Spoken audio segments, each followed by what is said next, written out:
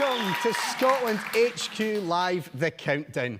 Thank you so much for joining us. We are here at Drygate in Glasgow, bringing you a 10-hour show to build up to the opening ceremony of UEFA Euro 2020, which starts tonight at 7 o'clock. And at that moment, our wait is finally over. We will return to a major men's tournament. I can't believe it, and I can't believe that we're actually here. I'm buzzing for it. We're in Drygate. The place is looking tremendous. Thank you for joining us. We've got so much coming up on the show. Please comment below, get involved, tweet us, tag us, and please donate where you can, because we are here today to raise some money for charity. Our partners at Children's First and Tartanami Children's Charity do terrific work with disadvantaged children across the country, and we would love for you guys to get involved. You can donate at scottishfa.co.uk/donate, and all the links that you need are in the description below. So head there and get involved where you can. There's plenty of prize giveaways that we will reveal, and the hashtags that you're looking to get involved in today, send in your picture, send in your questions. It's hashtag Scotland HQ, so please do get involved. We're buzzing to have you with us, and I'm delighted to say that we've got plenty coming up in this 10 hours, but in the first hour, we've got some excellent guests to kick the show off. Talk about kicking it off with a bang.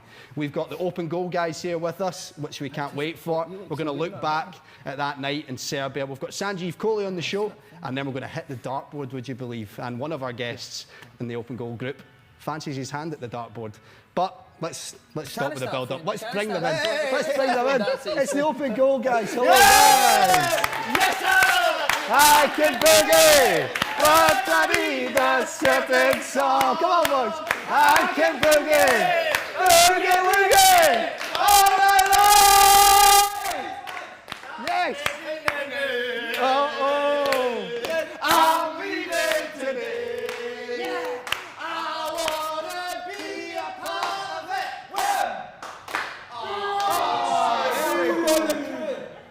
The crew need to up their game. Boys, how do we follow up from that? What a performance for this guy. Unbelievable, mate. Slaney, I appreciate that. That was so impressive, mate. A job. You can relax now, mate. That was nerve-wracking. I can't relax. I know all that well build-up done. and we're done. The makeup's Tremendous. running off us, so look. Oh, we need to get a shout out to the makeup girls. We do. Colette. I know. By the way, they're just on in there. I think they've got to Come on, come on, come on. You're wasted behind Come the on. camera. We are. Boys, how are we getting on? I can't believe we're actually here. We're in HQ. The place is looking brilliant, isn't it? That's what we were saying, mate. This is unbelievable, like, and it kind of shows your show up for the dog and duck. You've just said, production you've as it said that is. in rehearsals as well. Tell us all, boys, about you, because there might be some people that don't know what you guys do. Si, kick us. Who I doesn't know, know what aye. we do? Tag us if you Who's know. living under a rock? No, so we've obviously got the Open Goal podcast. Absolutely. We're doing SWG3 all throughout the Euros show every night, 22 shows. And the Hydro in it. And then we're doing the Hydro in October, so boys are flying, Loving it a bit. flying That top is a bit tight for him. I don't know why he's been putting that I a bit. pulled that out of the bag for you, Kevin. It's Do you know what? something It's the first time I've got into a medium since I was 13, so feels good. I might I keep love this in with me. this setup, mate. I don't want to leave this setup. I know. Innit, no? You probably Slaney. will leave and you'll be escorted off the premises soon. Aye. Slaney, we're we're at the Euros. How does it feel? Mate, it's unbelievable though, innit? Crazy, isn't it? Well, we went for what, Kev Kyle. They were the dark days, weren't they? They were the dark days, man. Kev, can you actually believe, but no, seriously, what we are here now, mate? No, it's to go 23 years not being at a major tournament, and then all of a sudden now we're here. Like I think we were talking about it yesterday. Slaney was 7. Aye. I know a few viewers will probably watch and think 7. Really? Is he only like 30? I call it bird head, seriously. 7-year-old. What was it? It was weird too that we only got brushes on our face and you got a paintbrush, huh? I can't believe they got a plaster that doesn't do this. See, I'm talking to a few buzz, but see when they watch this, mate, they just kill me. Bad that, innit, mate? But we are back, Kev, and you guys are fairly going for it. A podcast every day. Tell me about that. Aye, it's obviously because there's the matches and stuff every night. I think that in any one day there's 3 matches, so we're going to try and give a review on them, our thoughts on them, and open goal style, because we can't be too serious. That's why people listening, they like the humour of it and stuff. So The live shows will be no chat about the game. No. It's just That'll going to be carry on. absolutely wild. Yeah. And it's like rock and rollers. Yeah, we've got a few guests that have been confirmed. Yeah. Yep. Here's So the a- England, here's a wee England clip, game's a guys. massive one. This can is big, confirm innit? it now. Lee Griffiths is going to come on the live show Is for he? the England game. Oh, and Lewis what an Capaldi will be there as well. So So we're going to drag him on stage, aren't we? And We're you gonna think, drag and you him on think we're stage. big time? Look at you rolling out these names. That's this incredible. is, there's a few names dropped there. Who have you got on Pat Nevin? Not even. Not even. Craig Burley.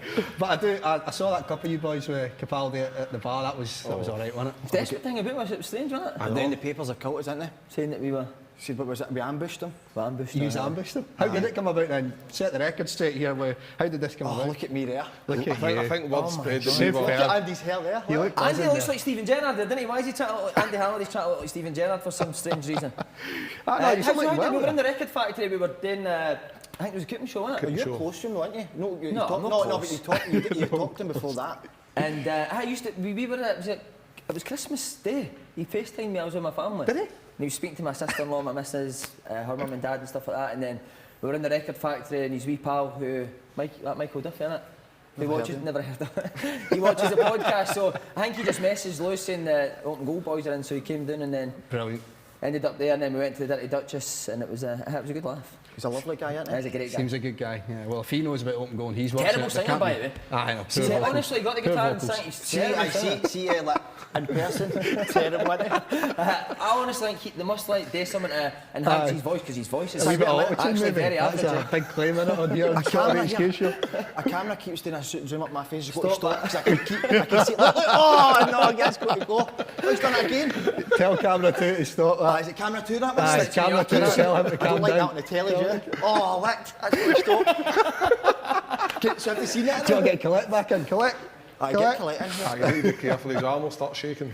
No, looking great, you look boys. great there. He's looking great, boys. No, just put your whole thing in. You look better when you just do that. Although, Slaney, you patched my Scotland top that I offered you. What was Too that tight, mate, wasn't No, it? he said it was stinking. Stinking was a funny story. That'll mean all the sweats and those rehearsals we were doing. So, are you buzzing for the Oh, Euros? absolutely. I can't believe we're No, he back. says to us off camera he couldn't be bothered. I just wanted the money for the Just shows, wanted the money wasn't it? for the show. Strange that. Speaking of money, please donate to charity. It's not Aye, about me. we've seen Come on. that, you're right, yeah. We've got to keep that going. But talk to me about the podcast, Kev. Who's been your favourite guest you've had on? Oh, we've had so many, but see Big Charlie McGrew for me. Hi, Charlie. Because I played against him, and he was so serious on the park, but see, like, away from the day-to-day business of playing football, he just tells that unbelievable story. I think he told a few recently with Yankee Bravos and other types of things. That, It's all lies, isn't it? It is, All his aye. stories are lies, but he tells Like- what is it he says? Never let a lie get in a very good story. So. Absolutely, But, yeah. But he's perfect for any. For That's me, what you're I looking think for. he's coming on a couple of shows that we've got up at Brilliant. SWG3, and it's just everybody's got a great story. Aye, they It's do. how you tell them. Totally. And for me, he tells them brilliant. But I hate when he's on because he makes us three look Aye. absolutely I know, terrible. he's a See, good See, looking when we were guy. younger with Charlie, right? See, when he had the beard and he used to have short back and sides, he was bang average looking. See, now he's like 6'8", man. Here, curly hair, Matthew McConaughey, he's looking unbelievable. He's isn't gorgeous, he? isn't he? Oh, he's so He gorgeous, does bring the man. looks up a bit, doesn't he? Who's been the You worst? don't know whether to talk to him or try and get off him. Who's the worst case? Who's been That's the a worst good guest? question, so Aye, who's been the brilliant. worst? Brilliant question. The best for making us look good was Jamie O'Hara. Aye. Couldn't have been how bad looking he was in real life. Terrible looking. He got a bit of Absolute, man. reaction coming on the show, didn't he? See, to be fair, mate, he was bang on, wasn't he, Jamie He was. O'Hara? He was good. I enjoyed that one. Really nice guy, but worst? The worst. Worst experience I went through was Ford. Oh my God, Oh, mate. Did no. you watch it? Aye. Tell me about that, though. Because obviously for the couple Try of and tell it without your bottom lip trembling. Because that's what was happening that day. To be fair. I'd obviously been coming on and getting the big licks for 2 years, acting the big man all the time. Complete act, do you know what I mean? So he's came on scene right through it and just, it was relentless, wasn't it? Great for us, we loved it. You were telling him, I heard you were telling him when I went to the toilet to The go. thing is, like, Slaney's been a massive part of the show. Like, his entertainment Massive value is part. second He is to the show. none. What do you Second massive to part? none. Aye, the show. No, you're the massive part of the show. I know, obviously, Simon, but You don't need to say that, people know that anyway. to see Why this is he staying man, obvious? Stop embarrassing yourself, are to see this man not say a word for like nearly 2 hours, That's was, a I rare loved it, you know what I occasion, mean? But it was ruthless, mate. I've never encountered Were you somebody. expecting that from him? To be fair, it wasn't him, it was me that completely let myself down, wasn't it? Didn't have anything back You were from embarrassed? it. I embarrassed myself. Not prepared for that one? Aye, No, shocking. but he's a different level, isn't it? Like the things. That's what I'm saying. So when I went away, I remember sitting here like, mate, I should have said this, I should have said that. But Yeah. I think if you say that, it just goes back again. gets doesn't it? even more Straight back at Just you. an old school, like, he's no, obviously clever. Yeah, And he totally. was too clever for your Who's been the Paul that boring day. ones? But Stephen O'Donnell was an embarrassment. Stephen O'Donnell, he needs to be. I enjoyed that one. I enjoyed Steve that Clark one. should have evicted him for the squad. He should have been- interview. He should have been sent him and locked in his room. When he came into know. his office, the interview should have been playing. Clark just pointed at it and then pointed at the door. And then pointed to Nathan Patterson and said that's why he'll be playing for the full get Euros out. and you'll be sitting watching. I guess we probably should mention as well, lads, we started with yes, Sir Akinbugi, no Andy Considine in the squad. I'm Obviously a bit gutting in it for you Disappointed, boys. mate, to be fair, I think. But it's certainly with a 26-man squad, I think. Aye. And he done well when he played. He did brilliant, Under didn't he? Clark, didn't he? Aye. So who's the quaver toe of the squad then for you boys now? Stephen O'Donnell's took the right fit. Oh, Stephen O'Donnell's quaver to me. I think take over for Considine. 100%. But Big Andy, even Big Andy was being He was- viewed him through yourselves and just a total nice Gentleman. wasn't he? Great lad. Yeah. Much more about him than Stephen O'Donnell. I'd actually rather play Andy Considine right wing back than Stephen O'Donnell.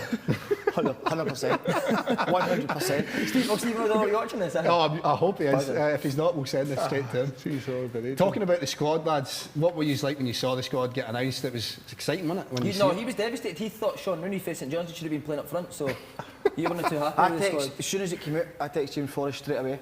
Aye. Well done, well deserved. Yep. And I would start right wing back. That's got nothing to do with the squad. You just want to tell everyone your pals with James Forrest. 100%. These name drops are great, lads. I think with the squad, I think the extra 3 players that they got added, I think that made a big boost because I'm unsure whether Billy Gilmore and maybe Nathan Patterson might have got in the squad had it been 23, but the fact that the extra 3 players has allowed them to come in, we've actually got a right good squad and there's all sorts of potential with the squad for the next 3 games. That's the thing, Kev, it is a good squad, isn't it? It is. I think they could go far, mate. They've got a wee bit But of Gilmore depth. needs to play. Aye. Gilmore Please. start for you, Get Shay? Gilmore in I straight would. away. What were you He's saying? fearless, You having man. Gilmore in there? I don't think Clark will, but I would start You would him, mate. have him? I would start him. I think he's at this age. I think he is the best Aye. at getting on the ball and keep the ball. Even with McGregor, good, but McGinn more bomb zone. Certainly with Gilmore, he's and at this level, Simon, as you know, and we've worked and played at this level, international level. With Gilmore, you need that quality, mate. You can't have. Listen, you can get people to sit behind the ball at times, but when you get on the ball, you need to make it work. And you need Not to just keep it, but play forward. Decisive. But see, when you're defensive, Simon, as you know, like, when you're sitting back, when you get it, you need to make it count.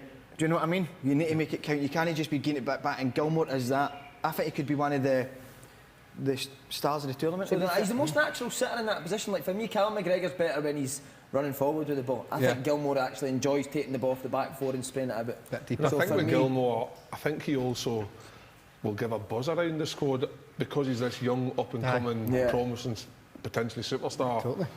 The players, the other squad members will buzz off of him, and I think he'll probably be shown in training his capabilities, and I think... Supposedly he's been terrible in training. Aye, O'Donnell in it. Can't even hit corners past the Can I get front by man. O'Donnell in it? Can I get by O'Donnell? That's when they realised he wasn't feeling well. He's got to be moustache and all that now. Guy's Gilmore. cool. Aye. You can tell he's kind of been down in London for a bit now, and he's got to be He's moustache. got a wee bit of a and, look going on now. The wee beard, Aye. he's on top of the world, isn't he, the kid? Absolutely. Talk to me about you lads, right? I want to ask you a question. If you could replace one player in the squad and do a job... Stephen O'Donnell. Stephen O'Donnell. Stephen O'Donnell. Stephen O'Donnell. Lyndon Dykes. Lyndon Dykes. Lyndon I could Dykes. take his Lyndon role. Dykes a poor man's Kevin Kyle, Of course he isn't is, it? Simon, that's without doubt. The only difference between me and him, he's got the blonde hair. Si, I'd Was it fancy you you that in the taught him how to middle. fall over the ball in that? That's it, exactly. What is it, sorry, mate?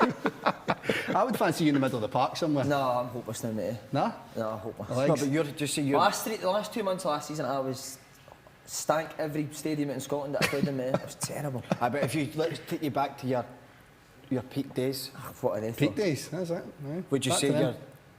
you could fit in that squad? No. No Could chance. Paul Slane get in there? 100%. Aye. Burton Forrest and Fraser. Easy peasy. And Oh, big O'Donnell statement. and Patterson. Big claims, but I'm going to ask for another big claim. How far are we going to go? That is the real question here. Si, kick us off. Finished third in the group. Go Third in the through. group, get through. And then it's the luck of the draw after that, isn't it? Aye. But I actually think Steve Clark's better against better opposition. Definitely. You know, so when we go into that maybe that last 16, and if we do get a big, Yeah. you know, I wouldn't be too overawed because I think Steve Clark sets up teams well Aye. against better opposition. So you've seen Wales and Northern Ireland the last couple of tours. If you're well set up, Organised. you've got a chance, and I think Scotland will be. Do you think he'll rotate his squad? He's grown his hair, hasn't he? Somebody said Steve Clark's grown his hair for the tournament. Is that true? No, wanting- James, he's wanting to Well, get like actually, a we're middle gonna- partner, isn't he? We're going to get Steve Clark on at the end of the Ask show. him So, about do you want me to ask that question? I suppose he has got Supposedly that. you're going to We'll get take a a note ponytail of or that. something, isn't he, for the Ponytail, for the Euro? Which would look I'll ask great. that for you. Do you think he'll rotate his squad? I Aye, but do you think he'll rotate his squad?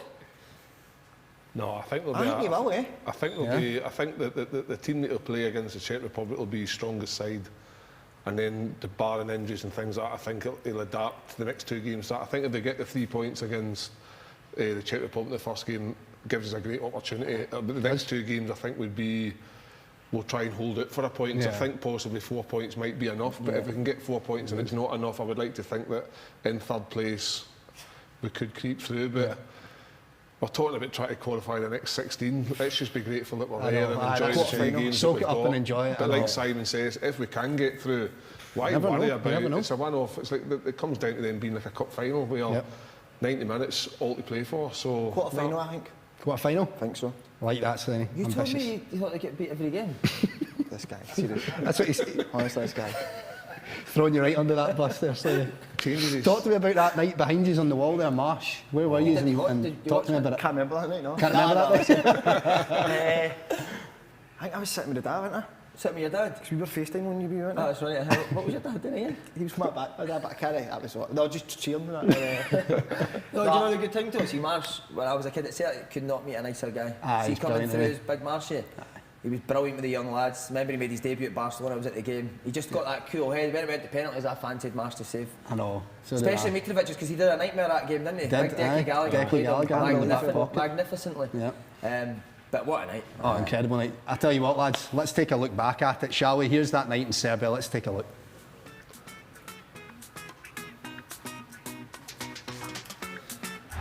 The 90 minutes almost up.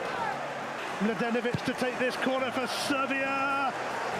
Oh, it's in from Luka Jovic. Oh no for Scotland. Your eyes are Here we full go. of hesitation. With another penalty shootout. Sure makes me wonder.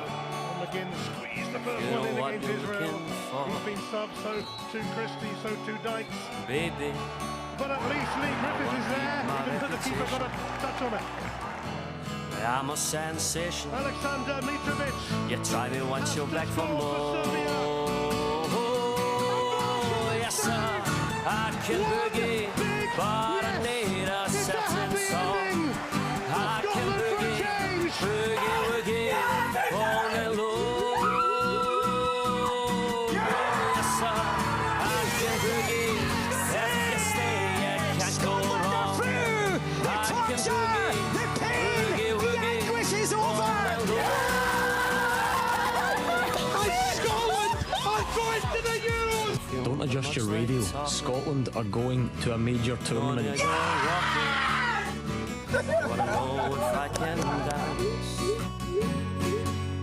Yes, sir. Scotland will be part of Euro 2020. I get freaking And the milk yes! But I'll give you one more chance. Yes, sir. I can boogie, but I need a certain song. I can boogie, boogie, woogie, all night long. Yes, sir. I can boogie if you stay. Just for everything, you know. Oh, God.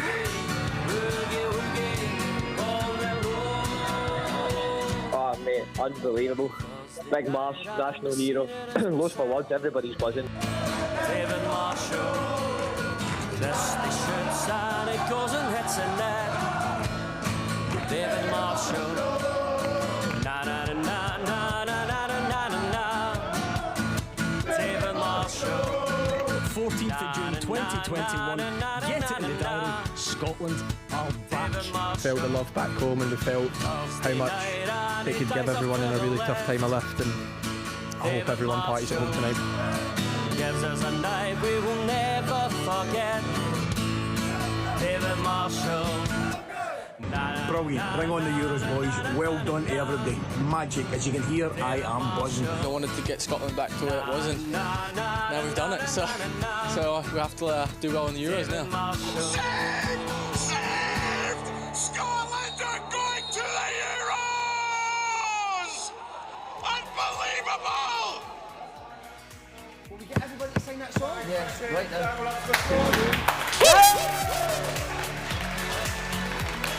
What a night. How good was that, boys, looking back at that?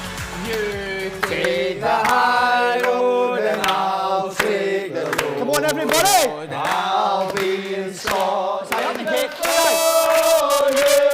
Where me and my true love will never meet again. On the bonny banks of the Cloven. Oh, and never,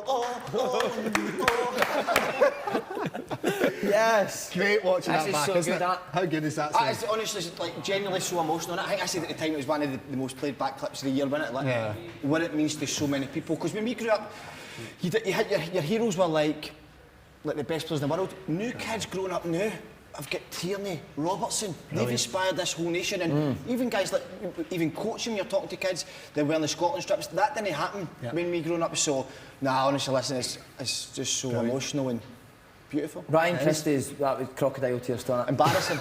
He definitely put on. He was the great. Laughing. You'll love that, won't you? Kev, how does it make you feel watching that? Do you know what? Like, obviously, I've obviously had the privilege of playing for Scotland. Exactly. And for me, like, the best part of playing for the country was the whole national anthem thing, because it makes you feel so patriotic and proud. And obviously, watching that back, it's that same feeling of goosebumps. And no saying we're a part of it. We're part of the entertainment of it now, and try to encourage the nation to get really behind the country and support. But it's just great to be here, because like, I think they were young. I was 17 when it happened in '98, and can remember it briefly, but not how we're going to remember it this time. I'll look back and maybe next year and think, God, what about that summer last year? So hopefully we can like give ourselves, be in it as long as we can, so we can really enjoy it. And the country needs it, because we're through a tough time now, and I think this has been a good light at the end of the tunnel, I suppose. Could you imagine there were fans out in Serbia? How good would that be? It's a sore one, isn't it, when we think about that, but it could have been amazing. Do you know what I like about that squad? To the us seem like they're really tight, didn't they? Seem like good lads, guys you can relate to. Do you know what I mean? Before with squads, people were pulling out left, right and centre. Matt Ritchie, who I played with Swindon Disgrace, kept pulling out. Nah, I'm only joking. But do you know what I mean? There was a lot of call-offs, and now it seems like they all enjoy being there, they're all desperate to be there. Steve Clarke needs to take massive credit for it. Because it was too long that people were pulling out, and as I say, there's guys you can relate to in there. I think so many, I think there maybe 5 or 6 of them have been released for their clubs at 16, 17-year-old.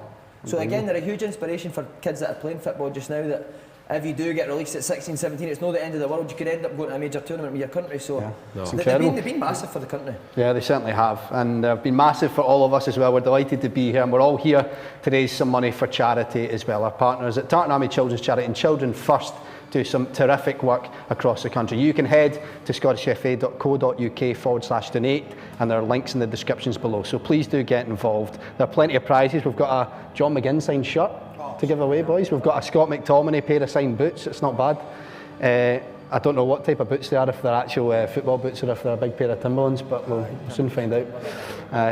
But you can head along to that link in the description to donate, get involved, tag your friends. Wherever you're watching us, do please get involved. We'd love to hear from you. And we're going to take a look at one of those charities, Children's First, and all the great work that they're doing.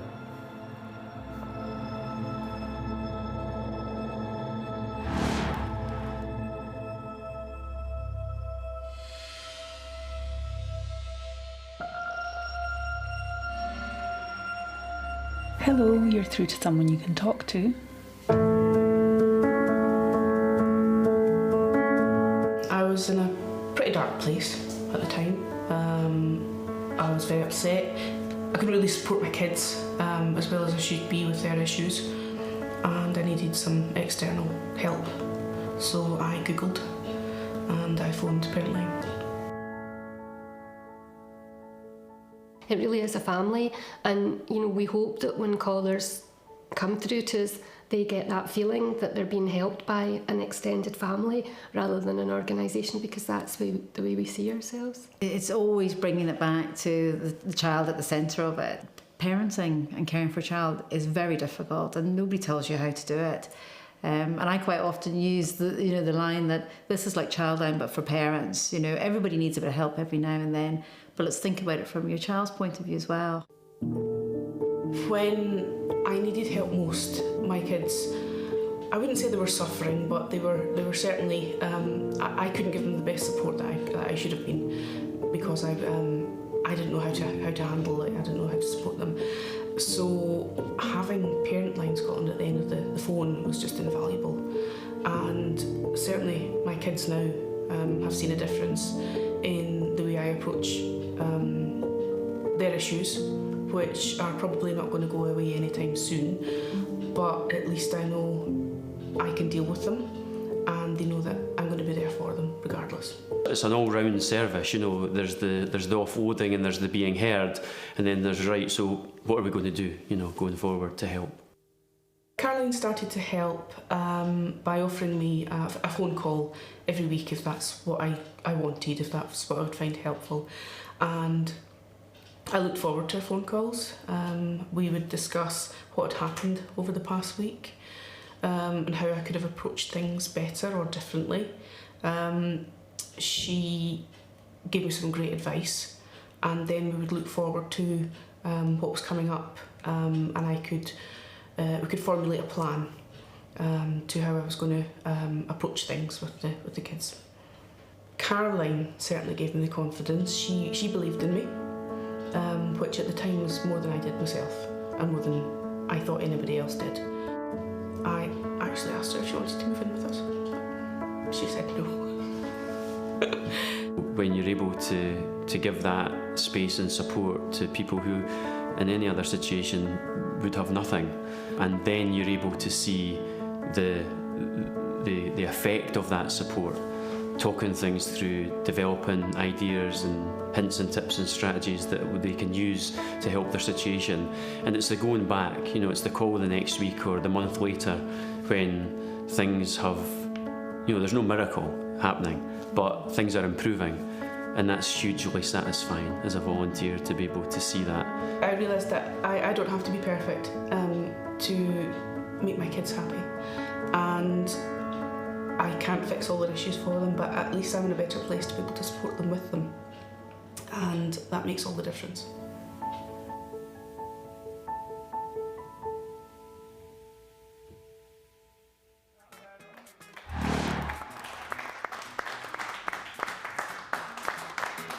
Some terrific work that Children's First do with disadvantaged children across the country. So please do donate where you can and get involved. We'd love and appreciate all your support. On to the next segment, boys. We've got our partners at Snickers have asked us to get involved in a bit of an awkward questions session. So I'm sure you will be experts in this field, boys. But I've got a few questions that I'm going to line up for you, right? And the winner can grab a bar of Snickers. We're really stretching the prizes here, as you can tell. Buzzing with that, eh? He's just had one. I know. I had the prize already. Right, lads. Well, I'll ask you all the same question, right? So you can all answer in your own way. Can I go last? Okay, we'll start with you, Kev. Biggest fail you've ever had on a date? Oof. It's a big question, that. Can I go first? I'm looking at your face and I'm thinking, thinking, I had on a date was I ended up marrying her. Aye? That was probably the biggest fail I've had.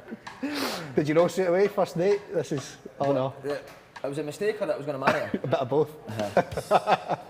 So that would be me, That's a good answer, to be fair. Laura Anderson. Oh my God. Of course, aye. Gone so well. On camera. Gone so well, and then said something ridiculous. She hated me ever since. That was it. What I said. Were you just a bit overawed at the time, thinking a bit? No, I put it so cool, it was looking brilliant, flirting amazing. Two of us were giving each other the eye. Yep. Thought something's going to happen here. And then before you know it... What was it you said to her? Can't say it anymore, but it just... I don't want to take you back to that. But there's a court case against you. I don't want to take you back to that. You look like it's so it was a tough one. Why? So you left her handcuffs, that's right, isn't it? This guy, seriously. Let's move on quickly. Many years ago, I met somebody in holiday and I thought they were all right, so I then went back to the UK and I met a date on her, and I don't think it was the same person. Oh no! So I got a wee bit confused. So I said that the plan was to go bite to eat cinema job, and ended up going for a bite to eat the toilet, jumped the car on the way home. I just it was a shocker. What do you mean it was a different person? Well, the person that I remember seeing on holiday didn't look like the person I took on a date. So I just, I thought I had to quickly get in that. So went to the I'm just going to nip to the toilet and bolted. Do you think you'd maybe had a few to drink while you were I think out there, maybe when I was on holiday, the beer goggles were on. Aye, maybe. Aye, if you're walking away from food, that tells you how bad you must I'm going to choke to win this Snickers. Well, I'll give you a point. You could take a bar, Ken. Okay, cheers. Worst stands ever. Don't worry, there's a few questions coming up. Don't worry. I could just tell he was a bit hungry. That's a good story for him. I've How come we never told that? Sorry, mate. I know, I never can't. told that. He does this though. He's been on the podcast for like 3 years, and then one day I'll just go, I played in the FA Cup semi-final against Arsenal. Mate, why have you not told us that before? You'd think that would come up. To tell us that, See, to be honest, right, at the beginning when it was just the three of us, there was plenty of room to chat. Obviously, Andy's come in and doesn't let anybody speak, and then Paul's on fire recently, so I've got to give him his moment. Yeah. So I just sit back there. You've also got to keep a bank in store. You can't give it all away too soon. I turned 40 on Monday, so I'm a wee bit like 40 on Monday. I know, I'm a wee bit. He's getting his hair done at the internet. Andy Hill, that's why he's not here. He's getting his hair straight into the show, isn't he? Just his fringe, innit? His fringe. Next question, guys. Speaking of dates, have you ever been ghosted on a date or stood up? You done a ghosty once, didn't you, outside? It's a different I done my own a date. Was that on a date, was it? What did you used to wipe at leaves? Can we go with it? Of course you can go with it. Back garden, aye. Get my man Dalek, get in here, you're clatted. But no, have I ever been stood up? No, similar to you said there about a bird said to me, she's like, you look nothing like your pictures. Seriously? Aye. Oh, does she? You can't go saying that. Catfish, you're a catfish? She calls a catfish, aye. You can't go saying that to someone, can you? That's pure. Well, I suppose you've got a profile picture with George Clooney and Paul comes up. I guess. It's because, no, you had a picture of Alex McLeish. Big aye. An older guy, wasn't she? See, Simon, I don't think you would stood up. I don't think you'd go that in you. Don't think this question applies. Can't think, mate. No, I don't think so. No, I don't. To be fair, Sonny, you coming out with all that nonsense just for us, you can take a bar for that. Thanks very much. Go on, mate, go on. Final question then, lads. Can you eat in a winner? If you're up to the challenge, mate. But in a winner. What?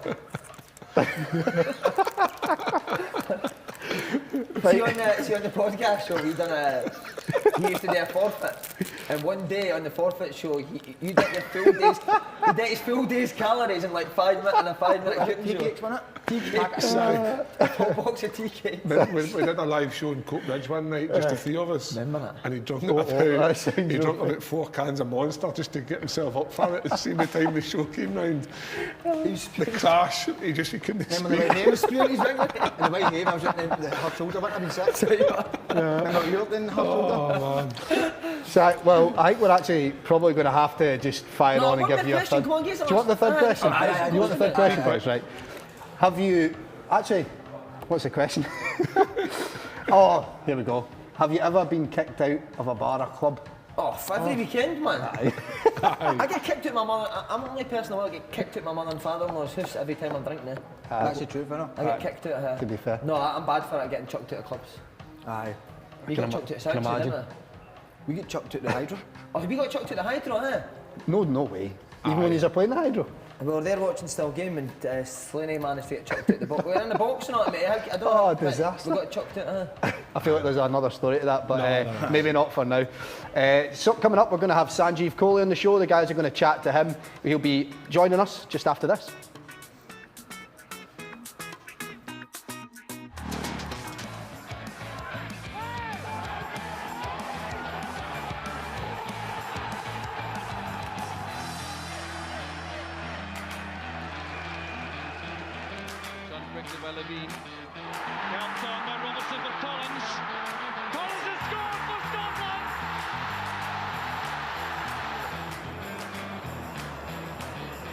McKinley. McCoy's couldn't control that. Queuing up,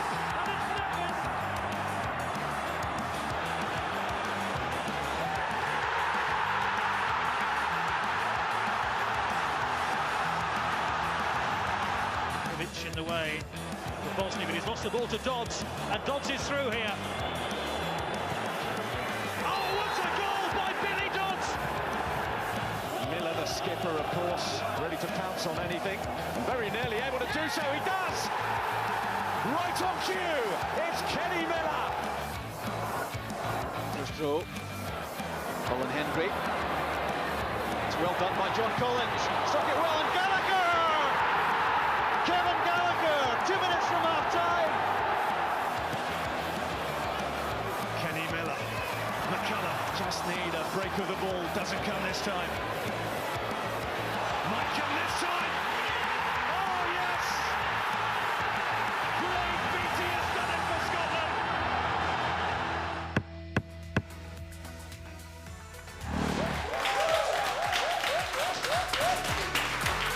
Yes, welcome back to Scotland HQ.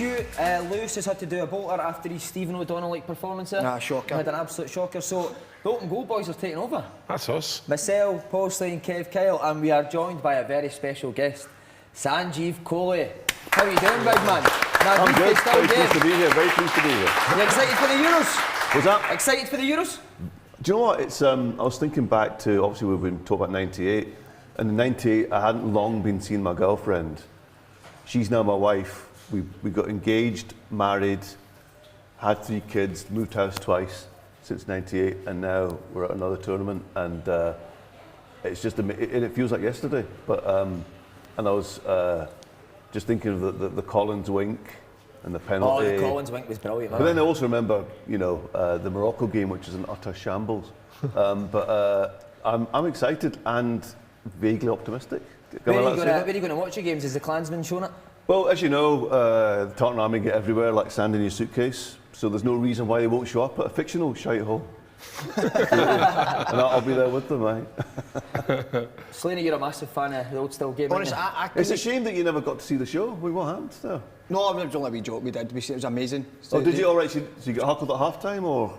Just no, you were heckling him. You were heckling him. No, you, but we fold us heckling. It wasn't you. No, so no, I couldn't care less about guess who it is. Do you know what I mean? I couldn't care, but when it's guys like yourself, absolute hero. Like we talk about, and this is a wee bit emotional here, right? But we talk about like people inspire. You still to this day, everybody in Glasgow speak like the way you spoke in Still game. Aye. That's how the impact you's had. But it was a two-way street though, because I think Still game was maybe not the first show, but the biggest show to actually validate the way people spoke. Yeah, 100%. Do you know what I mean? So we're taking, you know, I mean, the good thing about it, Scottish folks see it as their show, and that's because we're speaking to them in their language. Yeah. And we're not apologising for that, you know. Yeah. You know, I'm a big fan of Limmy and of Burniston, and those guys, again, they don't apologise for the way they speak. So, do you know what I mean? And for my characters, what's beautiful is I can take words like quality, dinner torties, and I can put my wee Glaswegian spin on it, you know. Did you realise it was going to be as big as it was when you started it? Well, see, I used to write for Chewing the Fat back in the day. Oh, did you? So I used to write, do you remember The Lonely Shopkeeper? Yeah. The Camden Bar cartoon. Oh, she was brilliant. And do you remember Sports Socks, 2 for £1? Yeah. I mean, I wrote that based on the guys that sold sports socks in Argyle Street. I thought, how funny would it be if they went to a bank manager and actually had a business plan? So, that's where that came from. So I knew Ford and Greg, and I worked with them, and they'd originally approached me during Chewing the Fat, and Ford, who's brilliant at accents, and he does a brilliant Glasgow Asian accent. He does all kinds of accents. And we all lived in the same area, and we all used to go to the same shop run by an Asian family. And he said, look, how off would it be if I played a version of that guy in that shop? And I said to him, look, it's all about authenticity. It's a bit different now, you know, because, you can't play other ethnicities now, right? But back in the day of Bo Selector and stuff, you know, you could.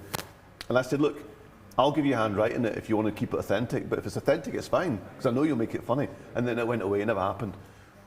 And then they came back, and there were a few ideas of shows that might get spun off from Chewing the Fat, because there was talk of Ronald Villiers getting a spin-off where he lived with his sister.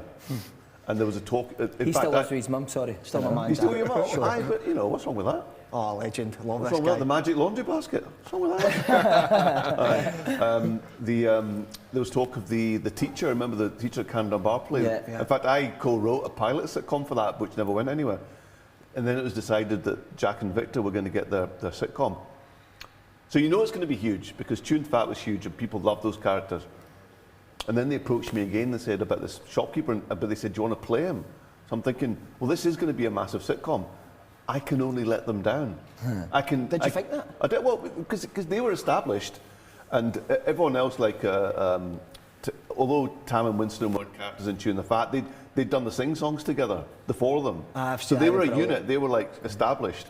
And then you're bringing in Jane McCarry playing Eyes, and then myself, and then Gav Mitchell playing Bobby.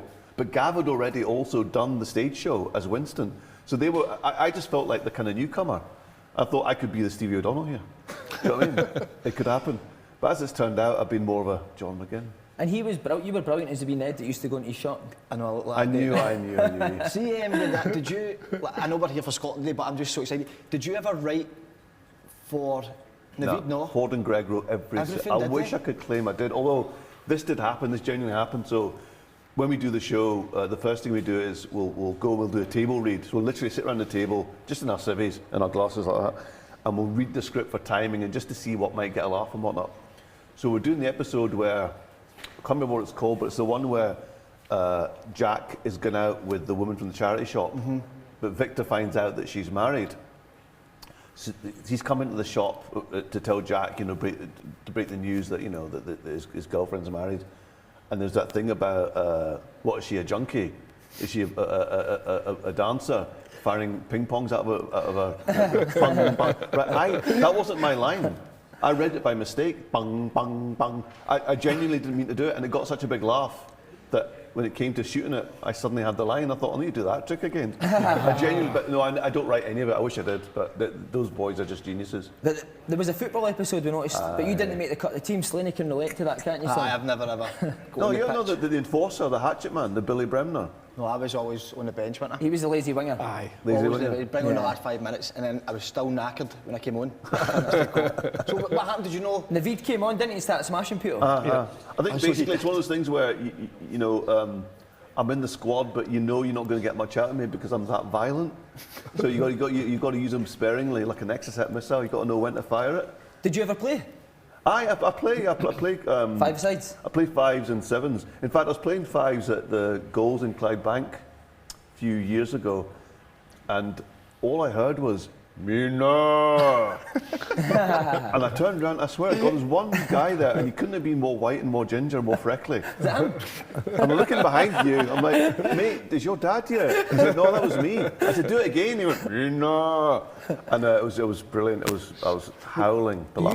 You get that a lot, like when you're out, people talking to you, like, if you're in the Naveed? Aye, a lot of building sites in White Not at all. Why would it? Because no, mate, no. Oh no, because what a guy that he is, isn't he? No, why would? Look, on a slightly more serious note, right? For me, Naveed has been a gift because you get to know a guy properly, right? And he's in his 70s. He's a Muslim, doesn't he gamble, doesn't he drink? And if he's the only Asian that you know, right? But because he's so well written by the boys, and I bring what I bring to it in terms of authenticity, you feel like you know the guy, right? And if you like the guy, then it's a magic, because so many people say he feels like a real. They all feel like real characters. I think that's why people are so drawn to it. If you don't have an Asian person in your life, and you might see someone like that and be slightly wary of them, then if a character like that can break down those barriers, then I'm totally on board with it. I mean, I've often said I'll happily be buried as Naveed and have people throw Snickers onto my coffin. But no, I don't take it for granted. One of the most gratifying things is, I mean, I know this we've all been kids, right? And we know that kids don't lie. So if an 8-year-old tells you that he likes your stuff, then you know you can take that to the bank. So, I'm absolutely happy for 8-year-olds to come up to me in shops. Not that happy that I want to be on any kind of register, but you know what I mean. Though it's just like that. You can't fake that reaction. Yeah. How would Mina cope with being a wag? Oh, she'd love it. She'd love it. Yeah. She would just show up at all the events, all the red carpet do's, and just go up and speak to anyone, and just bowl into them. Yeah. Genuinely though, I mean, I'm really happy for Shamshid that plays Mina, because she actually got finally her moment in the last show. Because for 15 years she never got recognised and everyone loves her. So finally she got her time in the limelight, so I was really chuffed for her. Brilliant. Obviously still game's finished. What are you up to now? Anything new? I'm in River City just now, so that's been kind of my ongoing kind of bread and butter thing. But I'm actually just back from Dublin. I've been filming my first murder mystery. Wow. Aye, could I get one at me, Aye, do you wanna? Aye. He could be the dead body. Yeah. If he's like, No, because the dead body needs to sit still for 3 seconds. Can you do us a favour on River City? Can you bat a wee shell suit Bob for us? Why? We had him By the way, have you played football? No, we had him on the show. He's hopeless, isn't he? I wish I could say he was, but quick feet. Is he good player? Almighty, tidy. Grado's terrible, isn't he? We played Grado. Yeah, but that's. But no, I played a charity thing with Stephen, and he scored a hat trick, and I was in defence with Big Marvin. Oh, Andrews. Aye. Big Marv, guy, yeah. I have to say he was. He looked amazing. He's a unit. He's like a Greek god, but Marvin doesn't understand like friendly football. No. That studs doing the calf and that. Big And man, the stretching he was doing. I know. In the dressing room, like I didn't need to see that, but He's a you know, specimen, isn't he? his ankle's up here and one ankle's up there. Still talking about football? The football culture, you know, football culture around football. What about the Euros? Where are you going to watch it? Do you fancy coming to SWG3 with the boys' do you packs? want I love to SWG3. do you want to come to one of the live shows? Aye. On the stage? On the stage? Aye, they'll cheer you. Why not? Aye. Superb, there we go. These guys are. Can you get that in writing for you, though? Well, I know that on the Czech Republic game, I'm going to be actually in Dumbarton filming, which is really irritating. Because that's the 2 o'clock kick-off. On the day of the England game, it's actually quite an exciting day because I'm a massive fan of Richard Osman's House of Games. I don't know if you know it. He loves that, do you know? Do you know?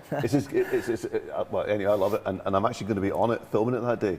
And then, so I don't even know where I'm going to watch the game yet because I don't know when we're going to wrap. And Croatia game I haven't got any plans for. So, and I'm hoping by the time we get to Croatia game that we've got at least 2 points in the bag. Yeah. An opportunity. I really hope so. I mean, I think we can. You know, I just think back. I mean, here's the good omen for me. Do you remember for years we traded on Duncan Ferguson's overhead kick? Was it against Germany? Can you mind what game it was? He did an overhead kick and he missed or he hit the bar or something, and we traded on that for years. John McGinn scores an overhead kick. Yep. Okay, he was offside, but he scored an overhead kick. That for me is the omen. That's what I'm banking on. I think we're going to go. I think we're going to get through the qualifiers, and I'll be happy with that because that's progress. Yeah. And can you imagine the nation going off if we do get past the? How big a fan are we talking you are of Scotland? Do you remember watching this man play for Scotland? 10 caps. 10 caps. 10 caps. Wow. He's either well knowledged in football or he's just doing his Somebody's just told him. Or Wiki's telling me lies. Oh, Wikipedia. I think it's lies, but no. Yeah. What was it like though? I mean, see, the games, I don't remember too much of actual playing.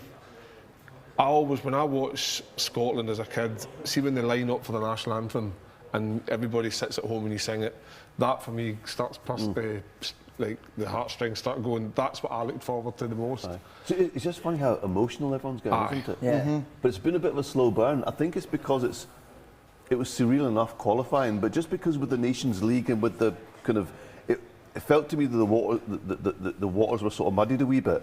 But it's only been, I say, the last 3-4 days it's crystallised, it's actually happening. Aye. And then you see them training in Middlesbrough, wherever they are, and it starts getting a bit. Yeah, and then you see all the nostalgia shows, and then you watch old clips on your phone. And what I love about these big tournaments is everyone turns into a kid again. Yeah.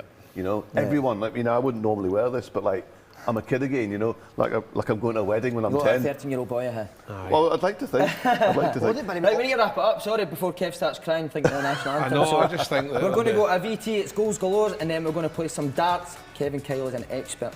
Oh? No.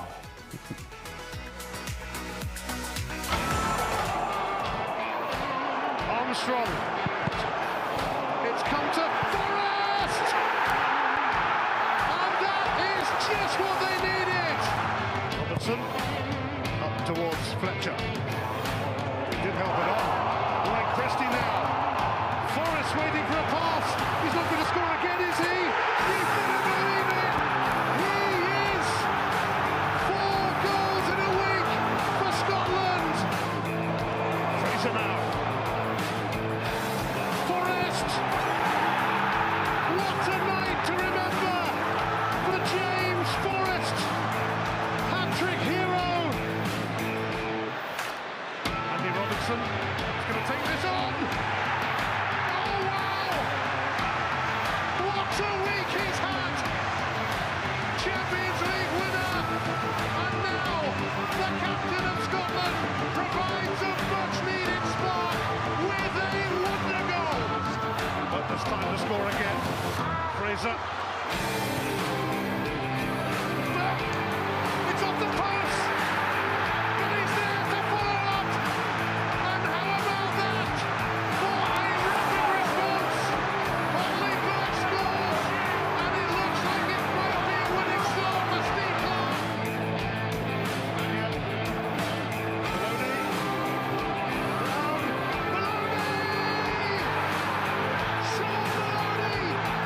Seizes the moment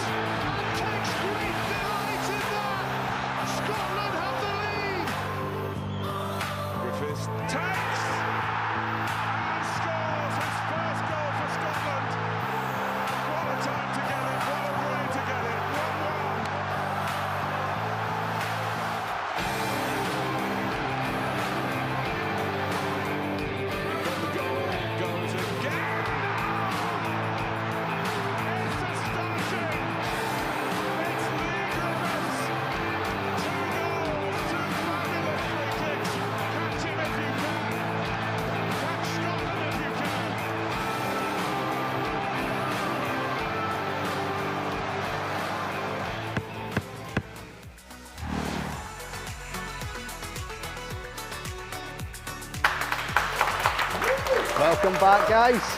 Some absolute cracking goals in there. Griff against England, and you can catch him on the Open Goal podcast. There you go, boys. Are you plugged for that? The exclusive, chucking that in there. But it's time to hit the dartboard. Kev, I'm looking forward to see what you're capable of. But we're going to give the guys 3 darts each. Highest score. Well, they can win another Snickers if they want, because we're up to our eyes in them. Can I just say something? You need to up your prizes on here. You can't just be handing out Snickers. Well, we do have plenty of prizes that we're going to be giving away, Si. So maybe if you want to get involved, hit a wee donation, get the links below. Scott McTominay signed boots, John McGinn signed shirt. Some good stuff in there, bottles of whiskey. And he just said to me, Lucy, he's willing to donate £200 towards the charity. Here it is. I did hear that off air. I did hear that. So we'll follow that one up. So do get involved. All the information you need is in the link in the description below. Sanjeev, do you want to kick us off with the darts? Go on, Sanjeev. Come on, Sanjeev. Here's your hockey. Grab your darts. And I'm going to stand here. I'm not in the firing line, am I? I'm all right here. Right. Great ankles. Thank you very much. Any hand? Good hand, go for good hand, aye. We're looking for good numbers here, aren't we, Kev? Yes. That's a bit close, isn't it? No, is it like that? That's, yeah, no, you're good. That's regulation.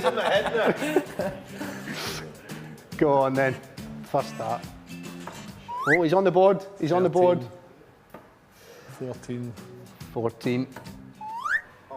Treble 4. Kev, if you're going to Treble give a bit 4? of constructive criticism, it's 2. Oh no, it's just missed the treble 4, so aye, that's 18. 18 to beat, guys. Sanjeev, grab your darts. Sign the wall after you're done. 18, that's, hey, you're the top scorer so far, mate. Top scorer. Chuck it on the wall. Not a bad start. No, I'll go for treble 20, Kev. No, I'm just going to go for nice, goals. mate. Are you? Aye. Give it up for Sanjeev, everybody. Thank you, mate. Come on, shall we save Kev to last? Let's Kev to last. So we've got a bit of competition. Come on, Slaney. Paul, you're always great. Paul, you're great at hitting the target. Come on. Come on. Come on, everyone. What darts am I using? You can take your pick, mate, so whatever ones you think catch your eye. I'm going to get a little further Ask me away. what he was up to last night to top the course. Tell us what was happening. Listen. Are we getting another exclusive? No. A bit busy last night. Bit busy. I better have a saggy arse in that camera. Can I say that? You've said it. You've said it. Here we go. Go for it, Slaney. Oh, 25. Out of the box. Come on, he's already won dart. He's beat you, Sanjeev. Sorry, mate. Oh, it's all right, by the way. Treble 4, 37. 37. Oh, wow. Oh, it's good. 20. 57. 57, Slaney. Superb. Get that written on the wall, mate. There's a wee sharpie to your left there. 57. You'll maybe need to spell this for him. What did I get? 57? 57, aye. How's You that know the got drill. 57? So I'm playing the Scottish way. You start slowly. I don't think that's If I had getting another beat. go. There you go. Ah, you'd be better. Not by these guys. This is going to be worth a lot of money, this will, by the end of the show, isn't it? What do you put put number 7 I know. next to it? Get involved, donate, we'll auction this bit of wall off. Simon, come on. Come on, Si. Come on, Si. Come on, Si. What am I taking? What colour? Whatever you want, mate. Whatever you want. As long as they're not Slaney, Si. Loves that man, doesn't he? Right, Si, 57 to beat. You fancy it? Of course I do. Watch it. Embarrassing. Wow. Kev, you can tell. Look how close I am to the 20s. Oh my God. Consistent is the key. I'm a wee bit off for being a good player. Alright, so chuck 3 on the wall, mate, and take your darts. That's embarrassing, eh? You know what I think it was? I think you just went full steam there. You maybe No, could look have. how close I am to 20s. I'm actually decent, eh? And then I try to switch up and go to 18. Aye, because they were blocked. Si. I know what you mean. Sorry, Aye. 19. Scrub that out beside my name, go on. Superb. Kev. There's too much pressure on here. I don't Oh, deal look, with he's getting pressure excuses very in. well. So he's getting excuses in already. Grab your darts, mate, yeah. Some procedure, this, isn't it? But this guy actually looks like a darts player, doesn't he? Look. Go on, Kev. Right, here we go. With a nice fitted I shirt. don't Come know on. whether we're going to go for 20s or Bills. You're just looking for a victory, I aren't you? want a high score because Slaney's got like 57. What do you take, Kev?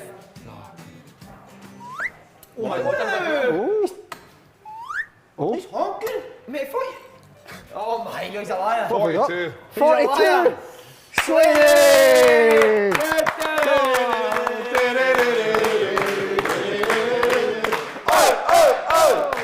Brilliant, guys. Brilliant. 57 is the high score. Guys, just want to say a massive thank you for joining us. It's been a pleasure. We've loved having you. Stay tuned because we've got plenty more happening next hour. I'll be joined by Des Clark. We'll be speaking to Erin Cuthbert. Plenty more still to come on Scotland HQ. But guys, thank you for joining us.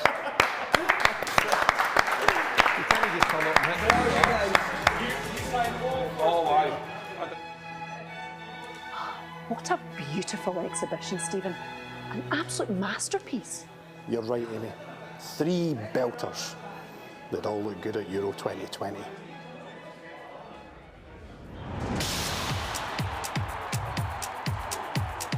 Who makes the squad? Does Stephen O'Donnell go? He's been a really consistent performer since he came into the squad, and he definitely makes my squad for the Euros. Who do you want to see on the pitch? Nathan Patterson, he's the man for me.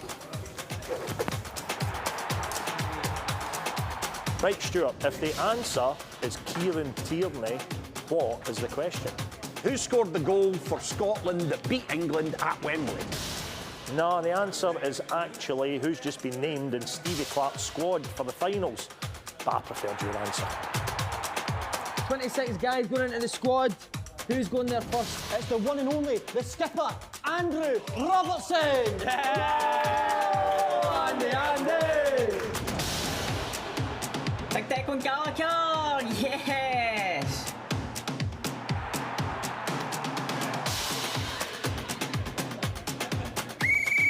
Who do you want in the squad?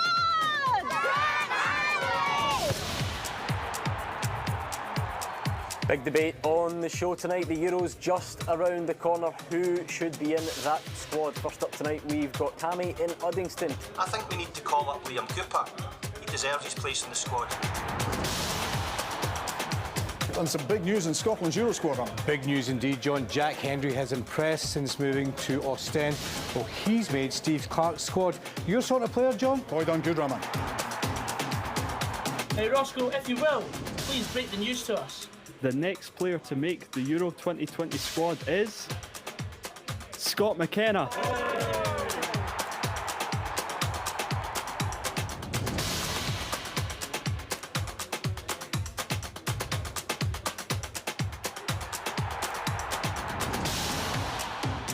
What about this for some great news, Chris? David Turnbull's in the Scotland squad. Well, I've been telling you now for months. I think if not years that David Turnbull should be in there. Celtic's best performer this season. I think he's had a great season.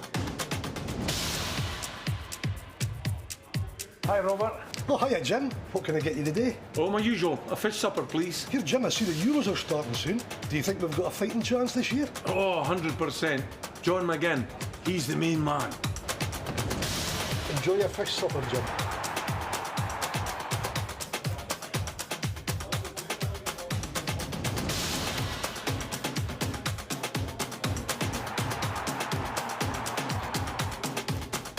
What is it for you today? The usual, aye?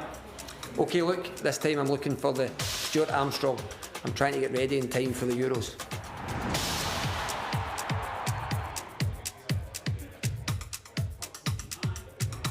Squad's getting announced soon. Who are you taking in midfield, Jim?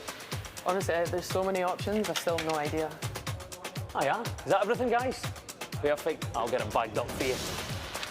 Here you go. There is Callum McGregor and Billy Gilmore. All the best. Enjoy the Euros.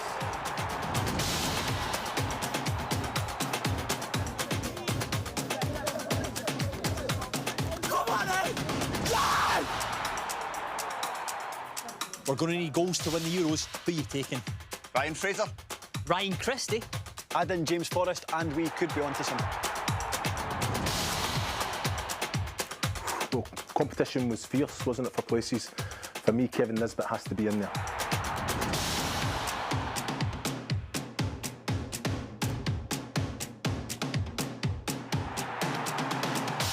Last call for Scotland Euro 2020 squad.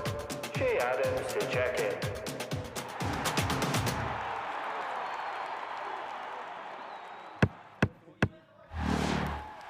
Cheers, guys. John McGinn with a spectacular strike. Shea Adams, ruthless. The time really has come. Scotland will be part of Euro 2020.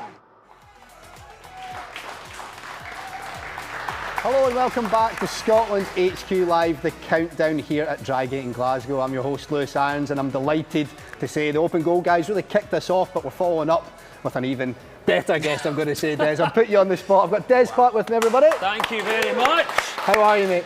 Brilliant, that's pressure because they were That's good. pressure, they How started good well. does Cy Ferry smell? Oh, it smells $1 million. This doesn't it? place, he's covering something up. He said a night out, the aftershave has been layered on. How are Well, I you saw doing? him getting the makeup put on as Yeah, well, I mean, mate, that but- took an hour. The trouble was there. That's good. Listen, this is brilliant. It's brilliant, isn't it? It's I looking was great, watching isn't it so far. Are you enjoying it? Oh, I'm loving it, mate. I'm loving it. And by the way, we're joined by Erin Cuthbert live on Zoom just now. Seriously? We've got Erin Cuthbert on the line. Hi, Erin. Thank you for joining us. How's it going out there? Going good. Fly to Wales today, so game again on Tuesday, but I can't wait to watch the boys on Monday. I know, we've only got about 10 minutes of your time because you've gladly joined us from base camp while you're out on duty. Des is here to ask a couple of questions as well. But Erin, big result last night. Let's start with that. How's the mood out there? It's really positive. I mean, we're all really enjoying ourselves. It's a bit of a difficult one being in the middle of the season, at the end of the season for most of us. So we're just really trying to focus on the last part of it, and then most of us will get our summer holidays. But it's the last camp before our World Cup qualifiers, so we all have to be on it. Well, we had Des in our squad announcement video. I'm sure you just saw it playing. Des, we took you into JD. We're dropping the names out there. The Euros is here. How buzzing are you? Well, we're all buzzing for it. I'm sure you are as well, Erin. That was a great video to be part of. I love how everybody just played themselves, but for some reason I got a job in JD Sports. So now I'm getting people going, oh, I love that video. How much are the T-shirts? So, but the excitement's there. Erin, what about you? What's the mood like in that squad, obviously, with what you're going through at the moment? And then are you even talking right now about what the guys are about to experience as well? I think it's sort of dominating our daily chat about when the guys are playing, what they're doing, what the starting lineup's going to be. We're all really excited. I mean, we suffered disappointment, no qualifying for the Euros, and we're actually pretty jealous of the guys. So I think all this hype, all this excitement is really driving us on to qualify for the next tournament. But you've obviously been there and done it and played in these big games and tournaments. What advice, what thoughts would you have ahead of it? Because for the guys, we haven't experienced this in, 20 odd years? 23 years.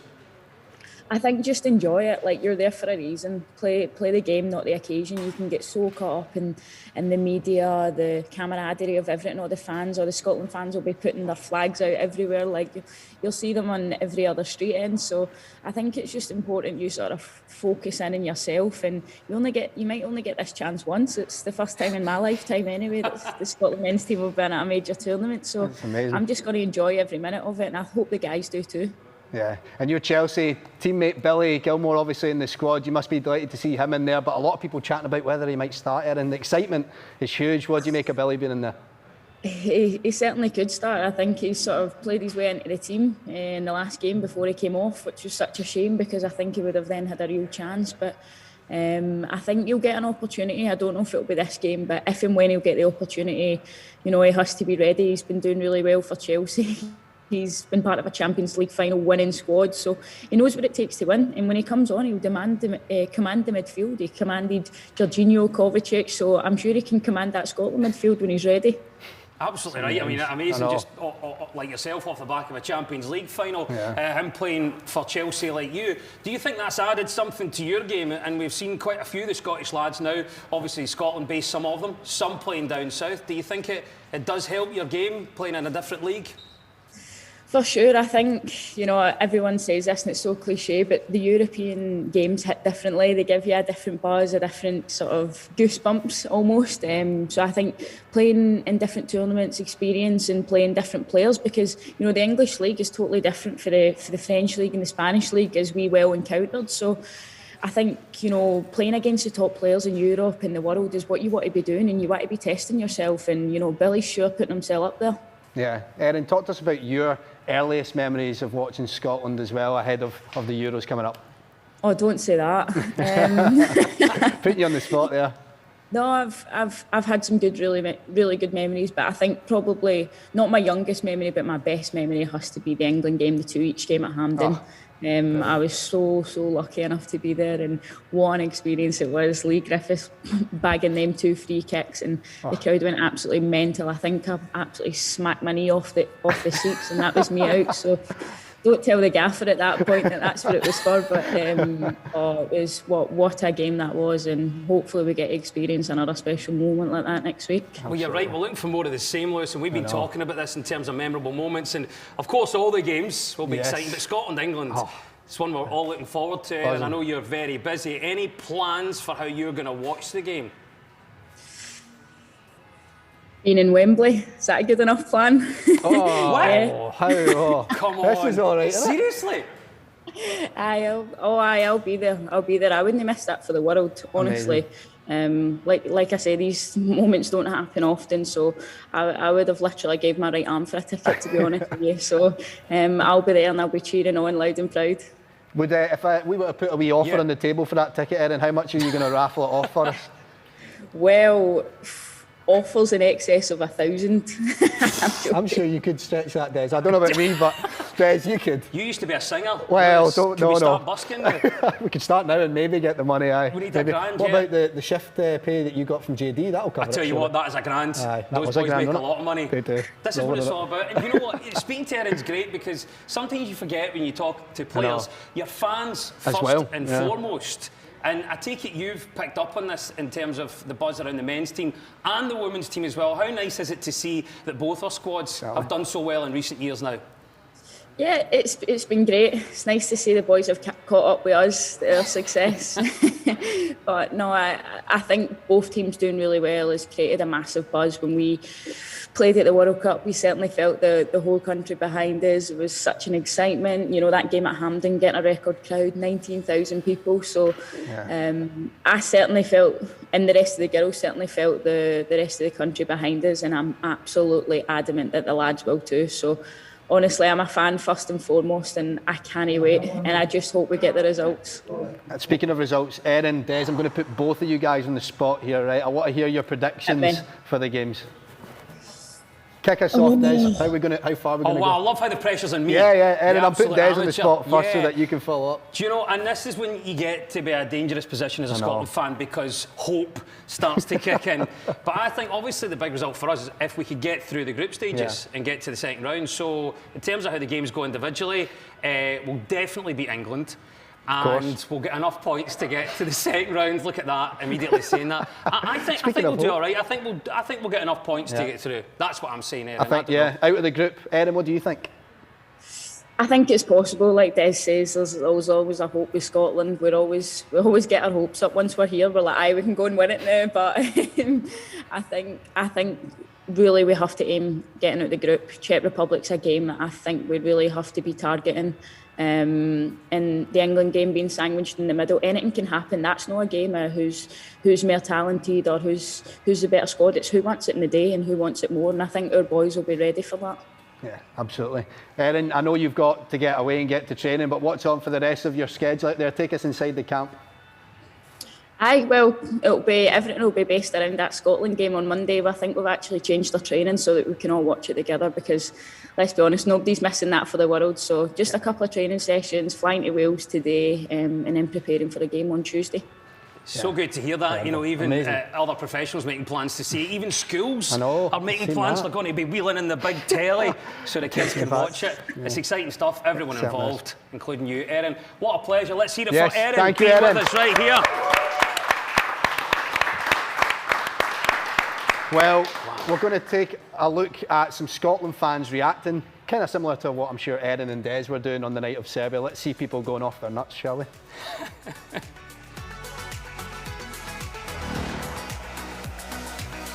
Alexander Mitrovic has to score for Serbia. And Marshall has saved! Yes! Yes! Yes! Oh! Yes! Yes! Yeah! Yes, David! I'm gonna go hug Mama. Yes! Yes! Yes!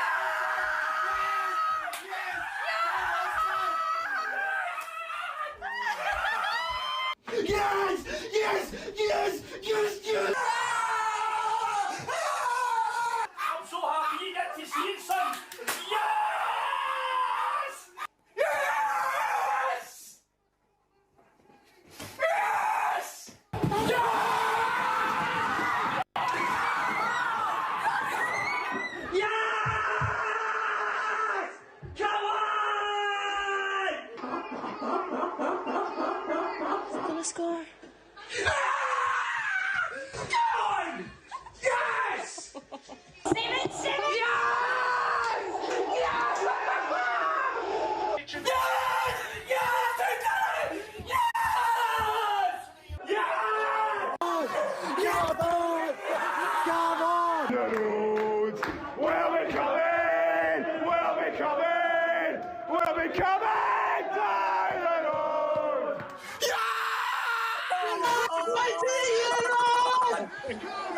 Are you okay?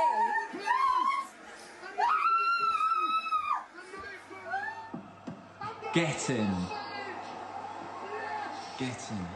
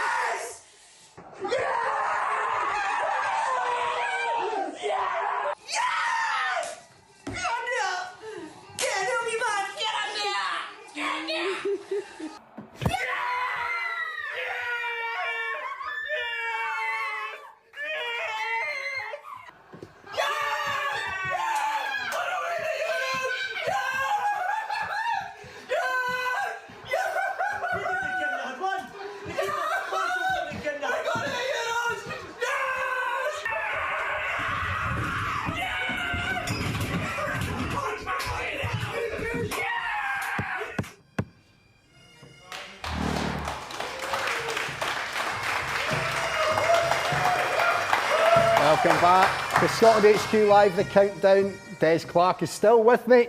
And Des, we've got a bit of talent in the studio. We do have. Thanks for referring me to someone who's not got talent, but you're absolutely right. Genuine talent, someone that's made a big name for himself in the past few months. Winner of The Voice UK. Let's see it for Craig Eddy! Hello, Craig. Brilliant. Welcome to the show, mate. It's a pleasure to have you. A stylish man there he is, wearing the new Scotland away top. Putting us to shame, isn't it? We should have rocked something a bit more extravagant. Amazing, mate. Listen, talk us through, first of all, what has life been like since you won The Voice? It's been a dream, to be honest. I mean, I think I'm still in that, like, sort of dreams. See, for 3 months, it genuinely feels like I've just been dreaming. Like, honestly, it's mad, lads. Honestly, it's like it all happens like so quick. Yeah. So it's like you didn't really have that sort of time to adjust to like what's happening. And it's just. I'm like a dog going to the park. I'm just excited. He's like a dog going to the park, so I hope you got your pooper scooper handy. That's a great exclusive for Scotland HQ. Brilliant. He's like a dog in the park. Your coach in the show was Anne-Marie, who I know you got on really well with, and Tom Jones was there. Oh, wow. What was it like the night you won? Did you get out to party with him at any point? Oh, I would. There was like afterwards we had like a socially distanced drink. I bet you did. That was like me, Ollie Murs, Anne-Marie, Tom Jones, and Emma Willis was actually there for a bit. I'll just pick up the names you've dropped there. There's been a fair few in the show so far, but that's taken it to new levels. How was Big Tom? Oh, Tom, he was cool as hell. I'm like, see, for like 20 minutes, everyone was just surrounding him, and he was just telling so many stories and that. And it was just, I mean, like, because I was drinking a bit before. Like the second I was off stage, I was drinking, so I was like, of course, you just won. Yeah. Like when I walked into the dressing room, they were all there, and I was like, what is happening here? And then I just remember like sitting there, and I was like, wait, what is my life? What is actually happening right now? I'm literally. And I'm pretty sure I said to Anne-Marie, you got me a drink? And that was my mum was there as well, so she was like she was like just sitting like that. And I was like, but it was fun though, it was cool. And then from that to lumping you in a studio with me and Des, it's all downhill from here. It's really, the career's taking a very quick tumble. But in terms of obviously where you're from, I know is it around the Falkirk area? In Falkirk. And there was street parties and people watching the final. What's been the reaction like locally to you now being this national hero and a big winner for them? I mean, that's still taking a bit of getting used to, because I feel like sometimes when I go to the shops, it's like there is still people that sort of like they get that look and then nudge their friends and that. And it's like whenever somebody comes up and says like hi now, it's like my memory's trying to like figure out whether I've met them before, like so that they don't think like that can just be really awkward. But like it's taking a lot of getting used to, but it is amazing. Like I wouldn't. Would you go with then? Just a wee nice to see you, because that's safe, isn't it? You might have met them, but you might, it could be anything. Nice to see you. Nice to see you again. That's a risk. You can't say again. You can't do that. We're going to beat each other. All right, that's fine. Yeah. You need to cover yourself. Talk to me about the Euros, Craig. How buzzing are you to be here? Obviously, look, the place is looking great, isn't it? We're in the Euros. We're back. As a football fan, are you buzzing? Absolutely buzzing. See, on the day I'll just be. Oh mate, like I'm so excited for it. Like I'll be screaming and steaming. That's exactly the. It's not going to eclipse that night after winning The Voice, though, is it? But I'm sure it'll come close, that first game. Oh, yeah, I'm absolutely Hey, so if we win, he won't have a voice. That's That is true. what's going to happen. That's true. And also, I think Craig could lead us to success here, Lewis, because you've won The Voice. With the guy, was it Pete who won the Bake Off? He was Scottish. Aye. Do we know of a Scottish winner in Drag Race? I think we did, Lawrence actually. Cheney. Wow, We're on a run here. We are on a great run, so if now we it's keep- got to fall on Scotland to win the Euros. Come on, no pressure. No Steve pressure. Clark, I if you're think we're up. watching, this is a genuine Get the Scottish winners winner in to here. do the team talk then. I'll be the lucky charmer. And what about the music? In terms of like Yes Sir I Can Boogie and all the Oh. songs around it, obviously as a musician yourself, are you enjoying how music's so closely linked to the Scotland campaign? Well, it is. It's class the amount of music that's like that's what I've always said. Like music is so powerful, and it's Oh, just like yeah. even if you're watching like a montage, like Scotland It's great, goals, isn't it's it? like see if there's music behind it, it makes it like so magical, and it's just the power of music really, and that is amazing to see music being incorporated into the whole thing as well. Can I just say as well, Lewis is very modest, but he's also a musician. Well. The first time I met this guy, he was in a boy band. boy band? I'm not even joking. I thought I'd get thrown under the bus at If you some want point. to Google this, they were called Rewind. You know the name, Des. You know the name. Oh, no. Imagine like So Solid Yeah, crew, but yeah. if they were for Bishop Briggs. More or less. I'm not very solid. Lewis, they were amazing days. Oh, they were crazy days, mate. How Not long ago was quite. that? That How long was, ago was geez, about. How long ago? I was like 18 at the time, so it must have been about 8 or 9 years ago. You can get the audio. If not, I've got certain recordings that I use for blackmail purposes. Don't go looking any of this up, please, guys, at all. Nobody at home, don't look this up. Do you know what I was going to Get one ask you? up and going again if you want. Like, If you're on board, mate, we'll fly. We're good. Please do. What's your favourite Scotland tune, though? If you're at a game, or if you're singing, or even some of the ones we've seen recently, Yes Sir I Can Boogie, any of these?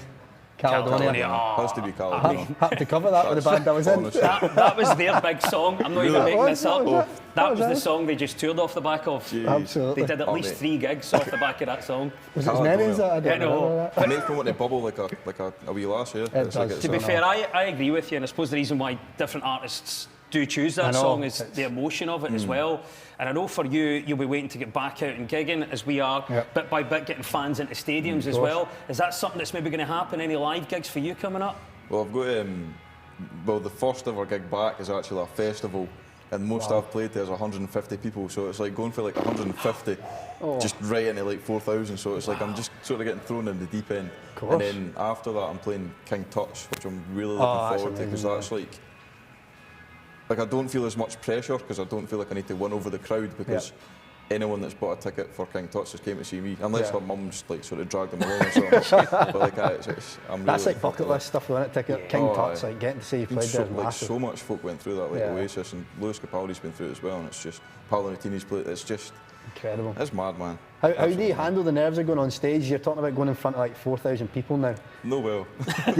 Well, I think like it's weird because I mind like through every performance, like behind the voice, like backstage, I was like shaking like that, and I was like clinging onto my chair, and then like the second I walk out, it's like the nerves just. It's weird. I still to this day can't explain it, but even doing stuff like this, like later I was like sitting there like, oh god, and then I'm now, hearing, as soon as you're on, you're and then I'm hearing it's fine. It's weird. Because I know that you did well, because you had anxiety, which you've spoken about, and you've had that throughout all the singing performances. But to overcome that, that's massive. And win a massive national TV show, you must be proud of yourself. It's definitely, how did you do it? It's definitely like that was my intention before I went on the show. Like I wanted to show anyone that's out there suffering with like depression or anxiety that it's not debilitating to the point where you can't go in and do stuff like that. And I think going and singing in front of like 5.5 million people is 2 years ago I would never have even thought about it. But then the fact that I've sort of done it, it's not just proven to myself that it can be possible, but I hope that it's sort of proven to other people as well that they can go out and do stuff that is completely out of their comfort zone and that scares them to the bone. It's a complete inspiration. So well complete said, inspiration. Love that. It's true, there'll be so many people watching on that'll take something from that, because it affects obviously a lot of people in different ways, and that's such a big thing to overcome. It's incredible. Yeah, I had it as well when I started. You know, I wanted to do it. I wanted to get on stage and do stuff and do comedy, but the anxiety made me like not do it and almost give up 3 or 4 different times. Oh, I'm the same. You would have been the same, yeah. Exact same. Like just about to go and think, why did I bother? Yeah. Exactly. Like the funny thing is, actually, like 4 years ago, there was a few gigs that I just at the last minute, like I just had to like sort of turn it down because I was that nervous. Of course. And then the fact that I went from that, like that was like a gig of like 100 people, 50 people, and then the fact that I could like sort of go through like something like The Voice and like not sort of take it like sort of not do it as yeah, it's really good, man. I was so glad that you pulled through that. And oh wow, what a look superstar! Here you are now. It was all worth it for this, wasn't it? For this moment, it's all led to right now. This is the peak. But this spell that we're about to go through, always Scotland fans, this next few months is going to be incredible, isn't it? Like there's going to be such a buzz everywhere. But Des, talk to me about what you're doing as well. You've been in at Hampden recently as well. You've been soaking up the atmosphere. Yeah, I have. I've actually done quite a bit. You mentioned what you did in terms of dealing with big crowds, and it was difficult for me because the crowd started really small in the comedy clubs, and then I think some of the biggest crowds I've had has been the pitch side announcing at Hampden for Scotland games. Obviously, when it was buzzing, there's 50,000 people, and you've got to pronounce like Croatian names. Oh wow, that is that is nerve-wracking, and you cannot get anything wrong. Football crowds are absolutely unforgiving. Oh, they are. Oh They're my ruthless, God! At least 3 of the names I thought were just swear words. But I think if you just say it with confidence. But as I say, when you've done it, when you're out there, and you'll know this from the stuff you've done, and there's a point where you just relax into it and you can start to enjoy it. It flows a bit naturally, doesn't it? Yeah, it becomes magical. Yeah, it does. And in terms of the games, I hate to put anybody in the spot like this, but we're talking about predictions. What do you think for Scotland? How do you think we might do in the tournament? You look like an ambitious man. Let's win it. Straight away. Just this is what we want to hear. It's the shot. It's the shot. Yeah. First prediction for a victory right here. Go. Someone take a note of this. In the whole tournament. I'll be the lucky charm. We're winning it. Yeah, and specifically Scotland-England, score prediction for that? 2-0 Scotland. I love this, man. This is brilliant. You just need to stay on set with us through the whole tournament. We'll actually get you down to the team hotel, get you in. That attitude's amazing. I love that. And if there's anybody there in Scotland that's watching this, from the Scotland team, here we have your team talk. Steve Clarke, step aside. Just go and win it. Just go and win it. Here's a guy that overcame anxiety, won The Voice. Just imagine as you're playing, there's just a sort of semi-naked Tom Jones. Just out a shot, taps off, shouting. I imagine the chest hairs like the head hair. It will be. It'll be mad. Visualise it, manifest it, make it happen. Yeah. Speaking of Steve Clarke, Craig, I want to know, we're going to have Steve on the show later on today actually, so it's a good opportunity now for you to put a question on the table for him. I'm happy to ask it for you. What would you like me to ask? That's a big ask right there. That's a big ask. Does pineapple belong on pizza? Does pineapple belong on pizza? What's your thoughts on that? That's what I want to know.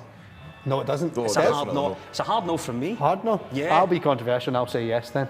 There you go. There you go. Just to get a bit of balance to the show, so just in case anyone at home might gets have the offended. deciding vote on this. He might, no pressure. What do you want to ask Steve? Well, can I just say, I love the fact that we're getting these questions and it's all about what are your aims for the tournament? Will Gilmore start? Yep. Will you go to a flat back four at any point? How are you going to work that left-hand side? But you've gone with, does pineapple belong on a pizza? It would be different. It would be different. That's probably the one that you'll feel best about answering. Because he's probably not been asked it, all these questions he's always getting. I think it's tremendous. Does he look like a pineapple and pizza guy? I don't know. I was going to ask him. No nonsense to me. Yes. He's like, fruit? Nah, get away from pizzas, no chance. I think he just eats the raw dough.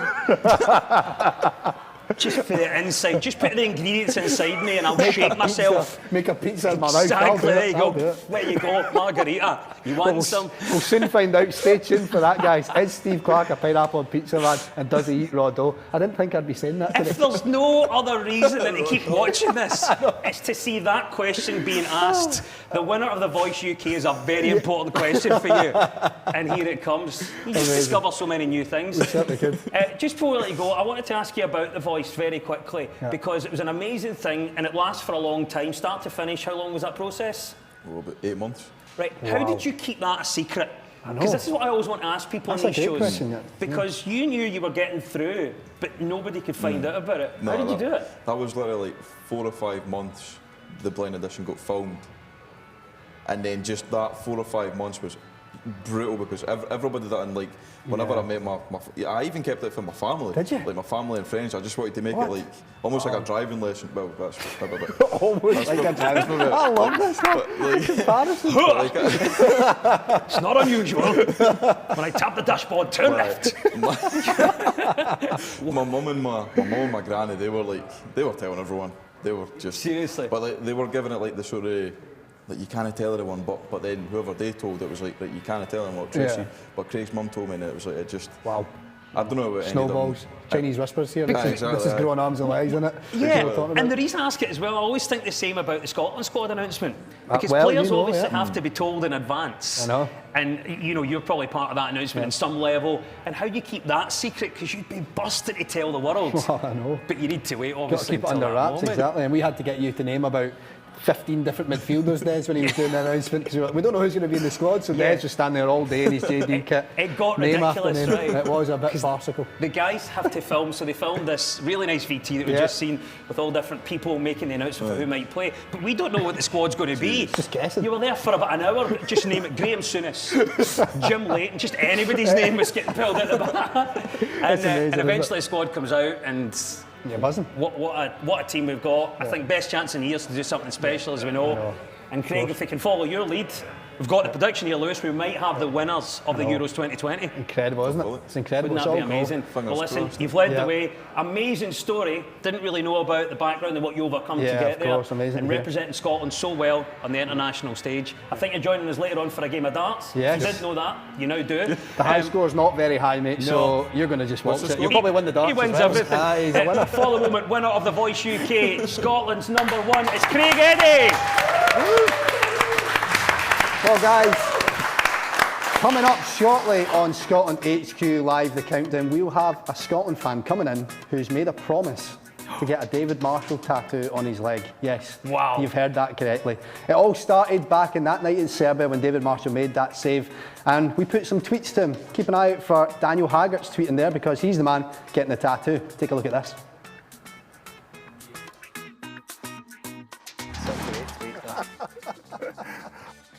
Have my babies, you sexy, sexy man. Well, I think this is one for my dad. Emotional one, I know. There's no evidence of me rollerblading anywhere. I can't say that's second class one. This is needs a slight edit to this one. If it wasn't for David Marshall, this year would have been utter instead of just I can't disagree, to be fair. Please ask David Marshall if he's willing to pay for a tattoo of himself on my leg. I'm more than willing to pay for that tattoo, yeah. If I can choose what actual picture it's going to be, D Haggart 91, so I'll hold you at that, mate. David Marshall was one of my first celebrity crushes. I can count as a celebrity, so when he played for Celtic, I must have been about 14. He still looks absolutely gorgeous. I've aged pretty well, I'd like to say, to be fair. If I caught David Marshall in bed with my missus, I'd tuck him in and ask what he wanted for breakfast. Callum Beattie, UK, that's a great tweet. I know we're having a laugh about these, but when you see what it means to people, it must be quite heartwarming. Yeah, of course, yeah, like going back to that night and stuff, well, I'm not kind of on social media and stuff, but people with your friends and that send you stuff, and yeah, it's obviously the Scottish humour's obviously the best as well, so yeah, it was such a good night, an important night, and you see the reactions in the videos as well, so it's all good stuff. I'd name the COVID vaccine David Marshall as it stops everything.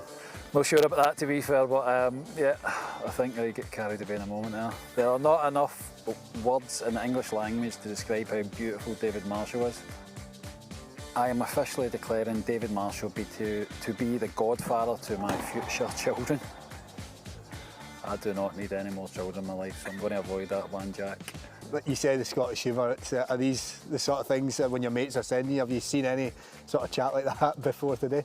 Yeah, obviously seen a few naughty ones about people offering themselves up to David Marshall, and obviously my dad's got the same name, so I think he was happy with a few tweets. But yeah, as you say, it was just obviously everybody get a bit carried away in November, which is quite right. Get rid of Bums Night and swap it for David Marshall Night to be celebrated now and forever on the November 12th. Common sense, Sarah? Aye, completely. David Marshall is the world's best goalkeeper, and no one is telling me different. Probably a member of my family, I'd imagine that one. Dear David Marshall, I love you, signed all of Scotland. Too nice, wasn't it? Yeah, there's a few people get carried away here, isn't there, in November. My next kid is getting called David Marshall Bradshaw. Fair enough, songs. Definitely not mine though.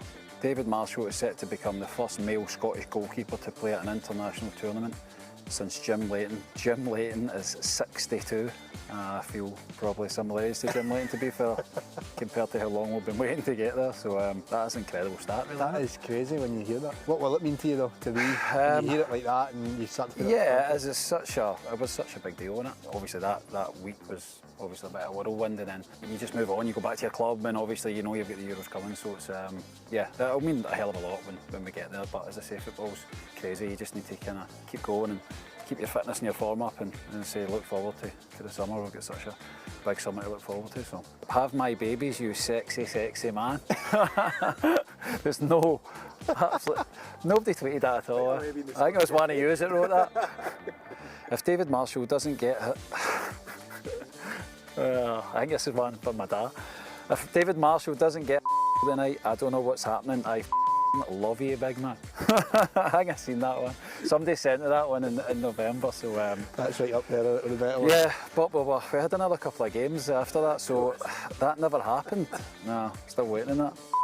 David Marshall, I love you, tweeted straight after the game, I'd imagine, but yeah. Packs a bit of punch with the F-bomb stopped in. I used to be in love with David Marshall, and he's back in the good books again. Must have got taken out the book. I don't know what happened there. Interesting one, but glad to be back in there. David Marshall is one handsome take that. David Marshall on the Hugmanay show has made my year. He's the only man I've ever respected this year. Unexpected that call today, the Hugmanay show. Like, it was recorded a couple of weeks before, but yeah, strange. I had a few phone calls and people thought it was live, so they were phoning my missus to get in the shot and that and run in. I was like, nah, it was pre-recorded November. 2020, Hampden Park. 2021, the Sir David Marshall National Stadium. At Big Decky 1, is that Big Deck? It could well be Decky Big Gallagher. Decky. Is that Decky Gallagher? No, I think he's Declan G31 or something like that. Regardless, it's a great idea. It's a wonderful I came to terms with the idea that I might never see a Scotland's men compete at a European Championship or World Cup again. Miracles happen. Thank you, David Marshall. Emotional one, isn't it? What a save. David Marshall, you are now a national hero. You are now up there with Robert the Bruce, William Wallace and Sean Connery. Thank you, thank you, thank you. It's a bit of a list, that, isn't it? See, after it as well, when things, well, obviously there was the celebrations immediately after the game, but did it sink in almost quite soon for you, like the magnitude of it all? Yeah, it did, really, yeah. I've been in the squad for 17, 18 years now, so kind of before the game, and you know how big it is. It sunk in for me straight away. I knew how big it was, so it was such a big occasion. Like, obviously, there's some young lads in the squad and lads who have been in the squad for maybe a year or 18 months, and it's like, this is the norm. So hopefully it's the norm for them in terms of going forward as well, but yeah, it meant a hell of a lot to me, with obviously coming to the age I'm at as well, so no, it sunk in. I know how big it was. David Marshall, I once sold you a horrible pair of mad skate shoes in JGB Sports, and I told everyone I thought you were a weirdo. I'm sorry, you are a legend, big man. That's just lies. Chris is lying there. Skate shoes, what does that even mean? There's no evidence of me rollerblading anywhere, so that might have been my dag, you know? I'd actually let David Marshall eat toast in my bed. That's a big... You've earned that one. Big statement, that, isn't it? It's not great, that, having the old toast in the bed. I can't say that second last one. This just needs a slight edit to this one. Could and honestly would David Marshall tonight. Yeah, I was lucky I was in Serbia that night, wasn't it? And no back in Glasgow. I would have been in trouble there, I think. David Marshall has bigger balls than John Wayne. He has got some seriously big balls, John Wayne. So yeah, some good tweets there. So I think that's the end of it. It'd be interesting to see the people now, and if they look back and say, what the hell was happening there? I think it just took everybody by shock that night. An amazing night, important night. So as I say, all good banter, and as I say, hopefully everybody can look forward to getting there in the summer.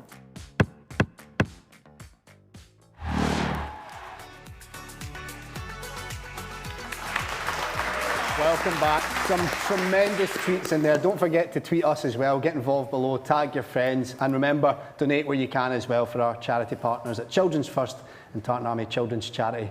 Des, some of those tweets were quite incredible, and we're joined by a man that maybe made a tweet. I thought you might regret it, but here he is in the studio, and he's all set to get a tattoo. What do you make of this, Des? This is incredible. So tell us about this tattoo then. What's happening? I was a bit nervous, just to let you know. I was a bit drunk when I tweeted that, by the way. So unfortunate. I'm happy to be here, by the way, because David Marshall made me happy that night. Oh, yes. He made everyone happy that night, mate. To be fair, maybe happier than my ex-girlfriend, so there you go. I mean, as a wee boy, I was a football fan. I can remember about '98 France World Cup. I can remember that. So it's so many years, a generation I've missed out. You know what I mean? So it's like a great opportunity to get a David Marshall tattoo on my leg. So hang on, let's just lay this on the line, Daniel. You're getting a tattoo of David Marshall on your body. I think that deserves a bit of a round of applause. Give it up for Daniel, everyone. And we're joined by the man who will be making this come to life. Craig Story from Hepcat, thanks for joining us, mate. Are you looking forward to etching David Marshall on this man's leg? Yeah, and portrait's one of my favourite things to do as well. So. Excellent. Well, we've got the man for the job, Daniel. We've got the man for the job. We've actually got a picture of David Marshall behind you if you need it. Now, it's a screen grab, so I would say that we would hope for a bit more definition. You'd think so, aye. You'd think so. So if you then had to go through and choose a specific David Marshall picture to get tattooed? Yeah. The picture that I've been sent across is actually perfect for it. So. Yeah, it's David Marshall with the Scotland flag, isn't it? It's a belter of a picture. It's going to look great. Where are you getting it, Daniel? I've just got it on my calf on the side. On that side, amazing. I would be going next to Baby Yoda, but that's not going to work. So. Amazing. Have you got any other Scotland tattoos? I'm seeing Baby Yoda. I'm seeing all sorts happening here. Any other Scotland ones? Just a back tattoo as well. So. Brilliant. I love this. You've got the cast of Star Wars and David Marshall. I'm a man of variety, so. What a story that is. Amazing. And what about yourself as a tattoo artist? How unusual a request is this for you? Have you ever done a footballer on somebody's body before? Yeah, I've tattooed a few footballers on. You've done a few? But never anything like this. So. No? This is so that even for you, an experienced tattoo artist, this is a different experience. Yeah. So the whole process going to take about 4 hours, is that right? Is that how long you're going to go? Yeah, roughly 4 hours. It just depends on how you can sit and stuff as well. How do you handle the pain of a tattoo? I can't speak, I don't have tattoos, do you? You don't have any hidden away, do you, Des? Well, what a moment to reveal this. What have you got there? I've got a tiny one. Sort of a... Putting you on the spot, yes, come on. Thank you. I had to use this forum to tell you that in case my ex-girlfriend's watching. The tattoo's not much bigger. No, I got a very small tattoo done because I'm a total wimp. So I see guys like this. I think that artwork looks amazing. That's incredible. As does yours. But I was doing it, lost a bet, and it was for a TV show, and I got tattooed in a tattoo parlour in Paisley. With Judy Murray. I know this sounds like a dream that you once had. I'm sure I've seen this. Yeah, so the footage is online, so it's a tiny tattoo. There it is. I don't know if there's any kind of camera that would pick that up. Look at this. Can we get a camera on this? Look at that. Pathetic little tattoo. That's not that bad. That is a heartbeat with my initials DC in the middle. It took about 2 minutes. The problem was that we couldn't get my heartbeat, so I couldn't get my specific one because I couldn't just Man rock doesn't up. have a pulse. What's happening here? Cold as anything, right? Iceman. So obviously I couldn't rock up to a doctor's and say, take my heartbeat, I want a tattoo. So we had to screen grab one off the internet. This is genuinely Gino De Campo's heartbeat. I'm not making that up. That is Gino De Campo's heartbeat with so Des Clark's if you want to initials. look at that, there we go. Another wee close-up if we want it. There we Look at go. that. I'm part Italian. Unbelievable. Look at that. Part Italian, super. There you go. So that's my tattoo story, but this one, Lewis, is going to be much more impressive. And you know what will make it even better? If we have a memorable Euros. Daniel, what are you thinking? Definitely. How are we going to get on at the Euros? I'm pretty confident we can get a group chased, by the way. So. Yeah, of course. I agree with that. I know that we're talking about the hope for Scotland. We've got a very talented sport, by the way, so we've got good players in the team, so it's just all you got to do is believe in yourself. Simple as that.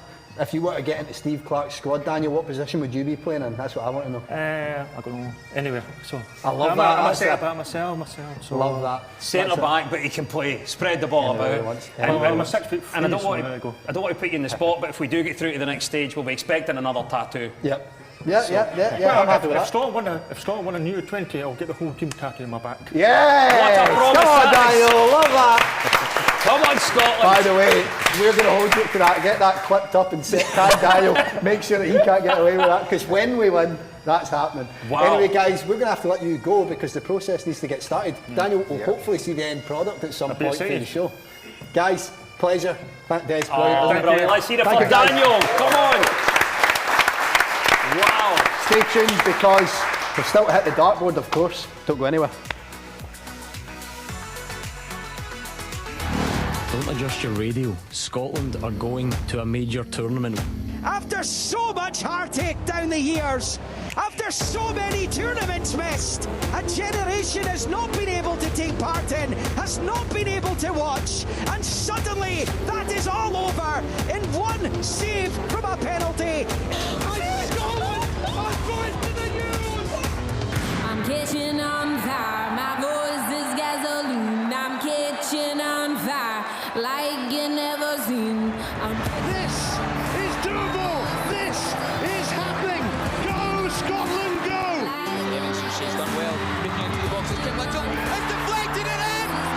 Scotland have done it. And Scotland have the breakthrough. Christie! He's done it! Step forward, Ryan Christie! Scotland lead on this day of destiny! They've done it the hard way. They couldn't have done it any other way. Decent up from distance. That's a very good effort. Eric Cuthbert. Goodness me. And got the goal, goes again. It's astonishing! It's Lee Griffiths! What a night to remember! It's Weir, and it's 2-1. Andy Robertson is going to take this on! Oh wow! They have a tournament in their sights! Whatever it takes from here, Scotland!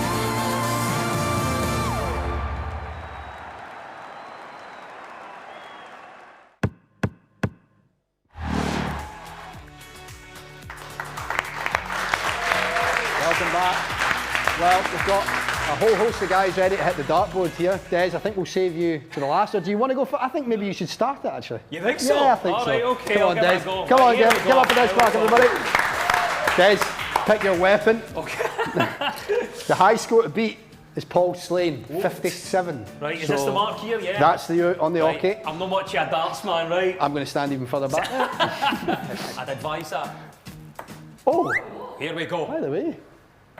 Oh, he's got a little bit here. Wow. Well, what have we got? Here's my mask coming to question. 9, 14, 23, 31. 31, all right. Not I'll bad, take guys. that. Write your score on the wall, Not sign lost. it, grab your darts and take a seat, mate. Are you up, Craig? Right, let's go. Go for it. Let's do it. Someone are going to pick this for me because. Well, I surprised myself with my maths, to be honest, adding that up. But if you get any triples of that, I think I'm out. Right. So you got 57 to beat, Craig. How do you fancy your chances here? Are you feeling confident? Go for the 180. He's a winner, as we know. We spoke about this. He's a All day winner. long. Go for it, Craig. This is it, Craig. Come on. Just hit the board, please. Nice and steady. Oh! Big time. Oh, wow. here. Here we go. Oh, wow. I think we might wow. have a winner So here. we've got 36 plus 39, that is 85. What's that? Is that right? 75? 75. I'm Well adding done. tens on. In There the you go. lead. Well, he's put He's at 85. 85. I'm It's not 85. arguing with him. That's my math. 85. There we go. We've added 10 on for you. Well done. Craig's Daniel, are you actually- ready? Craig's added VAT onto his score there, just to bump it up a bit. Well done. Still the winner. Daniel, you're a man that's good with sharp objects, clearly with all these tattoos. So, oh, hard lines. Oh, Wow. oh, he's on the wall! Yes! First of the wall. Right, sign your name up there, mate, because that's the highlight. Give us a wee, put your initials next to the hole in the wall. Amazing. Daniel, what Love an it, Daniel. effort. Daniel has scored Great 2. effort. Well 2. done, mate. Superb, Daniel. Got to grab your darts, mate. There we go. I was holding the wall there. I'm like, go on, Daniel, take it out the wall. Just stick them there, mate, for us. Craig, do you want to finish us off? Give it for Craig, everybody. Well done. Grab your darts, mate, and then see what you can throw for us here. 57 to beat Paul Slane. I think 85. See if you can beat. Oh, sorry, 85. Of course. Yeah. That's a 75 plus VAT. Forgetting about that one. I'm just thinking that was a double cheat. top. Look at this. Oh, it's close. 40, but hard line. So Craig, you're our top scorer at the moment with 85. So we'll get that added up. I'll leave those stats in for now. Don't go anywhere though, because we've got some goals to look at first, and then we're going to have a wee chat with Des before he goes. Brilliant. Naismith sweeps it on, Commons, it's 3. Lovely through the layoff to Paul McStay. And a great goal from McStay.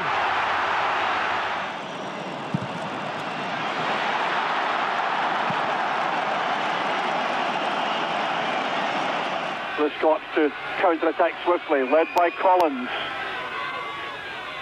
And the offside trap, beaten there by Collins. It's great play by Collins.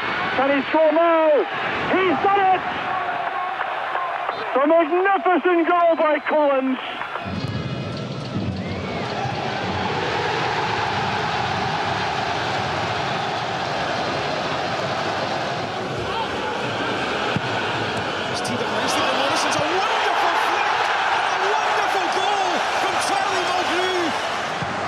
Paul Hartley tries again, and Weir tries again, and it's been turned in by Gary Caldwell. Having got the goal, goes again. Oh! It's astonishing. It's Lee Griffiths. Jordan getting it across. Dalglish. And it's the goal! Ryan Christie now. Forrest waiting for a pass. He's not going to score again, is he? You better believe it. He is. Ball gets played out wide into Paul Hartley. Can he score? Yes. Brilliantly done from Paul Hartley.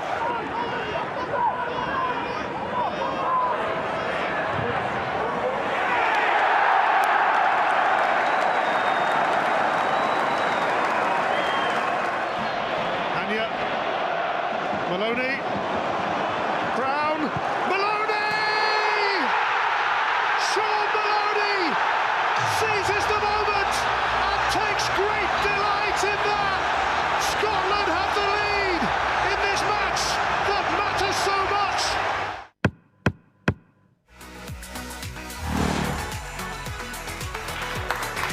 Some brilliant goals there, and some brilliant darts just before that as well, although the first dart did hit the wall, so we're off the flyer, and it's only going to get better than that. Some of those goals, Des, were brilliant, from some of those Celtic players. Brilliant. Yeah, great. Obviously a selection of goals there from different players, and that Maloney one. Oh, how good is that? I was there behind the goal for that one, yeah. Brilliant. And it's that old thing people talk about, you feel like you're sucking it in, and we could just see it, and I thought, wait a minute, like just the 1-2, the wee flick back, straight in the corner. And it's moments like that. I know it's been a tough year or so for everyone, but just feeling a crowd, seeing moments like that just adds so much just adds to everything, doesn't it? And we will have people there, obviously, exactly, for these which games. makes such a big difference. Can't wait for that. I'm just picturing you behind the goal at Celtic Park like a scout, taking in all the talent.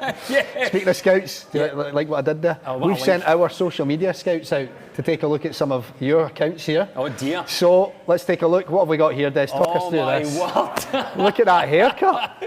Where'd that one come from? I mean, that's shocking stuff. That is. I was ripping you for being in a boy band, but what is that? I look at that. What a young Peter Andre. It is a great do. But I mean, you've gone big on the hair, which you're right to do so, because it looks like there's a tint in there. But what's round my neck?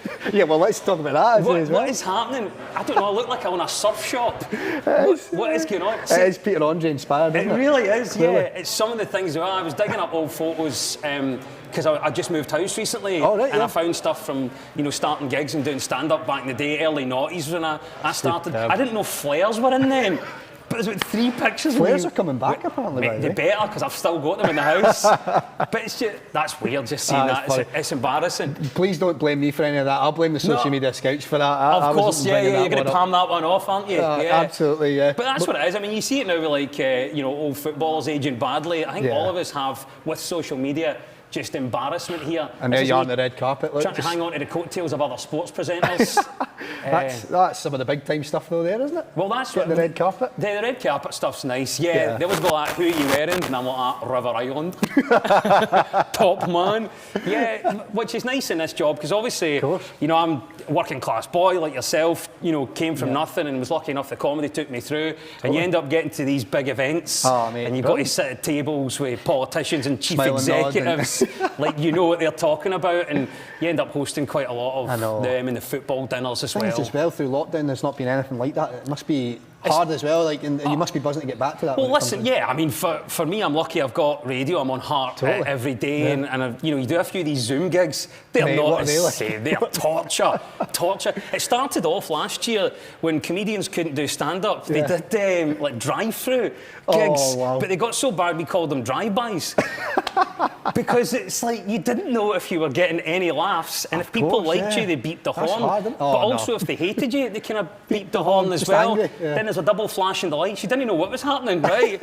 So that was torture. Then the whole Zoom thing came in, which is, as you know, it's been all right to a degree, but it's not the same as person-to-person contact. And it's that weird moment of if you're saying a wee joke or trying to get a laugh going, and then there's an awkward pause, and you don't know if it's the connection or you're just absolutely rubbish. Well, when you turned up to JD to do the squad announcement, I did say you were looking trim, and this is obviously a reason why you were keeping fit during lockdown, clearly. Yeah, trying my best. That was last year. I got up, I put on a few kilos at the start of it, so then I had to try and get back down again. And that was me doing it was a head-to-head challenge with Judy Murray, who's now our second mention here from Judy. me. If you're watching, Judy, let us know, please. Absolutely, we're raising money. It was part of the virtual kilt walk and a few other things that were going on, and it was to try and get my team versus her team to get as many miles in over a certain period, and I beat her. And she hated me for that, so she's really competitive. And I was like, God, I know what it's like for Andy and Jamie all these years, are shouting at me. But it's good, things like that have just kept us all going. Stuff like this, where you can have a bit of a laugh, raise a bit of money as well if you can at the same time. Like yourself, it has been difficult, especially for a lot of my mates in the comedy game that have had no gigs for, 15, 16 months now. So fingers crossed it's starting to come back at some point soon. Exactly. Well, you've got plenty keeping you busy, I know about that, but you were talking about big names and picking them up off the floor. Yeah. We've got one of you with a big name here. Who's There's this? Mr. Martin Compton. Compton, yeah. Talk to us about that one. I thought there was one of two photos I thought you were going to pick with me with a big name, and that's the better one. I don't know if you've got me in. I don't want to spoil it if you got. No, drop it. Who? Ainsley Harriott. I don't know if the scouts picked that one up or not. There's a previous photo with me and Ainsley Harriott, and everyone, a lot of people look at I don't do much social, but the one that always gets when did you meet Ainsley Harriott? Of all the stuff that I've done in my career, that's the bit they focus on. Compton, obviously, he's a mate, he's a big Scotland fan, and he been texting each other back and forward, and he came on our show promoting Line of Duty as well. So again, that was a brilliant night out we had there. Speaking of texting, who's the biggest name in that phone book of yours? There must be some belters in there. Hazel Irvine. Big time, get in there. But important for me because obviously, I get tickets to the Crucible as a massive snooker fan. I mean, who do you want? Nick Knowles? I'll take that. I've got them all. I know, I bet you do. Just leave a wee list there for us and I'll Shane pick that Ritchie, up. they're all on there. Ritchie, look at this. Mate, wow. Anybody you want, the big guns, they're all on here. I love the way that you expect me to open the phone book and I've got these big stars. Listen, if you want any of those people, then at any time. Paddy McGuinness, I've got. We'll pull him in. There's a big name I've pulled out. Before you go, mate, I just want to quickly ask you about Break the Euros. Talk to me about that. You must be buzzing for that. I'm so excited about this. Yeah, we're all doing our bit around this brilliant special time as a Scotland fan. Try to do as much as we can like you are. Breaking the news, obviously on BBC Scotland, is coming back on the telly, so we'll see it next week. Amazing. Breaking the Euros, Euro football special, all about the games, all about Scotland's chances. Chance to have a bit of banter and hopefully celebrate some victories in Scotland, maybe getting to the second round. If it goes how Daniel's predicting, it will go all the way and then he'll be getting the team on his back. So, absolutely. If we go all the way, I will say now, if he's going to get a full tattoo, I'll get another tattoo. Wow. But I hope that you'd be there with me. Of course, I'll join you. Right, absolutely. So if Scotland win this, we're each getting a matching tattoo. We'll do right, that. there we go. We'll do that. That's what I like to hear. Des, it's been an absolute pleasure having you. Man. So give it up for Des Clark, everybody. Thank you, Lewis. Brilliant, mate. Amazing. Well, guys, remember, we are here for charity today, so please donate where you can. Go ahead to scottishfa.co.uk/donate to do so. The links are in the descriptions below. Please donate where you can. It's all going to a great cause. Children First and Tartan Army Children's Charity are our partners, and they're doing terrific work with disadvantaged children all across the country. Let's take a look at some of that work that they're doing.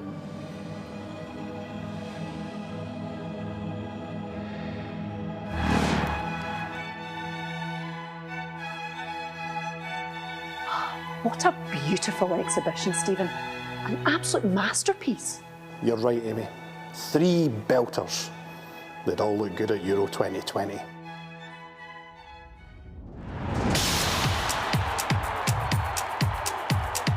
Who makes the squad? Does Stephen O'Donnell go? He's been a really consistent performer since he came into the squad, and he definitely makes my squad for the Euros. Who do you want to see on the pitch? Nathan Patterson, he's the man for me. Right, Stuart, if the answer is Kieran Tierney, what is the question? Who scored the goal for Scotland that beat England at Wembley? No, the answer is actually who's just been named in Stevie Clarke's squad for the finals. But I preferred your answer. 26 guys going into the squad. Who's going there first? It's the one and only, the skipper, Andrew Robertson! Yeah! Andy! Tic-tac on Gallagher! Yes!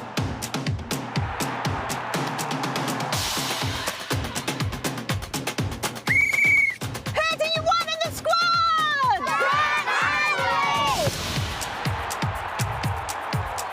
Big debate on the show tonight. The Euros just around the corner. Who should be in that squad? First up tonight, we've got Cammy in Uddingston. I think we need to call up Liam Cooper. He deserves his place in the squad. And some big news in Scotland's Euro squad. Big news indeed, John. Jack Hendry has impressed since moving to Ostend. Well, he's made Steve Clarke's squad. Your sort of player, John? Boy done good, Raman. Hey, Roscoe, if you will, please break the news to us. The next player to make the Euro 2020 squad is Scott McKenna.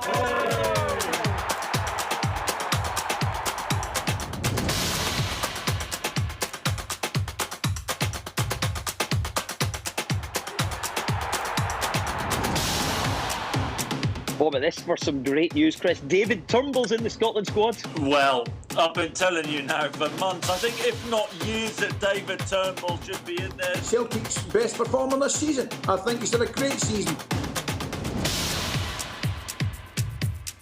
Hi, Robert. Oh, hiya, Jim. What can I get you today? Oh, my usual. A fish supper, please. Here, Jim, I see the Euros are starting soon.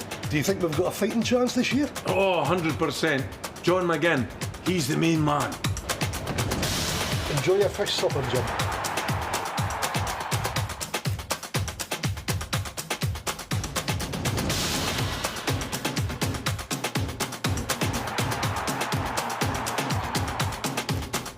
What is it for you today? The usual, aye? OK, look, this time I'm looking for the Stuart Armstrong. I'm trying to get ready in time for the Euros.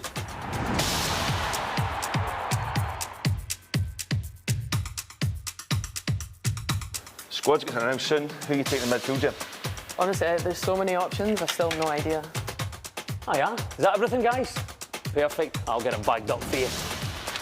There you go, there is Callum McGregor and Billy Gilmore. All the best, enjoy the Euros.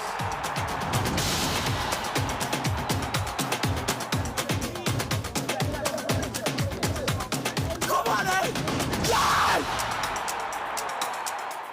We're going to need goals to win the Euros. Who are you taking? Ryan Fraser. Ryan Christie. Add in James Forrest and we could be onto some. Well, competition was fierce, wasn't it, for places? For me, Kevin Nisbet has to be in there.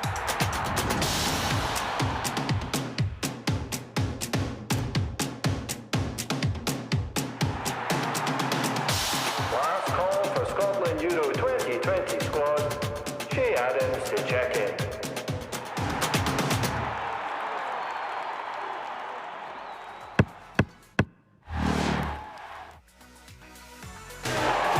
John McGinn with a spectacular strike.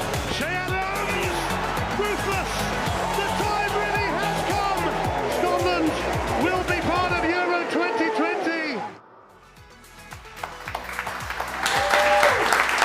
back to Scotland HQ Live, the countdown here at Drygate in Glasgow. The time is ticking away, the wait is nearly over. At 7 o'clock tonight, the opening ceremony begins and our wait is finally over. We'll be back at a major men's tournament for the first time in 23 years. I can't believe it. We're getting closer and closer. The heartbeat that's starting to pick up now, tell you that. I hope you guys' nerves are calm at home as well, but we're trying to keep you distracted throughout the hour and throughout the day. Plenty to come though now. I'll be joined for the first time on screen by my sister, Amy Irons, and Stephen Milt as well. Give them a round of applause. We'll have a family quiz coming up. We'll be looking back on all those memories from that night in Serbia, and we'll be hitting the dartboard as well while we're here. Why not? It's been great fun so far, and we've got lots more to come throughout the show. So stay with us, and please donate where you can. Head to the link in the description below, and remember you can go to scottishfa.co.uk/donate to give what you can to charity. Our partners at Children's First and Tartan Army Children's Charity do terrific work with disadvantaged children across the country. Your support is very, very appreciated. So thank you for the donations so far, and thank you for the donations that you're inevitably going to put in as well. The hashtag to get involved and tweet, get your mates involved, tag everyone, hashtag Scotland HQ. We'd love to hear from you. Head to Facebook, Twitter, YouTube, wherever you guys are watching us, we appreciate it. Get involved, we'd love to hear from you. Now, it's time to welcome my next guests to the show. It's Stephen Mill and Amy Irons. Hello, guys. How you doing? Hello. Hello. A round of applause for you guys. Thank you, thank you. I switched on at 9:03 this morning, and the open goal guys were like jumping on the table, and I was like, Lewis has got another 10 hours of this to go. So, I'm just impressed. I turned on at 9:03 and assumed there was an auto cue, but you have a better memory than I thought. Yeah, so, well, I'll get that one. I'm now waiting for the BBC to put in the transfer request and say, can we switch the window's not open just yet, but please? there's time for me to is this the first time you have done anything together, by the way? Like in terms of like. I mean, work-wise, I have met him. I have met him before, obviously, but no, in terms of work-wise. Work-wise and TV, this is the first time we've done anything, so. And I know, by the way, that obviously, if you don't know, Lewis and Amy's dad is Davy Irons, former football player, Partick Thistle, Motherwell, played with Dunfermline at the time when I was born. So all I'm saying is we could be sitting here. This is the missing Irons sibling. I think that's what I might be. I mean, I know, listen, I might not be as good looking. I might have put on a bit of weight recently, but I think this might be a family reunion. So we should go and ask your dad, sorry, no, your mum. Well, don't ask my dad. I mean, if he had anything, listen, Amy, any relations I with know our I'm father. but let's not start with the jokes this early. That's come a lot earlier than I thought it would, so nice one, Ames. Say what time is that? Have you ever worked with any family members, Stephen, at all? To be fair, like, Amy and I used to do the Capital We're Breakfast not brother show. and sister, would you stop? We used to do the Capital Breakfast show back in the day, before we got sacked. And we used to... We're laughing at your misfortune there, guys. We used to get my dad on fairly regularly. I know. Oh, love getting your dad on. So had a few parties with your dad as well. Yeah, well, listen, we'll get to that later on, because listen, as soon as I knew you were hosting this, I was like, I've seen you in some nicks, honestly. Like my 30th, we'll get to that. No. So much. No, I don't think like my mum and dad aren't sort of like in the media or anything like that, so I just get them on just to wind them up. You've got to throw them in at any point, don't you? You've done that plenty of times, James. Oh yeah, I mean, Dad harder to wind up, but remember the time I was going to South Africa and phoned my mum live on the breakfast show and told her my passport was out of date. Classic reaction from mum, wasn't it? Oh, don't worry, while in a very panicked, worried state. Completely panicking. Don't worry, don't panic, it'll be absolutely fine. We'll get you there. And then I just couldn't keep it going for any length of time. The amount of time she bails us out of things, by the way, and Cam just it's amazing. I'm just interested to know how your mum was going to get you there without a passport. Is your mum in charge of some sort of smuggling ring? Listen, don't ask any questions, Stephen, and we will not tell you any lies. I never thought to ask. What were you actually going to do, Mum? What were you going to do? Shove you on a Ride the passport office, I don't know. Guys, how buzzing are you that we're actually at the Euros?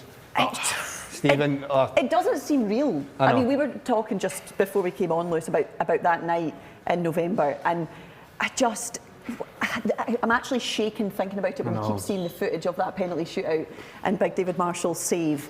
It just was... It was everything. It was everything you could have wanted as a Scotland fan, especially after waiting 23 years for the men to get to a major tournament. You wish you could have been there? I mean, I was jealous of you being there. Stephen, I don't think I ever told you this, but obviously as a family we have the traditional WhatsApp group chat, and Lewis was obviously out at the game, being as professional as he was, doing all his social media stuff. What happened after the game, I have I have no idea. But what I can tell you is I woke up about 5 in the morning to videos of Lewis just himself just staring at the camera like and then just being like, Scotland! That was about 5 in the morning, and then 3 o'clock the next day was still MIA. Well, the physio, Davy Henderson, won't mind me shouting him out for that. Me and him were up till 8:30, I think it was. We were the last men standing. I'm proud of that. So that'll be when I was sending you those videos. Listen, production guys, I know you're over in the corner there. You're not doing your job properly if you don't have those videos of Lewis from Serbia. I actually do have them. I do have them. If I thought I would have, get them fired I would actually have sent them over. Stay tuned on Scotland HQ Live. We might have some interesting content coming your way a little later. But it was just the most incredible night, and we're here. It's Monday.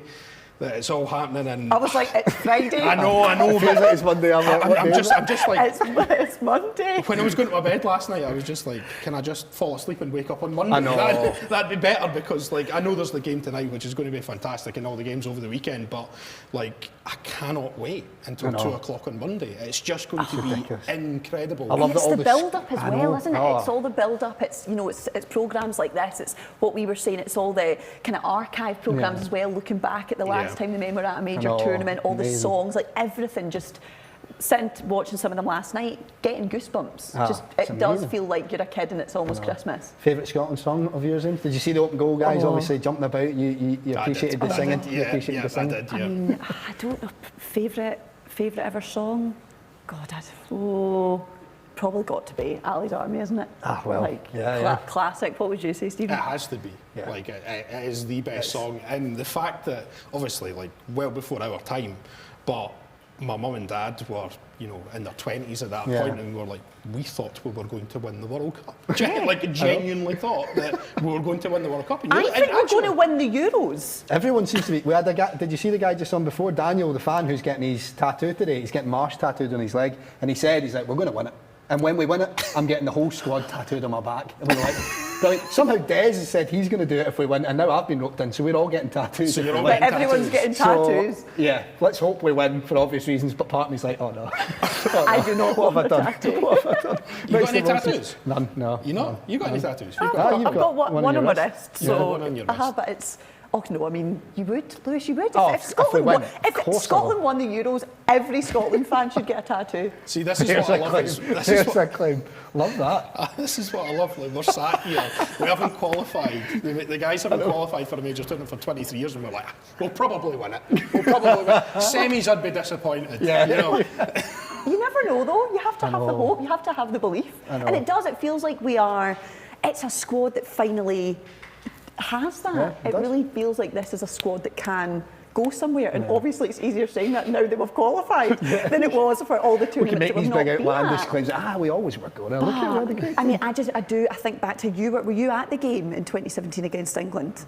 Yes, you were there. The draw that felt like a defeat, but that you just never know. You never know what could happen against England when it really, really matters. I know. Well, the England game's one thing, but I want to talk about favourite Scotland moments, Stephen. Obviously, being there at Hampden when Griff put that second both free kicks, but what a moment that must have been, right up there. It was incredible, because it was me and my 3 mates. There was Kirk, Lewis, and my flatmate Kiddo, Lewis, Goodton Hillboy as well. Went to primary school with him, and we were sat. And I think folk forget, obviously, because of what happened with Griffiths and what happened afterwards, that it was actually a pretty rubbish match. Like, not a lot happened in it, and it was really bitty. To the last 6 minutes. And then obviously England scored. I think it was a sort of 60-odd minute or something.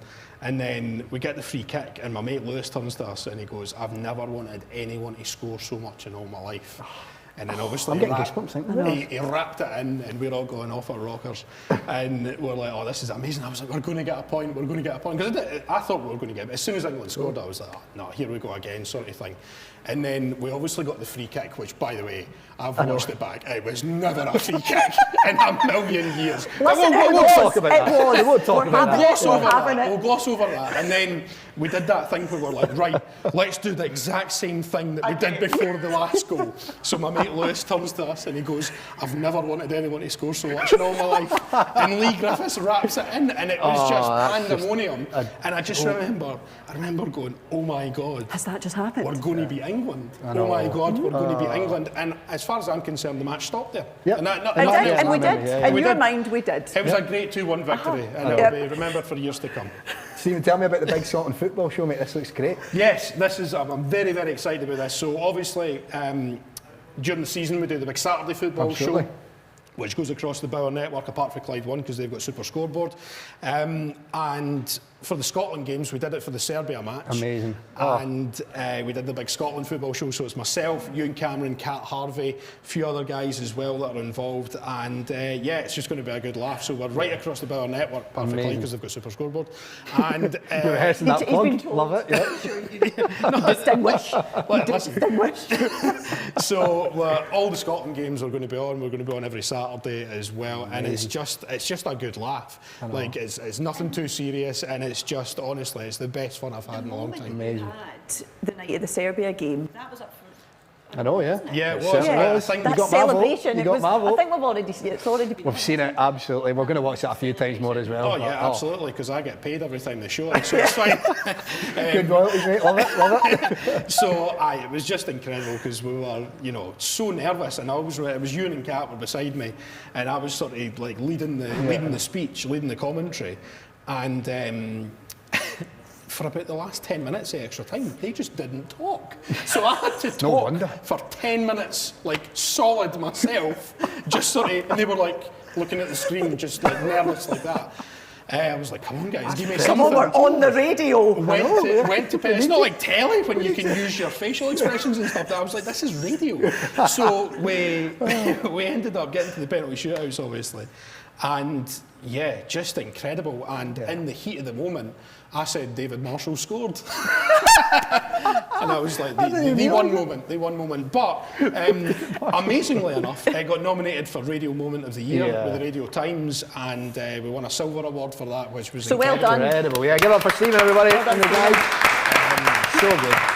So it was amazing. It was a great night, and it was well worth waking up on the Radio Clyde reception at 6:30 the next morning when George Bowie so we was were all like, a bit "You're right, big man." right. I wish I had an amazing story. I was just drinking wine in the house, just enjoying the game, and I did that. When there was so many people that had recorded their reaction. I did that thing of I started recording it, and a couple of us that were watching it like, we'll sit it up there, and there we were ready for it, and I was like, I can't. We're going to jinx it, and we didn't record it. One of those moments you would want to look back on, and we did not record it. But no, I don't have the story of winning a radio moment that Stephen does. So just overshadowing. So we'll just gloss over that one as well. We've still not got to the bottom of the way, Amy. Where did you go for that missing 24 hours in Serbia? We want a detailed sort of discussion. Do you think this man knows?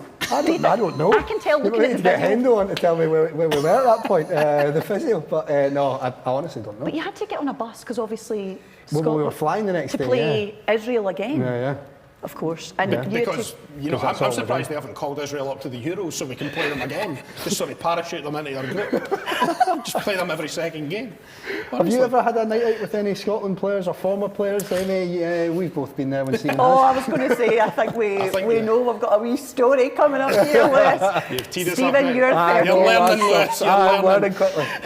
So it was my 30th, which unbelievably was only 2 years ago. I know. Yeah, exactly. And it was just at my flat, and I knew nothing about it. It was my flatmate who'd organised it, and I'd done an event for the Scottish FA at Hampden where I'd interviewed Colin Hendry, and it was a sort of pre-match thing. There was, Scotland supporters members were there and stuff like that. So he'd taken my number, and I was like, "Why? Colin Hendry's just messaged me." I don't know. That's what I want to know. Why did Colin Hendry really want Stephen's number? Yeah, again, we'll just gloss over that. Yeah, sometimes he'll just send me like memes and stuff like that, and I'm like, Colin Hendry just sent me a meme. Because obviously one of my questions, or one of the things I said, I was like, you were a poster on my wall. Yeah. Because, you know, I was 8 or 9 years old when we got to France '98. Yeah. And, you know, just absolutely, this guy, Braveheart, you know, he's an absolute hero, Scotland captain. And so I knew nothing about it. My folks were through, we had a big flat party and stuff, you guys were there. And it was... I just turned round and Colin Hendry there, and I was like, what's Colin Hendry here? And then I think because only 2 or 3 folk knew, like my mum and dad didn't know. They were like, why is Colin Hendry here? Like everyone was just like, why is Colin Hendry here? That was the people who knew who Colin Hendry was. Exactly. Like pals of mine that were there would be like, who's this random guy that's just walked into Stephen's flat? Who is he? Like, that's Colin Hendry. They were like, who's Colin Hendry? And why is he here? Why is he here? Why has he walked in at like 11:30 on a Saturday night to flat in Glasgow? But he'd come from another event, had he not, and thought, I'd just pop along. But I think when Stephen's flatmate arranged the whole thing, he thought, right, you know, being the big name that he is, he'll pop in for 15-20 minutes, he'll do the whole, take some selfies, have a chat. That would be, last man standing. It was like you the night of the qualifying. He didn't leave Stephen's flat until 8 o'clock in the morning. It was surreal, absolutely surreal. Talking about big names, Amy, we had Sanjeev Kohli from Still Game on earlier. Yes. I know you've done some work with the Still Game guys. You got me to meet Jack and Victor. I was buzzing. I would. There we go. There you go. God, that was back. Is that when you got the message for Luke, our little brother? Yes, who was a massive fan. Remember, that was when we were at Capital, obviously, Stephen. That must have been one of the. I think that must have been one of the first interviews that we did. It looked like they were doing the live show there because they've got the real tash. Got the stuff on. Yes, but but I did stuff on Scott Squad recently, and I was saying that to Stephen before we came on. Greg Hemphill was directing it. So, but I didn't know when I turned up, and again just saw this guy in a hat standing out in the rain, and turned around. I was like, that looks like Greg Hemphill, and it wasn't. He was there just producing the whole thing. But mad, no, I mean, I don't know why that came around. I think they were obviously desperate for people to. Not at all. Hey, come on, she's taking away cameo from herself role. here. Did you watch her performance? They were desperate. They were. Did you see my keepy uppies? They didn't tell me. They did not tell me when they booked it. They said, "Come along, just you'll be yourself. It'll just be like you're filming something for the BBC." And then when I got, it's like, so we're just going to film you doing keepy uppies. Yeah. I'm like, because I do that at my job on the 9 set. But remember, I've told you for years, just keep the feet low, and here you are. Like, Lewis, you're speaking to someone who used to be a country dancer. All I know is how to point my toe. Exactly. So this, I couldn't. We tried it in the Capital Studio a few times, trying to get me to do keepy uppies. So it wasn't good. Safe to say, my attempt was cut out of the final edit. Apart from the keepy uppies, though, it was great fun, wasn't it? It was really good fun, and I think I loved it because I'm a massive fan of Scott Squad, but I don't think anybody loved it more than our stepmom Gillian. Oh, I know. When I told her I was going to be on Scott Squad and that my sketch was going to be with Jordan Young, she was in her office. Her colleagues thought somebody had died because she went, oh my God, I love him. And I took a picture. Sorry, I think it was a video. She's had it on her Facebook. She sent it round. It's everywhere. She was like, can you screenshot the message from Jordan Young that says, hello, Gillian? I'm like, okay. Oh, amazing. So safe to say Gillian was more taken by this whole thing than anybody else was, I think. We've mentioned our dad, our mum, Gillian. Look, we're getting on to it. Gran's watching. Gran's watching. She's 90. She's got it on the iPad. She got it on the iPad. Shout out to Gran. On Twitter. 90 years old. 90 years old and watching live. Amazing. And she's seen plenty of stuff through the years. But Stephen, what are you going to be doing for the games?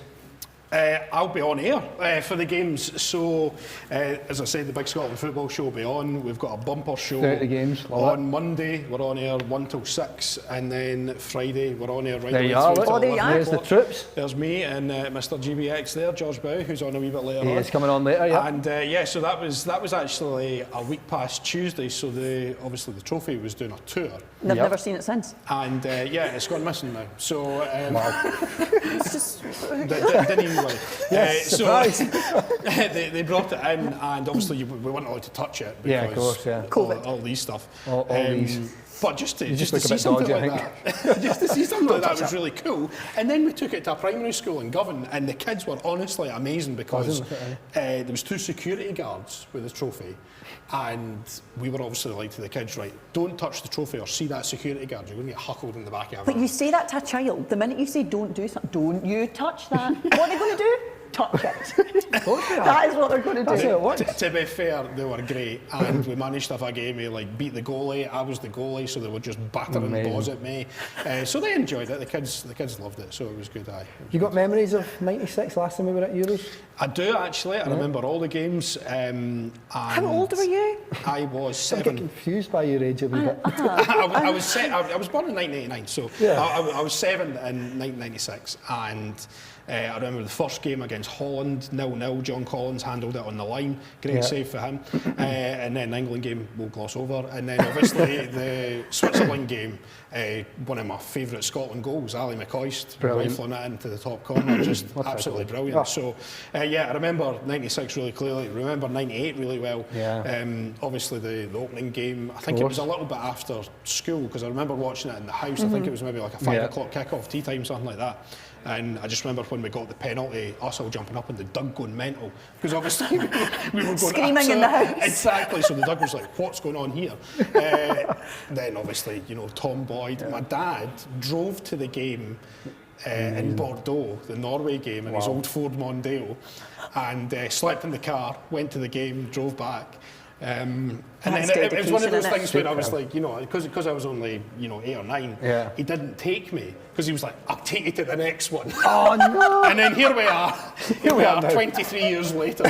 So cheers for that, Dad. That was still got the booster seat in the back, waiting to take you to Wembley. And then the final game against Morocco, I watched with my gran, because it was on a Tuesday night. My gran came round every Tuesday. She brought a fudge donut and Sunny Delight. That was Tuesday night treats for me. So your memory, honestly, you are like just an encyclopedia about anything. He's going to put us to shame a bit, because I believe, Stephen, you've got a family quiz. I do have a family quiz. Are we doing that right now? You're going to put us on the spot, football siblings. Memory is not my strong point. I think we should go for this. Right, okay, let's go for this. Is this a quiz about each other? I don't honestly know. I've obviously been kicked out of this to try and make it as fair as possible. So it's a siblings quiz. When you've got the answers. Could be. Let me just get my. Do we have a theme tune? Do we have music for this, or what? Do we? Oh yes, sir.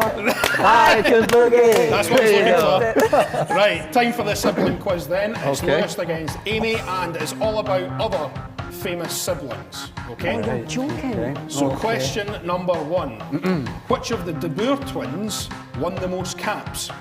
Frank or Ronald? I was Ronald. Cheers, Ames. I thought it was going to be like a process. I'll just go Frank then. Frank won the most caps. Well done. Frank got 112 caps and Ronald got 67. So, as little as that? Aye, as little as that. Right, question number 2. Which Neville had the most career goals, Phil or Gary? I'm going to go Phil on this. I've got a feeling it'll be Phil. Can I say the same? I guess so, aye. I want. Do you want to say the same? No, I mean I would say Gary, but is that the obvious choice? I'll say Gary. You'll say Gary. Should have said Phil, because it's 2-0 I had a feeling to it would be Lewis Phil. there. Phil got 13 goals, Gary got 7. So 7. And he played a lot of games. He did, yes. Right, let's move on to the next question. Which Boateng brother has the most international caps? Jerome or Kevin Prince? Oh, that's a tricky question, because I think Kevin Prince might have, because is he not? Well, to be fair, you went first last time, so Amy, you go first this time. I don't know. I want to say. I don't know. No, I can't. Jerome? Right. I'll go Kevin Prince. Jerome is the right answer. 2-1, She pulls one back. Pull one back. And if you get this one right, it goes to a tiebreaker, but I don't have a tiebreaker, so we'll just call it a draw. So Lewis needs to get this. Yes, pretty much, yeah. No pressure. So if Lewis, you could get this right, it would be good for the show. All right? So what team have Jordan and Andrew Ayew both played for? Oh, Jordan Ayew and Andre Ayew. Oh. I know this as well, I'm sure I do. Can you narrow it down? Can I narrow it down? Is it Crystal Palace? Crystal Palace. I will narrow it down to West a Welsh Ham? team. Welsh. Oh, right. Swansea. Is the correct answer. Well done, well done. What are we going to do for a... we'll call it a draw. I'll call it a draw. Right, I've just actually noticed that Clyde Super Scoreboard have walked in. They're in after us. Gordon Duncan, Gordon DL. Hugh Keevins was here about half an hour earlier. Yeah, because he always is. He was very keen. So those guys are coming up after, aren't they? Yes, they certainly are. I can't wait to have them on. But before you guys go anywhere, let's take a look back at that night in Serbia. Why not? Dusan Tadic now. If anyone can make it happen for Serbia, he could be the man. Tadic eventually gets his cross in, it's Mitrovic.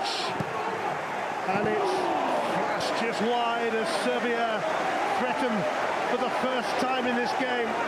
Good example of the strength there of Mitrovic to hold it up. Nice layoff, good weight on it. Just trying to pass that inside David Marshall's left-hand post. Doesn't quite get the bend he's looking for. Gallagher.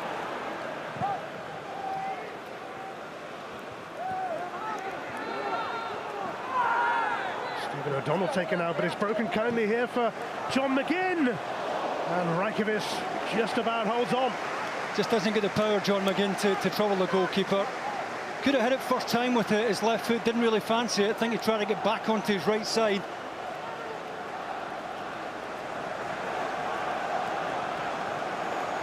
Milinkovic-Savic, a poor touch. Look at Lyndon Dykes chasing this, he's got to it as well. Support gradually arriving. Dykes has got Christie there. And Robertson made up considerable ground as well. He's got to score, Ian. He's got to score. It's a wonderful chance. I mean, Dykes does brilliantly, quick enough to get it, no support arriving, holds it up long enough, and then picks the perfect pass. The weight on it is perfect for Andy Robertson. He's got to work the keeper, has to hit the target here. And that is a glorious chance.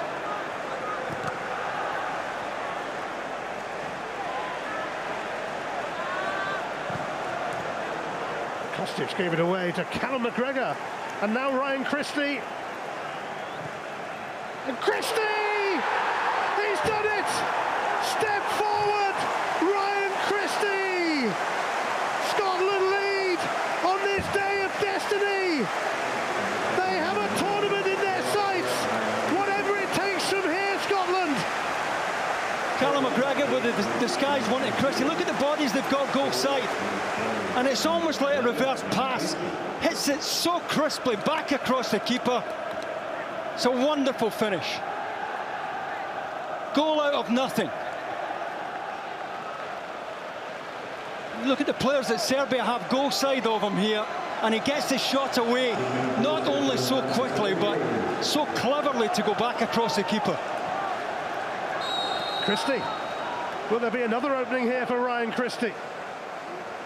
A bit to do yet, but supporters arrived if he wants it. Oh, I think it veered a little further away than it might have looked. Well, he read the ball in behind perfectly, you know, and Serbia fall asleep there. Lukic, Mladenovic. He's gone for the return here. He's able to deliver a decent cross. And Luka Jovic met it, but it went wide, much to Scotland's enormous relief. Great chance. It's a lovely little 1-2 that takes Kenny McLean out of the game here. And a very decent cross into the front post. I don't know about you, but I'm feeling quite sick now. The 90 minutes almost up. It's Mladenovic to take this corner for Serbia. Oh, it's in from Luka Jovic. Oh no! Oh no for Scotland!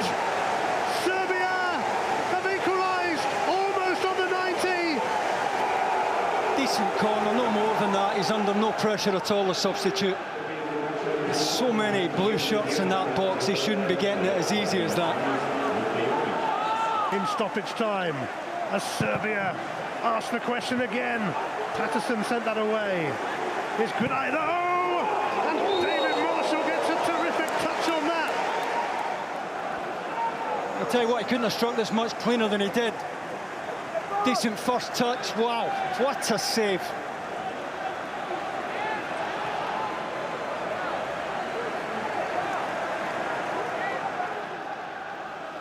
Here we go with another penalty shootout.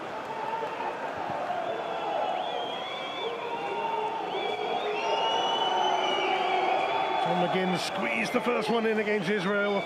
He's been subbed, so too Christie, so too Dykes. But at least Lee Griffith is there, even though the keeper got a touch on it. Yeah, just enough power there from Lee Griffiths.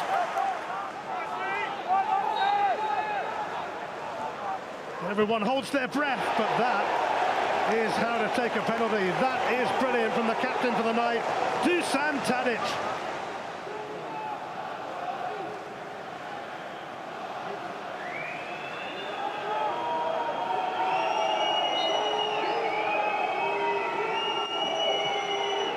Every kick counts, and that's another one from Callum McGregor, who walks away in relief. 2 out of 2 for Scotland. And how tense is this? Luka Jovic, whose equaliser, having come off the bench, forced extra time. Jovic against Marshall, and Marshall gets a touch, but he can't keep it out either.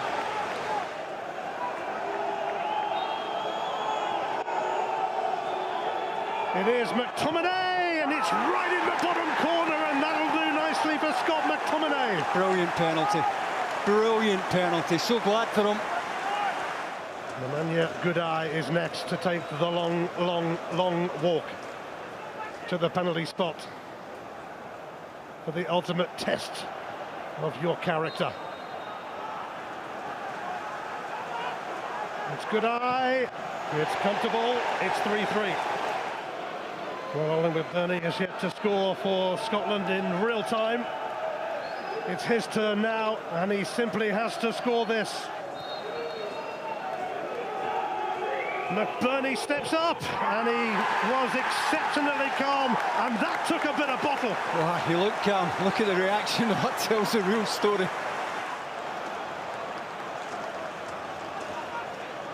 Alexander Katai is next up. Who will falter first in this shootout? Can David Marshall produce more heroics here? It's Katai. It's another outstanding penalty. And Kenny McLean, who scored the decisive penalty against Israel, has to step up here and put this one away. If he does, the pressure is all on Serbia. If he doesn't, Scotland could be staring at yet more heartbreak. It is Kenny McLean for Scotland, and he does score right in the corner, and the pressure is piled on Serbia for their final kick. And it is Alexander Mitrovic, the main man, stepping forward. Goals galore for Serbia.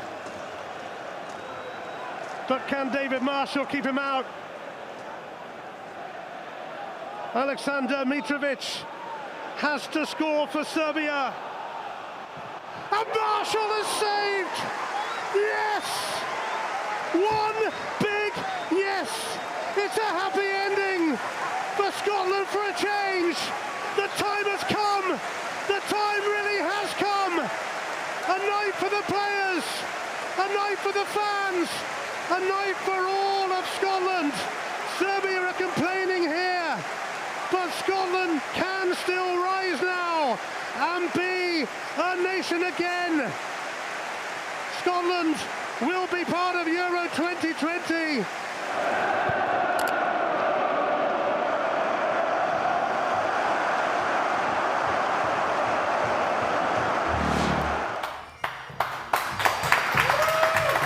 Wow, what a night that was.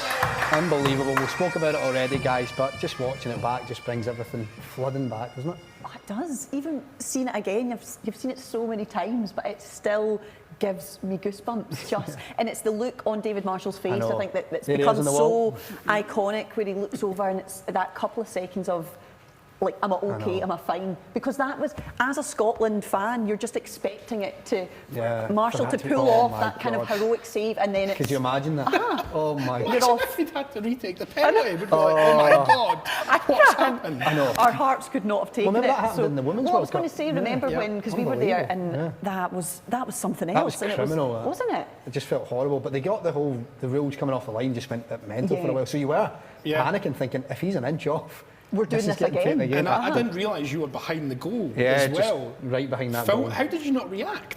I don't know, mate. I honestly don't know. So that the goal footage. I was just filming it behind the goal, and then I think we were probably not supposed to, but I just jumped up the pitch to film all the celebrations after it. It was brilliant. I'll never forget that. But yeah, I couldn't have imagined having to go through it twice. And the video in the dressing room. Yeah, that was what celebrations that was. I was buzzing. You in there filming, it was when Big Andy Considine jumps in. It's just I was buzzing. I was like, this is going to go well. This is going to go down very well. Yeah, totally. But no, hopefully this show's going down very well. We'll appreciate everyone getting involved. We've got some Snickers awkward questions to come up shortly. But a reminder as to why we're here. Of course, we're doing 10 hours all the way through, and we're doing it to raise some money for charity. Head over to scottishfa.co.uk/donate. We've got great prizes to give away. A signed John McGinn shirt, signed Scott McTominay boots, we've got bottles of whiskey, we've got all sorts of merchandise. It's all there to be grabbed, so please get involved, donate, tag your friends and get in touch with us on the hashtag ScotlandHQ. We'd love to hear from you guys. Get your questions over, get your comments over, send us pictures, anything. We're just all buzzing to be here, so the more the better for us. But now it's time for some awkward questions, guys. So Snickers, really? I don't know if sure you've you seen want it. to do this with your sister? I'm not sure, but I'm kind of being forced to. So this, I don't know if you've seen, right? Snickers this season, they're trying to own awkward. That's what they're doing, right? So they sponsored Scotland and England, and they put this really cringy, awkward, horrible video out, and that might sound like I'm criticising a partner there, but that's what they were trying to do. Yeah. And it's horrible to watch, and they're just trying to make everything as awkward as possible. So I've got some questions for you guys. You can win a bar of Snickers. All right, okay. Slaney was buzzing with it earlier. I think he bagged about 3 or 4. So Stephen will be going for 5 or 6. Exactly, yeah. Opportunity here. So right, I'm going to make this one a bit interesting. Most awkward WhatsApp group chat that you're in that you just can't leave. And not the family one. Oh, well, there's my answer gone. Most awkward. Tricky question, that. That is really difficult. Yeah. See the amount of, like, I'm sure we've all been there where you, like, a stag do group chat just gets created and you don't really know half the guys in it and the chat's just lighting up sort of thing and you're like... I'm in a stag do that didn't happen. Yeah, because of COVID. Yeah. Oh, I was going to say, thank goodness it was because of COVID and not like the wedding was just called off or something. Well, that as well. But, so we were in that stag do and there's always one guy. Yeah, there's always in the a WhatsApp madman group who thinks he's hilarious and is putting all these sort of things in and I'm like, if somebody sees that on my phone... That's normally what I say about Stephen. The amount of things that he sent me, I'm like, if somebody could go through my phone, but to be he fair, would be a lot of trouble. That probably doesn't work because, I don't know if you're like me, but it's one of them you don't actually want to leave the chat because you're like, this guy's a nut job, I'll just stay here and see what he said. Totally, So I think I'm there's still in plenty it. like I think the stag do was meant to be like last March, funnily Yeah, enough. And it obviously got created like, the December before because, I just took nothing to do with the organisation of the stag do because it's always a total nightmare. And I was like, just tell me how much I need to pay and when I need to turn up, basically. And I will be there. And I will be there. will just be but there. I think I'm still in that stag chat.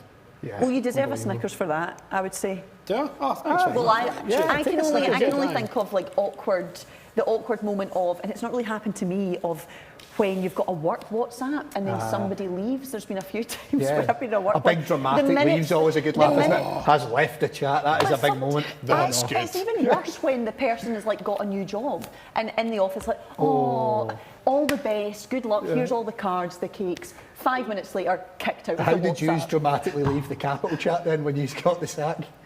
I don't know because we were admins, so we, so you owned the chat. We just deleted it. You just booted everyone else out. We just off deleted you. it. We just deleted it. Forgot it existed and moved on with our lives. Next question. I was only following up from you with the sacking chat there. I'm not really ripping these too much. Next question. Most awkward holiday story. Most awkward holiday story. And I think I have to put a disclaimer every time. No family ones, please, Evie. Don't look me in any of them. I'm looking to you to try and think of any that involve me. Most awkward holiday My story. mum is notoriously sort of off her head. That's really nice. We His went mum's a lovely, She is lovely lovely. But we went on holiday, I was only probably 20 years ago, and we met this lovely family called from Newborough, which is just at the north of Fife, just across from Dundee. And they were called the Lennies, right? And there was Bob and Alison Lenny, and we knew the mum's name was called Alison because we heard her husband call her Alison. But for some reason, my mum thought her name was Lenny. And we were like, Mum, the woman's name's Alison. And she was like, no, she's not correcting me. And she's like, Lenny, you want a drink? Like that. And I'm like, Mum, the woman's name is Alison. She was like, well, she's never corrected me. And I'm like, I mustn't be wrong. So I mustn't be wrong. And then eventually, like the night before we were all flying home, they all just burst out laughing because they were like, if you call me Lenny one more time, why are you calling me Lenny? And she was like, I thought that was your name. And we were like, we told you it was Alison, Mum. Why are you not listening to us? So, yeah, my mum's great for stuff like that. Yeah. That poor woman. Poor Lenny. Lenny, if you're watching. Lenny's listening. Mum's like, we still got a Christmas card for them. So she couldn't have been that offended. So she sends back a Christmas card to Bob and Lenny every single year. Guys, with your profiles on the radio and on BBC, there must have been some awkward times, surely, when people have stopped you or asked for a picture or been like, do I know you from somewhere, son? Do I know you? Do I know you? You'll get more because you're on the telly, so people will just hear you. I remember being at Capital, and I mean, we obviously started the breakfast show like super early, so you would never really see anybody kind of walking about the centre of Glasgow at like 5:30 in the morning. So if you did see somebody outside the office, it would kind of stand out. And remember, there was a guy standing waiting on me one morning, and he just presented me a drawing of me. And it was great to have Des on earlier. So it was just a framed. He'd put it in a frame, and he'd just taken a picture from Twitter and drawn it, and he just turned up to give me it. Wow. And I mean, now I'm like, oh yeah, that was nice. It was a bit creepy at that time in the morning. But if you're thinking about any other time would be fine, but particularly at that time in the morning. Lunchtime's acceptable for drawing a bit of. It's funny, like, I think I found it more probably on the radio because people recognise your voice. So like if we were ever out together, or I remember being through like the Fringe or something, you'd be standing and I remember being in a queue for a bar and somebody just tapping me on the shoulder and going, are you Amy from Capital? And then you go, yeah.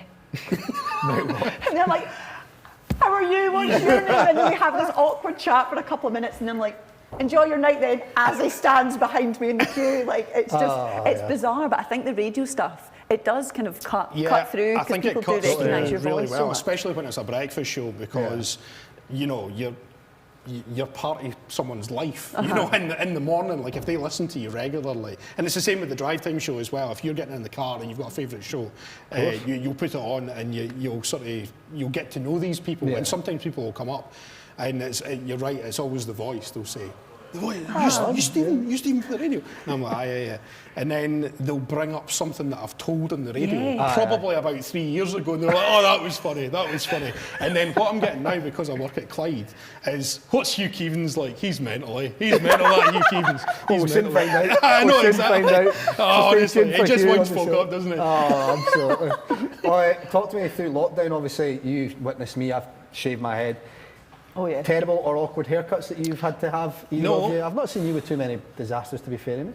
Are you kidding? Have you gone through my Facebook long enough? Looking back, it looks terrible. But at the time, I was like, it's fine. Oh, like cutting your, oh my goodness. Look at some of these haircuts. What do we have? Wow. What do we have here? That's to be fair, Liz, I think haircuts. it's your haircut that is more concerning in most of those pictures. Yeah, some of my haircuts are not There's great. some of them, I don't know which is which, to be perfectly honest with you. I've been absolutely sticked up. I know nothing about it. Right, what is that? Give us your What are you lying impression? I don't know what that would have been, but yeah, no, we've had. I think you've had worse haircuts, Lewis. Like I remember, gosh, I think it must have been about what were you, primary 6, 7, and I forgot like about mums this. doing haircuts. Like it became more normal again through lockdown. But when we were growing up, it was quite common for mum would just cut your my hair, mum to just cut your hair, and mum was. It was probably about the length it is now, and she had the clippers and whatever it was, like a 7 or an 8 or whatever, and she just was like, oh, there's a wee bit just sticking up there, and she just picked it up and she just went like just right down the middle. Right down the middle. Just skim the top off. She'd taken Didn't have the guard on. A zero. I had an inverted mohawk. It was just like up the middle, just bald, and then all this at the side. Unbelievable. Do you know what I love? Oh, right. I mean, that's got me filter on it. That's that's graduation. These were your boy band days, Lewis. These were the boy band days. You can see the little blonde tips in there. I know, this is awful, isn't it? That was your graduation at Corinthian, wasn't it? It was graduation ball, but I mean, the hair. I would say you've gone through probably more awkward haircuts. But the best thing about that is, see, this is somehow flipped onto me see now. after my mum shaving down right down the middle of his head, he wouldn't let her even it out. I was like, she did a 0, and I was like, no, I can't have She was a like, we'll 0. do Like, make the it rest all 1. over 0. We'll tell everyone at school you've done it for charity. No. So he just left, he kind of made the rest of it shorter and then left this bit down the middle.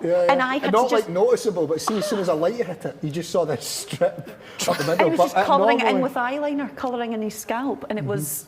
I mean, it was Stephen's face. know, I wish we had a picture of this. It utterly was before bizarre phones. stories. It was before phones. But So thanks to Snickers for bringing all this up. Cheers, guys. Awkward cheers, questions, guys. amazing. I was just going to royally say, stitched. during lockdown, I was actually quite lucky because my girlfriend watched YouTube videos to cut my hair, and it was pretty decent. Like, and it took hours. Like, it took about 3 hours to cut my hair. But I mean, she's a doctor, so she's, you know, She's naturally a clever girl that would watch a YouTube video and know what she was doing. Aye, exactly. Whereas, but I did shave my hair off once, and it wasn't for charity. It was just because I wanted to do it. Like, I hadn't done it since I was a wee boy, and I was like, I wonder what it'd be like. And then remember when Eminem got really fat and went off his rocker?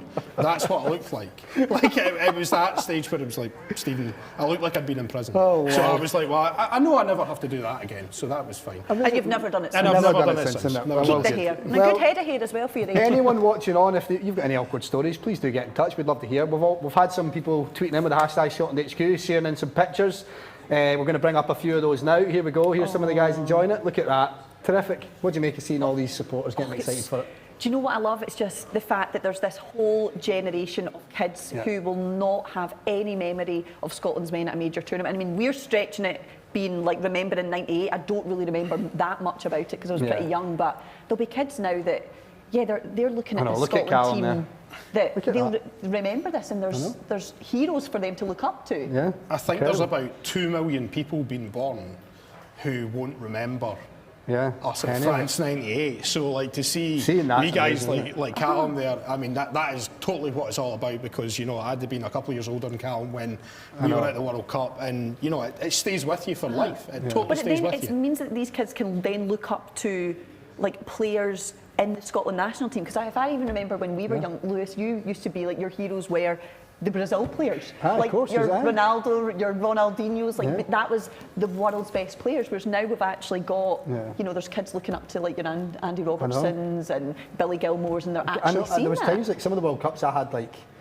all the Argentina kits. I had all 3 Argentina kits for one World Cup, and it's like, why couldn't I have a Scotland one? Because it wasn't the same. But we've got, obviously now, we've seen this. Look at this. That's a proper retro shot. I think I've got that in the bag over there, actually. That is a retro. What do you make of that design? That's incredible, isn't it? I'd love to see that now. back. I know, bring it back. I think there's such a market for retro stuff like Yeah. this, and Well, here you are. Look. I know totally, and I've actually ordered 3 strips for each of the group games, and then obviously once we get through, I'll rotate them again. Of course, and you'll have one for the final. And I'll have one for the final, obviously. But I think That's a belter, that shot. I think the similar one to that with the red and the purple across the top, I've ordered that, and honestly, I'm buzzing. I can't wait. I just hope it fits me.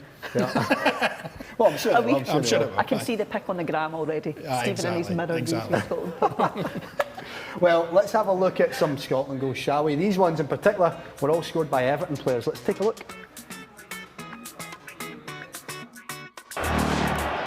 In from James McFadden. It's a great delivery. McFadden can try again. What an exchange with Darren Fletcher! James McFadden for Scotland! 21 minutes gone!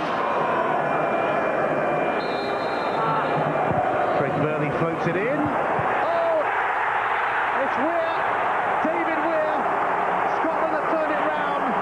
They lead 2-1. Here's an opportunity! Gary Naismith!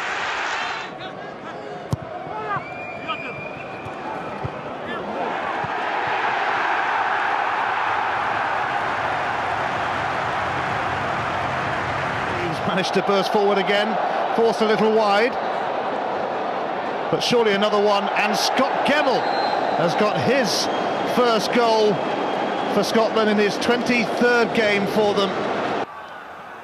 That was before giving a depleted Scots side a thoroughly deserved lead. Maybe Hutchinson's the answer to the Scots' recent scoring problems. McKinley.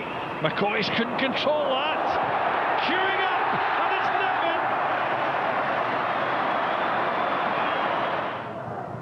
it's McLaren playing it in. Across the far side, the shot goes in, and Scotland has scored through Collins.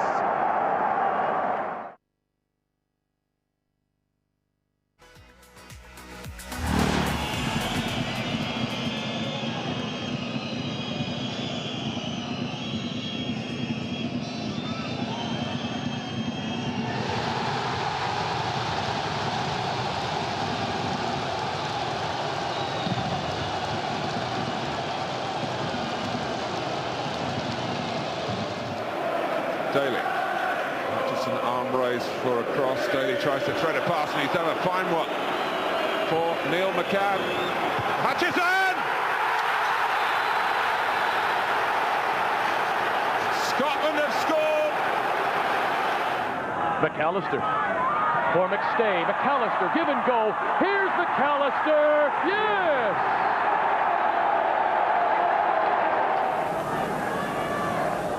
Minutes remaining. Scotland 2 down. That's a good ball to Ward. He's done it. Brilliantly taken by Ward. 2-1. Graham Souness playing perhaps the best he's ever played for his team, getting right through there. 2-1. Souness the scorer. Jordan getting it across. Dalglish. And it's a goal! Kenny Dalglish has scored. 4 minutes gone in the second half.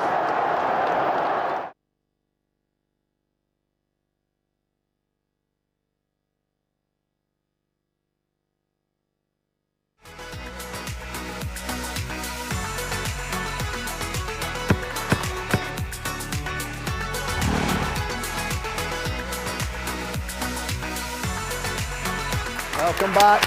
Some terrific goals there, and we thought we'd balance out the derby by chucking in the Liverpool players as well, because why not?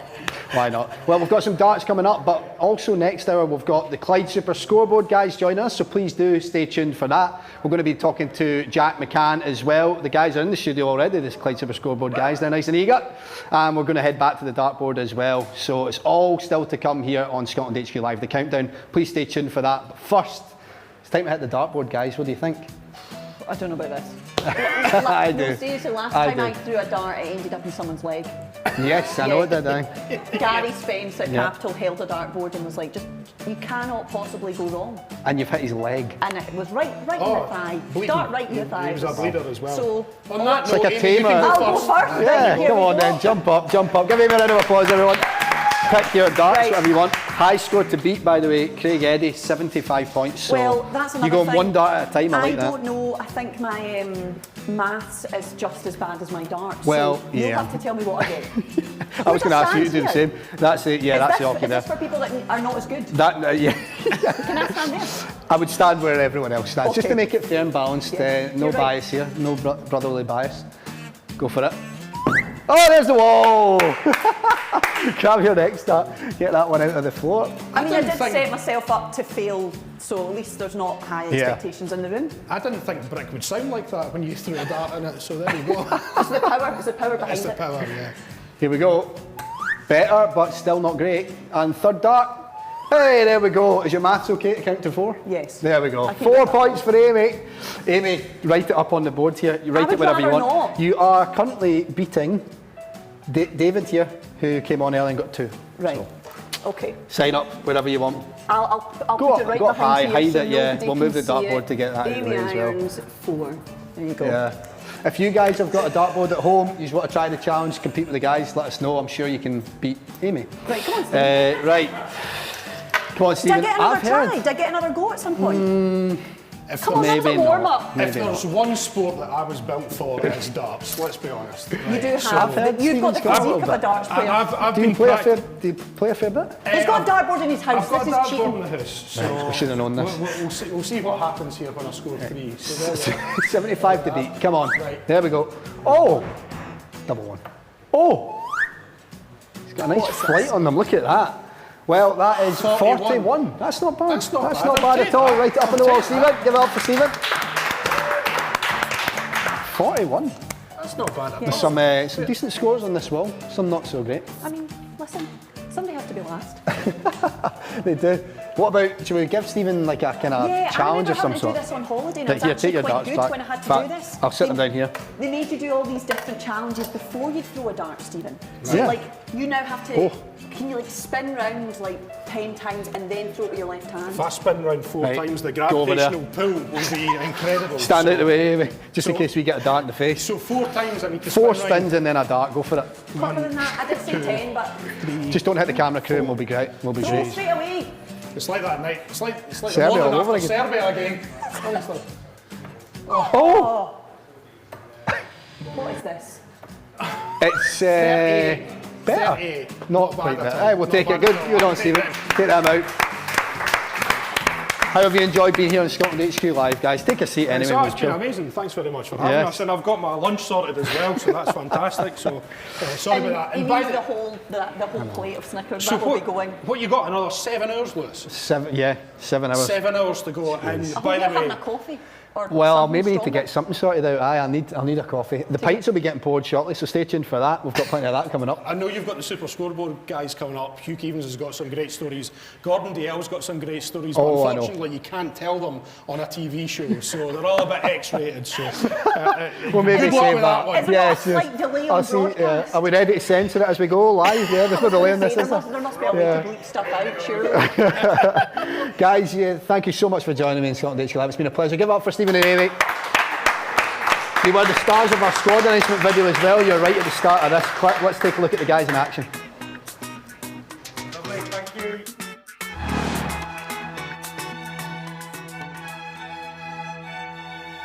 What a beautiful exhibition, Stephen. An absolute masterpiece. You're right, Amy. 3 belters. They'd all look good at Euro 2020.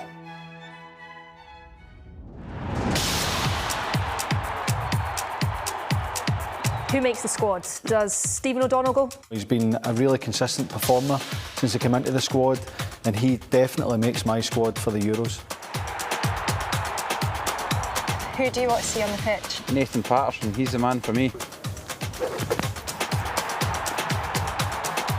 Right, Stuart, if the answer is Kieran Tierney, what is the question? Who scored the goal for Scotland that beat England at Wembley? No, the answer is actually who's just been named in Stevie Clarke's squad for the finals. But I preferred your answer. 26 guys going into the squad. Who's going there first? It's the one and only, the skipper, Andrew Robertson! Yeah! Andy! Big Declan Gallagher! Yes!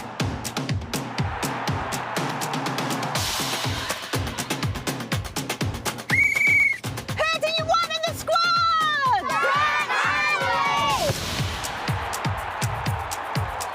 Big debate on the show tonight. The Euros just around the corner. Who should be in that squad? First up tonight, we've got Tammy in Uddingston. I think we need to call up Liam Cooper. He deserves his place in the squad. And some big news in Scotland's Euro squad, Raman. Big news indeed, John. Jack Hendry has impressed since moving to Ostend. Well, he's made Steve Clarke's squad. Your sort of player, John? Boy, done good, Raman. Hey, Roscoe, if you will, please break the news to us. The next player to make the Euro 2020 squad is Scott McKenna.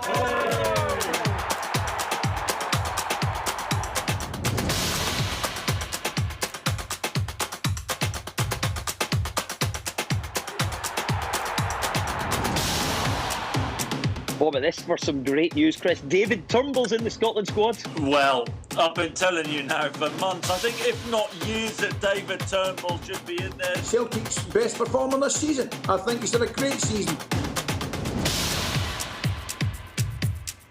Hi, Robert. Oh, hiya, Jim. What can I get you today? Oh, my usual. A fish supper, please. Here, Jim, I see the Euros are starting soon. Do you think we've got a fighting chance this year? Oh, 100%. John McGinn. He's the main man. Enjoy your fish supper, Jim.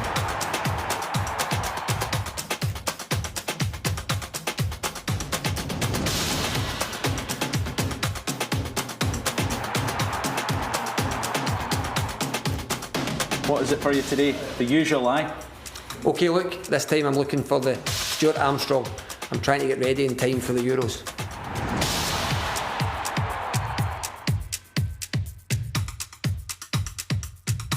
Squad's getting announced soon. Who are you taking the midfield, Jim? Honestly, there's so many options, I still have no idea.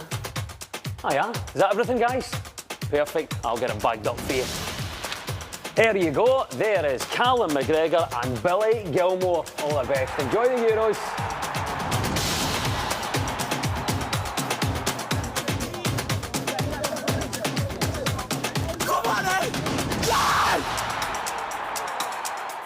We're going to need goals to win the Euros. Who are you taking? Ryan Fraser. Ryan Christie. Add in James Forrest and we could be onto some. Well, competition was fierce, wasn't it, for places? For me, Kevin Nisbet has to be in there.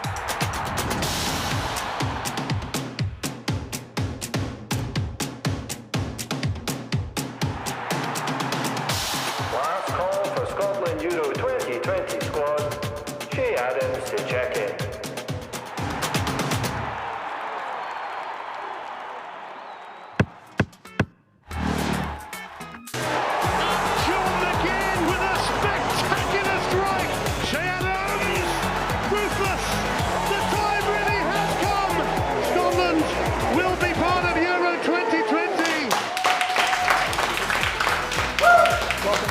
Scotland HQ Live, the countdown. We are now just 7 hours away from the opening ceremony beginning and UEFA Euro 2020 finally being here. Our wait comes to an end. We're back at a major men's tournament. We're not far away. Thank you for staying tuned. I'm your host, Lewis Anns. It's been a pleasure taking you through from 9 AM this morning up until now. Well, it's midday. We're nearly set to start getting things a bit livelier here in Scotland HQ.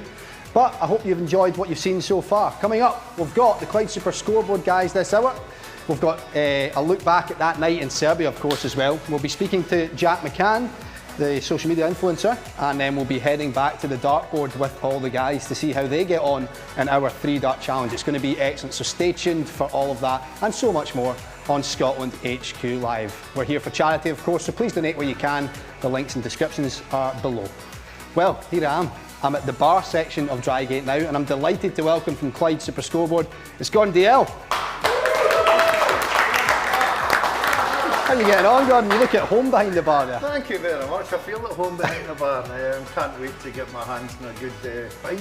Absolutely. What's this I'm hearing about you maybe playing a barman behind the legend, is it? I've been asked to play in a sitcom Superb. called Dirty Water, and believe it or not, I'm the barman. Wow. And my name is Legend, which suits me right down to a T. It suits you down to a T, doesn't it? This is perfect practice for that then, isn't it? You get a pint poured, get into the swing of things. Exactly, and unfortunately we've no nuts or crisps, but we'll just need to stick with the beer. It's like we know what we're doing here at Scotland HQ Live. We've teed this up perfectly for you to get pouring a pint. You know it's going to ham, don't you? I know, it's going to be an absolute disaster, isn't it? I know, Yeah. I know. Have you ever done it before? Like, have you ever tried pouring a 100 pint? times, but it was a long time ago. Well, we're here, we're at the Euros, Gordon. How buzzing are you as a Scotland fan? Oh, like everyone else, we're so excited. Yeah. Obviously, the opening ceremony tonight, the first game, Italy, Turkey. But everything's over the weekend, the countdown to Monday. If we can just get off to that good start, a positive start, takes us into the massive one on Friday. So, like everyone else, very excited. How are you thinking about our chances as well? Because the squad's looking in great shape as well. Squad's looking great. I like the fact that Stevie Clark's got a headache. Yeah. We've all got opinions who should play. Exactly. We know the formation. We know the formation's got to be the back three. That's easy enough. It's personnel that we have to worry about. But I'm sure Stevie's looking at every option, and I'm sure he'll pick the right starting 11 for Monday, and let's all get behind the team. No, absolutely. You're right. Everyone's got an opinion. Everyone's going to be chipping in. We want to hear from you at home. Hashtag Scotland HQ. Do get involved where you can. We want to hear from you guys. And obviously you guys are constantly hearing from the fans on Super Scoreboard. They'll have their opinions, I'm sure. Whether you agree with them or not, it's always up for debate. Well, that's the great thing about the show. We sit there for 2 hours every night, and guys just phone in. They've got different opinions about teams, players, and it's great to have the banter with them as well. But you can tell the excitement from the older generation like myself and Mr. Keevans, right down to Gordon Duncan, who's talking his first game was against Australia not that long ago. Shows you how young he is. So, no, I think the full country is just, the nation's excited, and as I say, everything's gearing up to Monday, and if we can just get that positive start, But the one thing that will not be lacking is the support from the Tartan Army. Absolutely. Well, I think it'd be rude to keep you waiting any longer. Do you want to I'm going go for a wee pint here? I'm going to try and pour Go for somebody a it. pint Let's see how and you get on. see Everyone how give we it up go. for Gondiello, ladies and gentlemen. Right, no pressure, middle tap, let's see what you can produce. Okay, right. By the way, just so everyone remembers, this challenge is to see who can get the smallest head on their pint. Thanks to Tennent's for helping us out here. It's looking good so far, by I'm the a way, bit guys. nervous, guys. Am I allowed to spill any? Oh, no, we're tight on our Tennent's here, Oh, so no. don't- it's gone. That's Hold on. by the way. That is. Hold on, it's all right. Let me just pull this up here for everyone to take a look at. It's warm as well, Jesus. It's warm. Wow. Do you want to get a close up of that? I'll tell you. I'm laughing, right, but I could not beat that. I don't think. See when that settles, that's actually got Exactly. a big beer. We'll keep that for you. We'll take it over to the sofas What when you're I've ready. noticed is if you want a beer off me, come in half an hour early. Exactly. I'll have it poured for Yeah, you. you will. Do you think one of the guys will beat you at that? I've got a funny feeling Keevans might. Yeah. I've got a funny feeling as well. Let's bring him in, shall we? Gordon, thanks so much. We'll Thank catch up you. with you soon. Thanks, Gordon. Hugh Keevans, ladies and gentlemen. How are you? I'm very well. How are you, sir? I'm good. Are you excited to be here now that we're back at the Euros? It's been a long wait, but we're here. Well, do you know what? I was measuring it in I'll this bring you round way. here, Hugh. I was measuring it in this way. When I left France in 1998, the Scottish Press Corps, I had no grandchildren. 23 years later, I'm back in the game at a major final. I've got 6 of them. So that's how long it took Scotland to get back. It took them 6 grandchildren. That's going to be special watching it with the grandkids as well, Hugh. Yeah, you know, when my own children were younger, we sat through all the agonies of 74, 78, 82, you know, so they're all grown up now with children of their own, and I've even got one down in England who was the only boy going to school for the England game wearing a Scotland top. That's brilliant. He might get a wee bit of stick, but I'm sure he'll take that on the chin, won't he? Particularly if we get a result. His name's Archie, so he's ready for the battle. That's brilliant. I tell you, how do you fancy your chances at pouring a pint, Hugh? Gordon, DL thinks you've got a chance here to beat him. Well, that's only because they all know that I'm the one that likes a drink most, because on the night that we beat Serbia, that was my birthday. Oh, wow, was it? Gordon Duncan kept the programme on till midnight, and by the time I got on the programme with a wee phone call at 11:45, Scotland hadn't been hammered, but I was. I was going to ask you how you celebrated, but you've just given me an insight there. Before we get you to pull your pint, you know what it's like, we have to get this all sanitised, so I'm going to get a cloth and wipe that down, but before I do, if you can remember anything from that night, Hugh, how hammered were you? Talk me through it. Well, you know, I was 71 that night, and go back a long way. I saw my first Scotland international 60 years ago. I can remember it at Hampden. They played the team that's now known as the Republic of Ireland. Yep. And they won 3-0. They won 3-0. 60 years ago. Wow. But I've been very fortunate to have gone many places with the national team. And the one thing I would say is that we've had legendary figures, absolute legends, the Dennis Laws, the Kenny Dalglish, Billy Bremners, but they never ever made it. Big Joe Jordan scored at 3 World Cup finals, but never made it out of the group stages. This lot, against all expectation, I think have a heck of a chance. Absolutely. I agree with that. I think everyone agrees with that in the studio. Let's give it up for Hugh Keevans, everybody. Love that. Are you ready to pull a pint, Hugh? Grab your vessel there and get pouring for us. Oh, word, this is starting to look a bit interesting. Oh, well. It's taking a nice shape now, actually. Oh, look at this. Oh, this hold is. on. Hold on. Hold on, everyone. Hold on. Strap yourselves in. Have you got a Cadbury's flake to put on top of it? We do actually, yes. Wow. Wow. Just to clarify, I did say the smallest head wins. It's not the biggest head that wins this. Look at, well, it's actually, this could be tight. This could be tight, guys. Hugh, what do you make of that? You happy with it? Do you want to stick it out here for me? How many bees and rubbish? Wow. Look at this, guys. Wow. It's not looking all the best, is it? I'm more of a red wine man. Aye, quite right. We'll get that out much later on in the show when we're ready to start celebrating. Hugh Keevans, everybody. Thank you, Hugh. Last but not least, I'm delighted to welcome Gordon Duncan, ladies and gentlemen. Here he is. How are you? I'm going to wipe my own. Aye, wipe your own, yes, quite right. I was going to say, I'm not recycling this, but... Here, look at this, right, we're good. Superb. We're sanitised. You're a natural at this. You're a natural. The thing is, I'm looking at them thinking, how can I possibly do any worse? But I'm still worried that I'm going to do worse. So, but anyway, let's see what happens. Have you any experience with this, mate? Absolutely none. Never worked in a pub? You know that way when somebody gets handed a baby and they're really uncomfortable and they don't know what to do? That's going to be me with this pint glass. So has that been you for the last few months then, is it? With the Pretty wee much, yeah, that's true. Staying on top. Juggling babies and now juggling pints, mate. It's going to be terrific. How are you feeling that we're here though, mate? It's all so excited, honestly, so excited. Like the guys were talking, obviously a very different generation from them, Hugh in particular, and for guys like our age, the youngsters. I mean, I can remember France '98, but not have that same feeling. And for now, and to take it back from that night, Hugh's birthday in November, it was famous for another reason, and it was just it was one of the best nights of my life. Honestly, see when David Marshall made that save and. It was bedlam, and some of the calls we had on that night. Hugh's not embellishing this, by the way, for dramatic effect. He phoned us at 11:45, and I was really quite nervous about this because it popped up his name on the screen, which obviously you never get. Like Hugh Keevans, Bearsden, like 11:45, and we took it, and you could tell he was gone. He'd been on the red line. He'd had a few, and just the outpouring of emotion for the days after. Now the excitement's building. You know, seeing people with their strips on and everyone's talking about it and debating who's going to start. It's almost overwhelming, but it's great. I can't wait. I'm going to talk to you a lot more about the celebrations on the show, mate, because they were brilliant. The video, I could watch it over and over. If you haven't seen it, we've played it already in the show, but we'll be playing it again. Are you ready for this? No, absolutely not. Absolutely not. Go ahead and grab the pint glass, mate, and let's see how you get on. Give up for Gordon Duncan, everybody. He's feeling threatened here, guys?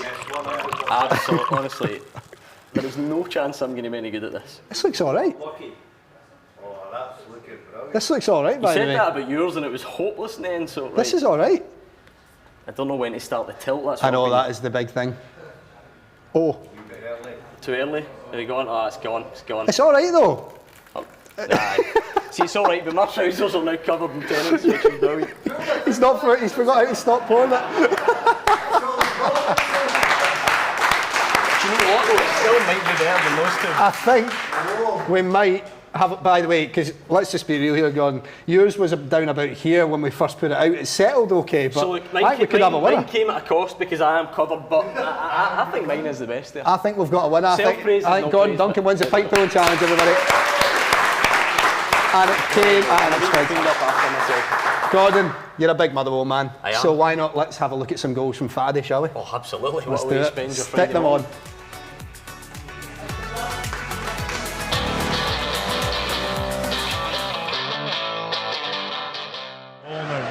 Sting out of the game, he's a lad who can go out there, draw free kicks, etc. Boyd onto McFadden. McFadden goes for goal! Spectacular for James McFadden! He never lets Scotland down! Thumps one into the top left-hand corner, and Scotland will go to Paris in great heart. They will defeat Lithuania.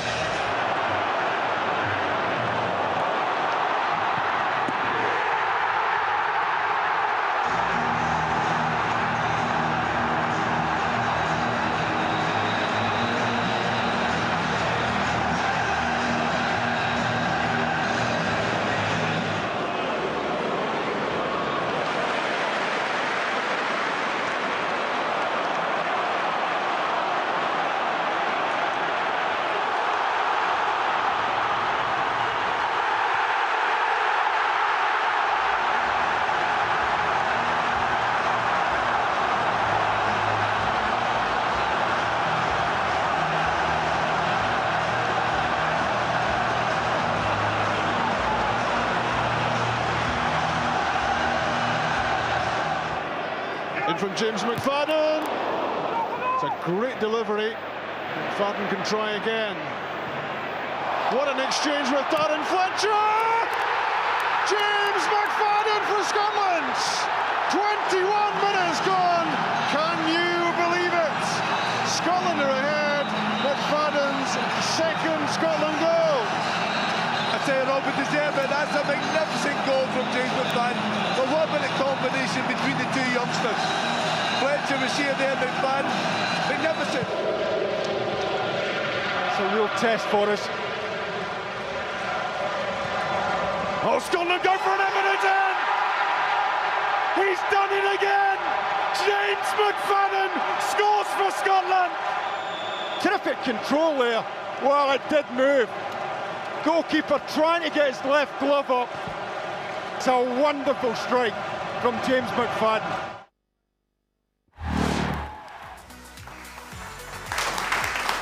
Welcome back to Scotland HQ Live, the countdown. Some interesting pints were poured, but let's talk about the goals instead, because we'd rather talk about that. Faddy, some moments of magic there. I could watch them all day, honestly. I think I've probably told them this quite embarrassingly before, but that sort of club connection, I grew up in Motherwell, big Motherwell fan. Yep.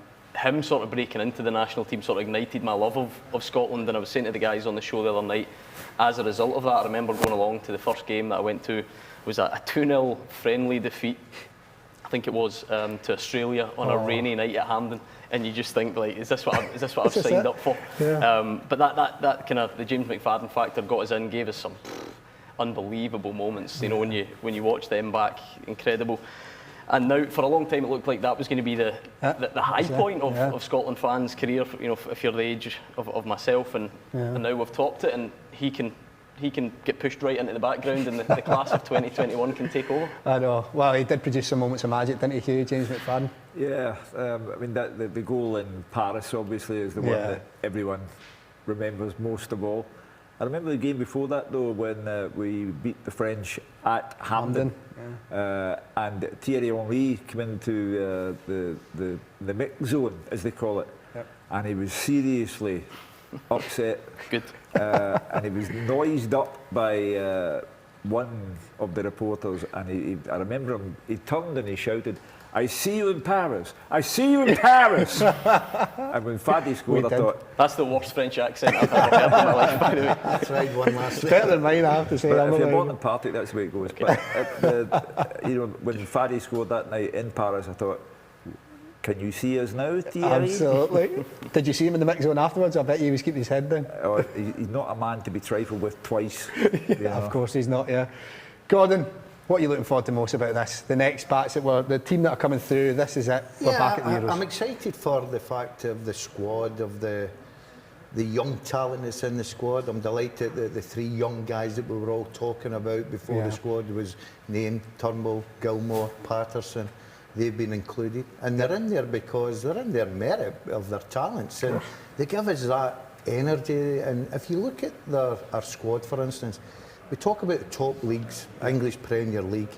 We've got something like 14 players in that squad that play down in England, and the two, Championship and the English Premier League, which is fantastic. You've got guys like McTominay playing and starring in Manchester United's midfield week in, week out. So I think we've got an abundance of talent. But the one thing that strikes me about this squad is the togetherness, the team spirit they've got. And I've played in many teams, and you always see what's behind a successful team. Yeah, you need talent. Of course you do. You need good leadership. But you need that bond in the dressing room. And I think we've got that down to a T. Yeah, we definitely seem to have that. I think you can tell that off the pitch as well as on it, can't you? I think with every game we're seeing, they look more and more organised and more gelled, but off the pitch as well. I read something this morning that when John Fleck came back to training yesterday, all the guys gave him a round of applause, standing ovation, because he'd been self-isolating after failing the COVID test. There is the togetherness that Gordon was talking about there. And, I just feel that this is the moment. We would... So many false dawns, going all the way back to 1974 in Germany. And we had that golden period from 74 to 98, European Championships, World Cups, but could never get out of a group. And perhaps the least likely group of all will be the one to do it, because when Stevie Clarke came in, expectation was not high. You only appoint a new manager because there is a problem that needs to be rectified. But against all expectation, I think this could be the one. I think they're all a similar age as well. I think there's only is it 4 under 23s would be the 3 that came in, and I think it's Greg Taylor still 23. Outfield, there's only 1 over 30, which is Declan Gallagher. So the vast majority of your squad are in that sort of middle section between 24 and 29. Should be the peak of their career as well, which is why we'll obviously go on and win it.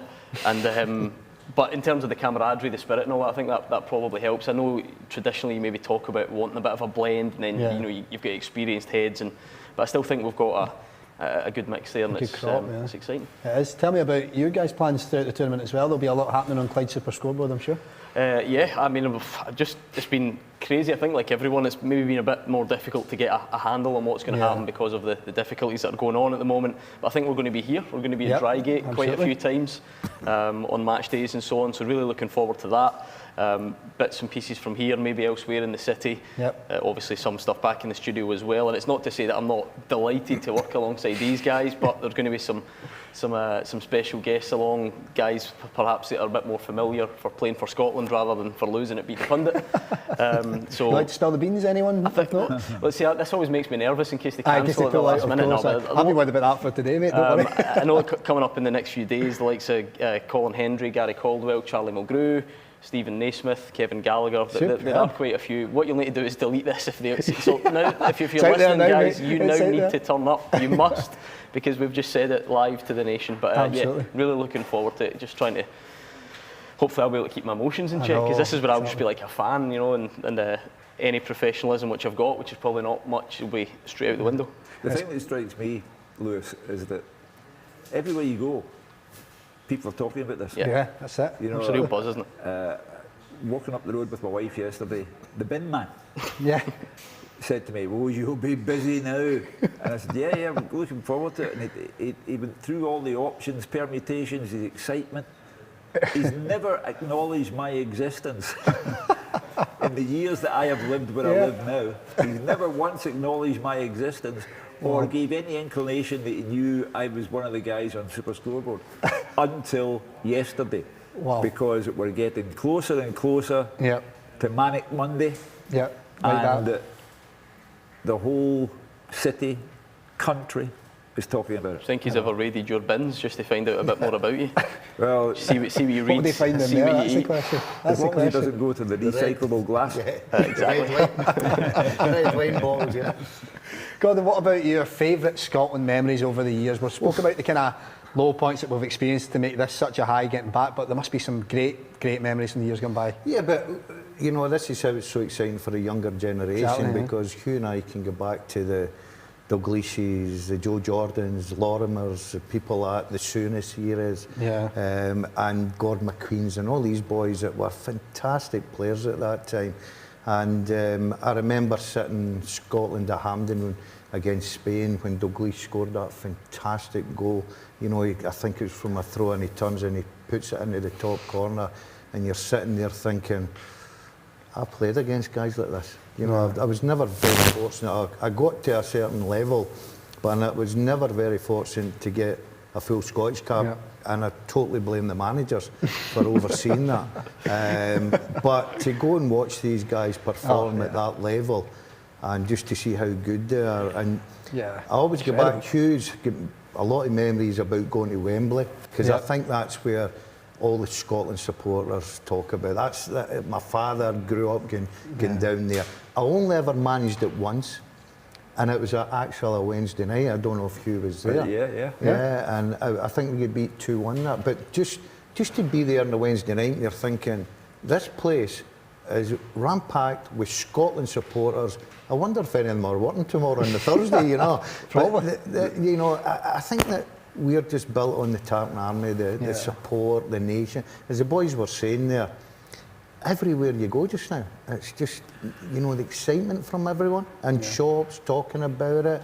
You don't get a minute's peace asking you what's going to be the team, and that's what it's all about. It's been a long time coming, and we're just hoping, as I say, positive on Monday, taking us into the big one. The reason why I can't forget England-Scotland midweek at Wembley, 100,000 people, I've called back home because Charlie Nicholas was on the verge of having signing talks with Arsenal, and I'd been told by my newspaper, you'll need to stay another day and follow him wherever he goes.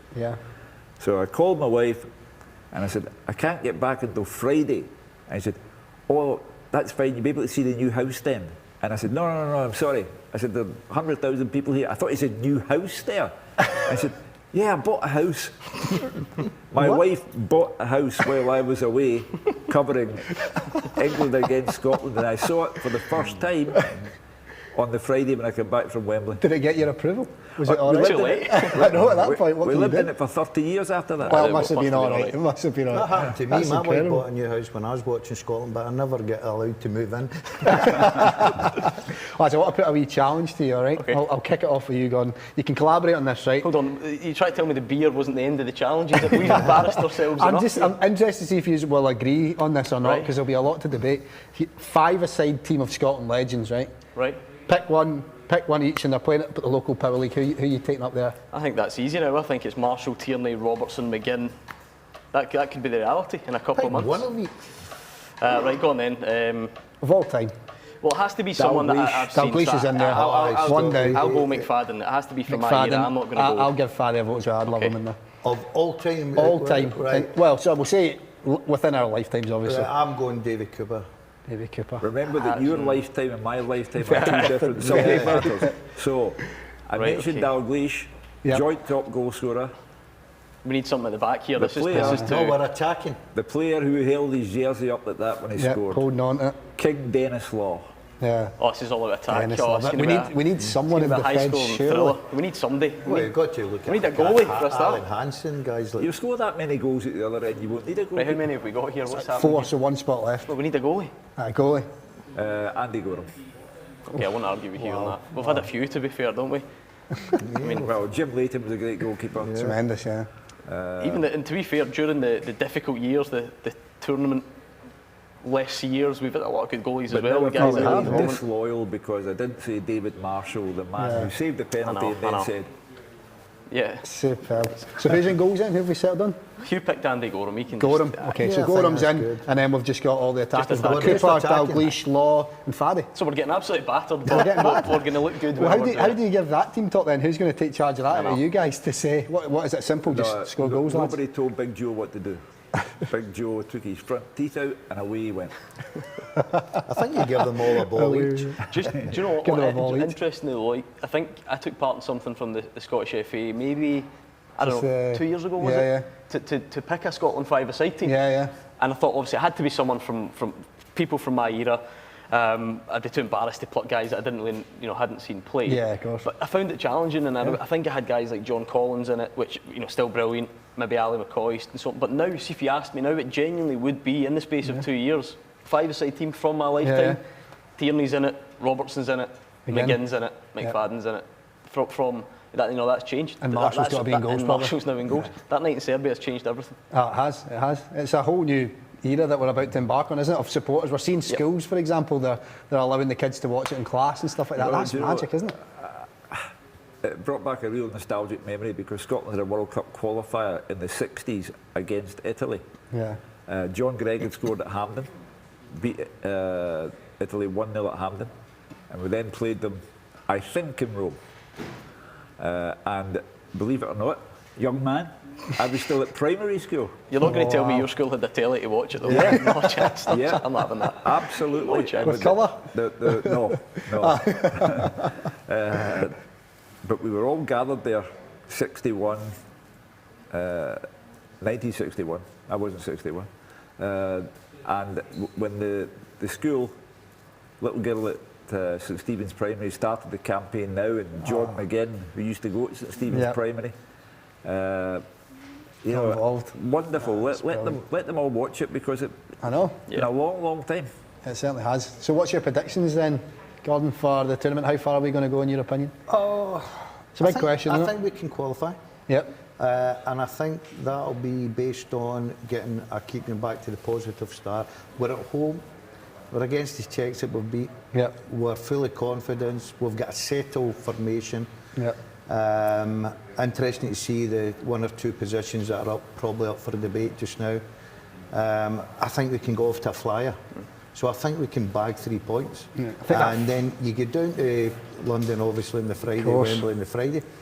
You never know, do you? You never know, but even, look, they're a quality side, let's not be kidding. They're in their home patch, difficult. But I still think we've got enough in our locker to qualify. And I think that we can then take it from there. That first game in particular is huge, isn't it? Because there's a Yeah. chance, absolutely, but we know it's going to be a difficult game. I think we're well set up to get out the group, and then we just win every game in penalties. Aye, from exactly. there. Fancy us if it We've goes to now penalties. found a new hidden strength that we didn't know we had. And the fancy teams that. from the Czech Republic at club level have had their way with Celtic and Rangers in the season gone by, the domestic season. But this is a different type of animal here. As Gordon keeps saying, this is Tierney. Yep. This is Robertson. This is McTominay. Incredible level, isn't it? And that one sets the tone. Yeah. That defines for me whether it is to be your time or not. Yep. Because if you lose, you then go to Wembley feeling 2 feet tall. Yep. You win, you go to Wembley 10 feet tall. And it all goes from there. And your predictions then? We're getting through the group? Yeah, I think out the group for sure. Yeah. Yep. I mean, I think it's what the way the tournament's laid out as well. It's obviously gives you a chance. Yeah, Some exactly. of the third place teams will go through, but I fancy us at least. I was going to say that maybe at least is pushing it, but I fancy us to finish second in the group, and they've got that cushion for third. So certainly out the groups, and then we'll just see what happens after that. I don't want to get too greedy. Of course. Well, guys, thank you so much for joining me. It's been a pleasure so far. You're not going anywhere just yet, because soon the Clyde Super Scoreboard guys will be hitting the dartboard. You've done the pints already. I'm sure you'll be better at the darts. Let's soon find out. But while we're all here, let's remind ourselves we're here for 10 hours today, building right up to the opening ceremony at 7 o'clock. And it's all for a good cause while we're here, of course. Please donate where you can. Our partners at Children First and Tartan Army Children's Charity do terrific work with disadvantaged children all across Scotland. So please donate where you can. The links are below. Tag your friends, get involved. Send us your comments, send us your pictures. Hashtag ScotlandHQ to get involved with that. But we're glad and delighted that we've still got a few hours to go. I'm certainly buzzing for that. I've got a lot still to come. We're going to have a brief chat with Jack McCann soon, social media influencer. I'm also going to be chatting a little bit more to our partners at the charities as well to see the great work that they are doing. Stay tuned. We've got the Clyde Super Scoreboard guys that are going to hit the dartboard. But first, I'm going to chat to Derek from Children's First. So I'm going to head over there now. Here he is. Hello, Derek. Hi. How are you? Great, thank you. Thank you so much for coming on, Derek. How are you? You're certainly kitted out. Have we got a good shot of the kilt here? This is tremendous. Look at this. How are you? Wow. Approved, guys? Absolutely. There's a story behind that. It's just been repaired because it was moth-eaten. Oh, I think some of the moths got escaped out of my wallet, and attacked the kilt, but I've just had it repaired, so it's looking good. Well, Derek, you're kitted out in your kilt. You've got your Tartan Army Children's Charity top on as well. Please tell us, before we get into the amazing work that you guys do, tell us about personally how happy you are to see everything going on here. We're back at the Euros. This is what it's all about. Absolutely buzzing. We're all buzzing. There's a good feeling across all the fans, I think, and across the whole country, I think, So yeah, we're really looking forward to it. Buzzing for sure. First time I've ever been in a brewery and not had a pint, so that's a bit odd. The guys were pouring pints earlier. I don't know if you saw, but there's a few kind of odd looking pints sitting over there. You're welcome to them if you want. Yeah, I'll call that a half pint, to be honest. But yeah, it's great. We're all buzzing. Everybody's looking forward to it, Absolutely. Well, please do tell us a little bit more about Tartan Army Children's Charity. For everyone watching at home, we've had people donating so far. They've been very generous with their donations. We've got lots of great prizes to give away. We've got a signed John McGinn shirt, don't we? We've got Scott McTominay, signed pair of boots, all sorts of merchandise. Tell us a little bit about the amazing work you guys do. Yeah, so the charity is basically run by Scotland fans, so it's Tartan Army basically, and we support disadvantaged children in Scotland and in the countries where Scotland plays football. Disadvantaged children means maybe physically handicapped, mentally handicapped, kids that have been unlucky with a poor health in early life, kids that are unlucky because of deprivation. So unfortunately there's a lot of that in Scotland. So basically our fundraisers are all the Tartan Army guys. They do events, they run marathons, they do crazy stuff and raise money for us, and then we basically distribute that to various charities. We've got 3 main programmes. One of them is called My First Scotland Match, and we do that in conjunction with the SFA and the Scotland Supporters Club. And what we do there is basically we get kids who wouldn't get a chance to go to a game at Hampden or another stadium to get a chance to go and watch Scotland. They get a shirt, they get a flag, they get a match ticket, they get some pocket money for burger and coke or whatever, and they go to the game, and it's just kids that would never get to a game. So usually take 10 or 12 kids to each home game, and we do 100 kids a year or whatever, so that's great. Unfortunately, COVID disrupted that. Of course, yeah. The next programme we've got is called TAC FC. Yep. So TAC FC, we're kind of supporting after-school football for kids. Brilliant. So we get involved with professional coaches who are coaching the kids. And then on top of that, we get involved with things like nutrition, teaching them about diet and stuff like that. Some cases, getting these kids a healthy meal before they go home, because sometimes they're not even getting a healthy meal when they go home. So that's a great programme. We've done that in conjunction with partners all over Scotland, like Aberdeen, Kilmarnock. At the moment, we're working in the east side of Dundee with the Scottish Football Partnership Trust. And then the third programme we do is our away donations. So what we do then is when Scotland are playing away, we basically target charities, children's charities in the countries we're playing, and then we go over there and make a donation and meet the kids and play the bagpipes and have a bit of a laugh, five-a-side or something like that, you know. Right. So that's the three main programmes, and then on top of that, we receive grant applications, and obviously we try and support them where we can. And we also do a Christmas donation that goes to children's charities in Scotland. So a lot of stuff going on the go. 15 years we've been going. We've donated over £750,000 in that time. Well, I think that deserves a round of applause, ladies and gentlemen. Superb. It's not just about, obviously, the money that's been raised. You're making memories for these kids as well. That's massive, isn't it? Yeah, absolutely. Honestly, the best thing is the smiles on their faces when you see them, you know, whatever it is they're getting, you know. I mean, honestly, it would bring a tear to a glass eye sometimes when you see these kids, you know. Some of them have just been so unlucky in life, and just to see how a simple little thing can help them, it's just fantastic, you know. So it's really great, you know. Yeah. You get a really good feeling out of doing it, you know. We certainly do. I think from everyone here, I think it's incredible what you're doing. So we just have to say congratulations on all of it. Hopefully get lots of money raised. Thank you. Great. And if you're looking for heroes, I'm sure Andy Robertson's a bit of a hero to all the players, isn't he? The skipper, he'll inspire all these kids, I'm sure. Yeah, and Andy's got his own charity. I don't know if you know about that. Does, AR26. Yeah, he's set up some stuff, and it's doing very similar things to what we've been trying to do. So good luck to him with that.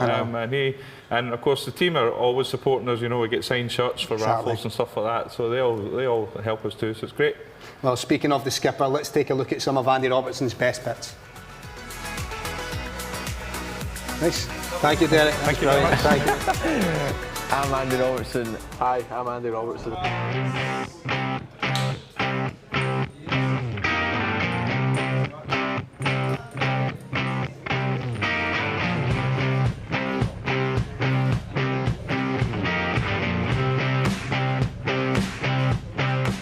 Robertson and Russell combine again. Here he comes in. No. Robertson! There is the goal!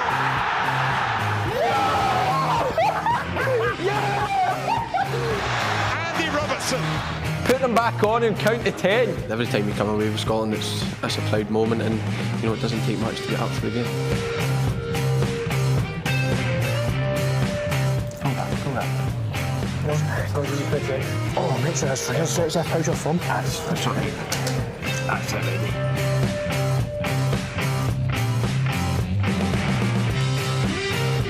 That's uncalled for. I know what you mean. My girlfriend, move on. What's the question? Sure you was battered in with it,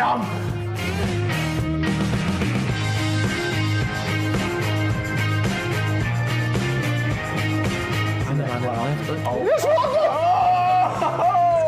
son!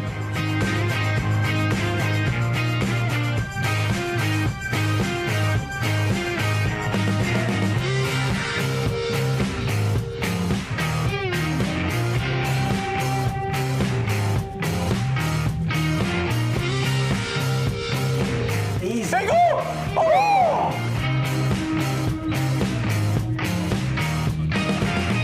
What do you think you do? Always left hand. No, you go up with it. You're a shambles. Are you? Be a hero. Be a hero! Get in there! How to defend! Oh! Fight there! Park the bus! If you've got this one wrong, this is a shambles. When is Ryan's birthday? Is it December 14th, December 15th, or December 16th? Friendship's out the window when you get it wrong. It's December the 16th. But I said December the 15th. You actually got it wrong? Yeah, I went down the middle. Oh, you're a shambles. I think you do! Get up. Bang. That's a dangerous header. It's a dangerous header for you.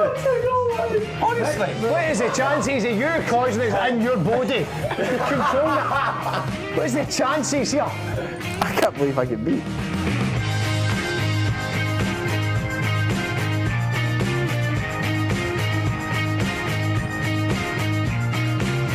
I'm not hugging her, no way. Andy Robertson is going to take this on. Oh, wow! Champions League winner and the captain of Scotland.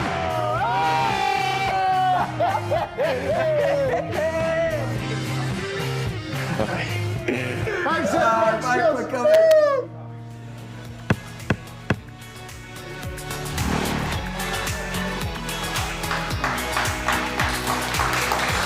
What a legend, Andy Robertson, what a man, the skipper, who will be leading us to UEFA Euro 2020. I can't believe it. Well, I'm delighted to say I'm joined by our next guest on the show. It's Jack McCann, ladies and gentlemen. Jack, how are you? You're certainly looking the part, mate. Thank how you feel very for much. I found this just in time for today, so I was chuffed. It's a cracker.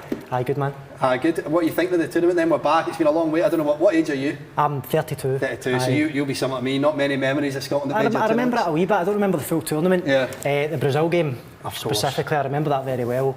But as you say, it's such a long time ago. It's just good to have that buzz back around the city and the nation as well. For 98, is it more the kind of memories you have watching it at home with the family and stuff like that? Exactly that. I was in my mum and dad's old house, in fact, me and my brother. I think my dad had a few mates round, so they had a few beers. We're all gathered round the wee television, and it was class just to remember it back. And I remember John Collins stepped up for the equalising penalty. One of those ones where the whole house goes off their head, and you can hear the neighbours steaming as well. But, it's brilliant, isn't it? Incredible. What about this tournament then? What are your plans throughout it?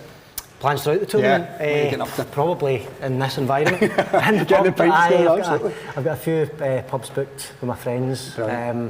So hopefully I can get out and soak up a bit of the atmosphere. That's what it's all about, and if you can't get to the games, it's such a shame, obviously, with the support. Like, we'll get some fans in, but not everyone. So it's about trying to get the most even having a tiny, minority, it's better than nothing, isn't it? I know, mate. I know. Tell me about yourself then and your profile and how it all started for you. All right, okay. Well, I work predominantly with my wife. Yeah. She started a YouTube channel a good 5 or so years ago now. And it grew and grew and grew, and it got to the stage where it was pretty big for her to work on her own. So I was lucky enough to be able to go and leave what I was doing at the time. I was a bricklayer. Leave that and start working with her. And again, it's just gone from strength to strength. We do social media, obviously, of course, and YouTube. So we've been doing a weekly vlog. Here we are. Got some clips here and some pictures. Look at that. What's going on here? We were commissioned by the BBC to create a 3-part series or 3-part show, document our time through lockdown. So it was a lot of fun, but as you can see, the equipment just on the left-hand side there, man, they dropped off on a Monday morning, and we were like, what are we supposed to do with this, man? There was so much of it. So it was a wee learning curve getting used to how to use the cameras and the lighting and things like that. I can imagine. All good fun. Absolutely. You're a bit of a photographer, aren't you?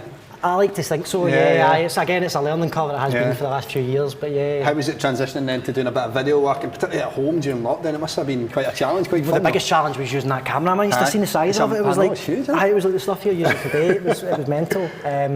Again, learning curve, just took the time out. Obviously lockdown was there, we had a good bit of work on from the house, but we also had a good bit of time just to kind of sit around and foot about with it, learn it. So it all worked out well. We got it done in the end. I know, of course. You probably get asked this all the time, but throughout lockdown, obviously doing some of that stuff, how do you keep yourself positive? Because it mustn't be easy all the time having to produce for social media and everything as well. Just the fact that we were lucky enough to be able to work. So many people didn't have that opportunity. So many people were furloughed and things, obviously.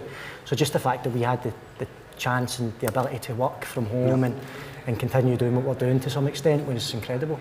So that gave us a complete positive. Absolutely. Well, I know you're a fan of Tennent's, so I think we've got a wee picture of you here with a can, of course. That was a wedding day. Wedding day, was it? Well, it was the second. We had a home wedding. We actually got married in Italy. Me and my wife, and we had a second wedding in Bad down at the Barras. Oh yes, brilliant. So that was just before we get in it was a black hack taxi that took us down at Was it? So we had the can of Tennent's and had the kilt on and I love the black taxi. It was some day, man. Well, see, you're certainly capable of drinking it out of tin. What about pouring a pint, mate? I don't know, man. See, when I heard you were doing this today, my confidence isn't that high with this. I did actually get the You know, the perfect draft Yeah, machine, the one you use in the house. Yeah. I got one of them, and over the first weekend that I cracked it open, I must have rinsed through about 2 of the kegs with not 1 pint to show for it. So how'd you get your hands on that? I couldn't see them anywhere. They were rare. It was actually business. I was lucky enough to get it through work. Yeah, lucky man, you need to sort this out, mate. Well, Get us a few. I know.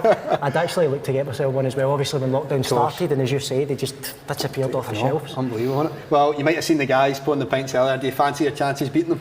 He's shaking his head there. Gordon's shaking his head. Not going to beat Gordon Duncan. His was the best, wasn't it? I think it was only like 2 millimetres ahead. Gordon edged it, yeah, he edged it. So. To practice. You need to have a serious one. Exactly, that's true. He's just put himself in it. So I'll do my best. I'll try and do you proud. Go for it, Jack. Grab your pint glass, mate, and pour it, and let's see how you get on here. It's this one here, isn't it? Go for the middle one, yeah. Right, okay. Perfect. No pressure. And don't get any tense on that shirt there. It's a belter. Right, hold on. You ready? It's all right. It's all right. I done a tour of the Tennent's Brewery a couple of years ago now, and it was the master brewer, in fact. Can I give me a few pointers? So I'm just trying to follow them. This is unbelievable, isn't it? Yeah, hold on. I'm expecting good things here. Professional. Yeah, hold on. God, it's just gone right at the end, isn't it? Right at the end. That final step, I think we all know that's the hard part. It's not bad though. I can't say anything, mate. I bet you it still tastes incredible, doesn't it? Let's take a look at that. What do we think? No, you're welcome to take a sip of it if you want, mate. It's right there. Get through that foam, right? Hold on. It'll go right in that task. There we go. Right in the task. That's you started going this as well, man. All over it. It's probably close to Gordon Duncan's, I would say. And do you know what? He gets points for cleanliness. I was covered in beer. He at least managed to keep the place looking respectable, so I don't mind that. Maybe the time the darts come around, I'll actually be at the liquid. It might have settled a little bit. Other things that you love then, mate? I know you're a dog lover. Talk to me about Drogba. I think we might have a picture as well. This is brilliant, this. He's my main man. We got Drogba, obviously he's named after the legend, did he? Of course. We got Drogba, I think it was about 2 or 3 months after Chelsea won the Champions League, 2012. Of course, yeah. Chelsea fan then? Indeed, had to be, don't you? Yeah, so it was a no-brainer. Yeah, superb. I'm just glad my wife Jamie let me. I was going to say, did that get the approval? Did it quite early doors? It did. He looks like Drogba. He does. But what about if your next dog you get? Are you going to get a dog and maybe name it, I don't know, Marsh? Depends. We have to win the tournament. I think I'll only be allowed to do it if we win the tournament. That's true, right? Maybe Drogba will get his second name, Clark. We'll see. That's amazing. Well, I guess you've got not just. Do you play football in real life, by the way? I did when I was younger. Nothing serious or anything like that. Just 5, 7. You're capable online, though, aren't you? Capable. You're playing online with the Twitch, I believe. Getting FIFA going. I sound like an old man there with the Twitch. But I think we've got a clip just to run of you scoring a goal on Twitch here. You can probably talk us through this if you like. How? You remember this? The bit of clips you'll put up? I think I lost the game, so I don't want to say too much about it. You get quite a lot of followers on games on that because it's massive, isn't it? I did, yeah. I was loving doing it as well. I had to stop for a while. I've not done it since. This was when we were living in our old house. We recently moved. All right. So it's obviously sort of doing the house upstage, and I'm looking to get a space set up for myself in the office or whatever to come back. I want to see more of those celebrations, mate, in real life when we score at the Euros. That's what I want to say. Give us a quick prediction. What are you thinking for Scotland at the Euros? For Scotland at the Euros. We're going to win it. We're going to win it. We're going to win it. Are we kicking off our win against the Czechs then? We have to. I think we have to beat the Czechs. England's going to be so tough. Croatia, obviously, a great team as well. Yeah. So I think we have to go out and get points in the first game. But I mean, as we were speaking earlier on, I think we've got a great team. We've got such a good team now. We deserve to be there. We've done all the hard work to get there. Absolutely. Everyone's so up for it, so passionate. I don't see why we can't. We'll get out the group. I don't see why we can't. I agree. I don't see why we can't go all the way. You look like a man that might appreciate this, by the way. I'm seeing your tattoos there. I don't know if you saw earlier, but we had a fan on, Scotland fan Daniel, who's basically back in that night in Serbia, tweeted saying, I'll get a tattoo of Marsh on my leg. So we've lined it up. He's away getting it right now. What, the actual tattoo? He's getting the tattoo as we speak. Right, okay. I know the artist that's doing it. Oh, do you? Craig, yeah? Craig, I know Craig quite well. Is he going to do a good job? He's a great artist. He's a great artist. So here's something that comes out good. Have you got one yourself anywhere? Any Scotland tattoos? I don't have a Scotland tattoo, no. I don't have anything football related. Nah. Usually the ideas behind my tattoos are just kind of what I've got in my head, a decent idea, and then I get transition onto the body. Transition, that's it. Fair enough, mate. Well, we'll sort you out with a bit of a better pint. We'll get you sat down and you can enjoy it. Let's take a look though at the easy way, the hard way, the Scotland way.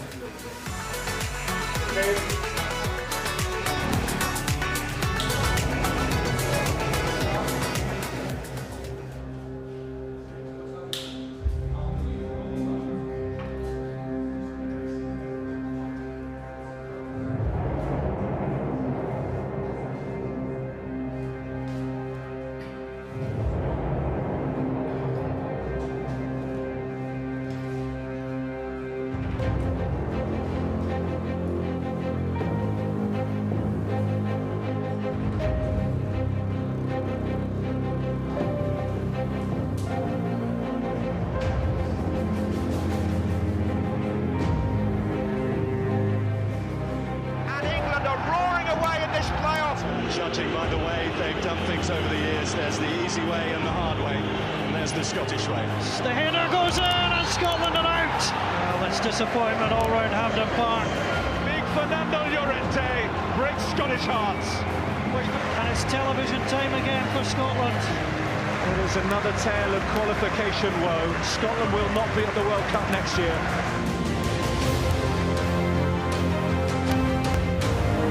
Oh, Scotland go for an evident end! He's done it again! James McFadden scores for Scotland! We've got the goal, goes again! It's astonishing! It's Lee Griffiths! Scotland are ahead against the best team in the world! Richie!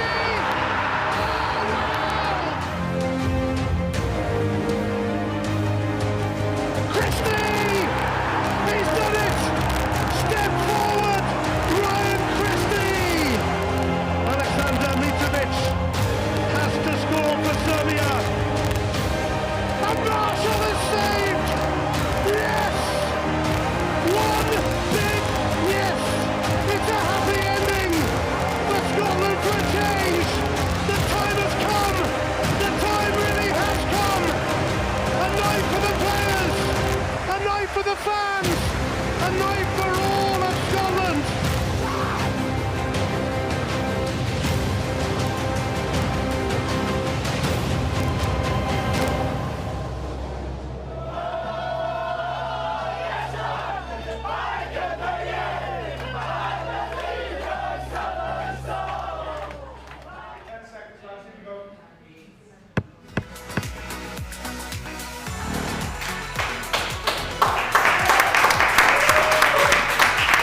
Incredible scenes there. We're back on set, of course. We've been peeled away from the bar. Jack and I, we could have stayed up there, I'm sure, pouring pints, but we're away, we're back, and we're with the Clyde Super Scoreboard guys. Good to be Hello, back. gentlemen. Good. Jack, you a Clyde Super Scoreboard fan? I am indeed, yes. Has to say that, doesn't Of course, there's no pressure, exactly. He's just told me he's never heard of it. Here's a better question. Are you a Jack McCann Twitch fan? I'm so looking forward to this. See, as soon as I got the script emailed through, right, and I had this visions of how are we going to explain to Hugh, A, what social media influencing is, and B, what Twitch streaming is. I mean, this is a guy, you got your phone on you? Seriously, Yes, have a look at this phone, everyone. Get ready with the cameras. This is a what belter. Hugh Keevan's relationship with Here we go. technology looks like. School. Look at that. Does this look like a guy that knows what Twitch streaming or social media Can you influencing get is? Twitch on there at all? Do you think? I'm sure there's a way for everything. Could you turn Hugh Keevans into a social media influencer? I could do, aye. You've got the brains behind it, you'd be easy.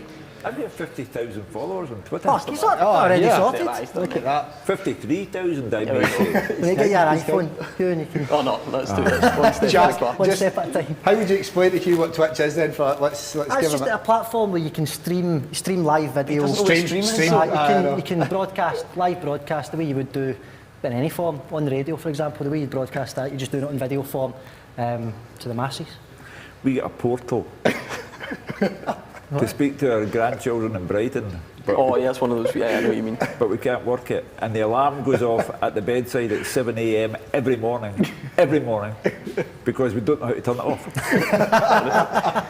He's not kidding, honestly. You get the hammer next to the bed. I'm part-time Super Scoreboard host, part-time Hugh Keevins tech engineer. It's just, When I went onto Twitter, I used to turn to Gordon and say, what does that mean?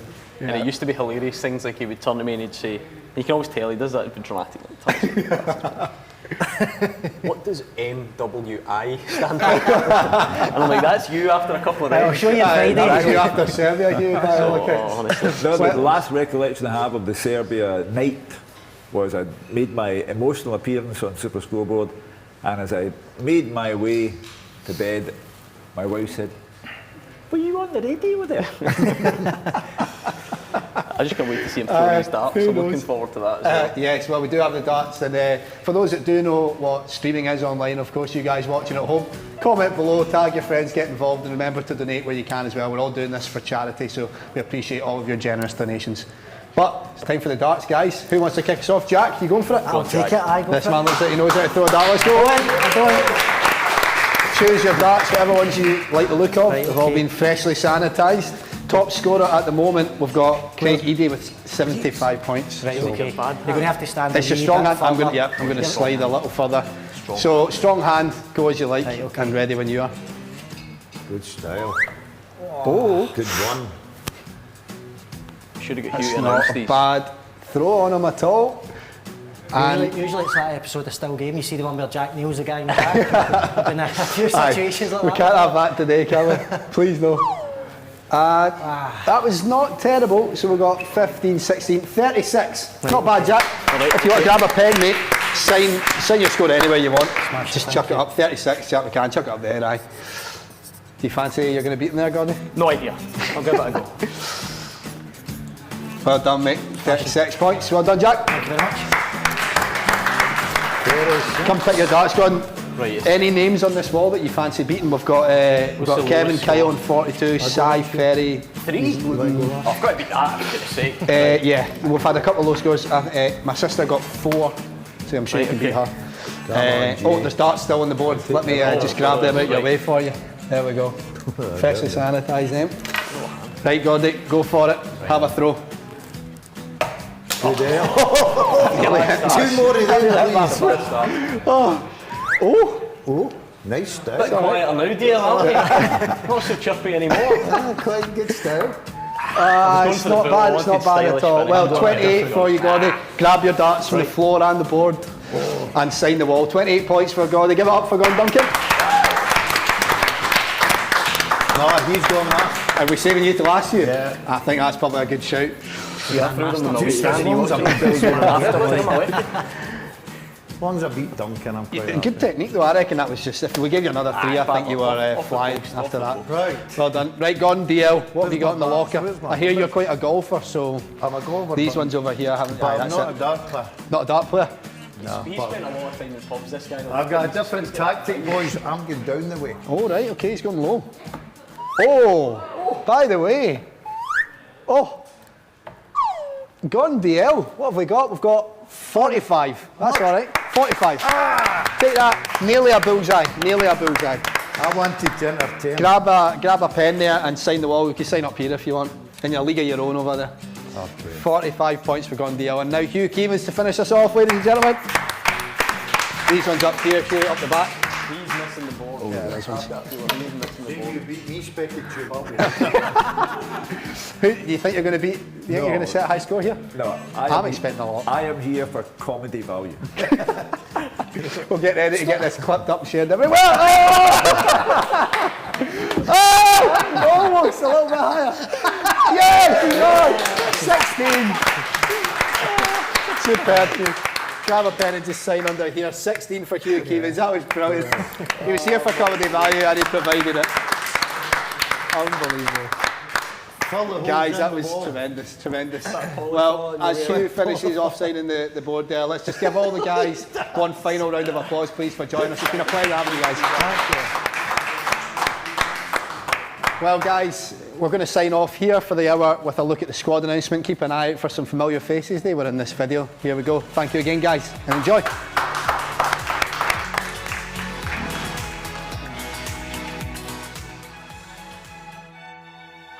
What a beautiful exhibition, Stephen. An absolute masterpiece. You're right, Amy. 3 belters. They'd all look good at Euro 2020.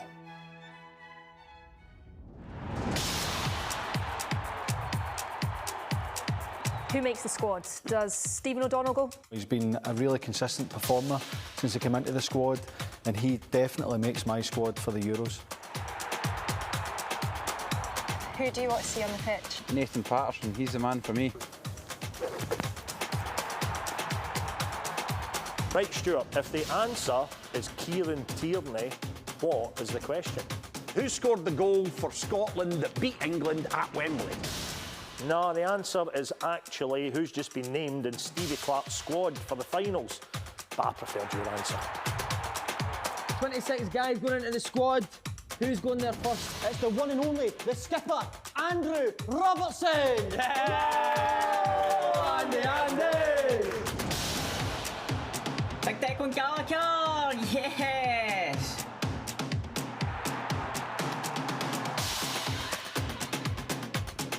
Who do you want in the squad?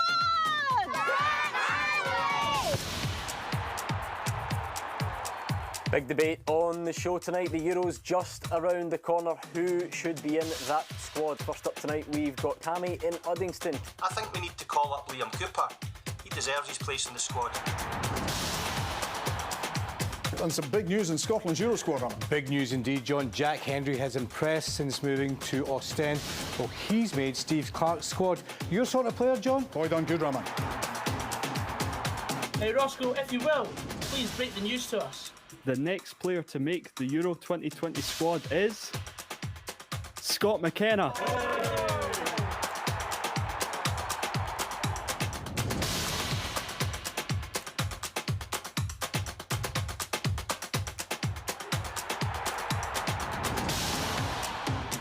Oh, but this for some great news, Chris. David Turnbull's in the Scotland squad. Well, I've been telling you now for months. I think if not years that David Turnbull should be in there. Celtic's best performer this season. I think he's had a great season.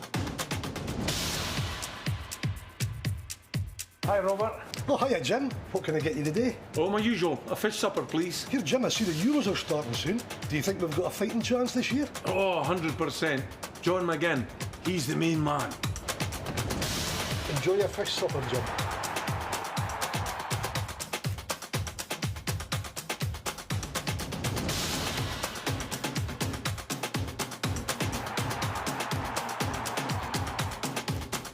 What is it for you today? The usual, aye? OK, look, this time I'm looking for the Stuart Armstrong. I'm trying to get ready in time for the Euros.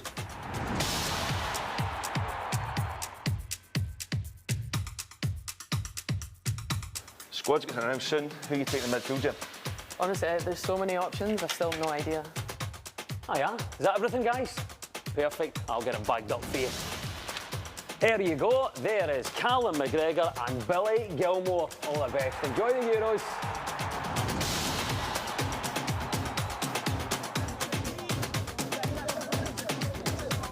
Come on, eh? Yeah! We're going to need goals to win the Euros. Who are you taking? Ryan Fraser. Ryan Christie. Add in James Forrest and we could be onto some. Well, competition was fierce, wasn't it, for places?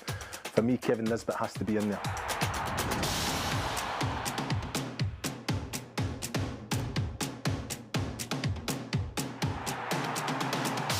Last call for Scotland Euro 2020 squad. Shay Adams to check in.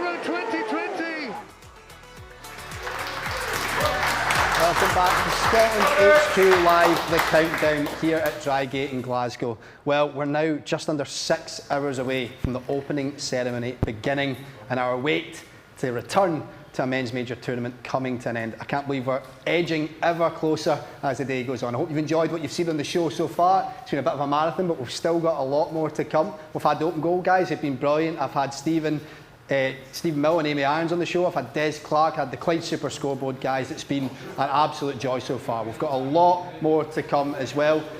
What's up this hour? Let me just tell you, I'm going to be joined by Sarah McMullen and John Mackay from STV. I'm going to be chatting to the guys at Children's First, and then we're going to hit the dartboard again, and of course we'll have to get the pint pouring challenge going as well, won't we? There's a lot more to come. Stay tuned. Please do get involved as well using the hashtag ScotlandHQ. Comment below, tag your friends. However you're watching us, we'd love to hear from you guys where you can. And please donate where you can as well for our charity partners at Children First and Tartan Army Children's Charity. Well, we're back at the bar and I'm delighted to welcome my next guest of the show. It's Sarah McMullen.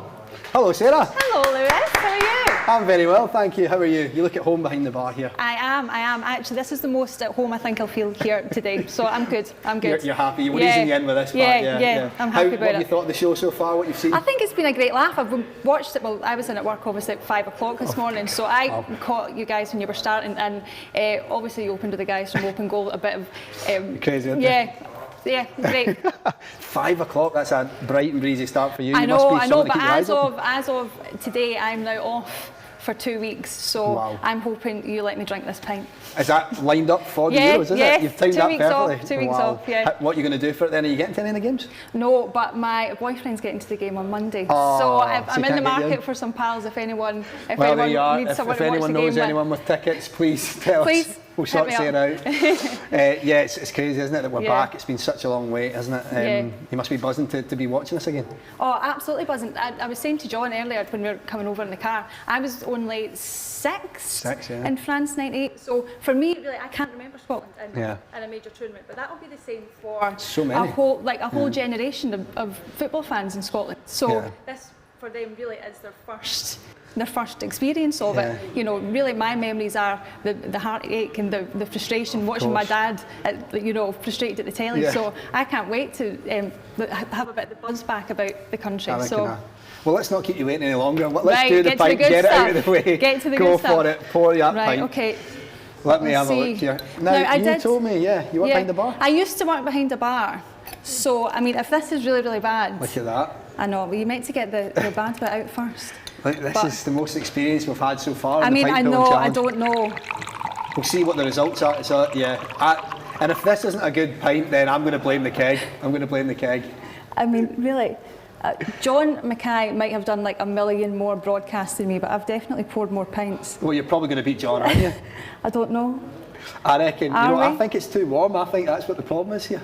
I know. I mean, saying that before. Look at this. Look at this. How did the bar job go, may I ask? I mean, hit and miss. Hit and miss. You were always going to go definitely to TV. Hit and miss. Right, guys, is this the worst one you've had all day? Is the keg starting to go dry? Is this the worst one you've had all day? No, I think. Name and shame. Hugh Keevins might have been a little bit worse. Hugh Keevins, he's national treasure, don't we let him off. I know. Look at this. Let's get a shot of this pint. It's not a bad effort. Let's give it up for Sarah. It's a good effort. It's a good effort. I'm saying this. It's not. It's not great. It's not I would be nowhere near as good as this. I'd send that back. Well, how did you celebrate at Serbia that night? Did you have a few of these? No, because I was working the next day morning, so like I said, I'm in super early, so I was just watching the game in the flat with my boyfriend, and no offence to him, he's lovely, but I wish I could have been with my dad and all my uncles and my granddad. That's usually how I watch the games. And you know, it was almost 90 minutes of we're going to do this. Last minute you're like, here we go again. So penalties and on edge, and that when Marshall saved the goal, it was incredible. Incredible. And then Christy with the interview afterwards. I'm going to work the next day looking like I've been beat up because I've been crying watching the TV. So it was incredible. Well, let's remind ourselves of how many fans around the country and around the world celebrated that famous night in Serbia.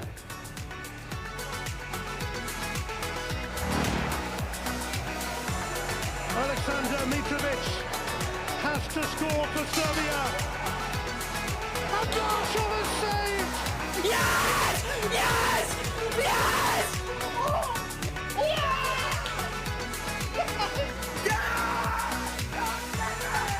I'm gonna go hug Mama!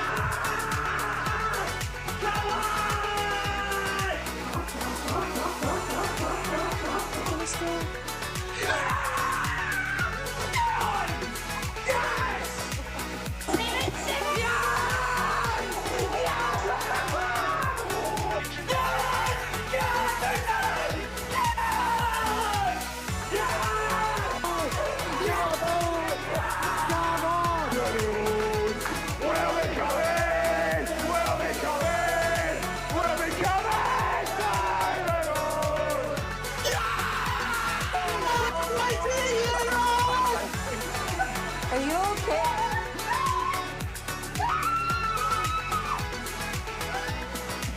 Get him.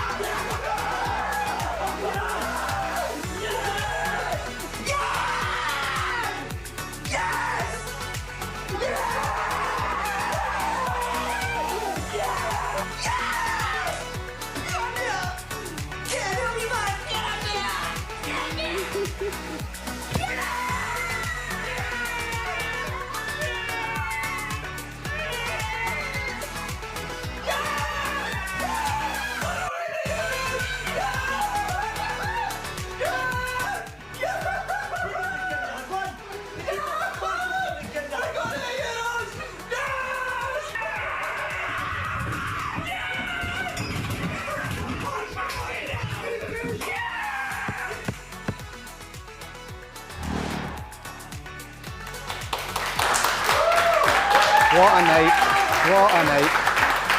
Oh, remember it well, it was incredible. I still get goosebumps looking back at that, Sarah, to be honest. But yes, if you've just joined us, I'm your host, Lewis Irons, to take you from 9 o'clock till 7 o'clock tonight here at Scotland HQ Live at Drygate in Glasgow.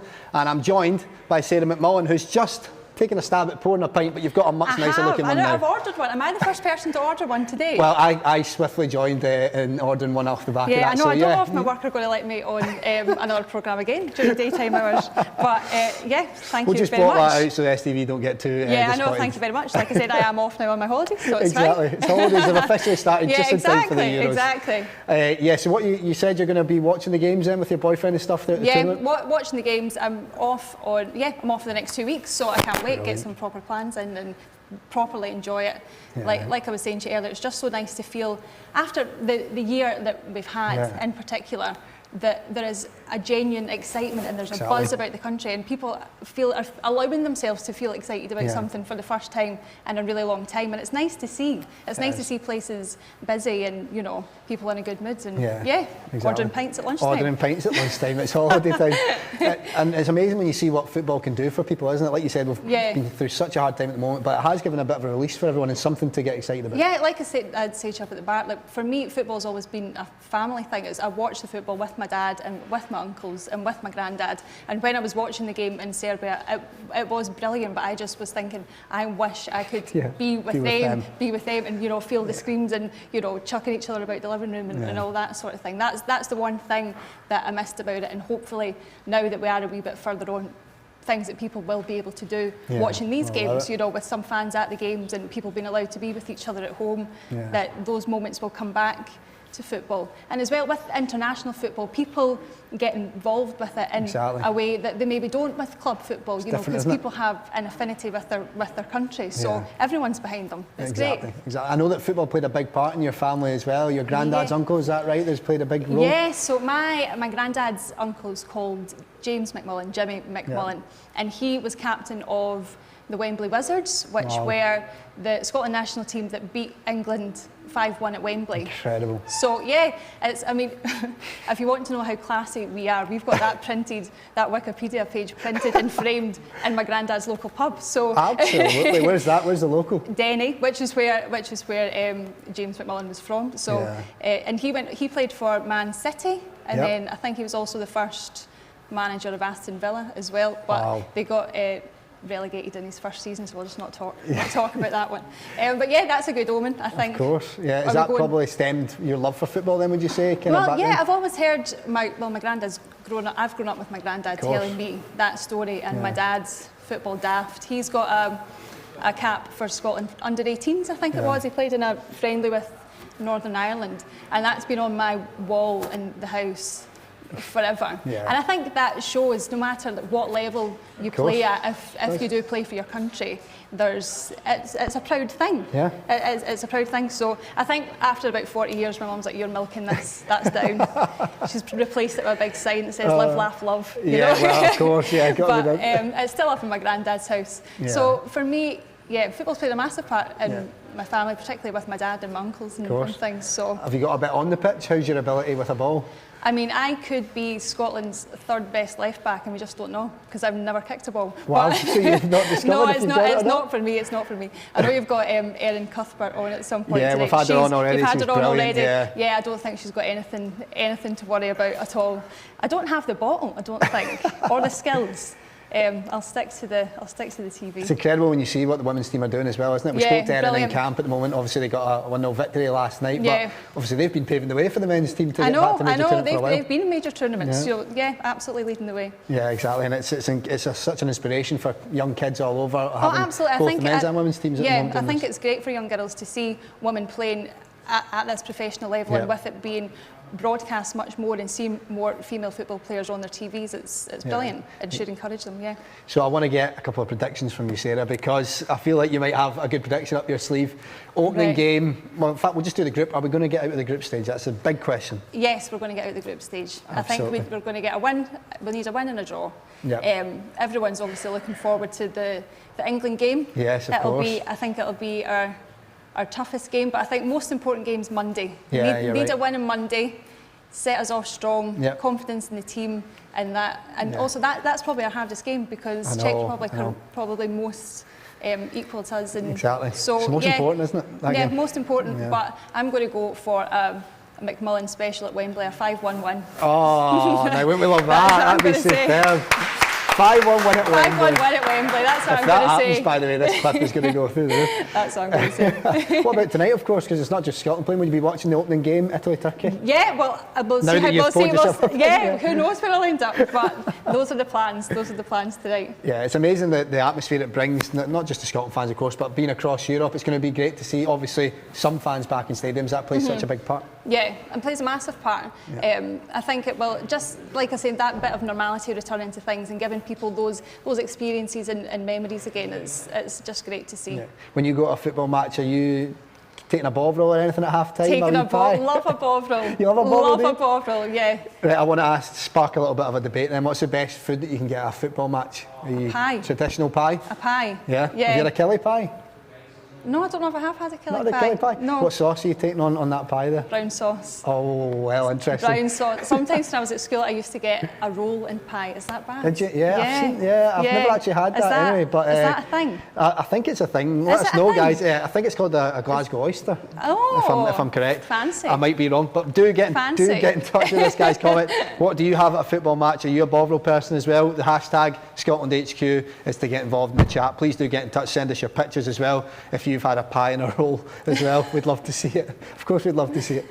But yeah, it's the England game you touched on is obviously one that we're all so excited for. Yeah. What are you going to be doing for that? I take it you're not going to be heading down to soak up the atmosphere down there. No. Well, they've said not to go down unless you have a ticket to the game. So I don't have a ticket to the game. I might be in London actually just before it or just after. So I'm hoping to get some of the atmosphere. But I'll just be looking to watch it with some friends. And cheer them on, I know you're not obviously going to be in work, but take me into that work environment. Is there going to be a bit of rivalry happening? Is there England fans in there? There's a couple. Yeah. They're obviously massively outnumbered. Yeah. I mean, look at where you are. Exactly. So they're kind of massively outnumbered. But it's, when there's big sporting events like this, or just big events in general, there's a real buzz about the newsroom, and that's something that's been missing again for such a long time because there's been hardly anybody there. There's been hardly anybody in, and so we've got Rahman down south and Sheila up here, and people all over the place, and it's great to have that buzz back about the place. Nicely linked, because speaking of buzz, we're going to head over to take a look at how our tattoo is getting on. A fan, Daniel, is getting David Marshall tattooed on his leg, and I believe we've got them live on Zoom right now. There he is. Hello, Daniel. Oh, wow. Hello. What do you make of this, Sarah? He's getting David Marshall tattooed on his leg. What a legend. Incredible, isn't it? Yeah. How's it going there, guys? Look at this. It's going well so far. It's been an amazing job so far. So I'm happy with it so far. This is incredible. Can we get a wee closer look up, or is it a bit too gory? Are we a bit too early in the day to be showing anything like this? Let's see how it's getting on. Here we go, the big reveal. Who's this guy? That's a great tattoo, that. And he's gone. Well, he's back. He's back. Thumbs up or thumbs down, Daniel, if it's going well or going bad. Oh, wow. Oh, look at that.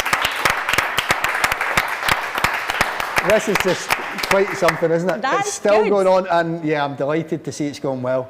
I heard you saying earlier you were getting roped into a tattoo, no? Yeah, I might have been. We're going to say bye to the guys. See you guys. Good luck. We'll check in later on. Thanks, Daniel.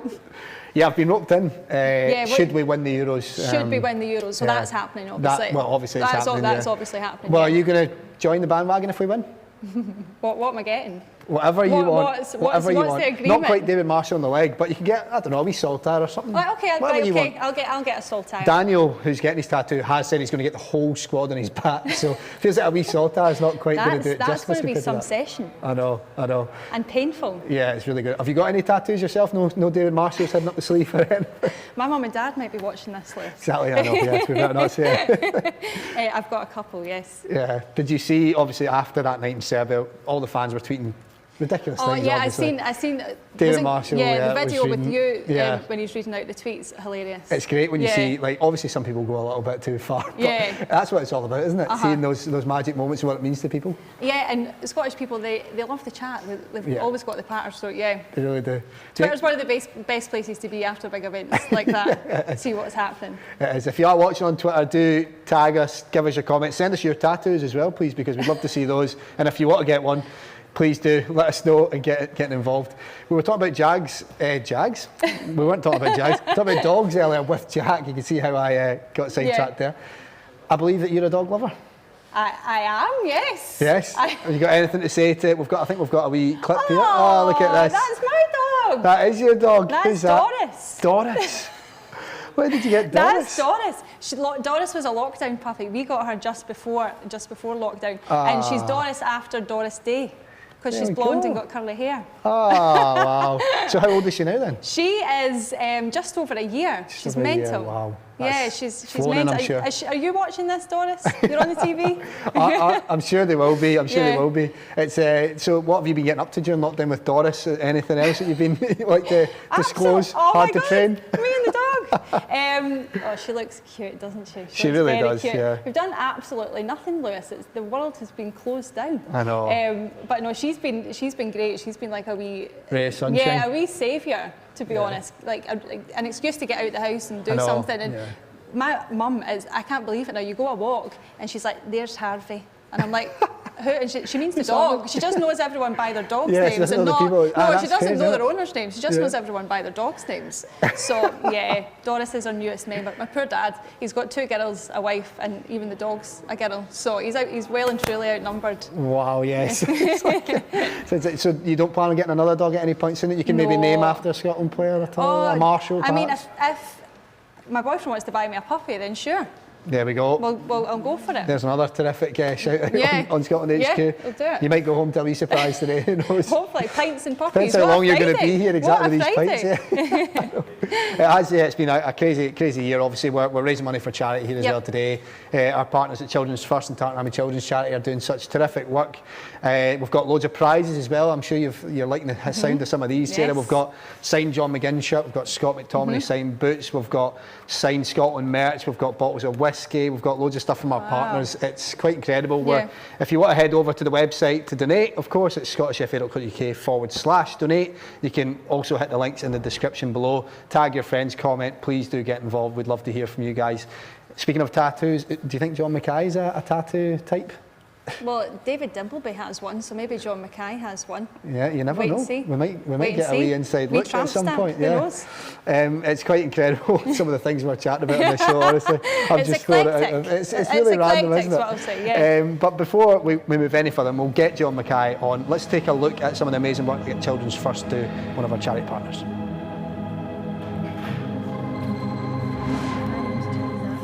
Cheers. I've been working with us now for 18 months.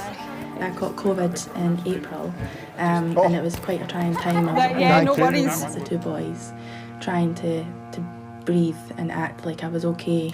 There was nights that I actually thought that I wasn't going to wake up the next day morning, so I had to write letters to the boys thinking that I wasn't going to make it. And Jane was just great. She'd be on the phone constantly. I can't say enough about her. She's just been amazing.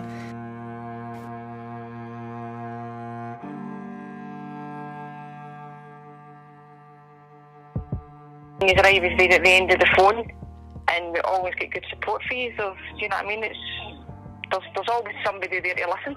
It's been a really much needed mechanism for me and my grandchildren. I think without that support, I would have felt quite isolated. During lockdown, we had to think a bit differently about how we supported families and connected with further reach. We decided to write to families, so we wrote letters and received some lovely responses. We could access devices for families to run Teams calls with the full family unit, which was fabulous, and it meant that we were able to do some resources like kit bag. We did doorstep visits and garden visits, and we've been setting up resource bags that families can collect from our hub. We've been utilising our front window at the hub, so we're still connected with the community. We ran some outdoor activities and brought some families together. It meant that families could just have a bit of time for them. During the COVID, the support was even more beneficial, especially for my grandkids. The financial help during that time allowed me to purchase more resources that helped with their schooling. It gave them endless hours of fun with their arts and crafts material that was also purchased with some of the finance that I got from Children First. If I was to describe the past year, the first words that I would use is challenging. Cost of living's increased for families, with children being at home. Families are using more gas, electric, food costs, and this is at a time when income levels have dropped. The Children First Family Wellbeing Team are available to assist with any issues over the phone, and we can help with debt issues, offer benefit checks, assist with the application process, or help during a crisis with grants or vouchers. I'm so thankful for the help, as now I can heat my home even when the kids are at school. That financial pressure and worry and stress that was being caused by people not being able to go to work, was huge. And I think the fact that we were able to help with that and, the ability to deliver resources to families and those weren't even, it wasn't resources that we felt they needed. It was a conversation about what would work for you, what would help, what do you need. The support that families and kinship families receive from Children First is it's so bespoke to what they need, and it's what they need there and then, because what works one day might not work the next day. But I think that's, we're constantly changing, we're meeting families' needs. You were amazing during that time as well. Oh. Just the wee phone calls, checking up to see that we were okay. It makes you feel that there is folk there that do care. Again, from Children's First, we'd like to coming to our house. You're very special to us, and you're very kind.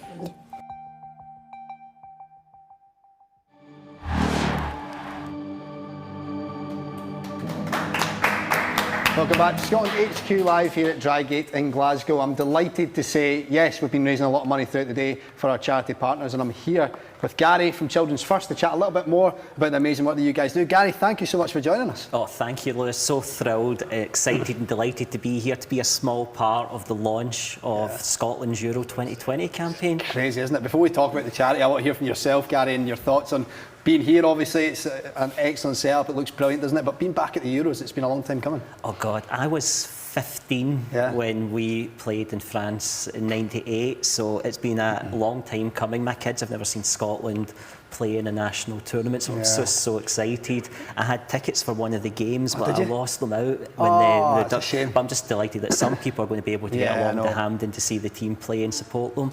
And the charity we've been able to provide, thanks to fundraising from the Terrace podcast, kits to about 400 children that we work with. So lots of people getting caught up in Scotland fever just now. Of course, I know. Talking about France 98, what do you remember from that? What did you say, you were 15, 16 at the time? Yeah, I remember coming into school one day and our business studies teacher saying, well, you won't be in tomorrow, will you? because the France game kicked off during school time, so we were being actively encouraged not to come to school. That's brilliant, isn't it? That's what it's all about. Seen a lot of schools doing some terrific work in terms of getting the kids to watch the game. They're going to let them finish up their work early at 2 o'clock on Monday to watch the game. That's what it's all about. Absolutely. I mean, it's a moment of great excitement. Yeah. So in a year and a half, we've not had a great deal to get excited about. So it's wonderful to have something to bring the whole country together. And in our case, we're really the charity's really keen in anything that brings families together. Yeah, it's massive, isn't it? As well, absolutely. What will you personally be doing for the games then? Will you be spending it with family, friends? What are you going to do? Yeah, well, certainly for one of the games, be getting together with the first game. We're going to be watching when the kids get home from school. Watch the rest of that with them. And the England game, I'm hoping to get together with some of my friends and watch that. Got to make the most of it, don't you? Yeah, absolutely. I know. Absolutely. Well, you were telling us about that amazing stuff that you've been giving 400 odd shirts away to kids. That'll make such a difference to them. Like, just getting that will instill a little bit of magic in them. Tell us a little bit more about the amazing work that you guys do at Children's First. Yeah, well, we are Scotland's national children's charity, so we support children in communities all across the country through a range of different services. And some of the families we support, Lewis, will be families that have suffered, huge traumas, losses, children that have suffered abuse, families living in financial hardship. So people dealing with all sorts of a range of quite complex and quite distressing issues as well. So we try and help the children, the families, and ideally help them address that trauma in an early stage so they don't carry and live with that into adulthood. Of course, and obviously throughout the day we've been trying to raise money for you guys, and hopefully it will go a long way to making some difference. Can you give us an idea, and for everyone watching, just what sort of difference that can make, this money? Yeah, I mean, we rely so much on the generosity of the public, and what we've seen in the past year and a half is like a previously unimaginable level of need. People that were coping previously, thrust overnight into needing the help of a charity such as ours. Just to give you a practical example, we run in East Lothian an impact football service, so we try and give the opportunity to children that would maybe not normally be able to take part in organised football to football, where they've got Children First workers there as well that can help the families with some of the issues, and people that are trained and skilled to get children involved, to get them included alongside the peers. So that's just one really practical example of how the funds raised today will help children. That's it. I think that's one thing for everyone to remember. This is just such a small glimpse at all the amazing work that these guys are doing at Children's First. Please, if you can, donate, because your support is massive. As we're hearing from Gary himself, it plays such a big part. So head to scottishfa.co.uk/donate. Anything you can give makes such a big difference, so we really appreciate it. Gary, we really appreciate you coming on. Just before you leave though, because I've got to ask everyone that comes on, how far are we going to go in the tournament? I think we've got a good chance of last 16. Absolutely. We'll get out the group stage, that will be a massive win, and then when we get through that, of course, we'll be going on to win it. Anything can happen at that point. Gary, thank you so much for joining us. It's been a pleasure chatting to you, and all the best with everyone at Children's First, and all the money that we raised today. We know it's going to make such a big difference, so thank you for joining us. Thank you, guys. Stay tuned though, because we've got John Mackay coming up on the show. We're also going to take a look at Scotland goals scored by Manchester United players, so let's take a look at this. He's got the option here of Naismith, and Scotland. Oh, Fletcher! Yes! It's Darren Fletcher who makes a name for himself. Breakthrough for the Bravehearts. This is Collins. Nevin wants it back. It's good play from Scotland. And turned in the end. Brilliantly there by Brian McClare. It's a superb goal from Scotland. Here's Dalglish again. And Strachan. Oh yes! One of the very best from Gordon Strachan.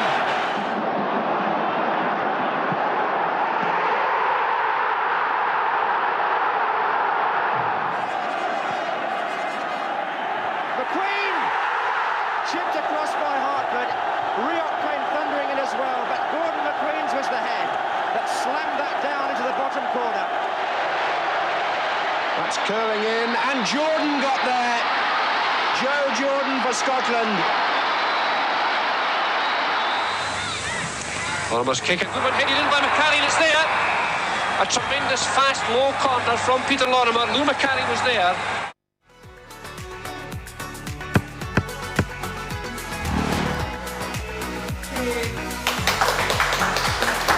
Some brilliant goals in there. Could watch them over and over. Thank you so much for staying tuned on Scotland HQ Live. The show is edging forward. We're getting closer and closer to that moment we've all been waiting for tonight, when the opening ceremony begins.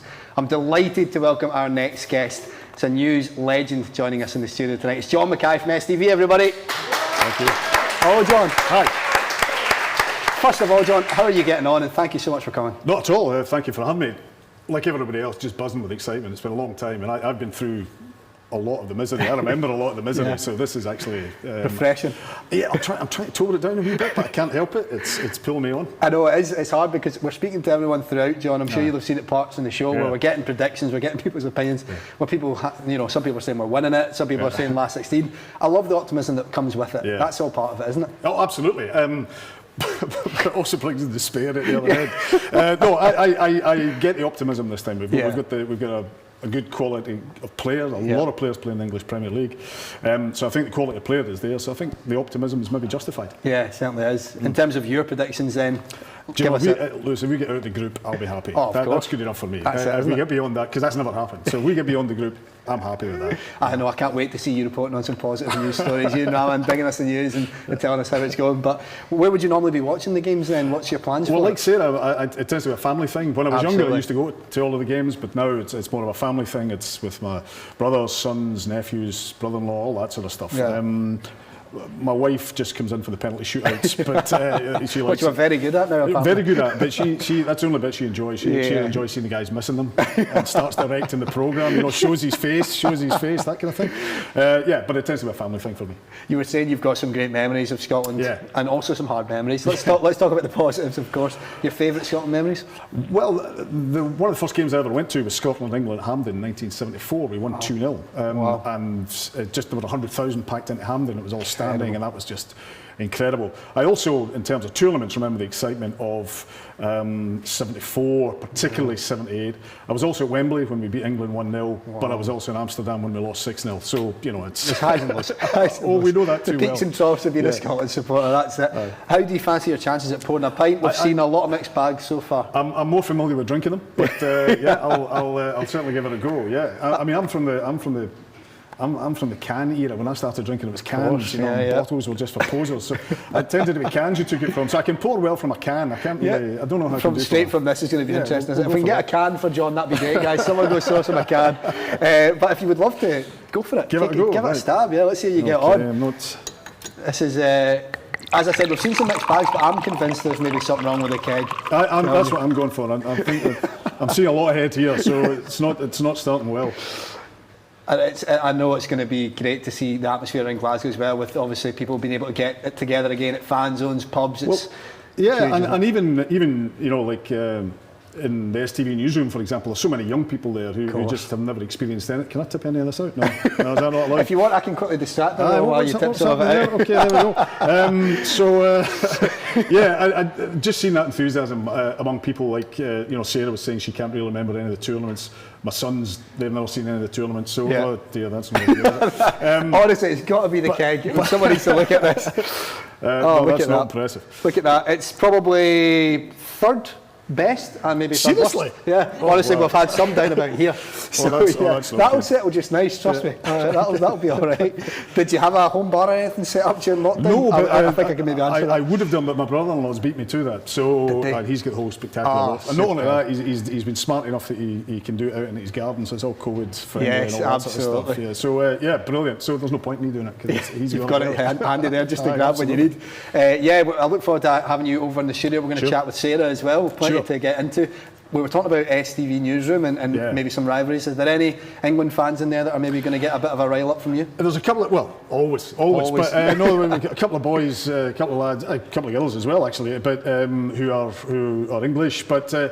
They actually, I think they're getting carried along with the whole Scottish part of it. They feel they're getting lifted up with the whole excitement of it all. Maybe that's a cover, but as far as I can see, they're up for it as well. So no, there's not a whole lot of rivalry. It's just everyone carried along with that optimism you were talking about. Absolutely, yeah. Well, I'm going to put you a little challenge across, right? We've got a VT we're about to roll. Right. I would love for you to lead us into it because you're the man of there. You're the one that's the step. We've got goals from Hibs players. In classic John Mackay style, I'd love you to lead us into that if you don't mind. Okay. Scotland, Hibs, Here we go. Richie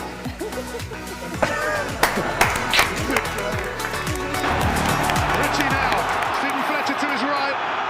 Stephen Fletcher! That is huge! Paul Hartley tries again, and Weir tries again, and it's been turned in by Gary Caldwell. Scotland running out of time here. Griffiths takes and scores his first goal for Scotland. And what a time to get it, what a way to get it. 1-1. Astafjevs. Good play by Jackson. Jackson again with chance. Great play by Jackson! His first international goal, and Scotland are 2 ahead. And into the mix again, O'Connor! Through the keeper's arms, and Scotland have 6. Could slip Taylor in again here, does McGinn! He's there! Yet again! To make sure of things! Another top performance from Super John McGinn! Morgan again. Through to Harper, trying to lay it on. Harper with a chance. What a goal! That's the one. McCarrick to Harper. 3-1 for Scotland.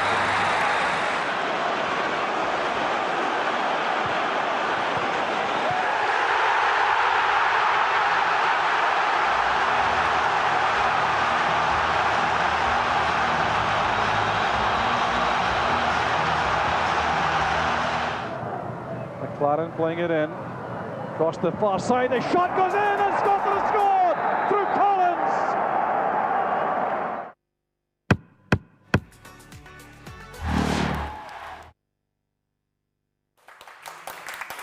Welcome back to Scotland HQ Live here at Drygate in Glasgow. I'm delighted you're still with us. The countdown is ticking on. We're nearly there. We're nearly back at men's major tournament officially. And I'm delighted to say that John Mackay and Sarah McMullen are with me still. Guys, apart from the shoddy pints, how have you found it so far, John? I found the days great. I found the whole build-up to the tournament's really exciting. Yeah, I mean, this is great, and everyone's involved. That's the thing. On the way here, we passed the fan zone, and you just, although there was, feel it. You just get a sense of it all. Yeah. It's magic, isn't it? And John, I think we should get a wee flash for the cameras of the Scotland shirt this is underneath actually here. Take a look at top. this. Look at that. I have to say, that's a belter, it's been washed an awful lot, so it's shrunk quite a bit. So that's the explanation. No, I was going to ask you what email you sent to John, because he's come as Father Ted. Oh, that's a good one. Are you going to take that, John? Oh no, she'll get that back. Don't you worry. Just wait to see what's on the news later tonight. Yeah, we were talking about the newsroom atmosphere. It's obviously going to be such a buzz about the place. Not only the kind of rivalries within there we were talking about, but everyone's just excited about reporting and being back on something like this. It is. I mean, I was saying when I was pulling the pint, I was distracted by the pint, obviously. But you know that I'd been to Wembley and I'd been to Amsterdam, and that was all working. Yeah.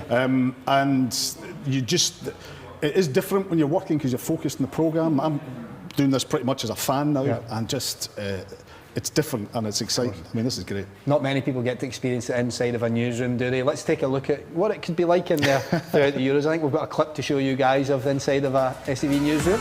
We can report that 40 Scots words have been added to the Oxford English Dictionary, including coorie and coupon. Well, do you know what, John? Since it's official, does that mean it's actually OK for me to finally call you a bobag? You're a bad pot. Actually, I can also tell you to shut your geggy. I can do that too. Do you know what, John? Thanks very much. Your patter is absolutely bouffing. It really is. Yeah, that's a lot more relatable for people like us that don't really know the inside of a newsroom all that well. All I can say is Kelly-Ann's from Bon Hill. That's all you need.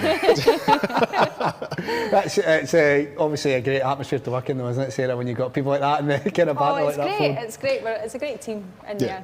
And like we were saying earlier, it's so nice to have that buzz about the place and have people, in different locations. But as John was saying, it's a major operation. It's a big turnaround. I was saying to Ronnie Charters, our sports reporter, that I'm off on Monday. He was like, oh, lucky you, you'll come back and it'll all be done. And I'm like, yes, I will, I'm sorry. No, we're going to be in it a lot more than 2 weeks. A lot longer. You'll come back for the good. Exactly. Were you expecting that wee line there, John? No, I wasn't. But as I say, Kelly-Ann's from Bont Hill, so maybe I should have expected it a bit more. But it's one of those, when you get a story like that, these new words have been added to the dictionary, it just opens up any possibility, and Kelly-Ann took it. Added to the dictionary. We've got another career high of yours to show, actually, John. What about this image? What are you saying to this? Well, that was for the weigh-ins, that's the things you do for the weigh-ins. Of course, that was for the STV appeal. Somebody thought it'd be a great idea to, I don't know why, stick a pie in my face. And good sport. Great. Good sport. But if one like Rahman had said to do it, you'd be going, no, but the way to get around it is by getting one of the weightens to do it. Exactly, that's always okay, isn't it? Yeah. So, but I'm assuming it's not going to be this, but career highlight for you, certainly not the pie in the face. Certainly not the pie in the face, no. I mean, there's so many career highs. We're really lucky in what we do, but I suppose just because of the sheer importance of it and the momentous occasion, was the night the polls closed in the Scottish independence referendum. You knew that was going to be massive. And we didn't know the result at that point. So close, and two capitals waiting. So we knew this is as big as it gets for this country, one way or the other. So that's a highlight. Massive, for sure. Yeah. Funny, because I thought you were going to say interview with Billy Connolly. Well, Billy Connolly, that was that's what I'm saying. So many highlights. Too many. We could sit here all day, so we can go right up until 7 o'clock with these highlights. But Sarah, what about yourself? Any career highlights of yours that you'd like to bring to the table? No, none that are going to compare to John. I think that's quite unfair, actually. No, Sarah, tell it. No, I think that's quite unfair. You've been doing it. How long, John? You've been doing it? Not as long as you think. Not that long. No, but we were actually talking about John's career highlights a couple of weeks ago at work. I was saying to you, I bore people with them. He never shuts up. Never shuts up. But just the way the nature of things have been at the moment, I said, can you ever remember it being like this at work? And he said, I've covered so many things throughout my life, and the one thing that I never thought that I would cover is a global pandemic, and that's what we're doing. Absolutely, that's what we're doing at the minute. So, well, you always hear about these things. Before this happened, you heard what problems might come up, and it could be a banking crisis. It could be a conflict, but the one thing that was always said, but you never thought it was going to happen, is a pandemic. So it's quite remarkable. It's crazy, isn't it? And just how long it's lasted. Oh yeah, how many months now? Hopefully we're getting there. Hopefully now. Yeah, well, that's a big thing. Obviously, seeing some fans back in stadiums have actually. I can't wait to see those pictures. Actually, it'll be nice to have people back in the stadiums. I'm interested to know, because obviously I get to speak to a lot of footballers in my job a lot of the time, and it can often be the same sort of questions. But I like putting kind of footballer questions to non-footballers. So often we talk about like pre-match rituals and little things that they like to do before going on to a big game. So I can imagine some of the boys getting ready for that opening game and what they want to do to get themselves prepared. Do you guys have anything you do before you go on air? Is there any wee habits or things that you do? Sarah, we'll start with you. Start with me. Well, I start work at 5 in the morning. So you've no time for a ritual? So no, there's none. I start at 5. I'm on air at 6. There's no time. So I come in, get the bulletins ready to go, have a cup of coffee, and quickly get ready and in. So that's it for me. Time for it. You hope there's some hairspray left in the dressing room, because John's not used it all. No need. I mean, just no need. You'll get your chance. Fingers crossed. What about you, John? Have you got anything in the locker room? Apart from gazing adoring like myself in the mirror, no, I get this whole thing going with ties. So I always have to tweet this photograph of my tie, and if I don't, then people start complaining. So that's a ritual that I didn't choose, but it is one of those that I have to do.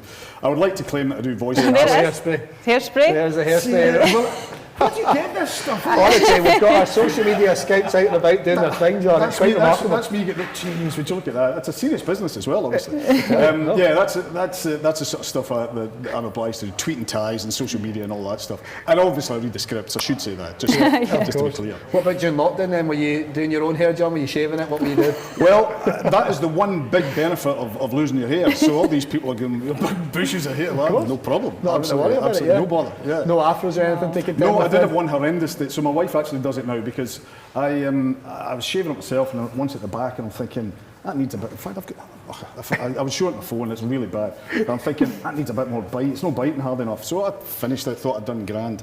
And then I went out with this kind of reverse Mohican, if you know what I mean. So the rest of the hair's okay. Brought This that big. Yeah. Big I was talking about that earlier in the show. That happened by accident to me. So this was way before the pandemic, so I don't even have that as an excuse. But my mum would often cut my hair for me at times when I was a young boy. So I was in primary school, maybe primary 3 or 4, and she used to just do the razor, but like on quite a long guard, just kind of at the top, and then she'd do the side shorter. She'd done it short at the back and she'd left the guard off and she spotted a bit on top. She was like, I'll just kind of clip that. And she went right down the middle with a 0. So I had an inverted Mohican as well. So honestly, we can relate to that, John. But we're not here to talk about inverted Mohicans for too long. Let's go back to the Euros. If we don't talk about hair either. I think it's probably best. Touchy subject. What would you guys, if you were put on the spot again here, I'm not going to talk rituals, I'm going to talk, if you were in a room with Steve Clarke before the Euros begin, what would you say to him as long-time Scotland supporters, fans going in? What would you think should be the message to the players? Well, certainly what I would say to him is don't listen to what I say, because you're the one that's got us here, so you don't listen to anything I've got to say. Just good luck. I mean, really, you know, these guys, they get advice. We get it in the news as well. Of course. So many people telling you what you should do and all the rest of it. Yeah. Do it your own way. You've got us this far. Good luck. That's as far as that. Nation supporting you. That's us. And everyone is just supporting them. It's such a great backing, isn't it? What I love about the Steve Clarke is he's everyone's Scottish dad. You know what I mean? There's such a massive. This is such a massive achievement. It's magical. Everyone's excited, and he's just level-headed, unemotional.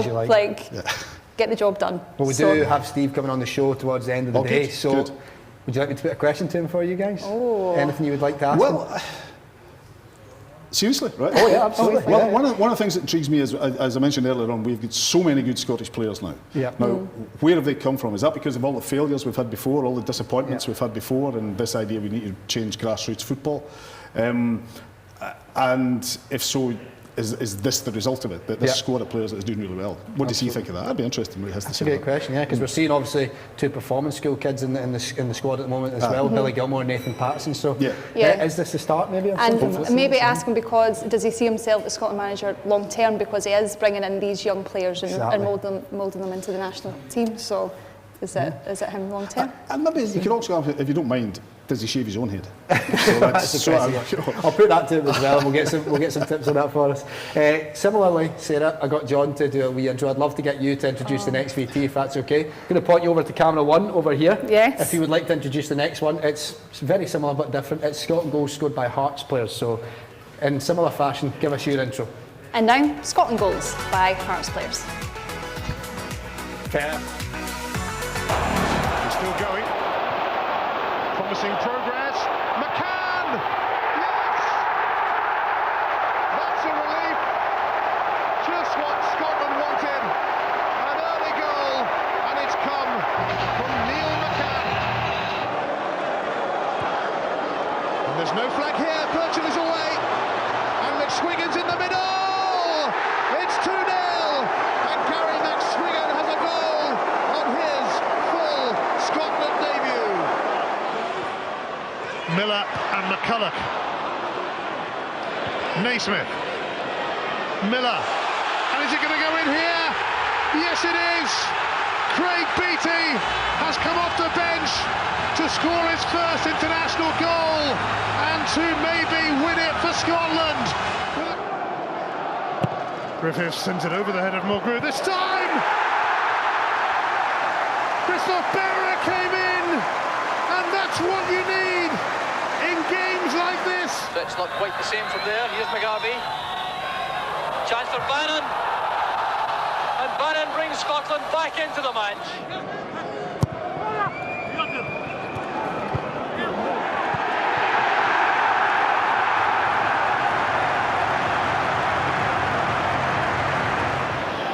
Good running by McKimmie.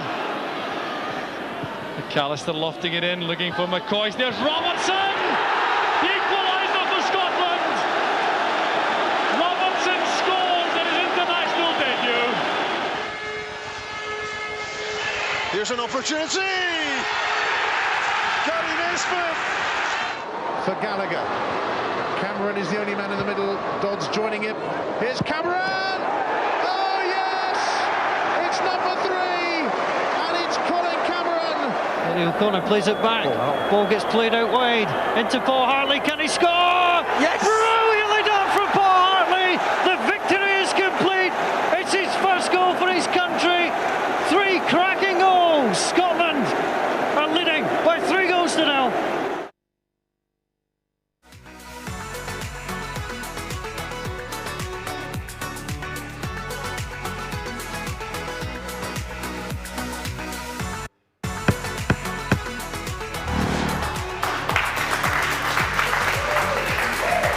Terrific goals there indeed. Great watching back and reminiscing about those ones, and perfectly introduced by Sarah as well. Well, the time has come. We're back to the darts, the 3-dart challenge with John Mackay and Sarah McMullen. Ladies first, Sarah, let's go. Thank you. Up you come. Let's get this over with. Let's go for it. Let's get it over with, yeah. Right, the high score's 75, but is there any names? Any names that my sister Amy, she got 4, so I'm fully expecting you to beat that. We've had Hugh Keevans with 16. Right. So we've kind of got, you can see the levels we're dealing with here. Kevin Kyle, Cy Ferry and the lads from Open Goal, they got around the 30, 40s, and Slaney in the 57 mark. So, yeah, I reckon you'll get on the leaderboard. I'm not confident, right? Well, I will be honest. So I'll just do this. We'll see. Yeah, just ever so slightly more until I'm out of shot. And this stand here. Yes, that's your Stand mark. here. So when you're ready, go for it. We'll just and you can take your time, there's no pressure. Oh, not a bad first dart there. Don't mind that, yeah. I think we'll look at that. The crew are applauding it, so it must be all right. Not bad, not bad. You're on the board. This is good, this is good. And the third and final dart, Sarah. There we go. Now, how quick's our maths? We've got 18 plus 12, we've got 30, we've got 44. Not a bad effort at all, Sarah. If you would like to grab your darts, grab a pen after that as well, and please sign your name on the wall wherever you like. 44 for Sarah. John, what do you reckon? Are you going to beat that? I don't think I will actually. That was I think you surprised yourself. I did actually. That was very good. You can take the jacket off if you want to get loose and ready for the darts if you want. Get well, that as I say, shirt it's been washed a lot, so maybe best keep it on, please. Well, John, we're ready for you up on the dartboard, so if you come up and pick your darts, you can grab this set back at the back here. Okay. They've been freshly sanitised and ready to go. 75 to beat, but I guess you just probably want to beat Sarah. That'd be a good comeback to all those insults we've been hearing. When you're ready, John. Okay. Oh no. That's the wall, that's the wall. I nearly muff it. That's all, but that's better. He's on the board. He's on the board. There 22. We go. What have we got? 22. There we are. That's all right. That's all right. It's better than a lot of others. So yeah, sign your score on the wall, and you can take those darts out and stick them back on the table. Sorry, that's my job. There we go. Superb. Give it up for John Mackay and Sarah McMullen, everybody. Did you get the one on the floor? Right? I got the one on the floor. I picked it out of my shell jar and I stuck it back up. Yes, guys, if you'd like to take a seat. And keep an eye out in this next VT because we've got John Mackay appearing in this one. It was a squad announcement, of course. But before we go, I'd just like to thank John Mackay and Sarah McMullen one more time for joining us at Scotland HQ. Here we go, let's remind ourselves of the guys that are going to be doing battle at Euro 2020 in a Scotland shirt.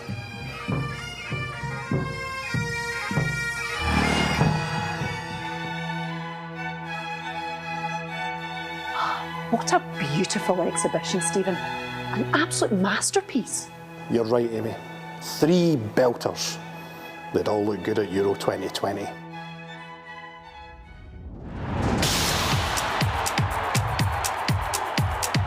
Who makes the squad? Does Stephen O'Donnell go? He's been a really consistent performer since he came into the squad, and he definitely makes my squad for the Euros. Who do you want to see on the pitch? Nathan Patterson, he's the man for me. Right, Stuart, if the answer is Kieran Tierney, what is the question? Who scored the goal for Scotland that beat England at Wembley? No, the answer is actually who's just been named in Stevie Clarke's squad for the finals. But I preferred your answer. 26 guys going into the squad. Who's going there first? It's the one and only, the skipper, Andrew Robertson! Yeah! Andy! Big Declan Gallagher! Yes!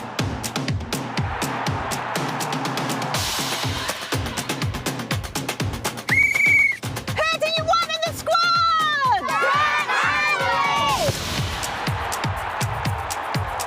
Big debate on the show tonight. The Euros just around the corner. Who should be in that squad? First up tonight, we've got Cammy in Uddingston. I think we need to call up Liam Cooper. He deserves his place in the squad. And some big news in Scotland's Euro squad, Raman. Big news indeed, John. Jack Hendry has impressed since moving to Ostend. Well, he's made Steve Clarke's squad. Your sort of player, John? Boy done good, Raman. Hey, Roscoe, if you will, Please break the news to us. The next player to make the Euro 2020 squad is Scott McKenna.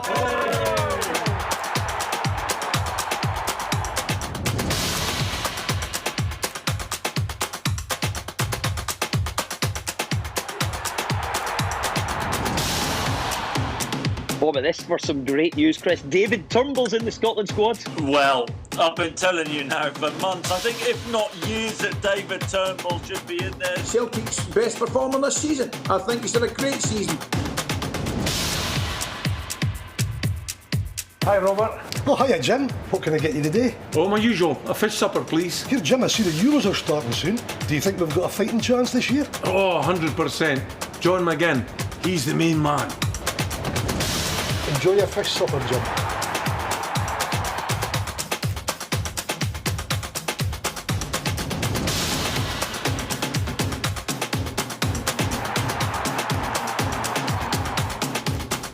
What is it for you today? The usual, aye?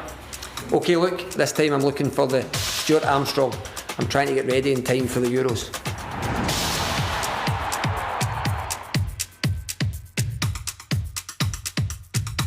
Squad's getting announced soon. Who you take in the midfield, Jim? Honestly, there's so many options, I still have no idea. Oh yeah, is that everything, guys? Perfect, I'll get it bagged up for you. Here you go, there is Callum McGregor and Billy Gilmore. All the best, enjoy the Euros.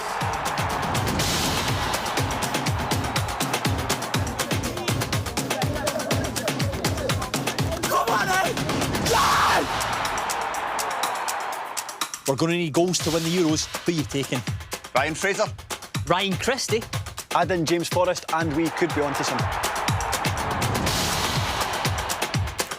Well, competition was fierce, wasn't it, for places? For me, Kevin Nisbet has to be in there.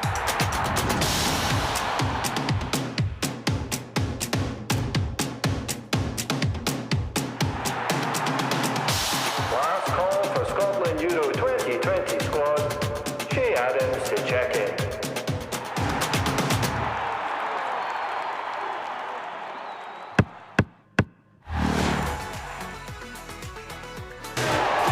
John McGinn with a spectacular strike. Shea Adams, ruthless. The time really has come. Scotland will be part of Euro 2020. Hello and welcome back to Scotland HQ Live. I'm your host Lewis Sands and I'm delighted that you're joining us. If you've just tuned in, well, you've missed a lot of fun so far. Where have you been? The hours are counting down. It's nearly 7 o'clock. We're edging closer and closer to that moment when the opening ceremony begins and our wait for a return to a major men's tournament eventually comes to an end. I can't believe that we're edging ever closer. I keep looking at my watch. I keep getting excited about it because, yes, it's official. We're nearly back. We've had a great selection of hosts on the show so far, but we've got a lot still to come as well. On this hour, I'll be speaking to Derek Ray and Mark Donaldson. They'll be joining me over Zoom, the legends. We'll be commentating on a lot of stuff on the show, I'm sure, as well. We've got a chat with Rebecca Seller, the para-football star. She'll be here in the studio. And we're also joined by Nathan Evans, the TikTok sensation. The global superstar is here with us in the studio. I can't wait to chat to him and get his thoughts on the football, as well as maybe hear him sing a little song for us too. We've got a lot coming up, but we're going to first go to Derek Ray and Mark Donaldson out in the States. Guys, thank you so much for tuning in, and thank you for, I'm sure, going to give us a lot of gold on the show this afternoon. How are you? How are you both getting on? Derek, how are you keeping? Pleasure to be with you, Lewis. Yes, very well. Looking forward to what will be actually my fourth I think Euros you might be on as a mute. commentator for ESPN. And I don't know if Are you hearing them, Mark? We'll go to Mark first instead. Mark, how are you keeping? I'm good, thank you. It's funny, Derek and I right now are probably only about 20 minutes apart, yet still unable to kind of hear each other. Yeah, good, looking forward to this. Derek and I will be flying the flag for Scotland in the commentary booth on ESPN over here. I've got the bonnet on and I've got my Scotland jerseys all over the place, so I'm feeling it. I really am feeling it, and I can't wait to work with Derek at the Euros. It's a cracker that you've got on there, Mark. What's your favourite Scotland top? There's been a few belters over the years. Yeah, I actually like this one. That's why I'm wearing it. And to be honest with you, the other Scotland tops that I've got are ones that I used to have when I was younger, and they're now like rubber diving suits because I've put on a bit of weight. So I thought I'd stick with this one and breathe in. Well, I'm going to see if Derek can hear us now loud and clear. Derek, how are you getting on? Yes, I was hearing you. Yes. Can you hear me now? I can hear you loud and clear, Derek. Thank you so much for joining us. Really appreciate it. How are you doing? Doing great, thanks. Yes, it's a delight to be on. Well done on what you're doing. And yeah, good to see Mark there as well. The answer to your question earlier was this is my 4th Euros for ESPN, but obviously my first with Scotland involved. And for an entire generation, I know, it's been, the unimaginable, hasn't it? I mean, my generation grew up with Scotland at not every major tournament, but certainly every World Cup. In the 70s, going into the 80s, into 1990, and then a couple of Euros as well. So it's nice that the tide has turned. Yeah, absolutely. I'm sure a lot of our younger viewers will certainly recognise your voice from FIFA, Derek. Take us back, though, to those days back in '98, particularly. The last time we were at a major tournament. Tell me all about that, Derek, from your memory. Yeah, well, I was commentating for ESPN for US viewers, and in fact, on the best moment, there weren't great moments in that World Cup, but the best moment when our friend Craig Burley, who works with us here at ESPN, was on target in the match against Norway, but it all went the wrong way against Morocco. But just being part of the opening game of a tournament was something very special for Scotland, and against Brazil, no less. And I think that kind of enhanced the whole feeling of being in a major tournament. But we kind of took it for granted at that point that Scotland were regularly going to be participants. And so that, I think, is the big difference now for younger people. This is a brand new feeling. Of course, yeah. Mark, tell me about your best memories supporting Scotland. Well, before I tell you that, the Mr. Brown Boys documentary this week on BBC One Scotland, for me, Craig Burley was the star. Now, he might not have been the star because that was actually filmed about 25 feet from me in my back garden when Craig came to do the interview there. Now, I live in the woods in Connecticut. Derek's down here right now. He knows all about this place. He's been at ESPN for long enough. This is bear territory, and we get bears pretty much every day. So the biggest story would have been not Craig Burley and Alex Miller, get up, get back, and all that without the F word, but it would have been if a bear had come and maybe had Mr. Burley for lunch. That might have made the show as well. But as Derek was saying, that was a great look back in 1998 at all the stories. And it seems like yesterday, but it seems like an eternity ago, because it kind of brought you in and all the stories. I was working in Edinburgh on a radio station at the time, so I was in the studio with John Robertson, so we were watching from afar. But it was great. It was a great experience. I was in Spain at '82. I'm much younger than Derek. I was just a 5-year-old in 1982, so I was there with my folks. I don't really remember it. Mexico '86 was the main one. And I suppose I may as well get a plug in for Stevie Nicholls' book. I don't even know if you can buy it anymore. But when I wrote that with him, we went through the Uruguay game, the 0-0. Ian St. John was in the studio. And he's like, oh, it was a great save by the goalkeeper. And I said to him, no, it wasn't. It was an awful miss. And I said, have you seen this since? He goes, no, I've not seen it. I don't want to see it. I said, well, we're going to watch it because I need to get your thoughts for the book. And then he kind of looked and he was like, it's... I should have scored, maybe you should have scored. And that would have taken us through. And it's funny, just watching the Mr. Brown's Boys again. Yeah, brilliant. So many people have forgotten that even if we'd beaten Morocco with Norway beating Brazil, that could have screwed. That would have been so Scottish after Kluivert in '96, wouldn't it? Certainly would. Derek, is this the first time that you and Mark have shared screen time at all? I would like to know that. First time we've shared screen time, probably. We know each other very well. In fact, when I was back in the UK, or back in Scotland specifically, working for ESPN UK in the early days, Mark and I saw each other quite a bit, socially as well as professionally. And now we're, working for the same company in this tournament. I'm a freelance, so I bounce around between the different channels over here. But yeah, no, we know each other very well, and it's great to be in the same team. Certainly is. Mark, if Scotland do well in this tournament, surely you and Derek are going to meet up out there, wherever you are. I know you'll have work, but you've got to squeeze in time for a party, surely? Well, yeah, it's a bit more lax over here. You can go to a bar now. Nice. They've taken down the plexiglass. I was down in South Carolina for the PGA Golf recently. You wouldn't even think COVID was a thing down there. But Derek and I, being from the kind of northeast right now where we stay, it's been a lot better up here. And the people have behaved a lot better. So that means that we can go to a bar. So I'm sure that we'll we'll find a pint or someone to have, hopefully to toast Scottish success. Exactly, hopefully. Derek, I'm going to come to you first with this next question, because you guys have seen some terrific Scotland talent over the years, but when you look at the squad at the moment, how does this compare to some of the greats that we've seen over the years as well? We're back at a major men's tournament, but just how good is this crop? Well, I think if we want a sober assessment, it's not the best Scottish team of all time or even close to it, but it's a lot better than what we've had in the last 20 years in terms of the overall squad, the tactics, the hard-to-beat quality is back to an extent. As I said, I was spoiled because I grew up in the early 70s, born in the late 60s. The first World Cup was 74. And, that was a fabulous team. People like Billy Bremner and Joe Jordan and Peter Lorimer and, people of that ilk, Davy Hay. 78 was arguably an even better team, but they fell flat on their faces. And this was the thing, and this is the point I'm really trying to make. We had a lot more individual talent back in the 1970s and into the 80s, but we didn't gel as a team. And the hope this time is that, and I'm not going to say it's a completely limited team, but I would say that if you're, again, being sober, on individual talent, it's not in the top 15 teams at this tournament, Again, just trying to be realistic about that. But it's not always about individual talent. It's about these other things that can come together.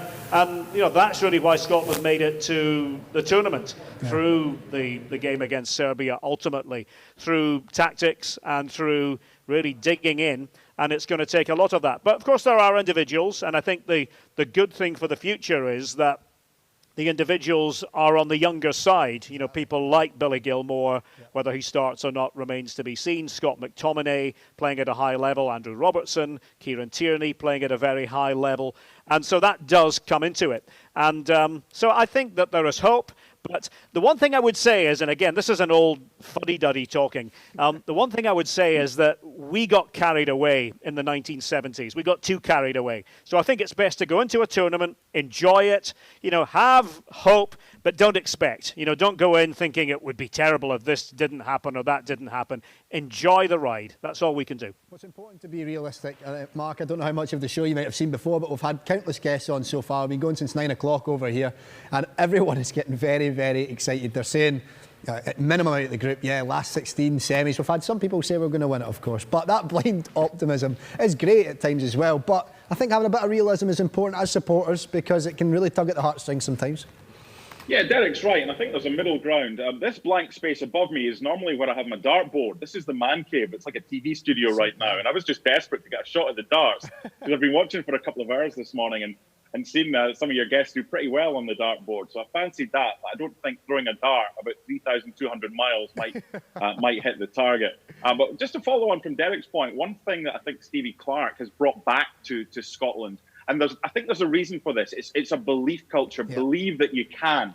And do you know what? Part of the reason for that is because I think Stevie Clarke, living in England with 2 English kids and English grandkids as well, he's not caught up in this wave of euphoria. And there's a kind of, it's not, for me, it'll be interesting to get Derek's thoughts on this as well. Having lived outside the country now for 11 years, and Derek's been here a fair bit longer, albeit he went back. I think there's an element of from certain Scottish people that they don't appreciate what you actually have in that country. And for me, it wasn't until I left that I thought, my God, I missed that place and all the things I wish I'd done and all the travel I wish I'd gone in Scotland and seen it. But it takes you to leave it, for some people, to appreciate what you have. And I think now, knowing the way that Stevie Clarke's been speaking and just hearing Derek, and as Derek was saying, quite rightly so, in the 70s and the 80s, there's that, we're going to do this. This is a quiet optimism. This is not shouting from the rooftops. This is a kind of, you know what? We've got a chance here, but we're not going to tell anybody that we're going to win this thing. James McFadden on the BBC preview show last night was saying, I'd take qualification. We all would. But just be a wee bit more positive about what you have in that country, because I tell you what, if you are out of the country and you can't get back in it like I can't and Derek can't right now, it's horrible. And I want to be back. I'd love nothing more than to be back in Scotland. But just don't take what you have for granted in that country. It's a great point, isn't it, Derek? And that belief is certainly a massive thing that plays a big part in sport, but in Scottish culture, sometimes we maybe have lacked that. Yeah, I think as Mark said, a middle ground is the way.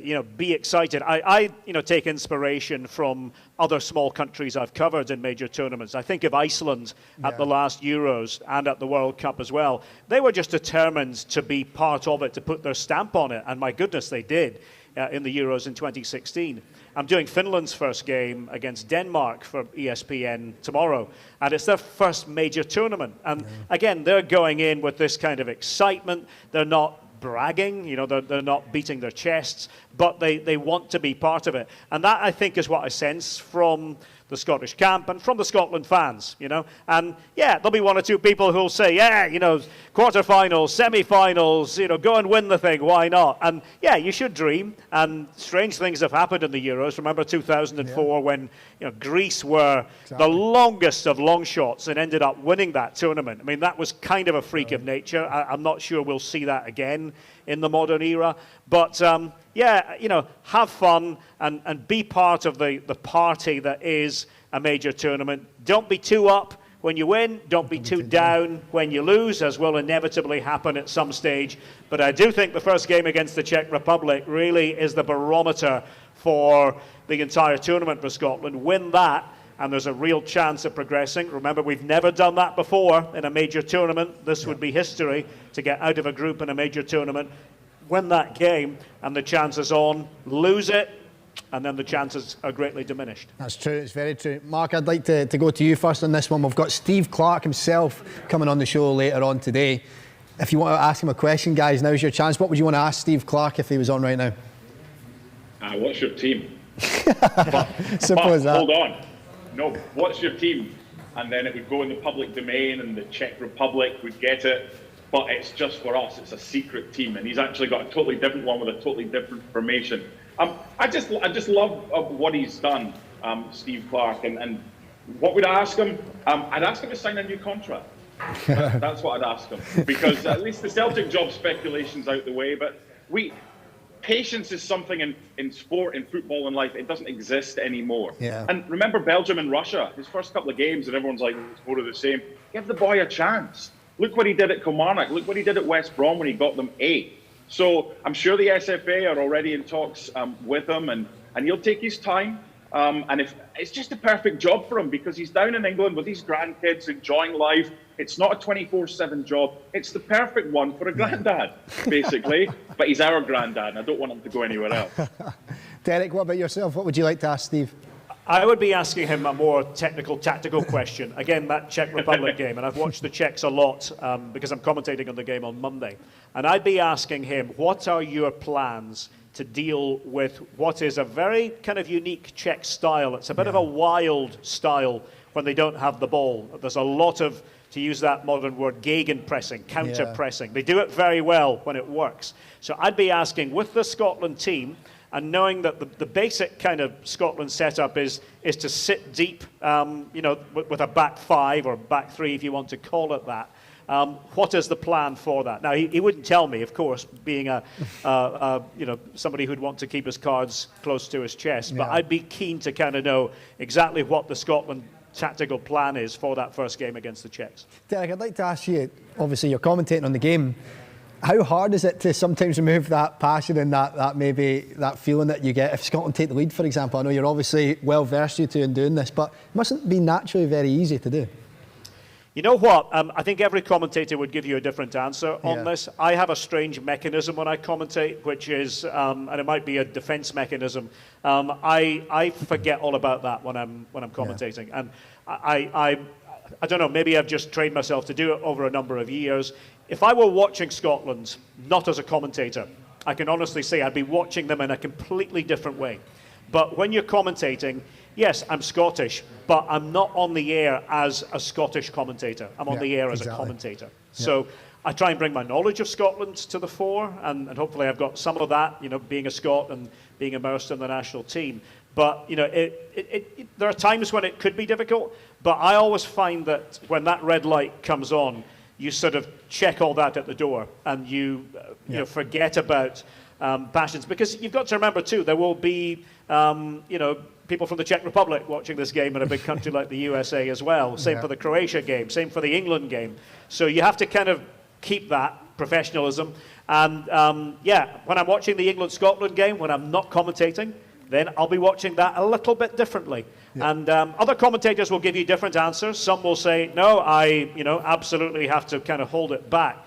But it's no secret that I'm from Aberdeen. I grew up following Aberdeen, covered the Dons many times. But when I'm commentating on them, you always kind of say, right, today you're a commentator. Today you're not, the guy from Aberdeen who used to have a red and white scarf on the terrace back in the 1970s. So it's an interesting one. But again, it would be different for everybody. Of course it would. Mark, what about yourself, particularly your early days of commentating? Is it an easy thing to be able to do something like that for you guys? No, I agree with Derek. It's interesting for me because I commentated for Hearts, but I also commentated on Hearts. So I was working for the club, doing the club TV channel for many years, and I also commentated on them for Radio 4 and did stuff on Sky Sports News. And that becomes different. You've got to flick a switch. You can't be the Hearts fan that you are when you're commentating on TV.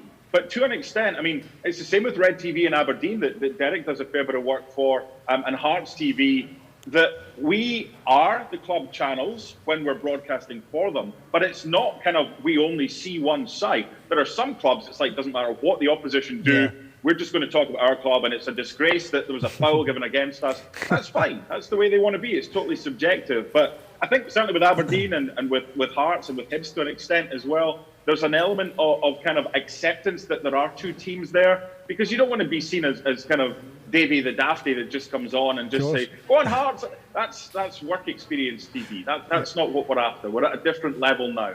And from an international level that we're at, I mean, quick story, I actually commentated on David Marshall's penalty save on ESPN, but I only commentated on 4 of the penalties because I was commentating on ESPN for Northern Ireland against Denmark that evening.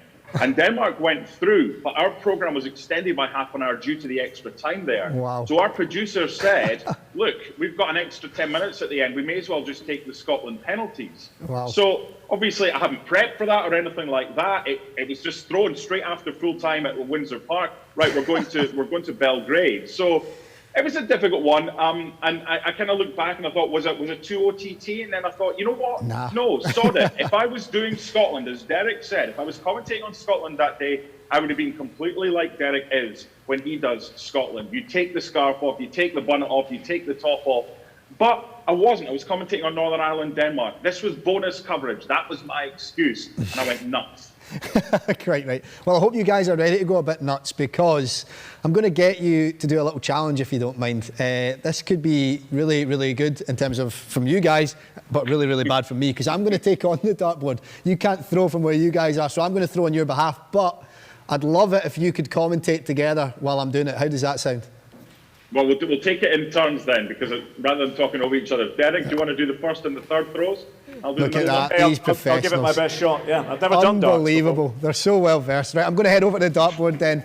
Let's see how bad this is. Yous are going to make me sound great, but this could be terrible. Right, I've not thrown a dart yet today, so the high score to beat right now is 75, so I'm going to let you guys take the reins. Okay. Can you do us a favour? The tension already palpable as Lewis makes his way forward. Clearly a lot going through his mind. He seems to be a little bit befuddled by the whole setup here, but well, he's into his rhythm now, and let's see what he has to offer. And well, he's got 5, so it's a bit of a modest start. Mark. I think he's now hit double 5, so he's twice as good as his first one. And let's see now on this third attempt what he can do. And well, he likes those 5s, doesn't he? He's getting close to the 20s, Mark. I'm going to go again, guys. I'm going to go again because I'm loving listening to you. Take it away again, Mark. Do you want to start us this time? Mark, go first. Right, I'll start this. I love this. This is like my golf game. Just take a mulligan if you don't like what you got first of all. We're going to be here until 7 o'clock tonight UK time until you get a good score here. Exactly. I'm not giving this up. Tell you what, the technique's all right. That's more like it. That looks like an outer bull. Derek. Well, he's going for those 5s again. That was clearly what he was eyeing. He loves that number 5. I'll tell you what, I'm not sure of your affinity, but if you're a Celtic fan, you keep going for the green and white. That's 1. Yeah. It's a 1. So that's, Yeah. 36. I'll take that. Double. That's all right, isn't it? 72. We'll take that. Yeah. I'll write that up. Thank you, guys. All right. Guys, thank you so much for joining us. I'm going to write my score up on the wall. I'm not all that proud of it, but I'm very proud to say that you commentated on me while I was doing it. Loved having you guys. All the best with the coverage as well out there, and look forward to speaking to you again soon. Thank you, Steve. Bye, guys. Thanks, Lewis. Thanks, everyone. Right, I'm in the middle of writing up my name here, but there's plenty more to come. It's going to get a lot more entertaining than that, trust me. We're going to have para-football legend Rebecca Seller on the show. I'm going to chat to her, and let's take a look at what she's involved in with Hope United.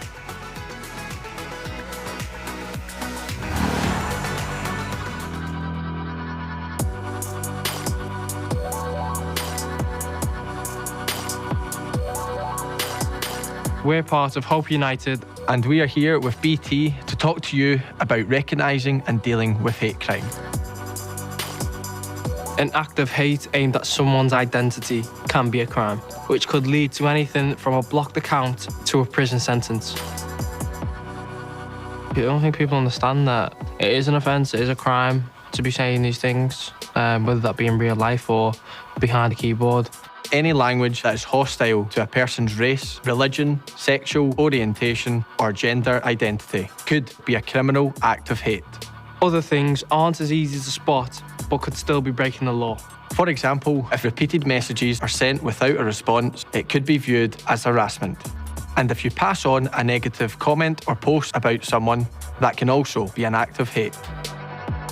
Sometimes, I might see something about other players or whatever, but, very rarely you would speak about it. I just don't know where the line is and where does it stop. If you spot something that you think is abusive, immediately report it to the platform. Take a screenshot for evidence and then block the account. But if it feels like it's an immediate threat to life, call 101 or 999 to report it to the police. If you or somebody you know is affected by online hate, there are more places to get support. Hope can beat hate if we stand together. Yeah, we're gonna have to do that again. Yeah, we're gonna have to do that again.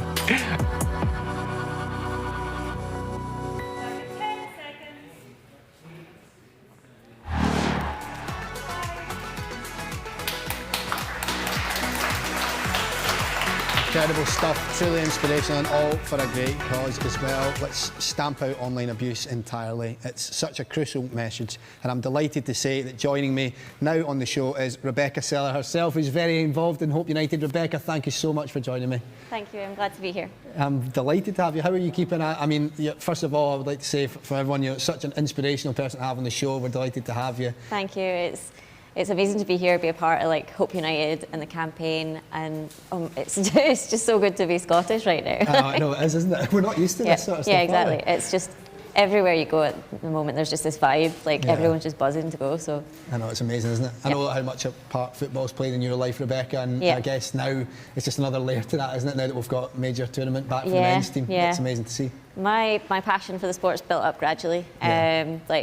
I started off, I was born in Wales and then moved to Scotland when I was 6 years old. And I think everyone in my family will be happy to say, happy with me saying they are not football family whatsoever. So my passion for the sport grew from kind of moving to Scotland and then finding everybody loves football, playing it out with my friends when I was growing up, and then finding parasport eventually, after I went to uni. So it's built up, but you can't stay, you can't live, you can't be in Scotland without developing that kind of passion, I think. Totally, yeah. You're saying obviously when you discovered para-football, everything's been a gradual build-up, and obviously when you took up para-football to then represent your country, that's such an incredible journey. What was that like? I started off desperate to get involved in parasport. I was so isolated, I wasn't doing anything, with a disability, I didn't have as many opportunities to get out with my mates. I was in my early 20s, generally socialising means going out. And I was getting at the stage where I couldn't go out physically. My body wasn't managing it. I wasn't going out to the pubs, which all my friends were doing. So that's when I kind of turned to parasport, and amputee football was the first one that I found, basically. We were trying it out. They were doing some taster sessions, and it looked really scary, but I know I'd played football when I was younger. and like gave it a go. It looked really scary because we had to take our legs off and put them at the side of the pitch and then hop away. Of course, because you play in crutches, don't you? And for international rules. So yeah, for me it was a bit of a taste of doing something completely just out of like what I would usually do, basically. But I really like a challenge like that. So it also kind of it set me at ease with my disability in that sense that basically a prosthetic is a part of me, but it's also something that like you want to be able to cope without it and be able to be versatile in different circumstances. So that's how I ended up starting with it. But then after playing, training, going down to the first few tournaments, the first tournament we went down south, it was just as soon as we got on the pitch, like to go off. Yeah, it was an eventful time. My captain ended up with a broken collarbone the first time. Seriously? How did that happen? He got bulldozed by another player, frankly. So, like, I started off, I got smacked in the face by a ball immediately.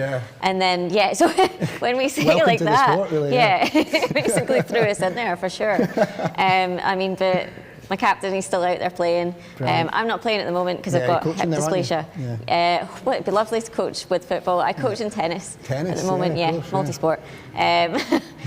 But yeah, it's kind of, after we trained to get up to the national level and once we got picked for the team, it's through that the kind of passion stuck, that excitement, the drive, the being part of a team, and actually like you have to work so hard together and understand each other as part of a team. So that's what really like solidified it, and that's why even if I can't play at the moment, it's always got a special place in my heart, and it's why this is so exciting for the Euros around the corner. And I know obviously as well, that's why Hope United is such a big thing for you personally as well. We've heard from various players involved in the setup that it plays a big part, and they're looking to stamp out this abuse. From your experience, Rebecca, just how important is this campaign? The campaign, it's so important. It's amazing to see it in such a open viewpoint, if that's probably the right way to put it. Yeah, it's a great way to put it. Because this is something which it's poisoning our sport in some instances. It's ruining the game for not only for like players who want to get involved in it, but also it's tarring the reputation of the sport, and that's going to turn players away from the sport. If we've not got a good reputation, if they don't feel like, if they feel they're going to get marred the further they get by things which aren't actually related to the game whatsoever, then we've got a major problem. You don't want one potential amazing player getting turned away. Like for me, when I turned to parasport, when I tried out amputee football, before I did, I had shut down all my social media because I'd experienced these accounts trying to like take my content, lie. I'd had bullying online as well, and it's always faceless accounts as well, isn't it? Which is so hard as well because there's nothing you can do about it. Nothing you can do, There's basically every time this happens, you will get hit with it, like especially if you're not prepared for it. And this is what happened to me originally, is that I was not prepared at all. I had pictures online which were, frankly, no one would question this in the slightest. Full body pictures, but these were getting taken, sexualized, and I basically just had to cut myself out of social media. And when I went back to sport, that's when I thought, if I want to actually do this, if I want to really celebrate what I'm doing, push it, talk about parasport, then I can't hide from social media. I need to be open about it. So now it's a case of just like accepting that these things are going to happen. But which is wrong, isn't it? It's wrong that absolutely. That's an acceptance you have to make, but ultimately it's so common. There's no avoiding it. I think with it being faceless all the time, you can only prepare yourself, basically, which means standing strong in yourself and understanding and not letting yourself being swayed by remarks from outside sources, and knowing in yourself who you are, what you're here to do. And I think that's as much as you can do in yourself. And from an outside perspective, it's down to social media to kind of deal with this and create a more viable environment for everyone, basically, in the sport, I think, or on social media. I know, it's such an important campaign, and honestly it's so inspirational to see you guys, what you are doing with Hope United, and thank you. I really, really hope that eventually it can make this change, but it is, in a way, it's sad that this is the measures people have to go to, but ultimately it's for the right reasons, and got some good people backing it. It's a step in the right direction. you can only tackle a problem if you start talking about it and you start facing it. I think no one's under an illusion that this is going to be how you solve it all. Like it's not going to be, hope United's here, we saved the day, but it's starting the conversation. It's making every individual hopefully just stop and pause for a second, because I think people forget the impact of their own words. And this image has been going on in my mind today, is that, like, you talk about one ant on its own is pretty weak. But if you start piling them up, then it's damaging in itself. Of course. And it's that's what's happening online, is you've got not just one comment, but it just builds up over time. And there's this idea that if you're an athlete on social media, you should be resilient to comments. You should just be able to brush it off. Yeah, but you don't get trained for that. There's no... Of course you don't. It's just not acceptable at all. You need to consider we're all human, and social media it's not a kind of managed place. Every player is behind their social media. Exactly. And it should not be a case that they have to, like, exposed to that. Shield themselves basically from it. Exactly. I would love to know, because we've got thousands of Scotland fans watching on throughout the day today. Yeah. A number of them will have either experienced abuse or perhaps even given it, for all we know. Would you have any words that you would like to say to everyone watching at home about how to go about changing it and how maybe to handle it if they experience it? I would say the most important thing is, again, just be resilient in yourself, stand strong, don't let them get to you. And it's so easy to say that, and in principle it's really difficult to actually do that. I understand. Don't let yourself be swayed, but then I would also say don't react, because that's what people are looking for, is that bite, and generally it's only going to get worse from there. If you bite, you'll find yourself rolling. So it's more important, I think, just to shut it down, leave it there, report it, and otherwise just leave that behind where it is. I would never recommend what I did. It was such a shame actually shutting all my social media down and being scared of using it for so long, because, like, in this world it's a huge part of how we connect, and, like, everyone should be able to share their story and experiences. So it's certainly more of a case of being strong, and hopefully we can push social media to maybe consider what they can do in terms of accountability. I think that's where the onus lies now, isn't it? And that's why it's great to have such a high profile campaign, because ultimately it's these companies and these people that need to see this and make this change, and hopefully all the great work that you guys are doing at Hope United can make a real difference. So we really hope that's what we're really hoping. Like, it's not an easy fix. We know that in terms of, like, your accountability online, people do not want this way where you're controlled at every point. And I understand that kind of aspect of freedom online. However, you shouldn't be able to kind of cause this much damage. No. So there has to be a kind of way we can balance it out, so that there's some fix, and I think we'll get there in time. I think we will. I just want to touch on as well, while we've got you, Rebecca, on the fact that we're back, we're at the Euros. I want to know what you're thinking for the tournament coming up as well. Do you fancy our chances, or are you just excited to see us back in general? I'm just so excited to see us getting back out there, but it's as so many of us have said today, I think that we've got this fresh team that have done so well kind of in the friendlies coming up to now, that I think we've got a really good shot at actually, I think we've got a slightly more difficult draw going on at the moment, but absolutely. I think we can do it, So do I. I'm feeling excited. Actually, we've got Steve Clark on the show later today. So what we've been doing with a lot of our guests, we've been saying, if you could ask him a question, what would you like to ask him? I'm happy to put it to him after. What would you like to ask Steve Clark? Putting you on the spot, I know, making you think, aren't you? Oh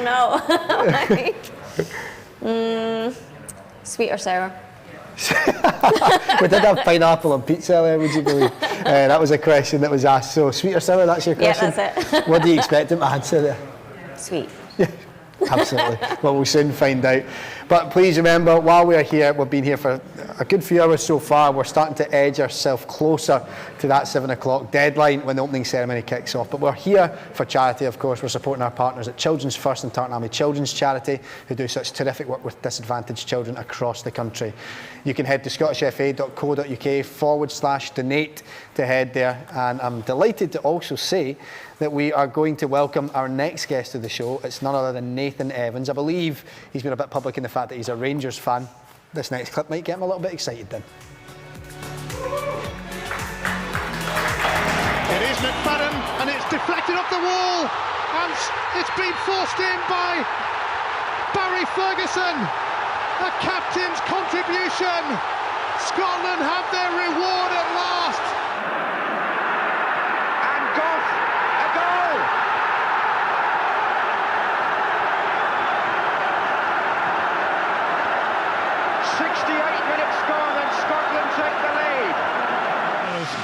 brave on that occasion. Ball played in, great header, Chris Boyd scores! Darren Fletcher delivers, Chris Boyd delivers once more. Here's Tom Boyd, Kevin Gallagher, good efforts, off the bar, and Gordon Jury! He's waited 6 years for a Scotland goal, and that's a sweet one. And Elliott, it's off the post, Henry, he's scored! Bardsley's up to support this attack, it is Miller. It's an across for Naismith, the flag stays down, and Stevie Naismith scores for Scotland! Well, John Collins, the cross, McCoy goes in, he scored! It's Ollie McCoy for Scotland! The Elders, Lady Purple, 1-0, a brilliant free kick.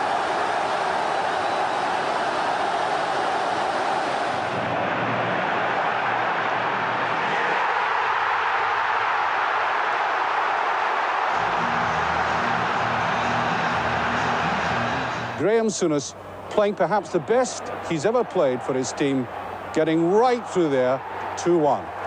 Souness the scorer. Ivic in the way with Bosnia, but he's lost the ball to Dodds, and Dodds is through here. Oh, what a goal by Billy Dodds! What a sensational strike!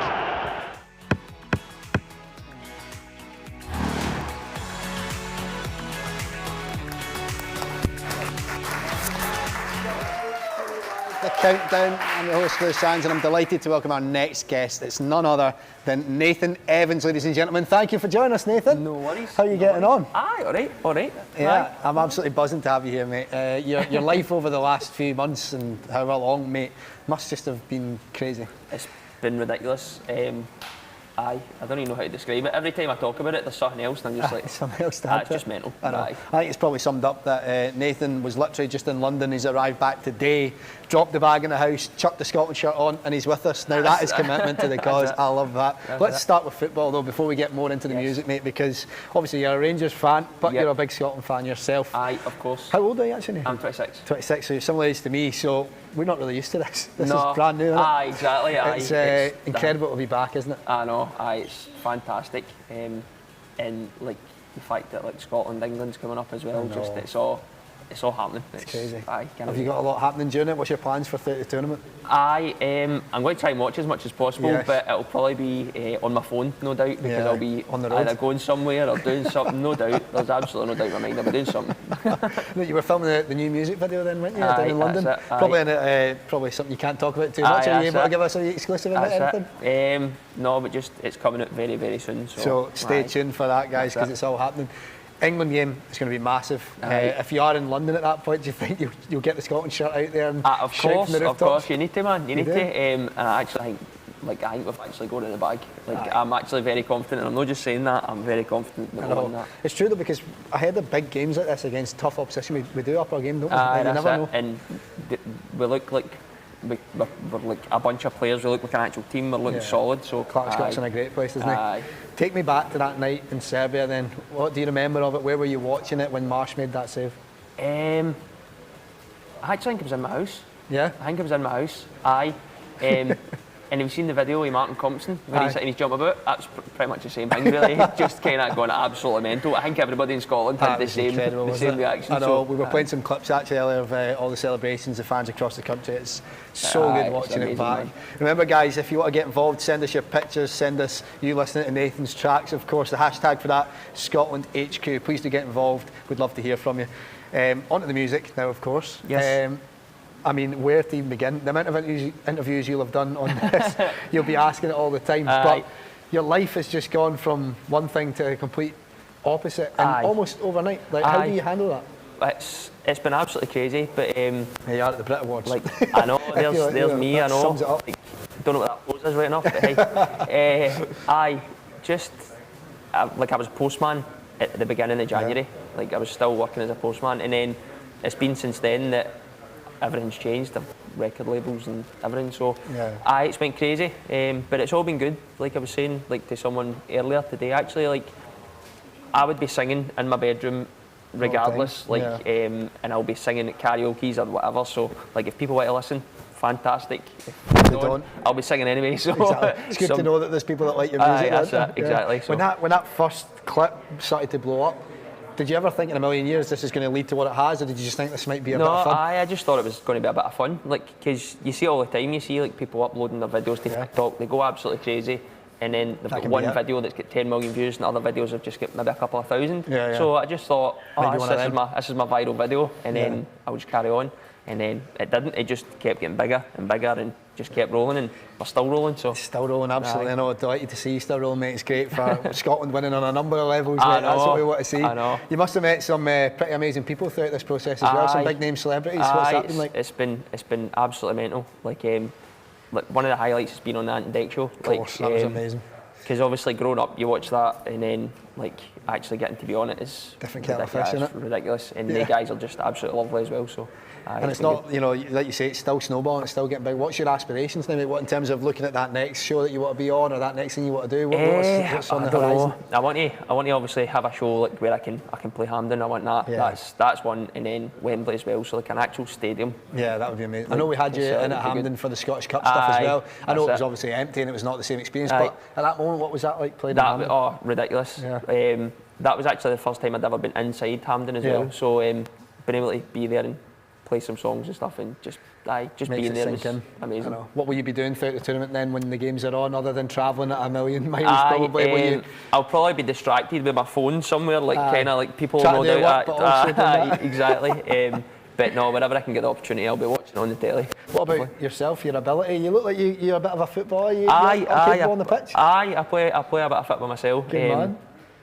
I'm not as fit as I used to be due to COVID ruining me going to the gym and all that, and I just got lazy. I same as everybody else. Everyone can blame COVID, but then they'll be like, but it's probably coming, won't it? Pretty much. I'm getting to that age now where I'm just patching it. But no, I play football myself, play amateur footballs on a Sunday, and play like 5-a-side, 7-a-side during the week with my pals. So again, put a picture in my head then. If I'm looking at that 26-man squad, who are you most similar to? That's quite a question, isn't it? Who would you compare yourself to? If you were to drop into Clark's squad in their place, who could you fill that void?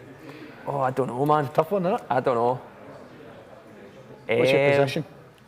Usually left wing or striker, but I know Andy Robertson's like quite good, so up that left-hand side. So maybe Lyndon Dykes, maybe. Maybe Lyndon Dykes job. Either Lyndon Dykes or Andy Robertson. Like I'll just slot right in there. So if any of them want a sick day, well, you've got that exclusive. We've got Steve Clark coming on the show a little later on, by the way. There you go. So if you want to ask him a question, now's the time, mate. What would you like to ask Steve Clark when he's on later? Can I get a game? Simple as that, really. You've identified that Andy Robertson and Lyndon Dykes, if they get injured. Wow, there we go. Speaking of which, do you have any tattoos? Because we've had some crazy stuff happen on the show. I don't know if you saw earlier, we had a Scotland fan in who, back in that night in Serbia, tweeted basically saying he's going to get a David Marshall tattoo on his leg. Right, okay. Right, it's become a reality. We've got him back. He was in this morning, he's been away. He's just offset right now. Oh, wow. We're going to bring him in. Daniel, how are you? Craig, how you doing? Wow, lads, you've been in, that was quick. Unbelievable, that was really quick. Daniel, how's it looking? Have we got a wee close-up of this? Wow. That is amazing, man. That is, how was it? Was it sore? It was comfortable, to be honest with you. So. Was it all right? So do you have any tattoos yourself? I have got one on my hand. I've got one on the inside of my arm as well. And then I've actually got a tattoo on the back of my leg that says "Some Laugh." So literally that's what it says, "Some Laugh." So, aye. How was he, Craig? Was he a warrior getting that done? Champ, he was sat perfectly. Nice and easy for you. Good, yeah. Do you regret it? Good laugh. Got to ask you now, do you regret it? It's too late. I'm happy. Honestly, man. Good man, yeah. Did we get a good shot of that tattoo? Let's get it back up on the table perhaps and give everyone a good look. Look at that. That is a cracker, isn't it? David Marshall on your leg. Amazing. How similar to the picture is it? Let me get a closer look myself. Oh, by the way, that is incredible. How do you do that in 4 hours, by the way? Just comes to you naturally. Just comes to you naturally. Yeah, well, Daniel actually said, Nathan, if Scotland win the Euros, he's going to get the full squad tattooed on his back. I've kind of been roping people into it. Des Clark said he's going to do it. A number of the guests are on board. Would you get a tattoo if we win the Euros? Not the full squad on your back. You don't need to be as extravagant as Daniel here. Don't know about that. Aye. definitely. You've got a career to think about, so I you can't have know. anything on the face or anything. Maybe just something under the shirt that I'll you can. get something. I'll let somebody else pick it right off. Whatever. I'll get it. We're getting so many exclusives here at Scotland HQ. Yeah, Daniel, I'm delighted to see it's come to life. Are you proud and happy to see him on your line? I'm sure David Marshall will have loved it by now. So, yeah. Well, hopefully he'll buy me a free pint for this is life. Okay, well, we all love a celebration. You celebrated like mad that night. It's led to this. It's crazy what football can do for us. Let's take a look at some Scotland goals that have changed probably a lot of people's lives throughout.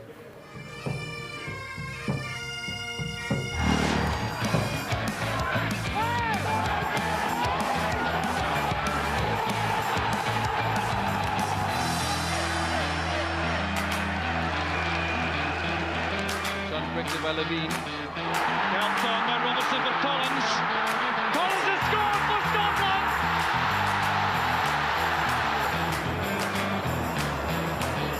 McKinley. McCoy's couldn't control that. Queuing up, and it's Nevin.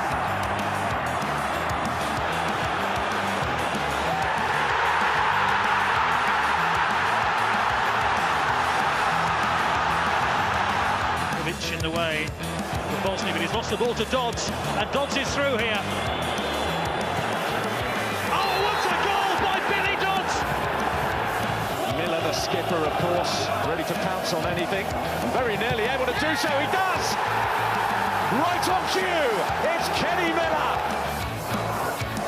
Just through, Colin Hendry. It's well done by John Collins. Struck it well, and Gallagher! Kevin Gallagher, 2 minutes from half-time. Kenny Miller. McCullough just need a break of the ball. Doesn't come this time. Might come this time. Oh, yes! Craig Beattie has done it for Scotland.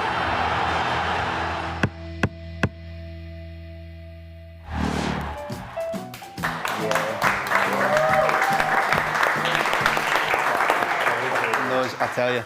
But now it's time to return to the dartboard. So we've got Nathan Evans and we've got Rebecca Sellett ready to throw some darts. Thank you, guys. Rebecca, would you like to come first? Yeah.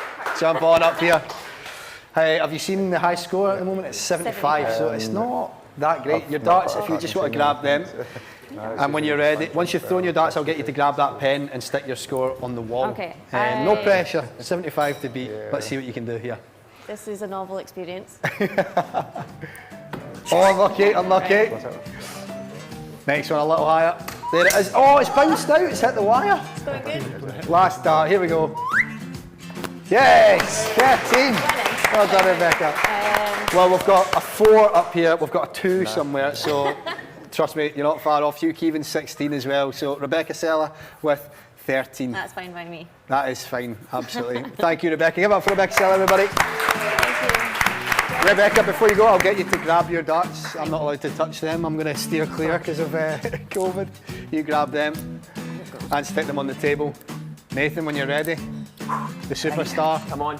Is he a superstar? Got a 4, so. Aye, someone got 4. Someone got 2 as well. So grab your darts there, mate. The ones on the right hand side. Sweet. Yeah. Do your worst, mate. See what you can do. Do you fancy yourself in the darts? Yeah, not really, no. No. Well, we'll soon find out, won't we? Yeah. Here he goes, Nathan Evans, everybody. Not a bad start. Oh, this is all right. Oh, here, take that. That's 26 for Nathan Evans. Grab that Sharpie. Right up 26, just go under Rebecca here, and then take your darts and stick them back on the table. And very soon, we'll be hearing from Nathan himself. He's going to be on the mic, giving us a tune. But before we do that, it's time to get the party started, isn't it? Let's take a look at this. Nice, mate. Thank that's you.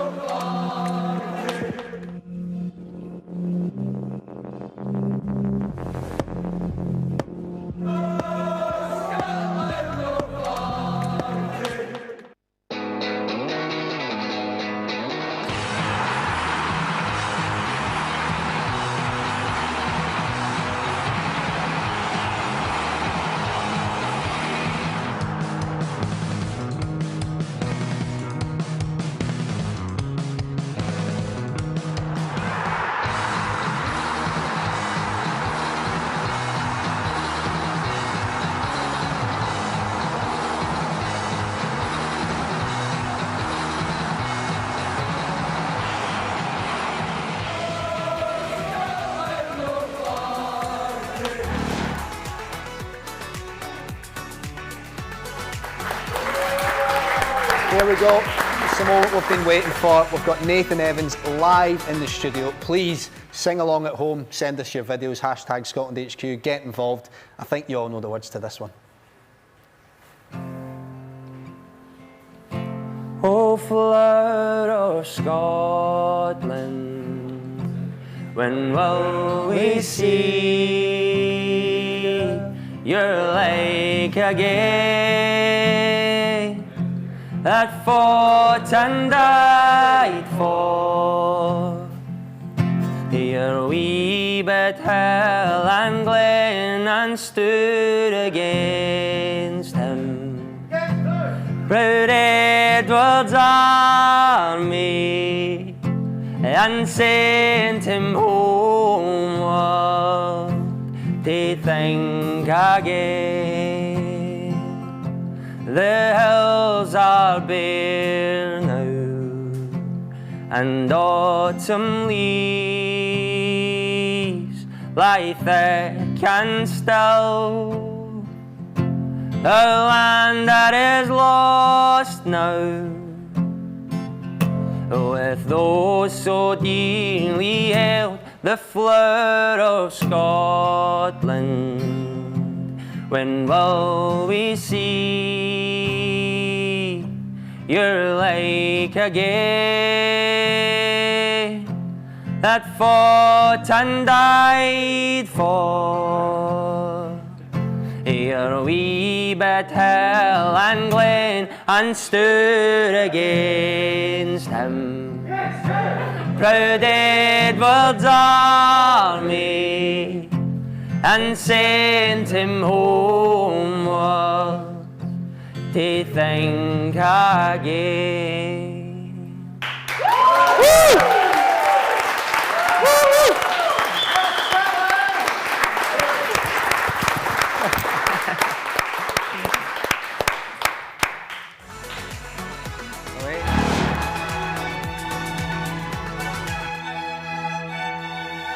What a beautiful exhibition, Stephen. An absolute masterpiece. You're right, Amy. 3 belters that all look good at Euro 2020.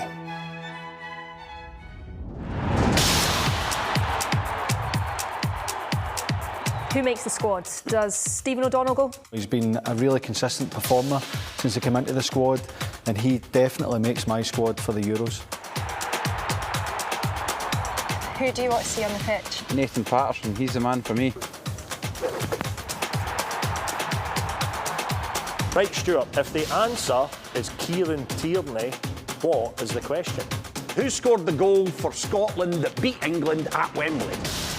No, the answer is actually who's just been named in Stevie Clarke's squad for the finals. But I preferred your answer. 26 guys going into the squad.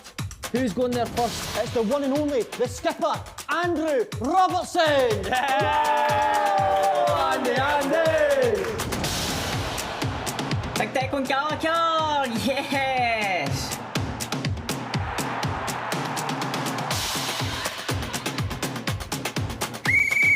Who do you want in the squad?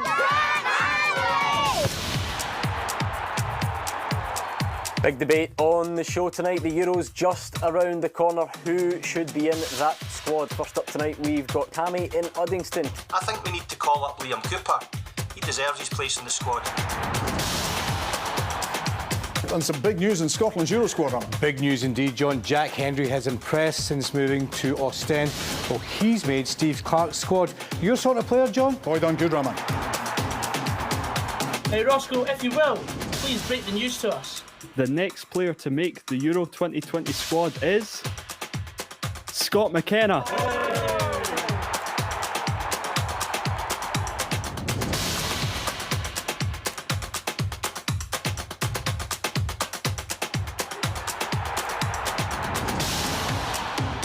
What about this for some great news, Chris? David Turnbull's in the Scotland squad. Well, I've been telling you now for months. I think if not years that David Turnbull should be in there. Celtic's best performer this season. I think he's had a great season.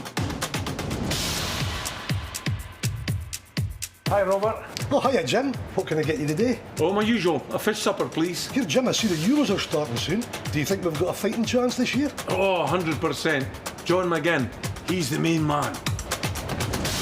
Enjoy your fish supper, Jim.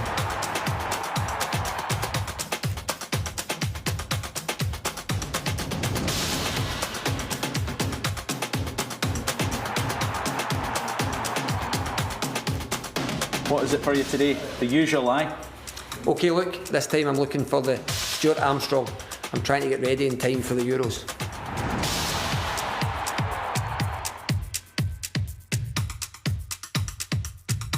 Squad's getting announced soon. Who you taking the midfield, Jim? Honestly, there's so many options, I still have no idea. Oh yeah, is that everything, guys? Perfect, I'll get it bagged up for you. There you go, there is Callum McGregor and Billy Gilmore. All the best, enjoy the Euros.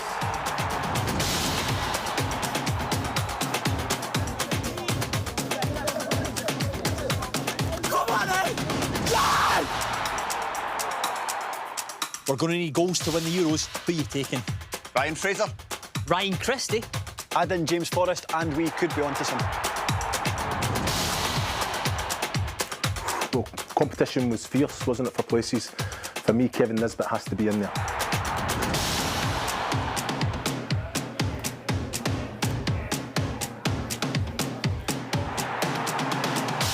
Last call for Scotland Euro 2020 squad. Shay Adams to check in.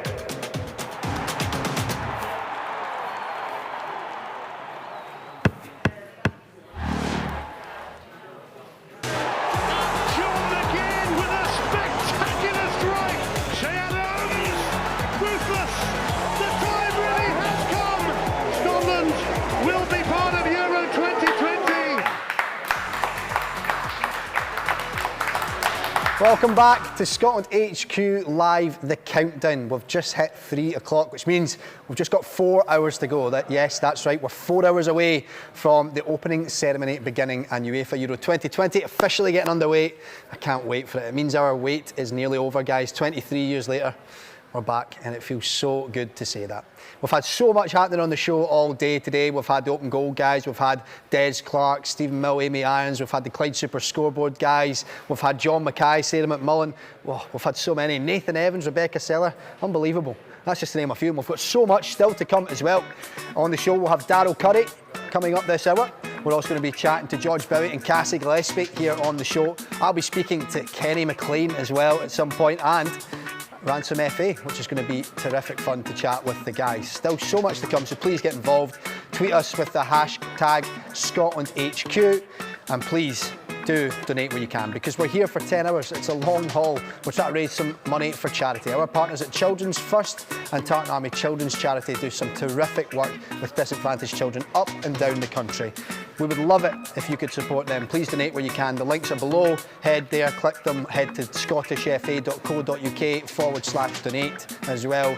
Give what you can. Anything that you can give is muchly appreciated, and we look forward to seeing how much we can raise for such great causes. Please, though, get involved, tag your friends, wherever you're watching. We'd love to hear from you. Send us your pictures, videos, however you're tuning in. Let's see you and let's hear you, because Scotland are nearly back at the Euros. Well, I'm delighted to say I'm going to be joined by Daryl Curry from BT Sport, Premier Sports, the presenter himself, the man who'll put me to shame. Hello there, Daryl, how you doing? Not bad, how are you? You knackered? Oh, mate, I'm struggling now, I'll have to say.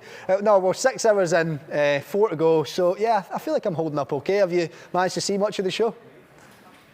I started this morning watching it, and then I have to admit, I've been at the pub for a couple of hours, which can only make this more interesting. That makes I'll come back for you, though. Tremendous. Well, we're in a pub, so you're channeling the Scotland HQ Live feel. I love that. How was that? Is it starting to feel real now that we're back to get into the pub with a couple of mates, was it?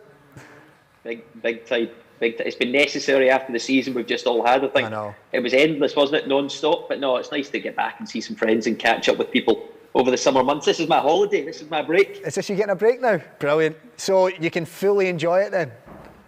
Definitely. It's been another really good season with BT Sport. Yep. Loads of fun. It's been great to be involved in loads of different leagues, and now is definitely a bit of downtime, and I get to enjoy the Euros.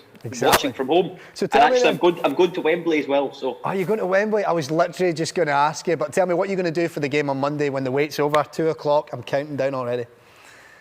Oh, it's a good question. Very good question. I'll be in a pub somewhere. I don't know if I can go to a pub or I need to be by myself and watch from home. I'll be probably behind the sofa somewhere. But no, I've not quite made my mind up yet. But Monday I'll be watching the game, obviously, and then Friday I'll be at the second game. Absolutely, look forward to that, mate. Well, I'm delighted to say on the line with us now is none other than Kenny McLean, one of our penalty scoring heroes. Kenny, thanks so much for joining us, mate. How are you doing? I'm good, thanks. How are you? Holding up, mate, doing well. Thanks so much for joining us, mate. It's great to have you on the show. Darryl, we've got a legend in our company now. Those penalties, the coolest that you'll see. How great is it to have Kenny with us? He's the mayor of Norwich. Exactly. I mean, he's outdone me a little bit, hasn't he? I mean, I've only had a couple of pints at the pub. I mean, the mayor of Norwich, though, if he goes on a party, he does it properly. He does it properly. Kenny, obviously, we're absolutely gutted with the news of your injury, mate. We'll have to start on that note. Such a sore one to take, but we'll hear from you first on that, mate. How did you obviously handle that, not being able to be a part of the squad? Do you know what? It was obviously it was hard. Of course. But I got over it. I got over it quite quickly, to be honest, because there was nothing I can do about it, and I just had to look forward, like the rest of us, like a fan. Yep. So I'm going to be cheering the boys on. Have like Darryl when it comes. I'll have a few beers hopefully at some point, and just enjoy it like everybody else really. Talk us through the recovery as well, mate. It'd be good to know how you're getting on and how the process is going down there. So I'm 4 weeks on crutches. I'm off the crutches now, so I'm on a brace still.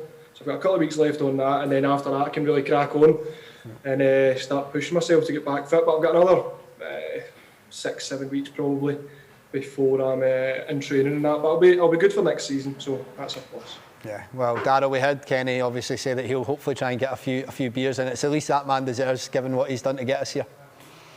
I think I messaged Kenny after the penalties. I mean, 2 absolutely fearless, brilliant penalties. In what must have been the hardest moments, by the way. I can't even consider what he must have been going through and thinking at that point. But also, I don't know how many people necessarily watching on in Scotland followed Norwich throughout the football season. Yeah. To know how well Kenny played consistently throughout this season. I don't know, Kenny, was it your most consistent year of football? I mean, I saw some of your matches, and absolutely outstanding you were. I would say so. I would say so. That was definitely my best year that I've had to now. Obviously we got promoted a couple of years ago as well, but I was injured for most of that, so I didn't play as big a part. But this season played most of the season. I had a wee minor blip at the start, and then obviously done this last game of the season. But that was definitely my best year. So I was geared up and ready to go. But what can you do? These things happen. I know. And I was going to say, Lewis, that's why I was so gutted when I heard the news, like all Scotland fans as well, because Kenny's, well, his personality, I know him from working with him in the past. I mean, it would have been so important, I think, to have him as part of the squad and to also play for Scotland as well during these Euros. So I understand he must be absolutely gutted, like us fans are as well. He's not there. I know. We've heard from a few of the boys, Kenny. Obviously, they're gutted. I've seen you around the place. What you bring to the camp, on and off the pitch, mate. They'll miss you, but I know that you'll be cheering them on, of course, when you're watching the games. I take it you've been speaking to the lads as well and keeping up to date with everything with them. I have been. I've spoke to them quite often actually. Been keeping in touch with Darryl and that as well, and Frank. So Frank's got me some tickets for the games. So I've been sorted out in that sense. I'll be okay. As I say, I'm just going to be just like a fan, just like everybody else. So I've been speaking to the boys. Everybody's buzzing, like they would be. I saw the wee gift that Rob got all the boys. I was disappointed to lose out in a bottle of whiskey and that, so that was disappointing. I'm sure we'll have to get that sorted out. I'm sure he'll have one set aside for you, mate. Don't doubt that. But it's rare that we'll get to speak to someone like Kenny as a full-on fan at the moment, Darryl, as well. And I want to know, Kenny, your earliest memories supporting Scotland, Kenny. What are the sort of first memories you have, the kind of highs, the lows that you've experienced as a fan? I mean, as a fan, obviously it goes back to the last time we qualified for a major tournament, and I can't really remember it, but I've saw plenty of it. That's obviously the highlight to everybody. So, I mean, this will be memories that I'll still look to in the future, although I'm not there. So it'll be good. I've been in this position for a long time, so I think the boys need to enjoy it though. There's going to be a lot of pressure and nerves that come with it, but you need to enjoy it because as I say, it doesn't come too often. Hopefully it can continue to, we can now start to push on and qualify for tournaments, but I hope the boys enjoy it because every one of them deserve it, honestly. Absolutely. Darragh, what about you? Same question. Earliest Scotland memories? Best Scotland memories? Earliest, I remember growing up and collecting all the sticker books like I think everyone else did, and reading all these things, but how we'd never got past the group stage of a major tournament, and then watching us at Euro 96, obviously the team we had then, which was strong, and the way we went out in the end, that goal against England, just absolutely brutal, another hard luck story. And then of course the last time we were there, France 98. I mean, I always remember, I mean before that I have memories, but I always remember that first game against Brazil, and watching it with all my friends in Glasgow, and the pain I felt at the end with what was an own goal, wasn't it, which did us down in the end. I mean, let's hope we get out the group this time. I know.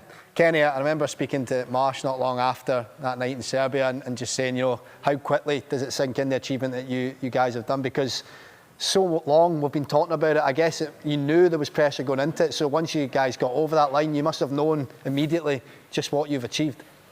You did. The emotion, I mean, everybody always talks about Christie's interview. That summed up everybody, really, not just the players, everybody. Yeah. So now it's, I think it'll just be sinking in now that the boys are in camp, because obviously you go back to your club and you focus on that, but now that the boys are in camp and the next game they play is going to be the Euros, I would have loved to saw them bowling out in the kilts like they did back in '98, but we'll see. Yeah, I'm sure we all would have loved to see that, getting the kilts back out. That would be terrific, wouldn't it, Darragh? You'd like to see that yourself? Oh, any opportunity, why not? Let's have a bash. Exactly. Well, Darragh, I've already chatted to you about what you're going to be doing throughout the games. Kenny, you said you'll hopefully get a couple of pints in as well.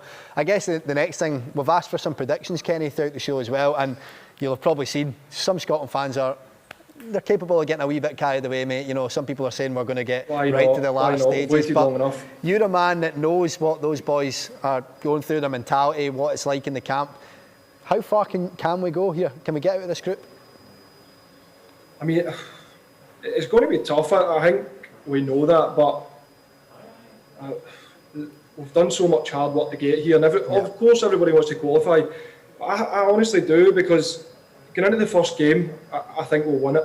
Not being biased, but I think we'll win the first game. Yeah. And then we'll get the England game, which will be, that'll be unbelievable, and it'll be some occasion for everybody. But I honestly think we can get the points to get out of the group, because then if you go to the Croatia game, listen, I think we'll be probably the least favourites to get out of the group, but we've got some team. It's some squad we've got there, and if you match us up against, of course, you know, everybody speaks about the superstars England have got and whatever, but that's fine. We'll go there and we'll deal with that game. That'll take care of itself. But the other two games, I think if you match the teams up, then we respect them, but we definitely don't fear them. Yeah, absolutely. Darragh, from an outsider's perspective, it is quite clear to see that there's a mentality and a belief instilled in the squad by Steve Clarke, isn't there? You can sense that when you see the team and the way that we're playing at the moment. Yeah, I mean, I think the way we set up against any team, even some of the stronger nations, I think we always give ourselves a chance. Yeah. That first game, though, against the Czech Republic is going to be absolutely vital, isn't it? I mean, even the team selection, I think, is going to be so interesting. Do we go the two up top in that game? And I think we've got to win it, but, you know, you can finish third in the group and you've still got an outside opportunity of going through. So, you know, I'm really positive going into it. And like Kenny has just mentioned as well there, the squad we've got, I think we've got some superb players. Many of who are playing at the very, very top level and who've had great seasons as well. So that obviously means there must be a confidence among the players as well. Yeah. Kenny, do you reckon the atmosphere will be quite relaxed at the moment? Obviously the boys have that sort of self-confidence and belief down in the camp. Do you think it will be quite palpable that the boys are in a good mind space? Right now, it'll be pretty relaxed right now. I'm sure the boys will be chilling out, but you know, the nerves and the excitement will start to build up, which you need that, and I'm sure it will be, because the more, well, it's getting spoken about everywhere now, so it's here and it's right there in front of us now. So, you know, there's no time to waste now. So the boys will be prepared. Obviously, the manager will have them prepared. I'm sure the manager will have the team in his head, and the players might know that by now. I don't think he would have named it, but I think the boys will have a rough idea of what the team is. So. Yeah. You know, you can really start to look forward to it, and you know, think about what's going to happen in the game, because that's what, you know, I've done it since I've come into the Scotland squad, I've thought about moments like this, you know, coming out at Euros, and the boys will be doing that as well. They'll be so buzzing for it. Of course they will. In terms of off the park, Kenny, as well, we know there's some good characters in there. Who do you think will be really coming into their own off the pitch at the moment and really setting the tone and the atmosphere down in camp? John McGinn will be in his element, spending this much time with the boys. Honestly, you can only take McGinn in small doses at times. And the boys were away in Spain there. I think it was 10 days. Yeah. Wow. I'm glad I missed that. After 2 days, I would have had to lock myself in a room or lock him in a room. I don't know. I'm sure he would have. Darryl, John is a bit of a character to John McGinn, and you can imagine what it's like. Oh, he's a great character. I mean, I've followed his career so closely, and I've had a few chats with him down south this season, doing some of the games that he's been playing in, and he's been great as well. But what a guy, what a backstory as well, and you know the injuries he picked up. I mean, being speared in the thigh, for goodness sake, by Stephen Thompson, and getting through that. I mean, honestly, great guy to have around. Can I just ask Kenny a quick question? Lewis, I'm getting into question mode here, but he was talking about the naming of the squad. When did Steve Clarke use the naming squad? Kenny, I mean, because I know ahead of the Scottish Cup final, I think it was Callum Davidson had said that he named the squad the Monday, the Tuesday prior, which was quite surprising to me. But does Steve Clarke do it on match day or the night before? How does he go about it? So what the manager will do is he'll have a rough team in his head, probably before we meet up. I don't know, watching boys form and how boys have done previous camps, and then he'll start to set that up quite early without naming the team. So that's his way of doing it, and he'll change one or two positions within that shape. And then you kind of get to know towards the end of the week, but then it won't be until day of the game. We'll have a meeting in the morning and he'll mention the team of the subs, and then that's it. So, I mean, officially it will be day of the game. I don't know if he'll change it for this, but usually you know roughly what the team will be. 2 or 3 positions might change throughout, and maybe if somebody, you know, stands up and stands out in training massively, he might take a chance on something like that. But I think he'll have his team in his head. Especially after the last couple of games and that. Yeah, it's fascinating. It's a good question, Darryl. In terms of your career, Kenny, Steve Clarke as a manager, what is the key to his success that's made that sort of club atmosphere almost felt at national level at the moment?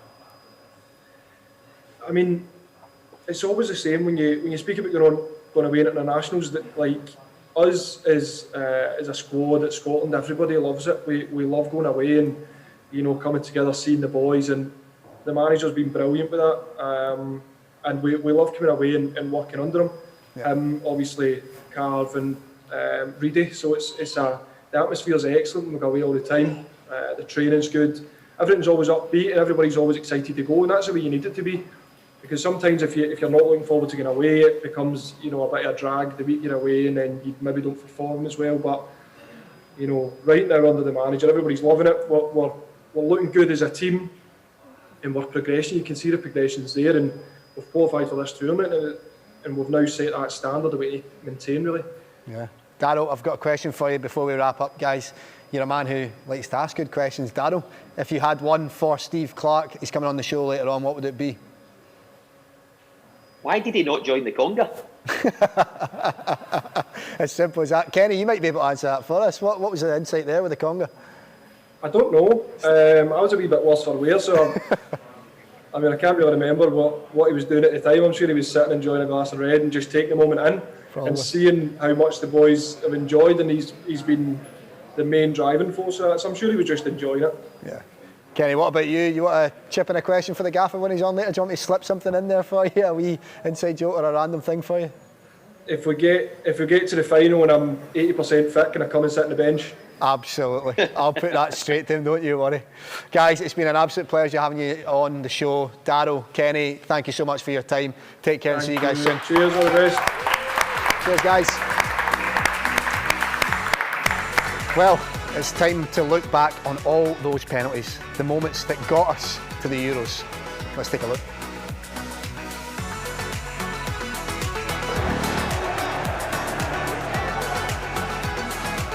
Here we go with another penalty shootout.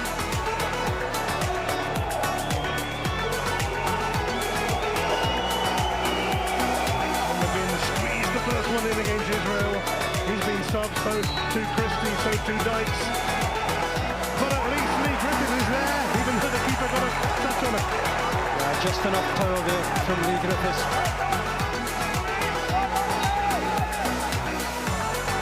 Everyone holds their breath, but that is how to take a penalty. That is brilliant from the captain for the night, Dusan Tadic.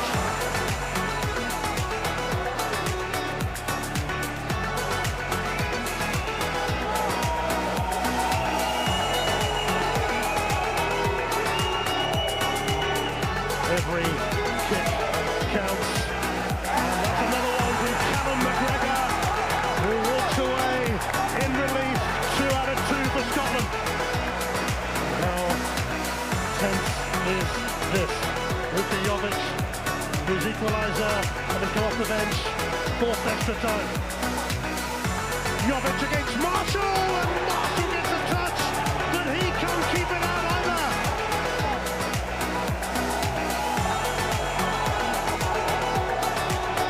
It is McTominay, and it's right in the bottom corner, and that'll do nicely for Scott McTominay. Brilliant penalty. Brilliant penalty. So glad for him. Melania Goodeye is next to take the long walk to the penalty spot for the ultimate test of your character. Goodeye, it's comfortable, it's 3-3. Well, McBurney has yet to score for Scotland in real time. It's his turn now, and he simply has to score this. McBurney steps up, and he was exceptionally calm, and that took a bit of bottle. Well, he looked calm. Look at the reaction. That tells the real story.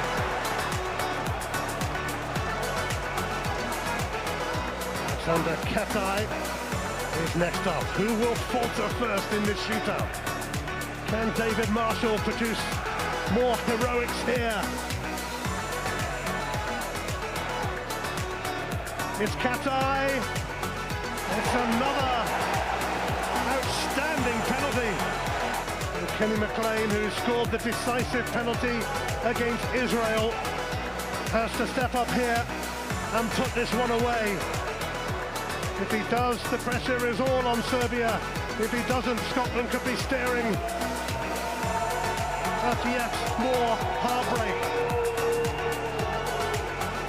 It is Kenny McLean for Scotland, and he does score right in the corner, and the pressure is piled on Serbia for their final kick.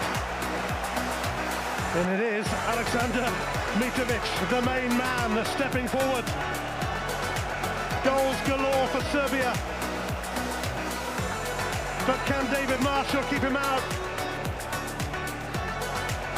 Alexander Mitrovic has to score for Serbia. And Marshall is saved! Yes! One big yes! It's a happy ending for Scotland for a change! The time has come! The time really has come! A night for the players! A night for the fans! A night for all of Scotland! Serbia are complaining here, but Scotland can still rise now and be a nation again! Scotland will be part of Euro 2020!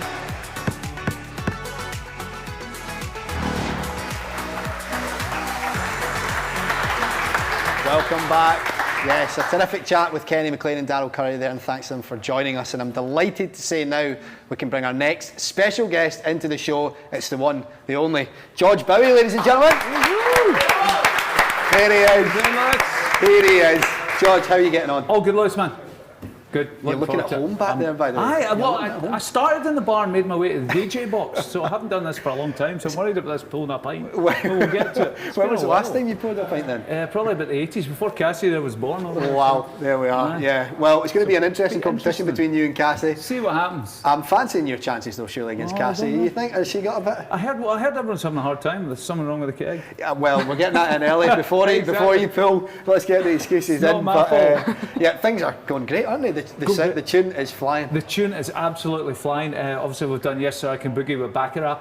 Absolutely. And I was just checking it before we came in, and I think 3 Lions was 23 in the charts, and we were 18 in the charts. So There's we're a beating them win. already. Come on! That's a good We're already thing. one up. Good Come on! Love that, love that. Well, that's incredible, isn't it? We'll do that again next week, that'll be great. So, Well, yeah, you're doing your bit off the pitch, so let's hope the boys Exactly. will do their bit on it. I'm hope sure Katie will have the GBX in the changing room and getting all the boys psyched up. Well, last time for the last game there, we made them a wee mix. I sent it out to Katie and they played it in the dressing room. They're all dancing about to the tunes, so that was a great love moment it. for me as well. Of course, absolutely. Well, I think we should get you pouring a pint because All right. I'm desperate to see how this goes. This is Grab gonna yourself go a pint horrible. glass, mate. Is this It's a all been competition signed. between me and Cass? Or? It is. So it's basically whoever can get the smallest head on the pint. See the size of her apple? As we've disclosed already, though, we're pretty sure the beer has gone funny because wait till you see what's happening here. Here we go. I can't wait for you to pour a perfect Oh my pint, I God, bet this you. is going to be horrible. Right, okay. Look at that, nothing but foam. Actually, this is all right. I think we've jinxed this in a good way. I heard Gordon Duncan's poured the best one, and He the guy's has. teetotal. I love He that. does not drink a bit, so it's astonishing that he is winning at the moment. But this looks all right. Well, don't This say looks that. all right. I think the I key might- is you're taking your time here, and that is the important thing. A I few might people have start tried to maybe panicking. rush that. It's Nah. coming out quite slow, isn't it? Yeah, that's good though. I like But that is excellent. You're taking your time. That's It's good. an art form, isn't it? Yep. I don't really drink much myself. I'll drink occasionally, but hardly ever. Will you be drinking during the England game? I will be drinking if we. Well, I won't because I'm doing a show right after it. Oh, that's Well, there quite we a are. big See, you won't head even- and- oh, this is a winner, a clear winner, by the way. That's an excellent fight. Come on! You're laughing, right? would love You're to drink laughing. that, but, Stick that down there because you're laughing, George. But honestly, the best we've had hasn't even got above the bottom of the tee. Oh, that's good. So All right, okay, you're I feel above good it, now. so that's Thank you, good we're news. on it. Congratulations, mate. I think that's probably going to beat Cassie. How do you see, assess you never that know. performance? You know, it's all right. It's okay. Take that, won't we? I haven't poured a pint for about 30 years, so yeah, I'll take that. It's good. It's all right. That's great. All right. Well, I think before we let you go, just a quick word. We're obviously going to sit down and chat in a lot more depth, but we're back at the Euros, Judge. Back at the Euros, How's so it feel? exciting. Just amazing. I mean, I was lucky enough to be at the World Cup in '98 for the opening ceremony, and the then boss made me come home the next day to do the breakfast show. So we did the breakfast show, me and Hugh from the Champs-Élysées in the morning before Scotland played Brazil, and when Scotland were playing Brazil, my boss made me fly on a plane home. Wow. And I missed the game entirely. Oh. And because I was at the airport with a Scotland top on, people thought I was being deported. You know, they were kind of backing off away from me. So yeah, that was a bad time for me. So it'll be amazing to just see if we can get out of this group for the first time ever. Amazing. That would be awesome, Lewis. I'd love that. Yeah, well, I heard you actually got your hands near the Euro trophy recently. Yeah, there was a guy saying don't touch, but they Got did maybe a wee bring look it at down to the radio station. There And it there is. you go. Aye. So the guy's standing with a taser going, don't you move, George gun, you know what I mean? Did you take that personally? Is it? No, apparently everyone got it, so it's fine. That's okay. But yeah, it was amazing. Got close to it. Sniff it. And sniff it, exactly. Well, let's hope we get a little bit closer to that trophy soon throughout the tournament as well. But that pint's now starting to do some funny things, so I think the sooner we get that out, the better. But George, we'll catch up with you very soon. Thanks for pouring that pint. George, bye everybody. Now next up, we're going to have Cassie joining us to pour a pint as well. Cassie, would you like to make your way down to the bar? I'm just sanitising it for you. I'm a wee bit nervous. Cassie, nice I'm a wee bit everybody. nervous. Hello, Cassie. How are you? I'm alright. How are you? I'm very well. You're doing a great job. We were watching it Honestly, earlier. I'm doing my best. I'm struggling, but I'm going to get you around this side to assess this pint for me. What's going on with this head? It looks like. All you need to do is take the head off it. And No, it'll be all you alright. need to do is honestly just clean that straight off and Just it'll be good. right off the top, and you're golden. Aye, you'll be fine. Do you think you'll do better? I don't know, to be honest. I've never worked in a bar or anything like No? that. No, I couldn't even pull boys when I was younger, never bring pints. You know what I mean? Like, honestly. No, it was, honestly. I was To be honest, this is winning, by the way, so yeah, I think we could see I'll some try. stiff I'll give it my competition. Grab the best pint, shot. go Never for it, ever yeah. pulled a pint. Can it be any of these? The middle one. Go for the Right, middle one. That's the okay. one that's What, the best? rigged up, I think. Right, here we go. Well, some strange stuff might come out of them. Oh no, wait, alright, okay, I see what's Oh, happening oh, here. oh, oh. No, this is not good already. How did you do I can't this? believe all this. How did you do this? Tilt the glass, Cass. I'm tilting the glass. Right, but then it'll just pour out. You're all right. You've got it under control. If Alright, it pours okay. out, it's only going here. What if it just drips? We'll deal with that. Oh, it's looking No, see, very it's a- foamy. It's looking very foamy. Oh, no, I is this think the we can worst just one you've maybe had? distract the audience while you maybe pour some of that head out quickly. Pretend no one's watching. Just get rid of some of that. Yep, Can now I do back it? in. There we go. Nothing Right, happened. okay, there Superb. we are. Right. If you were to own a pub, Cassie, tell me, what would you call it? What would you call What it? would I call it? That's a question, isn't it? Well, I'm just trying to What would I distract her, call Judge, it? so that she doesn't beat you here. Oh God, that's put me in the spot. What would I call my pub, George? Cassie's Gaff. Cassie's Cassie's Gaff. Gaff. Alright, then I'll take that. Cassie's Love Gaff. that. No one will want to come. By the time I pulled this pint, they'll be around the corner getting another you've one. lost your- you've There lost you your- go. Well, it's an alright effort. Give Cassie a round of applause, everybody. Right, thanks. It's that's yeah, I'd say you're terrible. maybe about fifth best so far. My dad would be very It sums up the disappointed in standard, that. but that's a good pint from George, so that can maybe be taken away and drank. But before we go, Cassie, Yes. how are you feeling? We're back. I think the city needed this. Yeah. I'm excited for it. I feel like after the whole thing, the pandemic and everything, I feel like it's going to be absolutely electric. The atmosphere is going to be buzzing. I can't wait for it. I want to see Scotland go the full way. There's voices telling me that it might not happen, but at the same time I'm pushing them out and I'm like, just let's do this.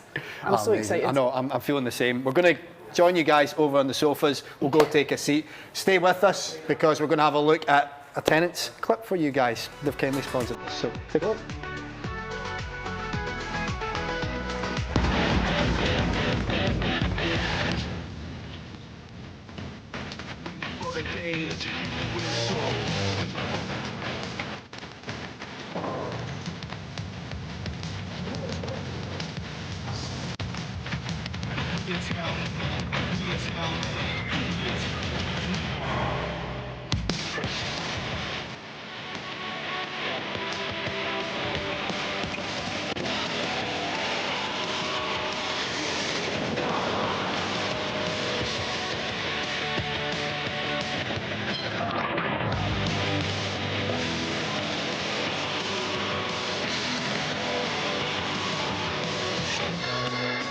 Just for everything, you know. Oh, God.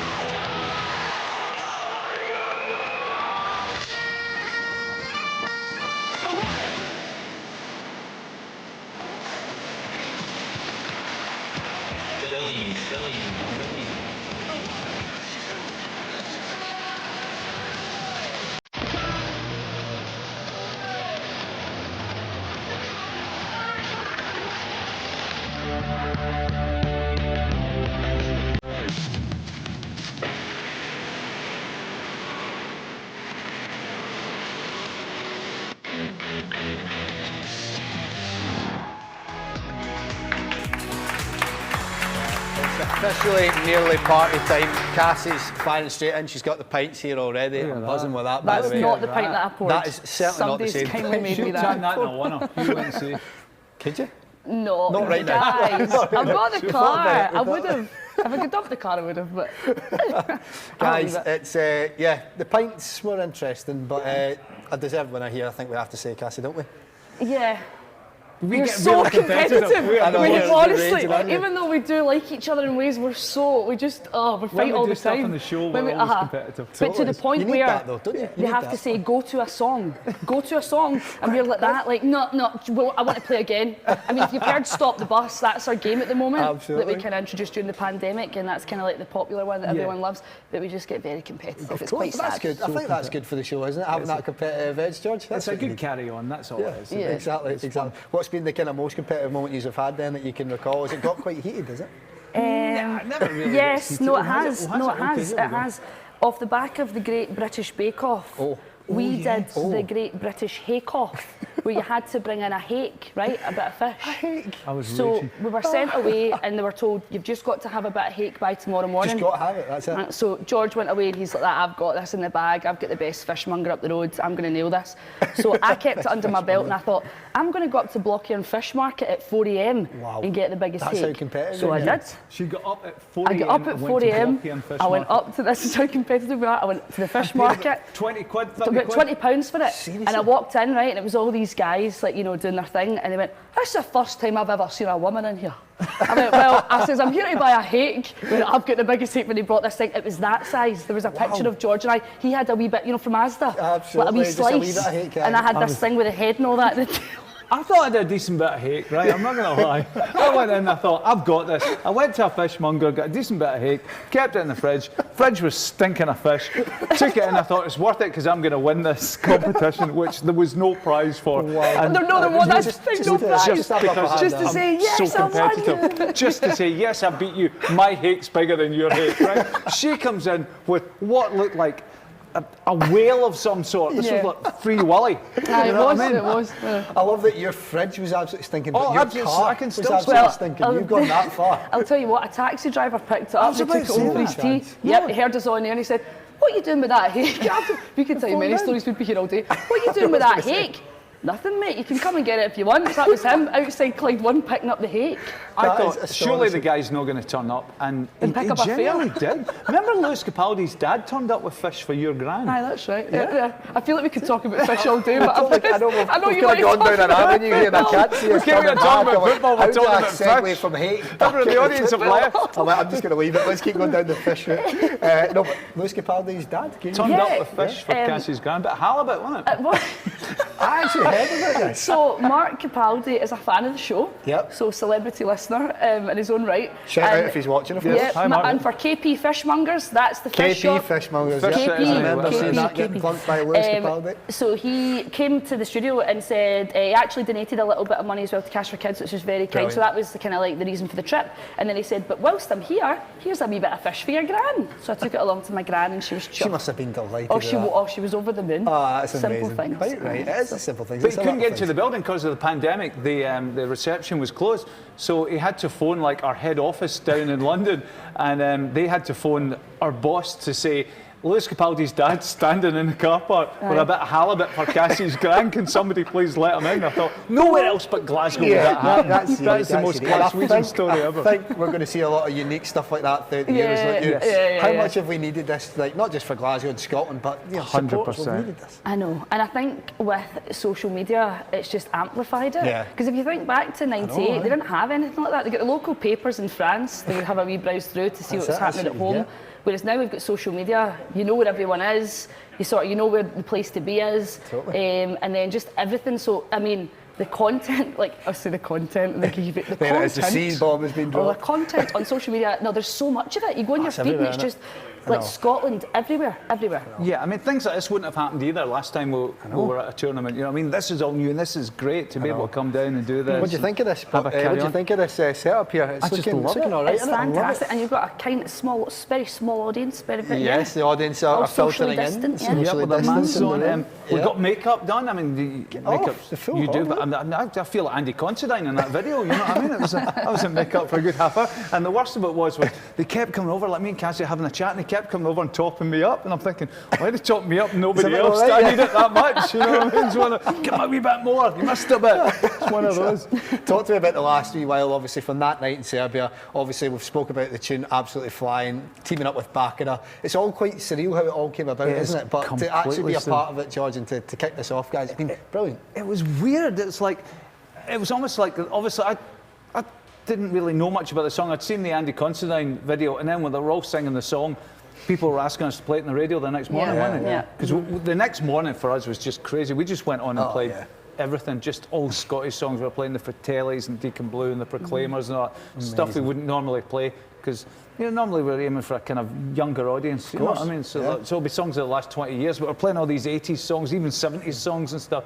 And then Yes Sir I Can Boogie came up, and then people started saying on Twitter, because they play bits and pieces when Scotland score a goal, they say, well, they play GBX's bits and pieces, why doesn't he do a remix of Yes Sir I Can Boogie? It felt like it was always going to happen, didn't it? And then you actually produce it, and then you see the response to it. That must be tremendous. Because it was worrying, wasn't it? It was like, okay, we're going to do it, but what happens if it's not a hit? And there were so many different versions of it coming out, and I thought, well, what happens if it's one of the other versions that hit? And that you're like, oh, it didn't quite work out, your mix, but it's gone massive. And not just in Scotland, there's radio stations in Germany playing it, Australia, it's crazy. It's worldwide then. And I think the listeners as well, they're always the first to even come up with an idea for the breakfast show. So sometimes we could be sitting there, it's like minutes later, or it was the next morning, and by 6 a.m. you've got a tweet, Georgie boy, you better remix this song. You know what I mean? So you feel the pressure. As well? Like, see, when we're seeing stuff in Scotland, like, it's a lot of the same sort of fans will say the same sort of stuff. Is that the same for you, George? Or, like, is it the same people that are like, come on, George, come on, George? Yeah, they don't let go. It's like, you need to get this done and stuff. They've said it once, but they're going to say it again. Yes, they're not going to let it lie, you know what I mean? No, it's not like, here's a suggestion, why don't you remix Baccarat? No, you are remixing Baccarat, and we will hound you every day until we remix Baccarat. And it wasn't easy to get hold of them, because like, they've got a manager in London who wasn't returning my calls and stuff, and it was kind of like, oh, what's going on? And he said, yeah, I've been inundated with people, but I was just relentless. I was phoning them every day. I said, I really want to do this. Let's make it happen.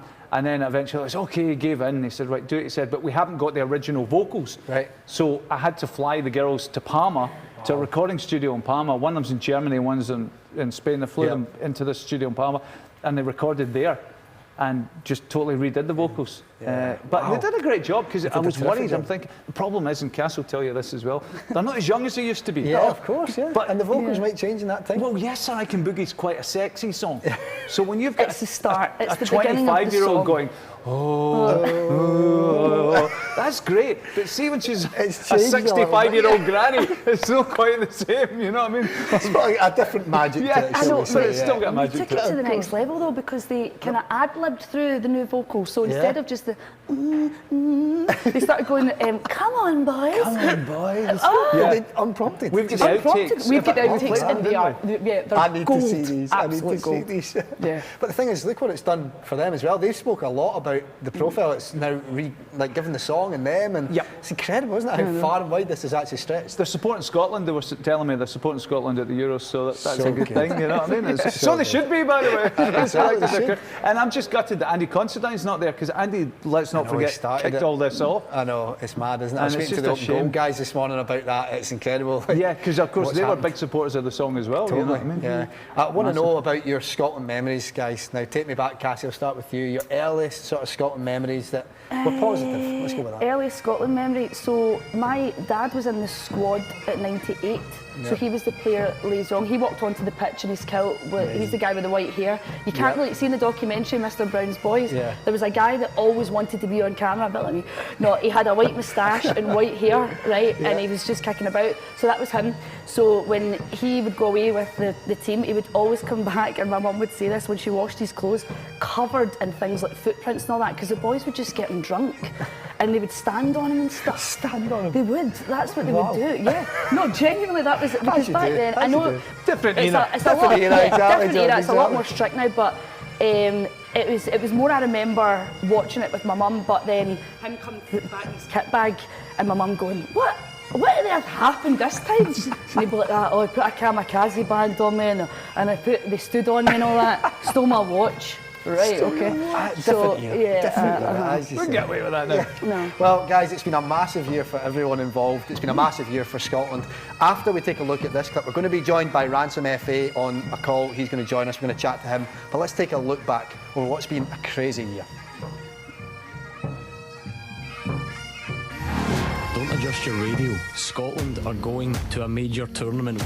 After so much heartache down the years, after so many tournaments missed, a generation has not been able to take part in, has not been able to watch, and suddenly that is all over in one save from a penalty. Scotland are going to the Euros!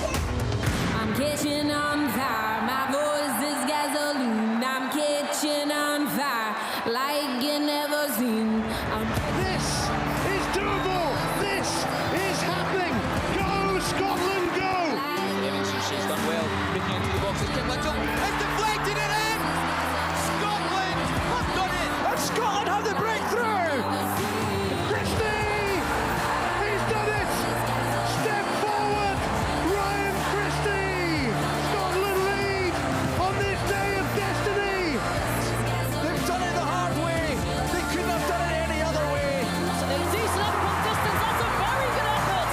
Eric Cuthbert, goodness me. Having got the goal, goes again. It's astonishing! It's Lee Griffiths! What a night to remember! It's Weir, and it's 2-1. Andy Robertson is going to take this on! Oh wow! They have a tournament in their sights! What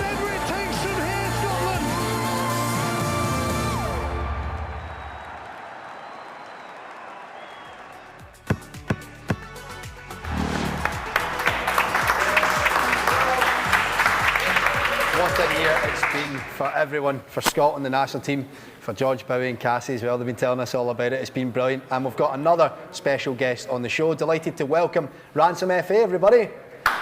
There he is. What's going on? Hello there. Thanks so much for coming on the show. How are you getting on? I'm good, mate. This virtual life is a bit hectic. I wish I was in the studio with you guys. I know. But yeah, I'm good, mate. How you guys been? We're great. We're doing well here. We're building up slowly but surely to the opening ceremony, mate. We've got a few hours to go. It's been a long slog, but we're gradually getting there. Yes. Where are you just now? I'm seeing a couple of records behind you on the wall. Whereabouts are you? I'm actually in Carlisle. I'm close to Scotland, but I'm just not quite there yet. Yeah, I'm in Carlisle. I was doing a talk with a school here, actually, and I'm at my PR team's base. Nice. And this is why you see all the records behind me of all the stuff they've done. Brilliant. So are you on your way back to Scotland? Please tell me you're going to come back and sample the atmosphere up here. Not straight away. I have to go back to London to do some stuff. But don't worry, I'm in London flying the flag, telling people that we're going to win, harassing them, letting them know this is our time, and then I'll be up in Scotland hopefully next week maybe. Absolutely. Will you get to the game if you're in London? I'm going to try. I haven't got a ticket, and I don't know. Suppose I was here and you need a COVID vaccine, which I haven't. Well, COVID vaccine passport, which I haven't got yet. Right. Yeah. So.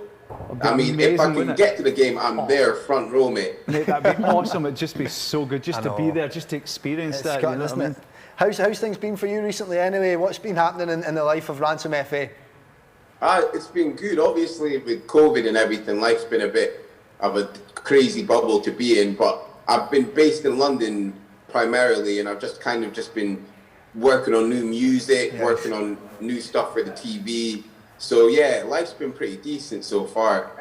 I've just been trying to get also my studio in Aberdeen up and running again because obviously I had to slow down because of COVID and whatnot. But yeah, it's just now that things are opening up, trying to keep the momentum going. We were talking just before we got you on about maybe a wee collaboration potentially here with yourself and George. Grime meets dance. I think that sounds great. Let's do this. I love the idea. Mate, of course, I'll be honoured, mate. Well, I would love that too. Let's get something sorted out. But I'm guessing, like me, you've probably got about 10 albums recorded in the past year. Is that fair to say? Mate, I've got so much music in the bank, too much. Now I'm what am I going to do with all this music that I made? I'm the same. It's before, I always wanted to do this album, make this music, and I was too busy doing gigs, and then suddenly I've got too much music and no gigs to go to at the moment. Literally, I'm missing the gigs now, mate. I just need to be in a packed gig back in the SWG3, mate. That's where all the gigs were. You know what I mean? I need to be somewhere kicking it all off again. We did a gig in SWG3 Easter, obviously with no people in it, but just a live stream, and just the thrill of actually going back in the decks again, even though it was an empty club, was amazing. Yeah, I can imagine. Yeah. I just want to drop in quickly, guys. I recorded a wee tune during lockdown. Did you? I did, yeah. Had my hand at music, George. Oh, you put your vocal on it? My vocals, yeah. Nice. Right, you put a donk on it. I'll send it your way, Ransom. I'll let you have a listen, see what you think. You'll probably slaughter it, but that's totally cool with me. As long as you hear it, I'm buzzing with that. Save a verse for me, mate. I'll hop on a verse. Why not? That'll be great. Love a bit of that. It is. It's true. We're talking about lockdown and how you keep busy. No gigs, of course. You guys have been rammed making music, but how else did you keep busy, Ransom? What else were you up to during lockdown? Just the thing is with lockdown, you kind of at first it felt like a holiday. It was oh great, and then as time slowly went on, it was oh mate, this is really just dragging on. But I kind of just used it to work on skills that I not neglected, but skills that I hadn't really kind of pursued. For instance, I did a lot of trading and investing. Nice. So that was kind of one of the things that I built up again. So yeah, I kind of just used it to get my mind into some things I haven't done for a while. Yeah, I love that. Right. Everyone else is watching box sets, so you're getting into trading and investment. I love That's that. smart. How did you keep busy, Cassie?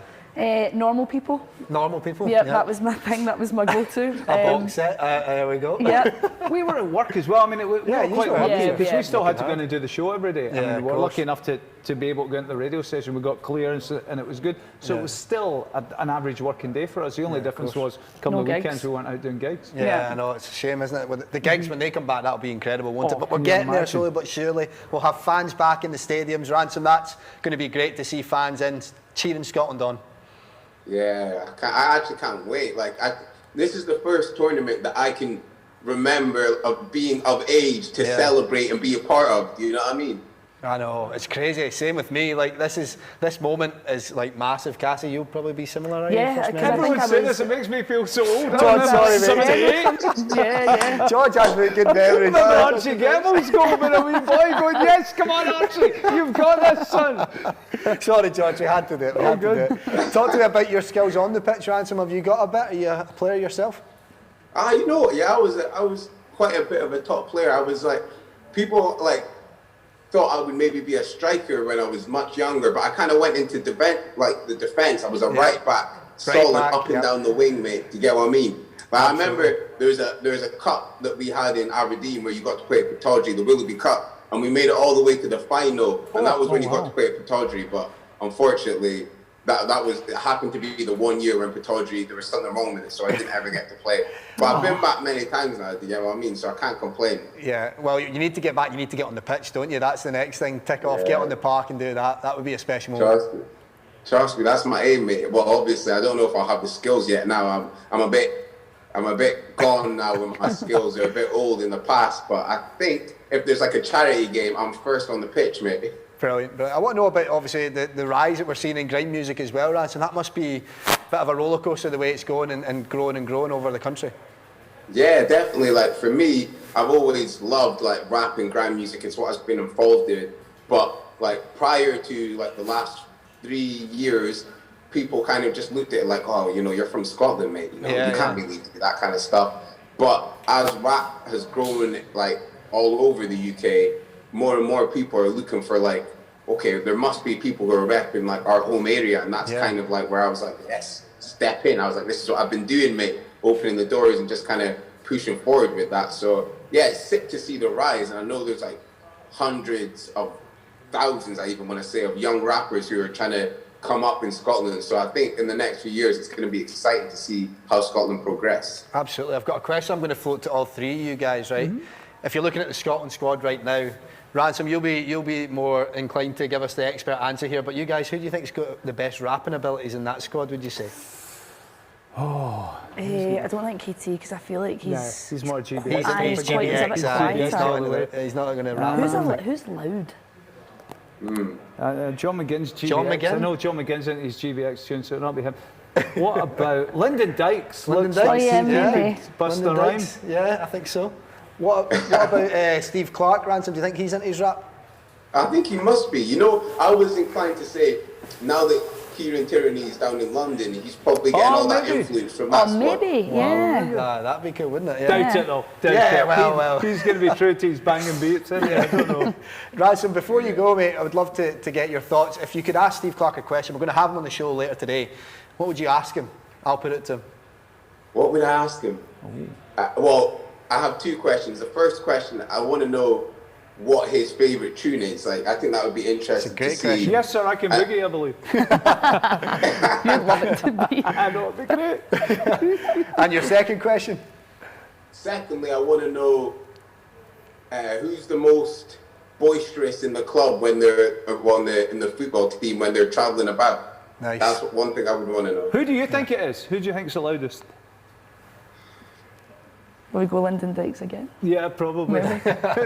Well, we all know what John McGinn's like, don't we? Yeah, John's pretty well. Yeah, I would probably say McGinn. That's what my gut instinct would say. Do you get what I'm saying? Yeah. I remember when Hibs won the cup, John McGinn phoned me from the bus and asked if we could do a shout out for them all because they all had the GBX on in the bus and they were all coming home from Hamilton. No way. Crazy. As you do. I love that. Guys, what about your question for Steve Clark? Cassie, we'll start with you. Oh, go with George first. So it gives me a bit of extra time.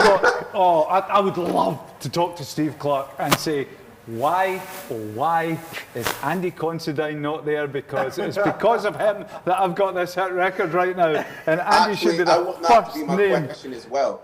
I want that question as well. We need some more Aberdeen players. Of course, yeah. Your neck of the woods is your lad. I mean, the whole Yes Sir, I Can Boogie. I know the Open Goal guys adopted it and did their but Andy kicked it off. He did. It was Andy. He was the guy.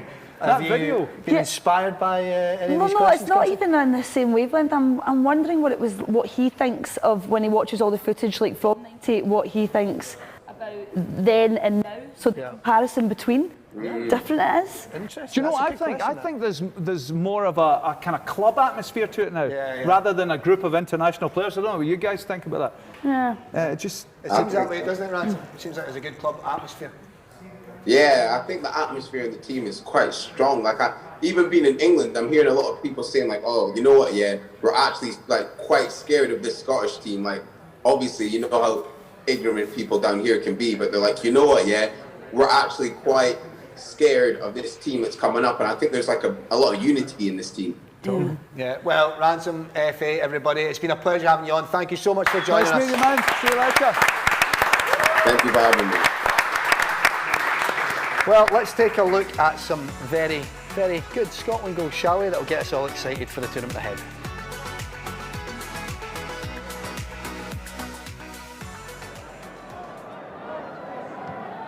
Chipped in once more.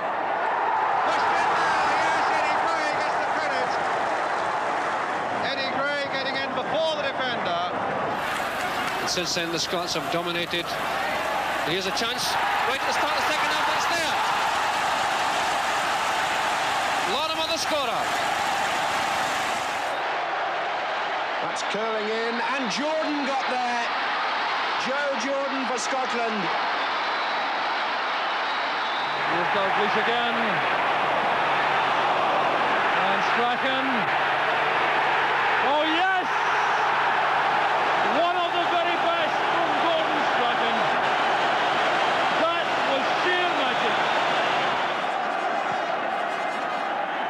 McQueen! Chipped across by Hartford.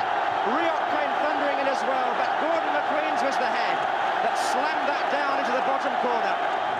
McAllister for McStay. McAllister, give and go. Here's McAllister. Yes!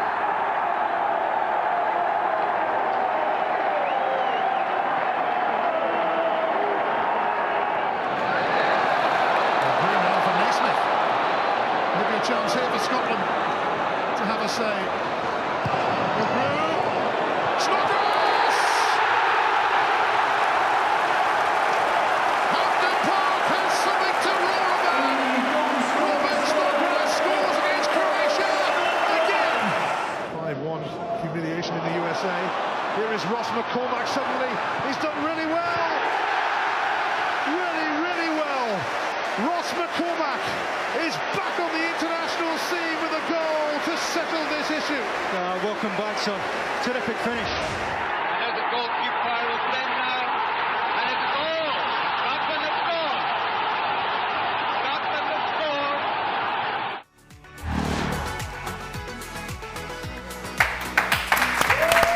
Some crackers in there indeed. Could watch them all day. Well, time is ticking away. Time to hit the dartboard, I think, guys. Who would like to go first out of the you two? You want to do it? Go on, Cassie. Come on, get up here. Cass, you got Come on for Cassie, everybody. Yay! See, I like watching the darts, but I don't play. You like watching them but not playing them, yeah. I've been to see them. Freshly sanitised for you. Thank you. Grab your set. Not the pen. 75 is a high score, right? But I don't. Are you feeling ambitious for 75, or is there a name up here you're thinking I would like to beat that? Who have we got? Amy, my sister, she got 4. What did she Naming a lot higher. What did join Amy? Nathan Evans, 26. I think you can beat that. Hugh Keevan, 16. Yeah. Try and beat Hugh. Yeah, try and beat Hugh. See, I think he got 1 on the wall as well as 2 on the board. So see what. Maybe try and get all 3 on the board would be great. Where's the hockey? Oh, I think you're edging a wee bit forward. There you go. Oh no, it's a bit further away. Here's the competitive seat you were talking about. Look, he's like giving you a yard. Go for it, Cassie. You're not going to get a speedboat, that's for sure. Here we go. Oh, there we go. Not bad. You watch yourself, Lewis. I know. Just going to ease out. Come on. There we go. That's all right. That's all right. You're on board. You're on the board. I'm on the board. But Last start. Let's see what you've got, Cassie. Oh! Wow. Wow. There we go. So you've got 21 plus 24. That's all right. That's 24. All right. Do you want to grab them out of the board? Right. And write your score up on the wall. There's a wee Sharpie to your left. You can grab that and sign the wall, please. You can sign anywhere you like, high or low. Such a messy. You got 24. 24, right? Okay. Yeah. I'm such a messy writer. This is going to be good. I'm only worried about signing the wall. The darts will take care of themselves, though, won't they? I can't play darts. Do you think you're going to beat Cassie? That's the question. Probably not. Feel free to set your darts down. Can you chuck a dart? No. Are you decent? I can't do anything. Right, Cassie. Thank you very much. Give it up for Cassie, everybody. Yeah. George, time to go. Here we go. So, 75 is the high score. Oh, I'm not going to get that, but if I beat Cassie, I'll be happy. Cassie, 24. These are your darts here. I'll let you grab those, and when you're ready, you can throw 3 darts. 3 of your finest darts, please, George. So, if you want to sing while you're doing it, yes, I can do it. You want to do that?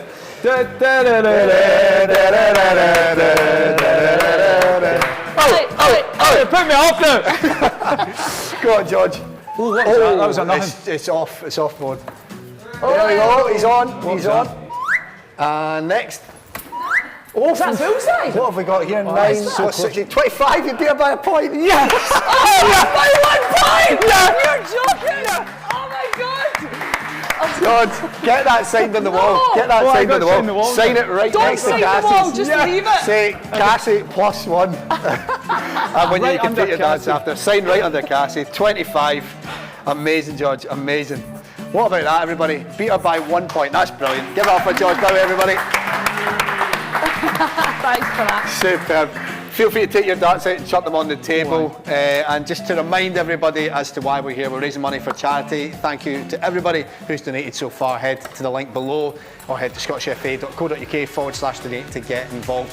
Cassie, George, it's been an absolute pleasure having you guys with me. Give it up for everybody. And let's remind ourselves of the squad that are going to do battle at Euro 2020.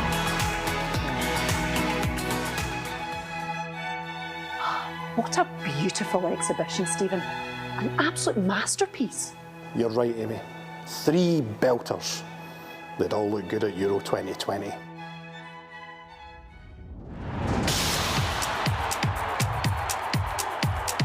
Who makes the squad? Does Stephen O'Donnell go? He's been a really consistent performer since he came into the squad, and he definitely makes my squad for the Euros. Who do you want to see on the pitch? Nathan Patterson, he's the man for me. Right, Stuart, if the answer is Kieran Tierney, what is the question? Who scored the goal for Scotland that beat England at Wembley? No, the answer is actually who's just been named in Stevie Clarke's squad for the finals. But I preferred your answer. 26 guys going into the squad. Who's going there first? It's the one and only, the skipper, Andrew Robertson! Yeah! Andy! Big Declan Gallagher! Yes!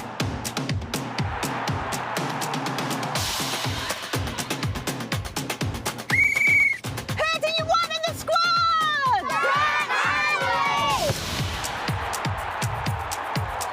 Big debate on the show tonight. The Euros just around the corner. Who should be in that squad? First up tonight, we've got Cammy in Uddingston. I think we need to call up Liam Cooper. He deserves his place in the squad. And some big news in Scotland's Euro squad. Big news indeed, John. Jack Hendry has impressed since moving to Ostend. Well, he's made Steve Clarke's squad. Your sort of player, John? Oh, done good, Raman. Hey, Roscoe, if you will, please break the news to us. The next player to make the Euro 2020 squad is Scott McKenna.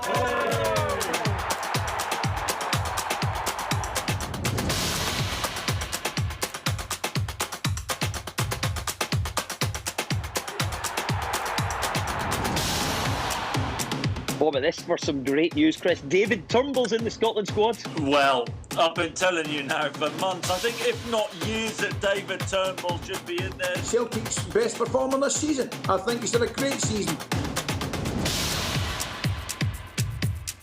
Hi, Robert. Oh, hiya, Jim. What can I get you today? Oh, my usual. A fish supper, please. Here, Jim, I see the Euros are starting soon. Do you think we've got a fighting chance this year? Oh, 100%. John McGinn. He's the main man. Enjoy your fish supper, Jim.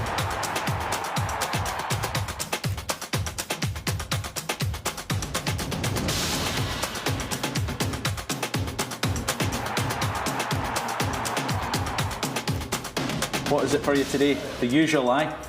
OK, look, this time I'm looking for the Stuart Armstrong. I'm trying to get ready in time for the Euros.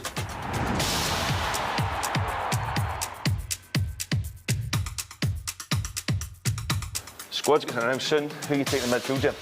Honestly, there's so many options, I still have no idea. Oh yeah, is that everything, guys? Perfect, I'll get it bagged up for you. There you go. There is Callum McGregor and Billy Gilmore. All the best. Enjoy the Euros.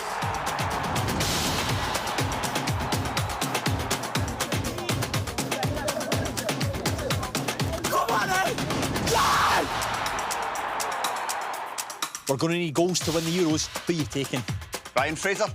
Ryan Christie. Add in James Forrest and we could be onto some. Well, competition was fierce, wasn't it, for places? For me, Kevin Nisbet has to be in there.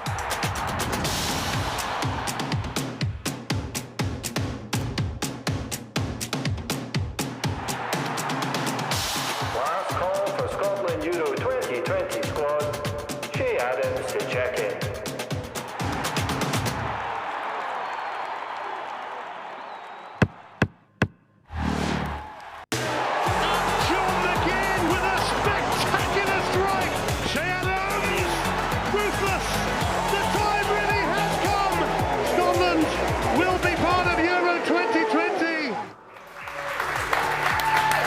Welcome back to Scotland HQ Live, the countdown. We're getting closer and closer. The wait is nearly over, guys. At 7 o'clock tonight, the opening ceremony begins and we're officially back at a men's major tournament. It feels so good to say that, I tell you. We've had some great stuff on the show so far. Not so great darts as we've seen, but it's been a joy to watch. We've had the open goal guys on. We've had Des Clark, Stephen Milty, Amy Irons, the Clyde Super Scoreboard guys. It's been brilliant. I've just had Cassie Gillespie and George Bowie. They've been great fun, and as I said, not so great at the darts, but who cares? Get involved. The hashtag ScotlandHQ. We'd love to hear from you guys. Send us your pictures, your videos, however you want to get in touch. Tag your friends, comment below, however you're watching. We'd love to hear from you. Why are we here though? That's the question. We're here because, yeah, we want to get excited and we want to take the nerves away at home, but we're also looking to raise some money for charity. Head to scottishfa.co.uk/donate to give as much as you can. Anything you can is greatly appreciated. It's going to our charity partners at Children First and the Tartan Army Children's Charity. They do terrific work all across the country with disadvantaged children. What have we got in store this hour? We're getting closer, guys. We're nearly there. This hour, I'll be speaking to Sean McDonald. We've also got Paul Black, Paul Dock, Chris McQueer on the show. We'll head back to play some darts. But first things first, it's time to pour some pints. Let's do it. Here we go.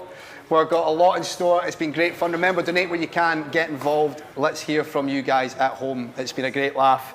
And we're slowly but surely getting there. It's been a long show so far, but it's been terrific fun, and I know that this hour is going to be just as much fun as well. Here we are, back at the bar. Please welcome everybody, Sean McDonald. How you doing, mate? You all right? How you doing? Good. I've been practicing. I've been on YouTube. I've been getting ready for this. So this is advice I've got for tenants. Am I right to just go? So hang on, wait. Wait. Before this man gets right into it, you've done your homework. I have done my homework, mate, because I'm not letting, no offence to George Bowie, but I'm not letting him beat me because he's had the best pint so far. And did you see it? It wasn't amazing. It was all right. Well, I mean, I'm fighting talk because I'm going to end up having an absolute shocker. I know, I was going to say. But like 45 degrees. Right. You can't let this metal bit touch the glass because that messes it up. Right. And then, right, let's go, let's try. Right, so talk us through and, that. If I get this wrong, then this is Terrence's fault and it's not mine. We're not going to give you any of the blame, don't worry. So 45 degrees, don't let the metal touch the glass. Don't let it touch it, and then when it gets to 2/3 full, you want to be turning it up. That's when everyone seems to be falling away. When it starts to get full is when they're starting to struggle. So you're waiting until about 2/3. Now, we probably should disclose, just so you don't look too daft, that we think there's something wrong with this keg. What do you think? There is. This is. It's a fact. Is George Bowie still here? What have you done to this? There's Gordon as well. All right, Gordon. I know, unbelievable. Because I've always got you pouring, mate. That's why. It must be. Oh no, this keg's broken. We need to do something about that. Honestly, that's something. What are we thinking there? Right, bring the flakes in. Bring the flakes in, guys. Pop it here and let's have a look at it. You have done your research, right? Just before we... it's looking good, isn't it? George It's a good half pint. It's a good half pint. Aye, that'll do. Give that 20 minutes and that'll be absolutely fine. We'll come back to it and you can top it up. Aye. Anyway, it's been all right having you do that, isn't it? I'm sure you'll be able to follow up. I'll do better. You've got a few friends involved today, don't you? Tell me a little bit about that. Chris McQueer, Paul Black and Paul Dock. We're just going to be having a wee chat about all things Scotland, football, what Scotland was like before, well, the last time we were in a tournament, 1998. obviously things were very different. There was no such thing as the internet. Of course. Facebook and Twitter didn't exist. Maybe no such a bad thing. Exactly. Maybe not, so we'll be getting a chat about that, and we'll be picking our dream five-a-sides between us, deciding who goes where, who takes the money. Are you a Celtic fan, is that right? I'm a Celtic fan. Well, Celtic you might enjoy this next clip. This is Scotland goals scored by Celtic players. Let's take a look. Right, mate. Never jump over it on the sofas. Smith sweeps it on, Commons, it's 3. Mate. Lovely should have on to Paul McStay. And a great goal from McStay.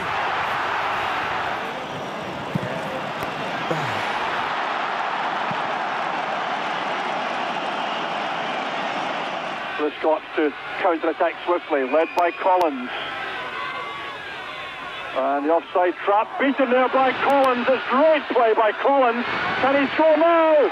He's done it! A magnificent goal by Collins.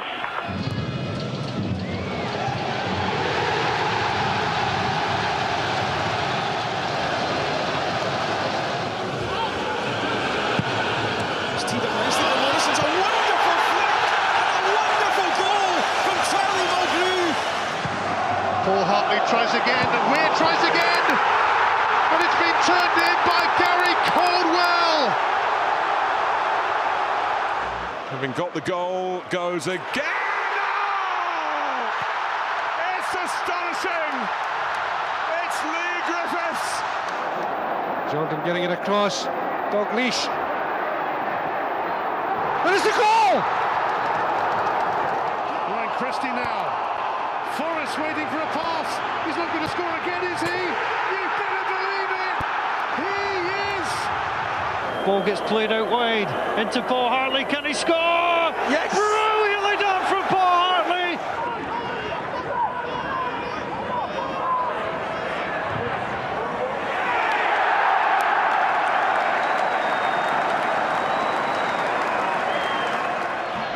Anya. Maloney. Brown. Maloney! Sean Maloney seizes the moment and takes great delight in that. Scotland have the lead in this match that matters so much.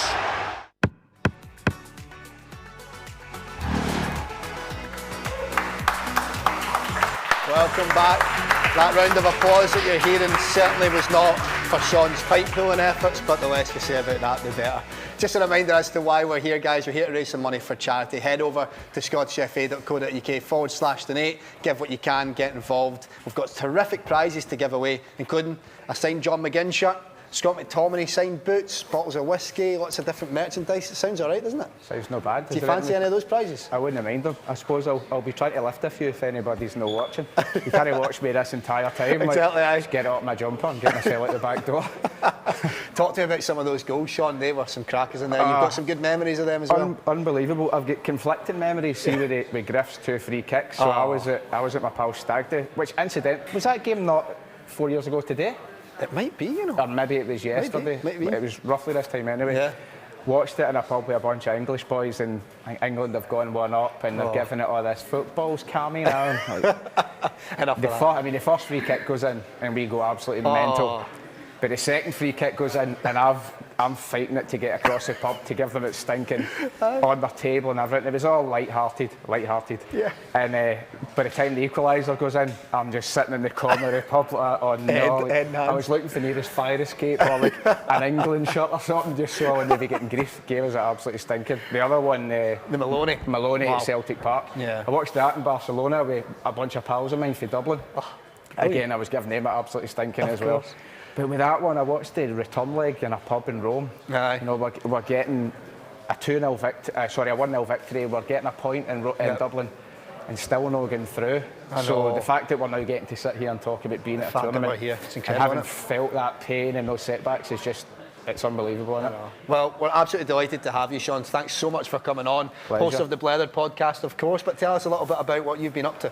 Do you mean over the last year? Over the past year. Months? The past year obviously has been horrendous. Over the past few months, I've been fortunate that I've been able to keep working and to be able to keep doing things. It's been strange now that things are opening back up, burning the candle at both ends a wee bit, because it's like every time I say no to a night out of the pub, I'm like, remember in the depths of lockdown you were saying you would never say no again. So no, just it's been great, and a lot of work things coming up, and it's nice that the world's moving again. I know. Is that what you've set yourself then through lockdown, is I'm not going to say no to things now? You're basically, a yes man. aye, but to my detriment, because I'm fat and shattered all the time. I feel as if I'm drinking all the time, I'm eating, I'm not sleeping, and I'm trying to go to work. But you know, I would be complaining if I didn't have it. So true, I know. Well, you've said yes to coming on here, so I've been delighted with that. Fortunately, you've got a few guests that are going to come on that have said yes to coming on as well. That sounds like good fun. Yes, I was scraping the barrel. I thought, I asked a load of people, they all said no.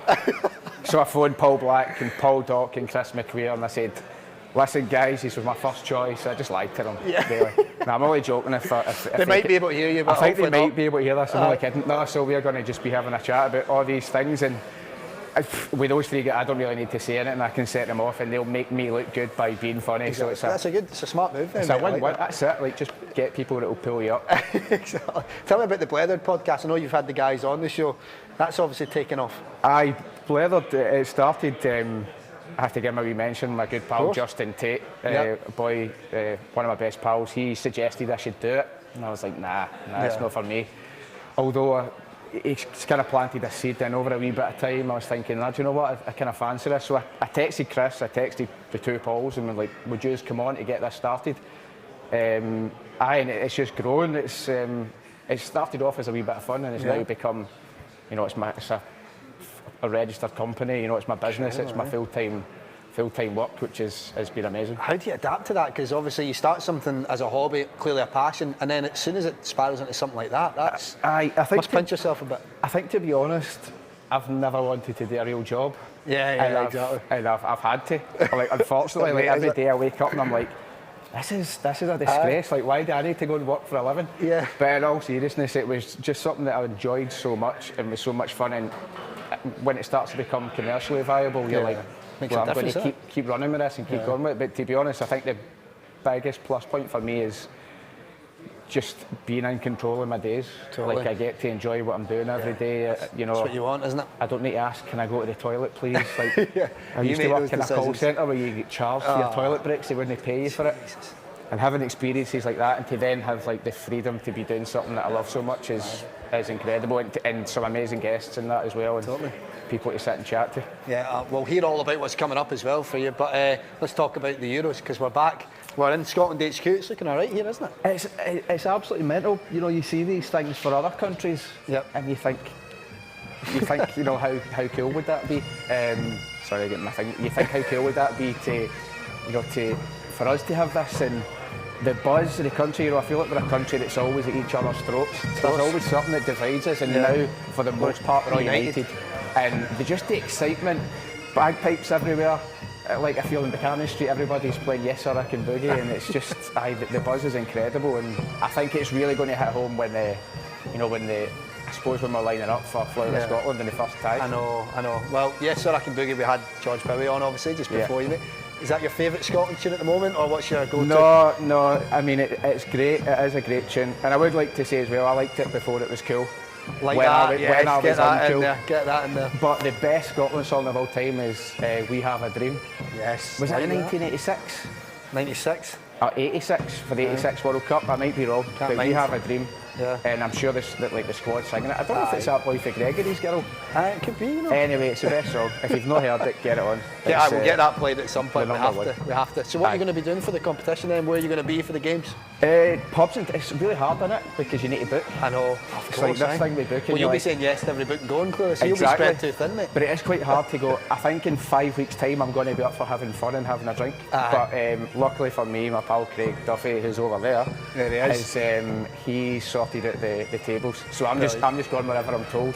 I was supposed to be in London for the tie, because back at the time when we booked it, we're like, that'll be fine. Of course, it'll be fine back then. It isn't, so I'm not going anymore. But I'm quite glad to to be up in Scotland for it anyway, because I think if we manage, imagine we won. Oh, mate. You don't want to be anywhere else than in Scotland. That's true. Like, we just end up I'll get beat up and like my money took off me in London or something. My wee probably best for everyone. My wee Velcro wallet taken off me and all that. My wee easy to pinch, just it'll be like I'll have it a wee clip on my belt, but it'll just get taken off me. So it's better that I'm up the road than exactly. I can't get beaten up. I know. What are your predictions then in terms of, we're looking at that group? It's a tough group, obviously, but do you fancy it? It is really difficult, and I think one thing that could go in our favour, see if you look at domestic football, we've seen a lot of anomalous ends to the season. Some might say Rangers winning the league was a wee bit strange.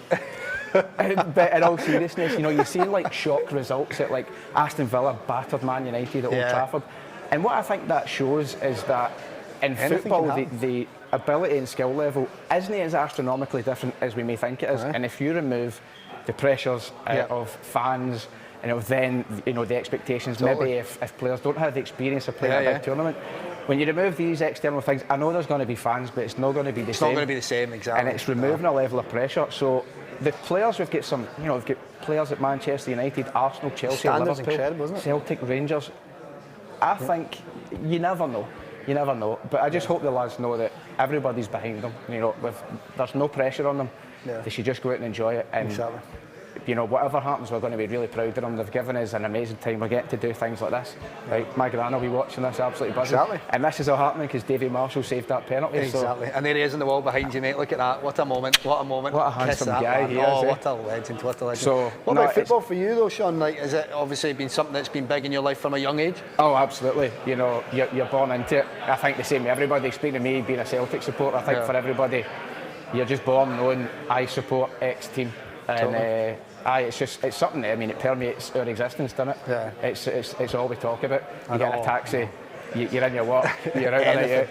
That's what you're talking about. And it's. I mean, for France '98, I lived down in England. So I've still never experienced a tournament because I had to listen to all that football's coming home. That's quite a good tune, though. I can't believe I just said that.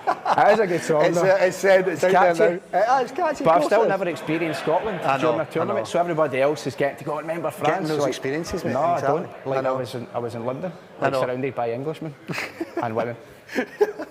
But now you're here, you're in the heart of it, and this is where we want to be, isn't it? Enjoying it. What about earliest Scotland memories for you then? Obviously, we spoke briefly about '96 and '98, but when you look back, here you are, a young lad.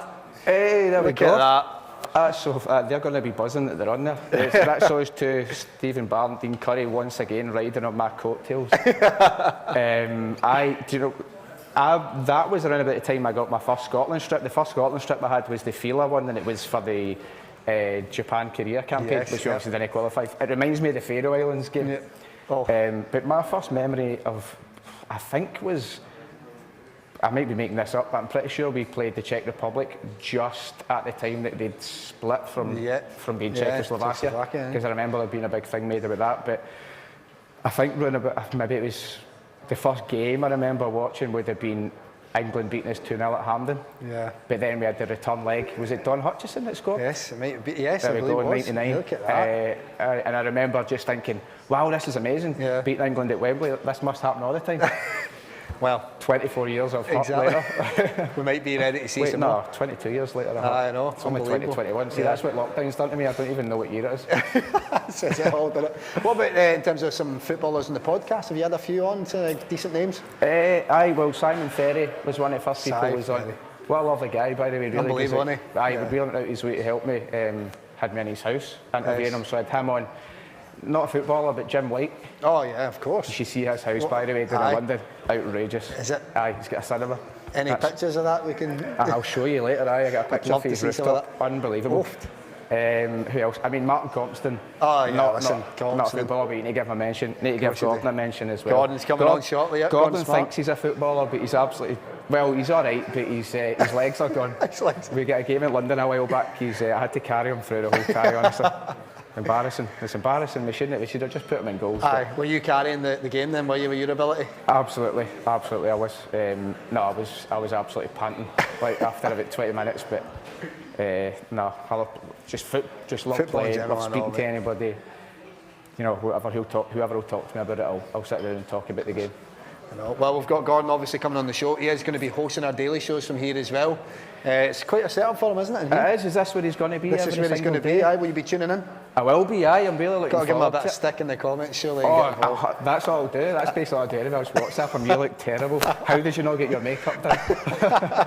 Did the makeup last to do that for a laugh? No, I'll definitely be watching. It's going to be amazing. I mean, the lineup looks absolutely incredible. It's incredible, and isn't it? it's just going to be great to recap. And I take it he's getting to speak to the boss and the players He and stuff. certainly is. It's like an insight you're not going to get anywhere else. I know, exactly. Some of the names as well. Compton, of course, you've dropped in there. Some big names coming up. It's going to be great to watch. Well, is he? He is.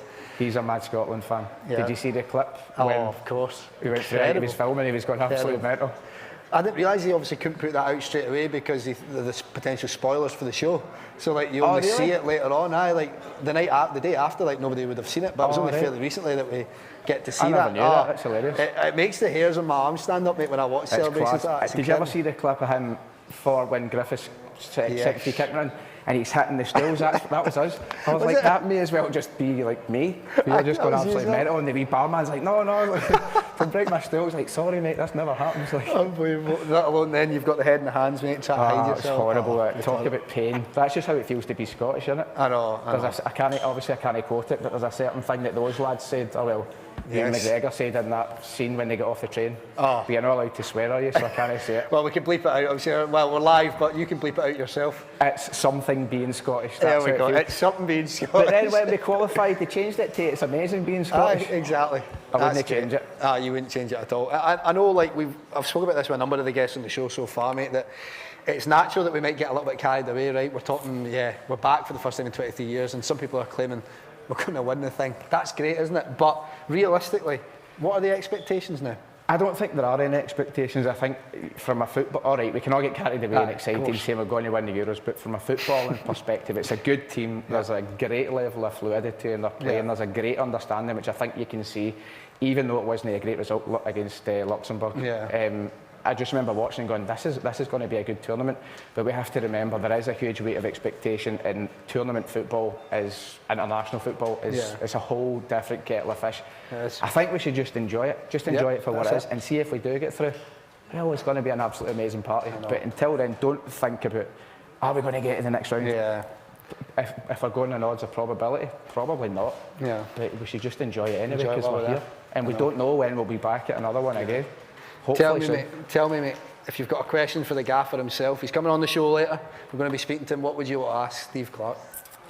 If he's got my number, just in case there are any injuries, because I'm ready to... Where are you going to fill in? Where are you going to step up?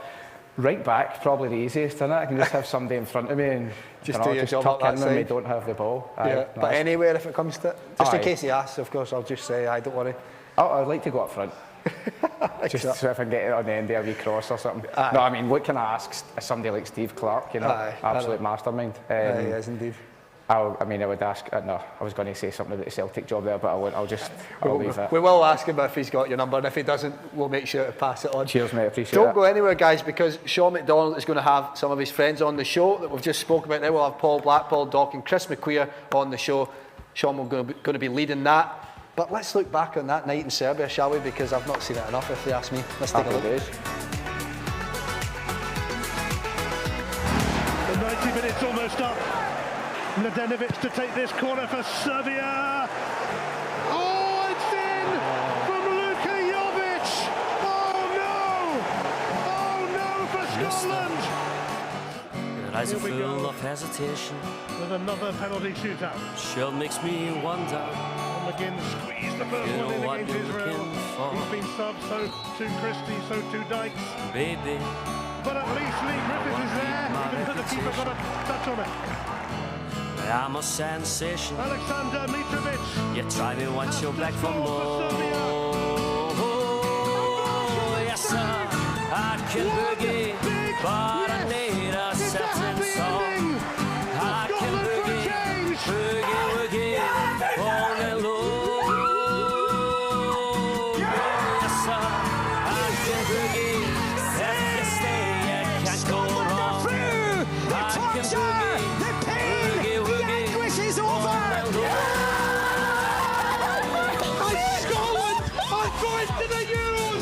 Don't adjust your radio. Scotland are going to a major tournament.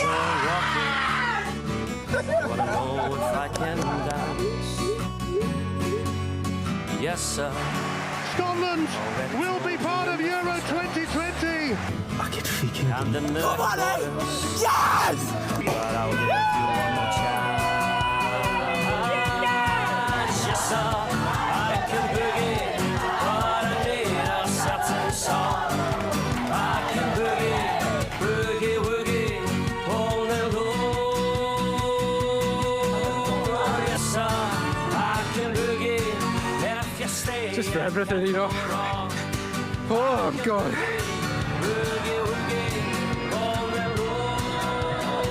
Oh mate, unbelievable. Big Marsh, national hero. Lost for words, everybody's buzzing. David Marshall, just the shoots and it goes and hits a net. David Marshall, na na na na na na na na na na. David Marshall, 14th of June 2021. Get it in the diary. Scotland are back. Felt the love back home, and we felt how much it could give everyone in a really tough time a lift, and I hope everyone parties at home tonight. gives us a night we will never forget. David Marshall. Brilliant. Bring on the Euros, boys. Well done to everybody. Magic. As you can hear, I am buzzing. I wanted to get Scotland back to where it was, and now we've done it. So we have to do well in the Euros now. Scotland are going to the Euros! Unbelievable!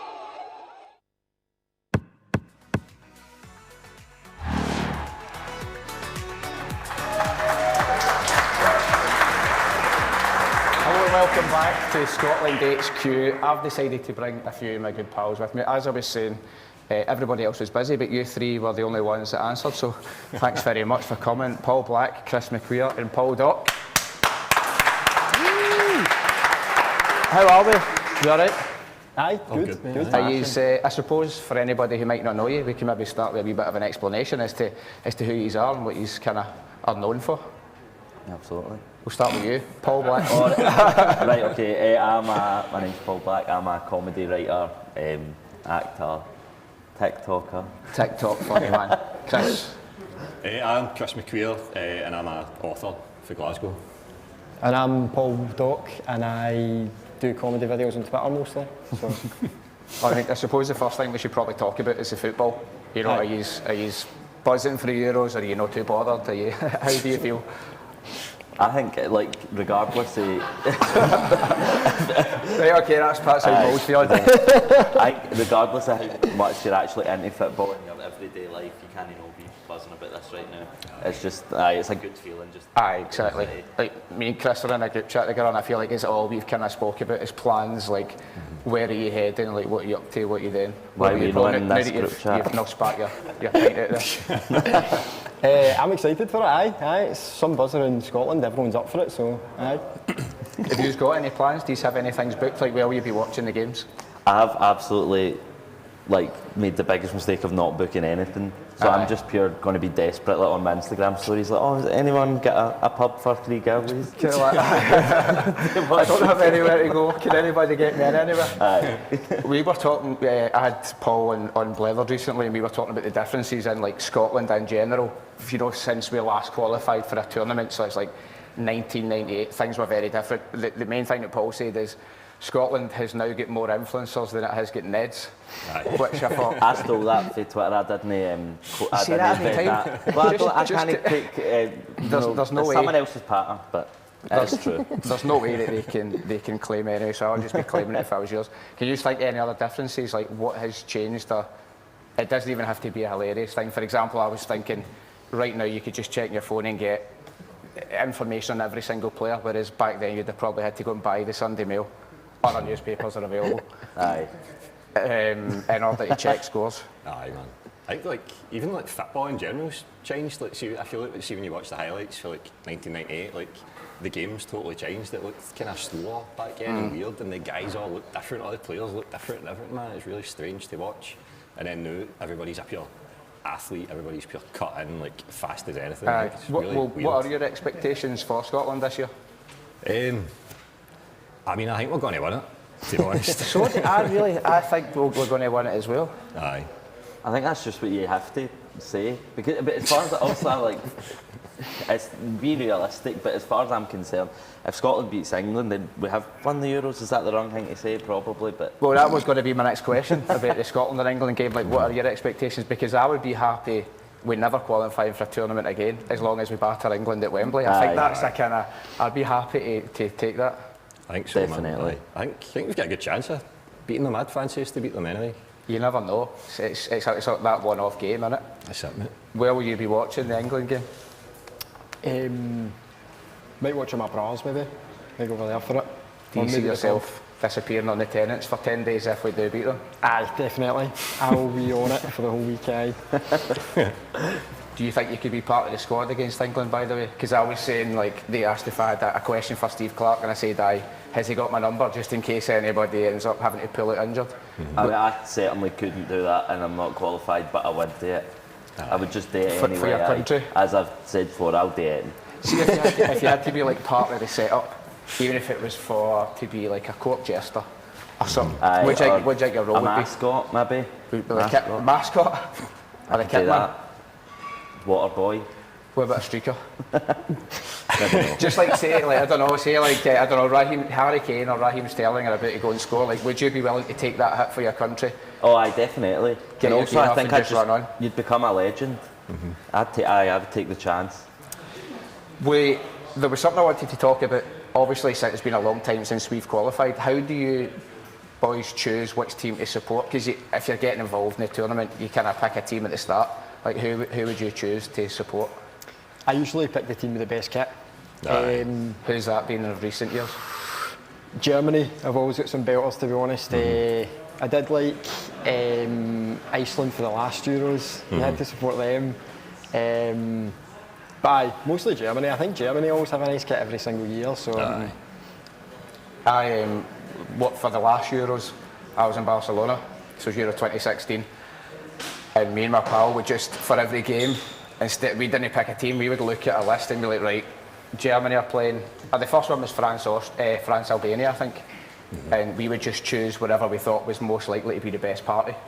So if we thought Germany's going to win, we would go to the German bar and be giving it, we've been back to Germany this entire way. We just kind of did that all the way through. Two exceptions were Ireland and Northern Ireland, because no matter the result, you're getting the best party with them anyway. Aye, so 100%, we were just a bunch of wee turncoats. That's the way to do it, because you've not had the chance to support your own country. So exactly. Find somewhere else. So see now, but when I look back on how good those parties were, I'm like, I hope Scotland don't qualify for the next one, so I can just go back to having a party all the time. Can't say that, man. Come on. You can't. You're going to get kicked off. I know, I'll get in trouble. You're going to get kicked off for the amount of times you mentioned you lived in Barcelona. What's the best party? What's the best party you've been at? Like football related or Scotland related, or can you even think any? Because like if I look back on, I think it was 2007 when Italy beat us 2-1. You're going for like the high of the party, and was it Barry Ferguson maybe scored a free kick? I can't remember, but Italy scored in the last minute anyway. And you go for cheated. This, that's right. You go for this amazing high to this horrible low. Can you think of any parties? See the last World Cup, 2018 World Cup. I was down in England for it, and they were all going mental. So I was in pubs sitting there silently with pints of that, trying not to do it. That would have been brutal being in England at that World. I don't want to think about that. Being terrified to speak to anybody. The hero, the man who essentially got us through, David Marshall. You sold him a pair of trainers. What was the story with it? So, right, I sold David Marshall a pair of really stinking trainers, right? And you're going back to maybe like 2010, 2011, right? And it was this horrible pair, like Nike. I remember the Nike Renzo, they were called, right? And they were pure chunky and like navy blue and green. And they were just disgusting, right? And see, after that night in Serbia, I tweeted that, oh, David Marshall, I love you, mate, but once upon a time I sold you a pair of stinking trainers, stinking skate shoes. And I told everybody I thought you were a weirdo. I'm really sorry. And then there was a wee video like David Marshall reading the tweets about himself, and he read my tweet, and he was like, "That's lies, that didn't happen." I was sitting there watching it, like, it did happen, mate, and I'll find you, mate, I'll find you. If you can look at that camera and tell David Marshall that he is in fact a liar. You're a liar, mate. Going back to kind of you guys, see if you want to do what you're doing, what do you think you would actually be working as? Because like we've spoken about this, and you know you've had some jobs like crime scene cleaner, aye man, or selling shoes. Decent one. Like what? See, I think that's a pure decent one to be like, oh, I used to work as a crime scene cleaner. Like, I've never had anything that exciting. To be honest, it's all been pretty standard. Aye, that was the best job I've ever had. I'd go back and do it in a heartbeat, man. As soon as this is all finished, man, as soon as my writing career dries up, I'm getting back out to the van and cleaning that blood. What would your ideal job be if you weren't kind of up to what you were doing? Well, I do illustration as well, so I'd probably go back to that, but I was working in Asda for about 8 years or something before doing all this stuff, so I don't really want to go back into that, you know. Well, there's one thing I'll not be getting, it's a job in a bar. Did you see my pint? Oh, see, I would just I think there is something up there. I think that I used to work in a bar for years, and I genuinely don't think there's a skill involved in pouring a pint. I'm going to be controversial. You just hope for the best. You kind of like pretend you know what you're doing. You tip the glass to the side. Shut up. So don't worry about it. Don't internalise it. Why don't you work in the bar anymore, or did you get the sack? No, I didn't get the sack. I left to pursue my dreams. Wait, did you not have to go back to the pub quite recently? I did actually. So your dreams, like, how are the dreams gone? They going all right? There's still no skill involved in pouring a pint, so I've learned it twice now. Aye. Well, what was your inspiration for getting into comedy? Because obviously, you know, it's an unusual thing. Like people, I don't want to go down the whole path of a young working class boy as if you're like a miner or like a chimney sweep or something. But it's not the most common thing, is it, for like to start making comedy? I mean, anyone that goes into comedy, I always do prefer if they're from a working class background. So I think people like that, like Lemmy and Frankie Boyle and like Kevin Bridges, when you watch them, I'm like, sometimes think I could do that. No, then they're no good at it. I mean, like, I'd like to do that, and I guess that's where it kind of came from. I don't know. I just was good at telling stories. I think was the kind of thing that got me into it, and I thought I'd rather get paid to do this. Quite right, because you do a lot of things with your brother, and I always wonder if there's maybe a wee competitive edge that pushes you, but you did start telling stories and creating stuff and making videos, and that's, you know, how people see you and start to know you. What was the first video that sort of kicked things off and really, you know, put you out there? Oh, it was the People Make Glasgow one, where I was an American tourist in George Square. That kind of took, I think that's when I got like contacted by like BBC to start working on stuff, so it took it from just doing things online to actually, oh, I could do this for a living. So, aye, because that was the first thing I saw of you, like an American tourist pretending to be, or like people think lost. But I think the best thing about the comedy you make is people think it's real, and then they give you dogs abuse, don't they, because they think it's real. Aye. But I like that, because see if somebody's like, if I've done a like mockumentary type sketch and somebody's like commented on it, like making fun of me thinking it's real, I'm like, well, I've done my job right there, because they actually believe it. So it's actually just fun to watch, because if they're slagging, they're not even slagging me off, they're slagging a character I've made up, so I can be like, aye, well done me. Aye, definitely. Well, you, Chris, I mean, it's a kind of similar story. You know, becoming an author, it isn't a very well-worn path, especially even just at a younger age. You know, how did you get into that to the point where it then becomes, you know, a career? It was just kind of a wee half idea. I'd always wanted to try it when I was younger. I was always a big reader, and then I'd been working in a sports shop for about, I think it was about 8 or 9 years there, and I was doing the kind of crime scene cleaning on the side, but I wasn't happy. I was like, I wanted to do something different, something more creative. So I just kind of I flung myself into that, and I was like, if it doesn't work out, it doesn't work out. At least I've tried it, and I'm still kind of doing it 3-4 years later. So are you still quite hard? Because over time or in the past, you've been quite hard on yourself and sort of a bit self-deprecating. Like, are you starting to see yourself as? And it's fine to say that, to say no, I'm an established author now. You've got a couple of books under your belt, documentaries. Aye, man. You know, there's other things that you can't really talk about, but things are going well. Aye, mate, getting there. I'm kind of getting out of it. I'm not as embarrassed as I used to be when I first kind of started out, when the first book came out. Whenever I'd get a taxi, the driver would ask me what I did for a living. I would just say, oh, I work in a shop, and I just felt dead embarrassed. I felt like everybody would laugh at me if I was saying that I was a writer. Everybody would think I was kind of up myself, do you know what I mean? But starting to kind of relax a wee bit in there and stop taking myself so seriously and just kind of chilling out with it. Well, yours is a kind of your sort of place, I feel like, in the world or the country or whatever. It's a funny one because you're kind of just working in a normal way, but I'd call you like a celebrity. Everybody loves you. Anytime anybody hears our pals you, they want to talk to you, they want to meet you. Like, how did that kind of happen for you? Like, how do you go on to become, so well known without really trying to make it happen, if that makes sense? It was something I was just doing on Twitter for like a laugh. I was putting up some daft videos and then a couple of them exploded and then I just didn't really want to... I was at college, I was at uni at the time as well, so I just didn't really make a thing of it because I was working mostly on that, but it is quite mad how quickly it took off and how, I don't know how much interesting things have came out of it, so you just kind of have to take it but also work in your own things, Yeah. And what was the... you're in a music video just the other day, weren't you? Was it with Tommy Riley and his brother? Tommy and Conor Riley, aye. Okay.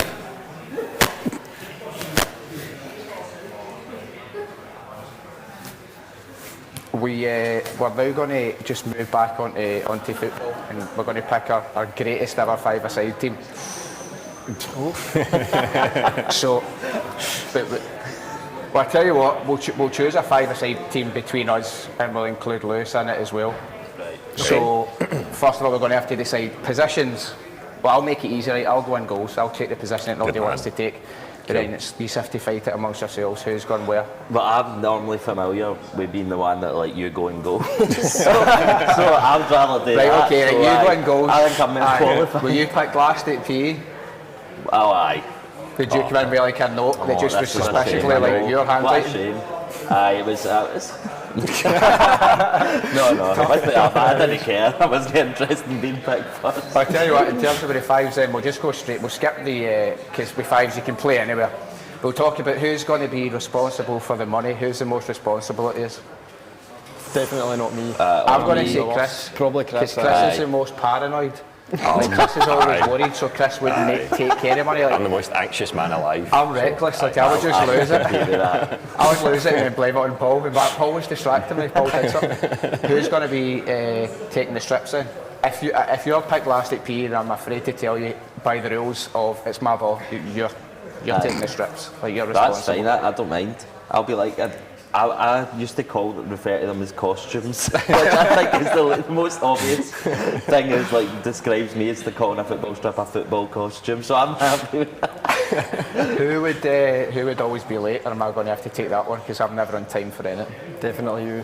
I'm always in time for fives. Are you? Aye. It's the worst thing when you turn up and there's somebody missing, so I'm like, I'd never want to be that guy. Because everybody would hate you. Aye, don't want to be that guy. And then you get there and your team's 3-0 down and it's your fault. But I mean, I've been late for most any time I've met with you, pretty much. And today. You were late today? Aye. That was the traffic, not me. That's fine. I'm trying to think what other roles would there be for fives, because we've got who's taking care of the strips and the bibs, who's going to be late, or who's the driver, I suppose, actually. Can't be you because you're always late anyway. I'll drive her all, aye. Who's bringing the ball? I'll bring the ball because then that means I get to dictate who's on my team and all that. Because whoever's That's a real power move, bringing the ball. It is. I mean, overall, how he's feeling, it's this whole setup and everything is incredible. We've never had anything like this. We've never known anything like this. What do you think it's done for us, like as a country? I think there's just such a buzz. Like, I know it sounds like a pure cliche and everyone's saying the same thing, but there really is. Like, everybody's interested in it, and I'm like finding myself at 2 in the morning ordering vintage Scotland hats because I'm just like I'm so excited to get into it, and like even like everyone that's been here today and will be for the rest of the night, like, are all feeling the same way, and it's a good feeling. Definitely. Yeah. I think there's definitely a thing with Scotland where it's like, we can be quite negative about things and then everyone seems to be positive. Everyone you speak to is like, oh, we're going to win it, we're going to get out of this group, we're going to beat England kind of thing. So that's quite an exciting thing, I think. Like, there is a genuine buzz everywhere about it, but... Yeah, no, it's class. I think the fact that we've been, as a country, we've all been at each other's throats for so long, so it's nice to have something to get us. Well, thanks very much for that, lads. And we're now going to watch Lee Griffiths' free kicks.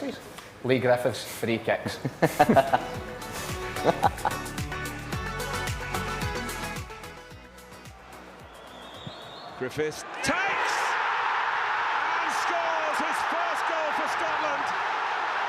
a time to get it. What a way to get it. 1-1.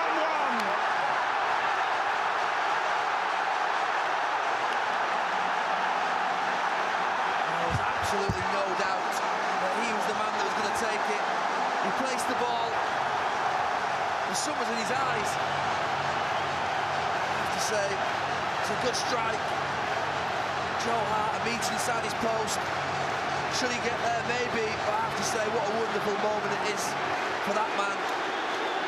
It's his first goal, and the crowd here have gone absolutely wild. It's shaking this ground. A brilliant moment for Gordon Strachan. You'd probably say overall Scotland had deserved it to be level.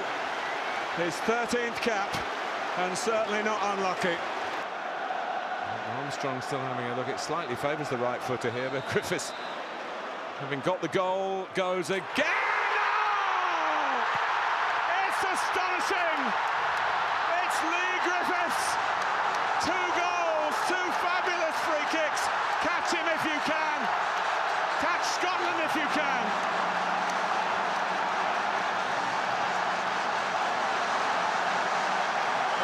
Say, I've not seen a celebration in a football ground like this for a long, long, long time. I'd have to go back to Sergio Aguero's winner at the Etihad a few years ago. It's absolutely incredible. I think Joe Hart should save it again. People can criticise me if they want, but that's poor from the goalkeeper. It's a wonderful strike. He just knows if he gets it up and down, it's a goal. But he doesn't shift his feet quick enough, but what a moment. It's absolutely unbelievable in this ground, I have to say, and what a moment for him. 5 minutes ago, he'll have been worried. Now, he could have the night of his life, and he can too. Could watch those goals all day, I tell you, absolute screamers. I'm just picturing you, Sean, with your head in your hands. It just brings back bad memories, but great memories as well, of course. Well, we're still going here at Scotland HQ Live. The countdown, we're getting closer and closer. The minutes are ticking by, the hours are getting shorter. We're nearly there. Please, if you can donate, we're here for charity. That's why we're doing this whole thing. Head to scottishfa.co.uk/donate. Send whatever you can, donate what you can. It's going to a great cause. Children's First and Tartan Army Children's Charity are our 2 partners to do such terrific work across Scotland with disadvantaged children who are needing your support. So please donate what you can. Use the hashtag as well, Scotland HQ, to get involved. Send us your questions, your pictures, whatever you can. Videos, we want to get you involved. We want to see how you're feeling and how you're building up to the Euros finally arriving. I tell you what, guys, that was a joy watching you there. It was a great takeover from the boys. You've got some good mates. You said these were sort of lower down the list of priorities. Bottom of the barrel. Like, bottom of the barrel, looking for people, but they're all right. They're all right. Yeah. Well, boys, I've got a wee bit of a test for you, a wee bit of a quiz. It's celebration charades, and I don't know why, but I've been roped into acting these out for you. If you know the player, just shout out. Quite simple, isn't it? Okay. Cool. First of all, it's quite an easy one. I'm thinking. Are you ready for it? Right, let's go. I don't know if I am. I need to get limbered up here. Jesus. Right, okay. Ready? Old school. Shearer. Yes, boys. There we go. Who got it first? I think that was Sean. What is it? I think the winner gets a free pint, so fight over it. Fight over it. Who got that? You take the winner? I'll take that. It's mine. Shearer was Did you shout it first? I did. Right, it's Chris's in. It's Chris's. Chris, you can take it. You can take it. Okay, next. Are you ready for this one? This is going to be a shocker. In fact, no, I'm going to go one easier one first, right? Simple. Who is that? He's pretty good at football. Messi. He's pretty good at football. It's Leo. He's done it again.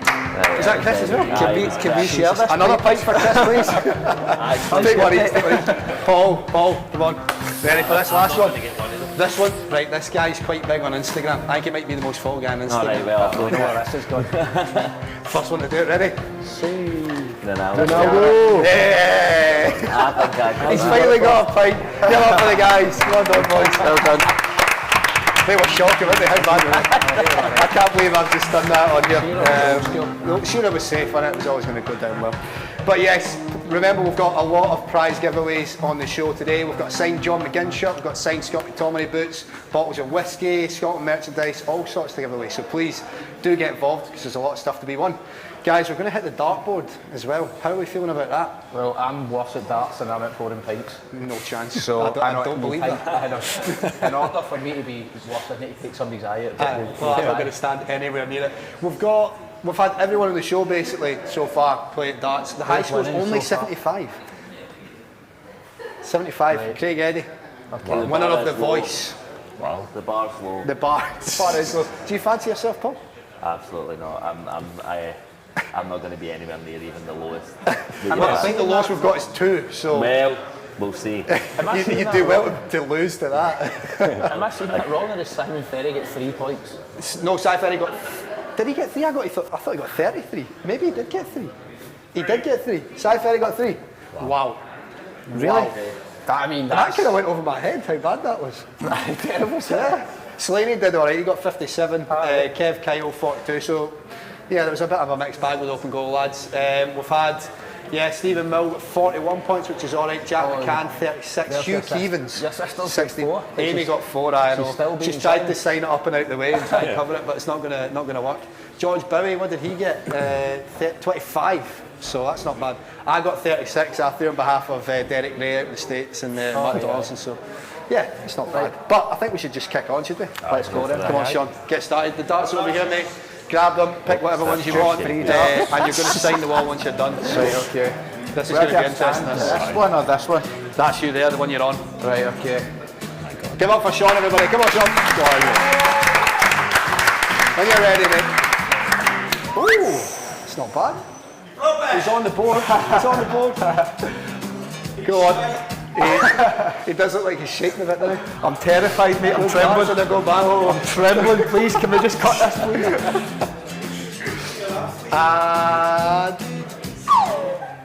He's missed it. So close. So 17. Ah, well. That's not terrible. You beat Hugh Keevans. Grab that pen and sign over there if you want, next to me. But I'm just going to clarify, I probably will only get one. You're going to beat that, aren't you? When you're ready, lads. We just got one, I think. Aye. There we go. Grab your darts out the board, Sean, before you go, mate. Pops. Go for that. Chuck them back on the table. Right, lads, who's up next? Come on, Paul. No pressure, mate. Come on, Paul.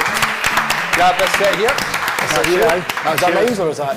Oh, this one here. Aye, that's it there. Go for it. Those are your 3. Grab the Sharpie as well, because you'll be signing your high score. And I've got a feeling you might be on the chalkboard as well. Just going to put it out there. I think you're going to beat 75 here. When you're ready, go for it. No pressure whatsoever. It's all right. It's not bad. 13. Oh yes, look at this. He's flying. 31. Oh, look at this. 49. Is that right? No, that's that quick. 49. Great effort. Sign the wall. 49. Not bad at all. We're going up gradually. Yeah. So I think we're beating this high score. Chris, are you up next? Go for it. Give it for Paul, everyone. Brilliant effort. Brilliant effort. These ones over here for you. Yep. Grab them. Mate, I'm not even going to get one on the board. What are you thinking? Are you? I'll grab these out quickly. Are you thinking that you're going to beat the lads here? As long as you get the board. That's it. Here we go. Give up for Chris, everyone. Come on. Come on, Chris. That's an alright start, yep. Well, that's not bad at all. Is that in the 1 or that's an 18? 19 plus 6, 25. Lucky, it's not bad. It's not bad. Sign the wall, 25 points for Chris. Grab your darts once you're done, mate. Step back on the table. No, I'm going to try and get. Paul, you need to beat him, mate. You need to get him here. I beat Sean all the time, but there we go, Chris. Well done, mate. Solid score. Grab your darts, something on the table, and then we're going to finish with Paul Black. Everybody, come on, Paul. Thank you, Chris. This is your set up the back here. Right, okay. Grab the Sharpie while you're there for signing the wall. What are you eyeing up then? Well, I was saying that I reckon I could get the lowest yet. So you're trying to lose to 2? Yeah. Aye, so you're trying to score 1 or 0? 1 or 0, right. And you're even giving yourself a yard. Right, wait, where am I supposed to be? Here? Back behind you. That's you there. That's you there. Right. So you're trying to try and get 1. Do that. Try and get 1 Try and get 1. Because 0's a bit. Try and just hit 1. Right. Oh, that's all right. I'm telling you, I'm getting less than 2. No. That's mine, I think. Oh. And last start. Wow. It's actually a good score. I've got 28. Thank you. That's it, the lads. Sign them all, Paul. Sign them all. Oh, yes, of course. Grab your darts once you're done. Right, That's not bad at all. 28. 28. I was right there. You could have looked, but it's alright. Guys, before you go, by the way, I want to ask you one question for the manager, Steve Clarke. What do you want to ask him, Paul? Oh, you go first. Chris, you can kick it off. Just chuck them on the table. A question for him, aye? A question for Steve. He's coming on the show later tonight. Oh, is he? So I can put it to him for you.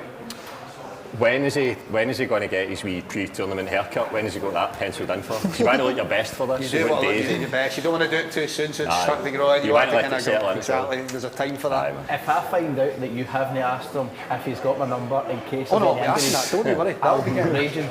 You'll be watching, and I'll feel you watching the whole time. I'm like, I'll be phoning up. Steve. Paul, what do you want to ask? I want to know how he'll be celebrating in Wembley. I like that. Take, take the win. I like when we win, do you mean? What? When we win? Aye. Not if I. That's all right. Not if, sorry, I was like, what? When we win. That's all right, isn't it? Some good questions there. You got one you want to throw into the mix? It can be anything you want. Which is, what TV shows have you been watching during lockdown? Has he got a TV show yet? I'm sure he does. He's talking about watching Homes Under the Hammer, I think. So. Is that because Bjorn Dublin's on it? Could be. There we go, great questions from the guys. Give it up for all the guys joining us today. It's been a pleasure having you guys. Stay tuned, because when we come back, I'll be joined by Gordon Smart. That's right, the host of our daily show coming up. He's going to be here with Jim Leishman. Stay tuned for that. Guys, thank you again. Let's remind ourselves of the 26 players that are going to be doing battle at Euro 2020.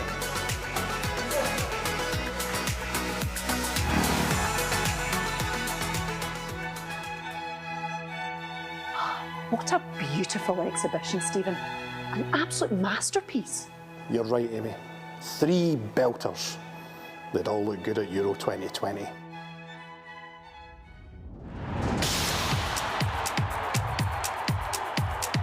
Who makes the squad? Does Stephen O'Donnell go? He's been a really consistent performer since he came into the squad, and he definitely makes my squad for the Euros. Who do you want to see on the pitch? Nathan Patterson, he's the man for me. Right, Stuart, if the answer is Kieran Tierney, what is the question? Who scored the goal for Scotland that beat England at Wembley? No, the answer is actually who's just been named in Stevie Clarke's squad for the finals. But I preferred your answer. 26 guys going into the squad. Who's going there first? It's the one and only, the skipper, Andrew Robertson! Yeah! Andy! Big Declan Gallagher! Yes!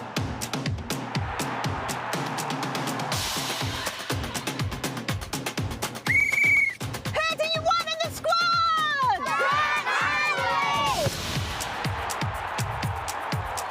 Big debate on the show tonight. The Euro's just around the corner. Who should be in that squad? First up tonight, we've got Cammy in Uddingston. I think we need to call up Liam Cooper.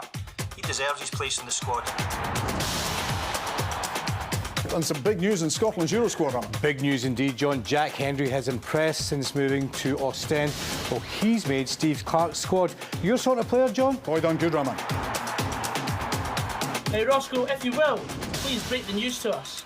The next player to make the Euro 2020 squad is Scott McKenna.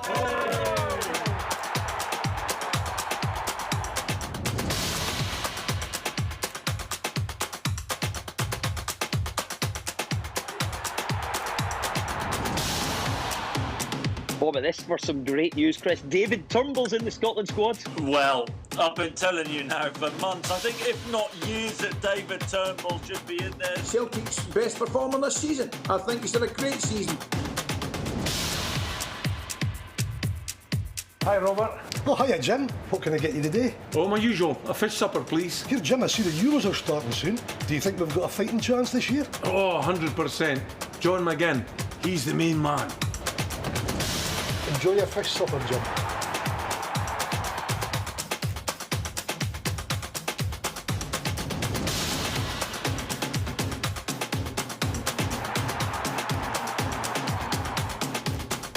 What is it for you today? The usual, aye? OK, look, this time I'm looking for the Stuart Armstrong. I'm trying to get ready in time for the Euros.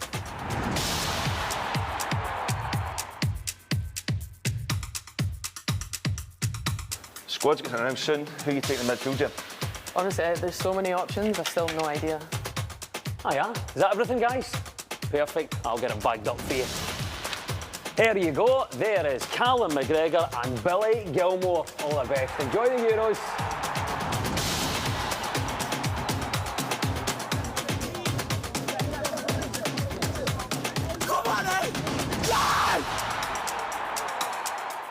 We're going to need goals to win the Euros. Who are you taking? Ryan Fraser. Ryan Christie. Add in James Forrest and we could be onto some. Well, competition was fierce, wasn't it, for places? For me, Kevin Nisbet has to be in there.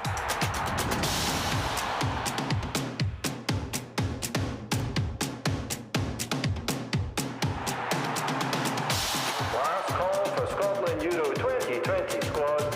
Shay Adams to check in.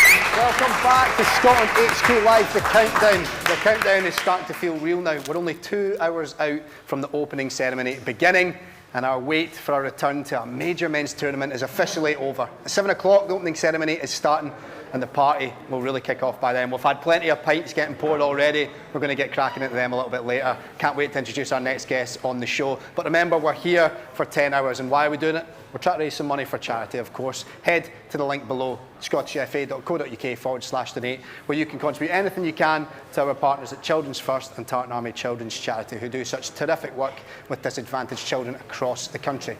Please get involved, send us your questions, pictures, videos, however you're watching. We want to know, we want to see what's happening. The hashtag is on the screen. It's hashtag ScotlandHQ. Get involved, we want to know what you are up to and how you are preparing for Euro 2020 actually starting. It's crazy. We've got plenty of prizes to give away. We've got Scott McTominay signed boots, John McGinn signed shirt. You name it, we've got it. Get involved, we want to give them away to you. But what have we got coming up on the show this hour? I can't wait to introduce our next guests. It's the one and only Gordon Smart. He's going to be joined by Jim Leishman. We're going to have Glass Vegas on set. I'm also joined by Ryan Jack as well. I can't believe the names I'm throwing out here. And we're going to head to the dartboard. But here he is, Gordon. Remember, get involved. Scotland HQ is the hashtag. We want to hear from you guys. Gordon will take some of your questions, I'm sure. He's the man of the hour. He's hosting our daily show, which starts tomorrow. And we've brought a special keg for him as well. Thank you. Here he is, Gordon Smart, everybody. Yeah. Come on. Here Not even a boo. Not even a single boo. How many were you? There's one boo. There was one that had to be big one. from the father-in-law there, the father-in-law. Not one boo from him either. Not one boo from him either. Yeah, wow. How are you getting on, mate? Are you just straight up and in? I'm great. Thrown Yeah, at the flew up deep from end? London. Yep. Got the father-in-law picked up. He's got his pal Robert through from Fife. We're out after this apparently. Wow.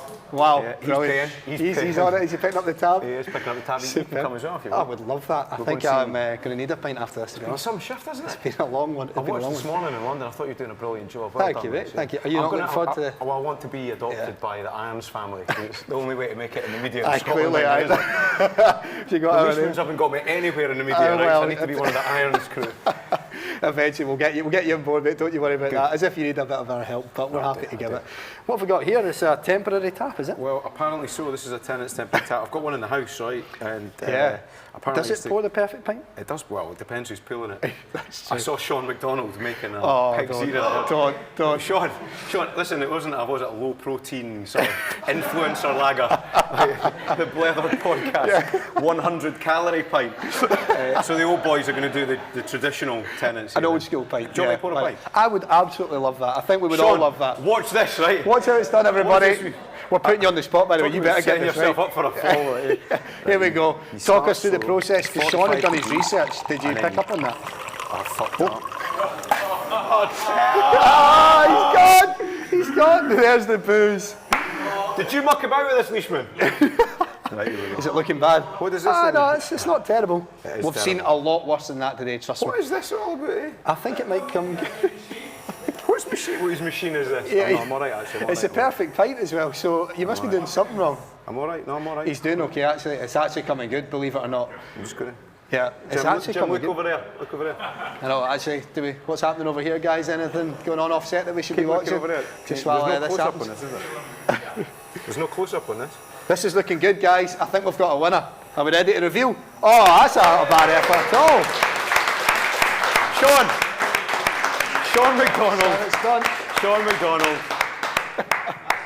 Anytime you want a lesson, son. Do you think Jim's going to... I set it up here. Let's get a close-up of this, shall we, guys? Take a look at this. It's all right. And a nice sip as well. We know, how's it tasting? Is it all right? We know that Jim Leishman can do better than that. Because he did score the last winning goal for Dunfermline at Ibrox 1972. Have you heard about that before? Never heard of it before. No. Never heard of it before. Well, I think we're going to give this a quick wipe down because Jim's going to come in. Yeah. And I have a funny feeling he might be able to just pip that. You've left him a slight bit of wiggle room to nip in there. He'll never beat that. He'll never beat that. A good son-in-law. Do you know this is going to get mentioned at Christmas dinner, by the way? Right, you know what's happening. Come on, Jim, get in here. Guys, are you, there we go. Are you ready for this? Jim Leishman, everybody, give up for Jim. How are you? Good to see you, Jim. Great to see you. Are you ready for this, by the way? Whatever. I think you're going to beat Gordon, surely. Oh no, you cheat it. Right, we've got Gordon's pint sitting here. I thought you'd be taking that with you, by the way. You can come back in a minute. Pass it down. Right, take one last look at that. Measure the head. Yeah. Can we get a ruler on that, I please? think, yeah. Don't worry, I'll be able to judge that with the eye. Lewis, you wouldn't get away with that in Lochgelly because you've short-changed the customer there. Look at it. I know there's still a bit out of that, actually. I know. Right, Jim. How's your dad? My dad's doing well, thanks. He's doing very well. Asking for you all the time. Great player. He was a great player. 75 Shame grand. I didn't quite pick it. 75 grand it cost me. What's it like to be related to a proper legend? Begrudging that fee, I think. Aye. Go for it. Pour away. I was on 10%, so it wasn't bad. I wish you could have got you a bit more than that, to be fair. You know, it's the first time I've told them. So. Right, if I go for this, I'm not nervous, man. Go for it. You're not nervous, surely. You better believe it. Right, here we go. This is how you do it. Fair, right, so talk us through. That looks like, is that 45 degrees? It looks like, yeah. No. Ready to go for it? Right, it started. We're off. This is looking all right. It's a shame that you can't see what I can see, guys, but it looks excellent. It looks tremendous. Oh, too quick. Oh, yeah. No, we're fine. We're fine. Have you poured a few of these in your time, Jim? Never. First time. Ever. First time for everything? Every time I go to Gordon's to pour a pint, the barrel's empty. Here, Lewis. I didn't know tenants had to take time to settle, did you? Ask him the story about he was meant to be in an Irvine Welsh film when he was behind the bar. That's an exclusive for you. Really? Aye, I got offered train spot in the Grand Star Cause. Did you? Aye, and you were going to be behind the bar? I did the voiceover, the screen test, everything. Oh, wow. And I got the part of the landlord. Pat Stanton actually did it. There we are. Hibs. Look at that, we're getting all sorts of exclusives here. This is incredible. I was going to say, must £5 grand. Asking for a big percentage again, was he? £5 grand for 2 lines. That's a reasonable fee, I think, actually. How do you go on the day, boys? So? And the answer, they got humped 5-0. Aye. Right, I says, like. What you want to drink then? And that was it, £5 grand. That's an easy £5 grand, I tell you. Don't worry, we're not quite paying that much for Jim to be on the show today. Are you going to serve this pint this year? Sure, I'm Euro 2026. Look, you did that deliberate, you put me off. It's spilling everywhere now. That's it, get a bit of that out and keep going. He's cheating, He is. It's a competitive streak, surely. Honestly, it's coming. It's coming. If I was waiting for this, I'd be a wee bit disappointed. I'll make a mess, that's what I'm worried about. What's that jacket there? No, my jacket, it's no mine.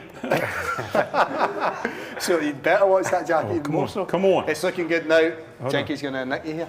It's taken him about 3 decades. I think there should be a time penalty on this one. Should be. Right, here we go. Come on, Jim, the big reveal. Let's go on. Everybody give it for Jim. Here we go. The big reveal. Oh, no. All for that. Again. All for that. Guys. I tried my best. You did, you absolutely did. Well, Terence, thanks for sorting us out. Have a look at this, guys.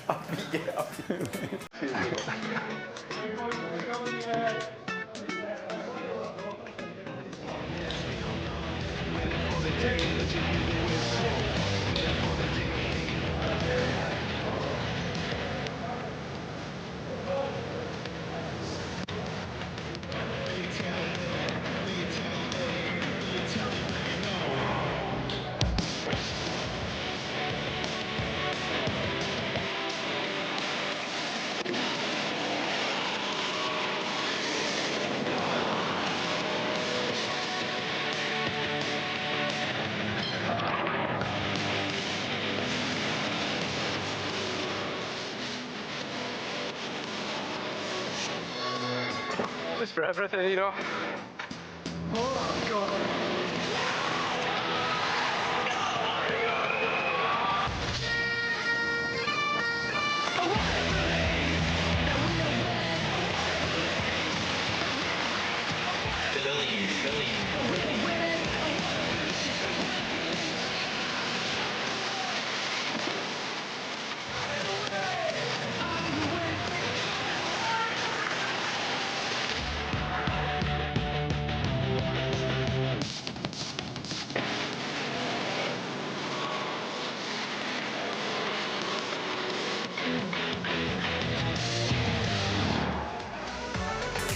Wind each other up.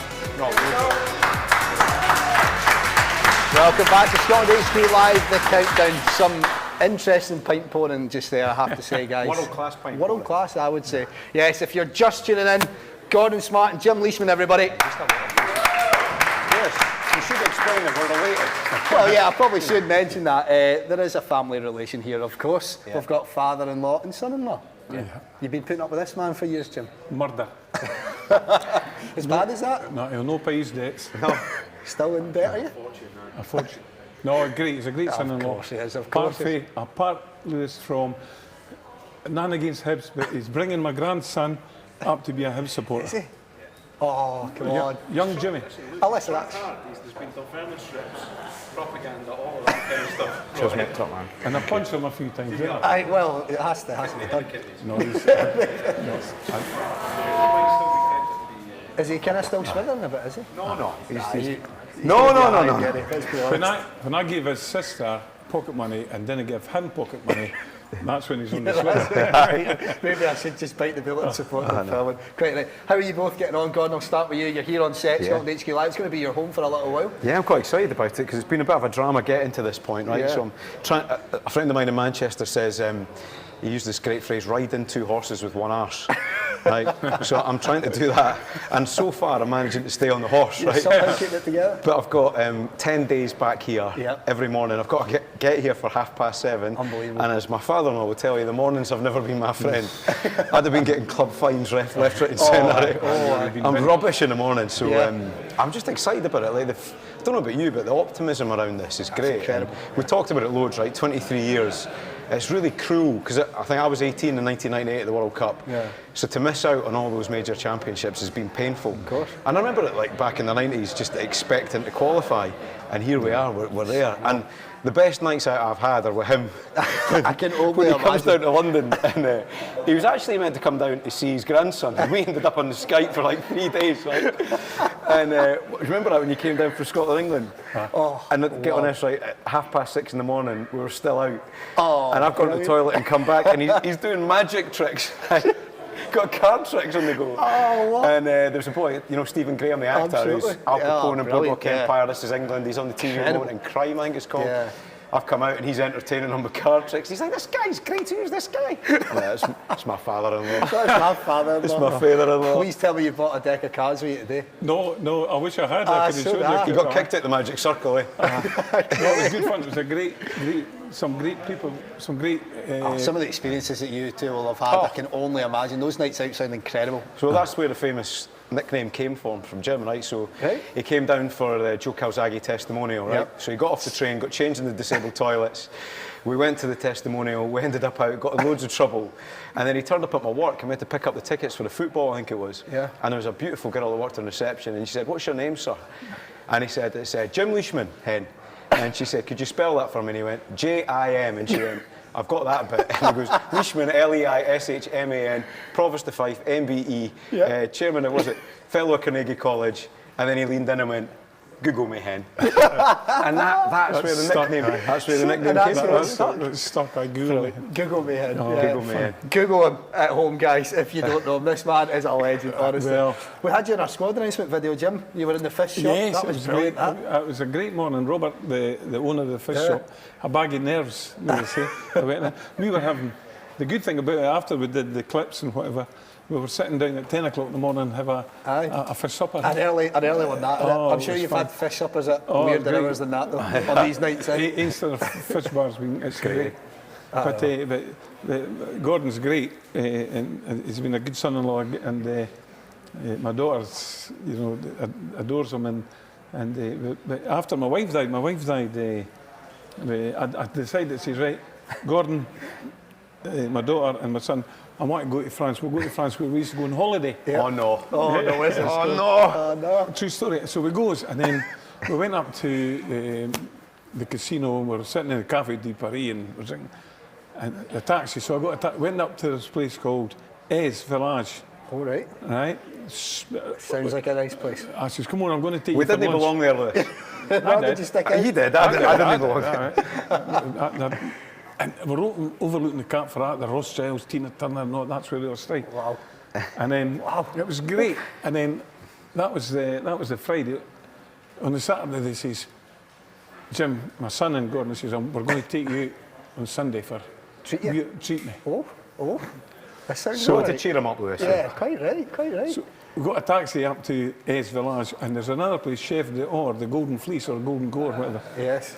So we comes, and the mate of the day comes up, we'd like some pre-dinner drinks. So the menu comes out.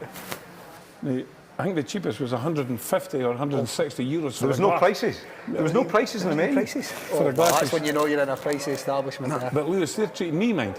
Oh, well, of course, that's what you're thinking what you right? want. So 160 euros. 160 euros for a glass of champagne goes for the meal. They're looking.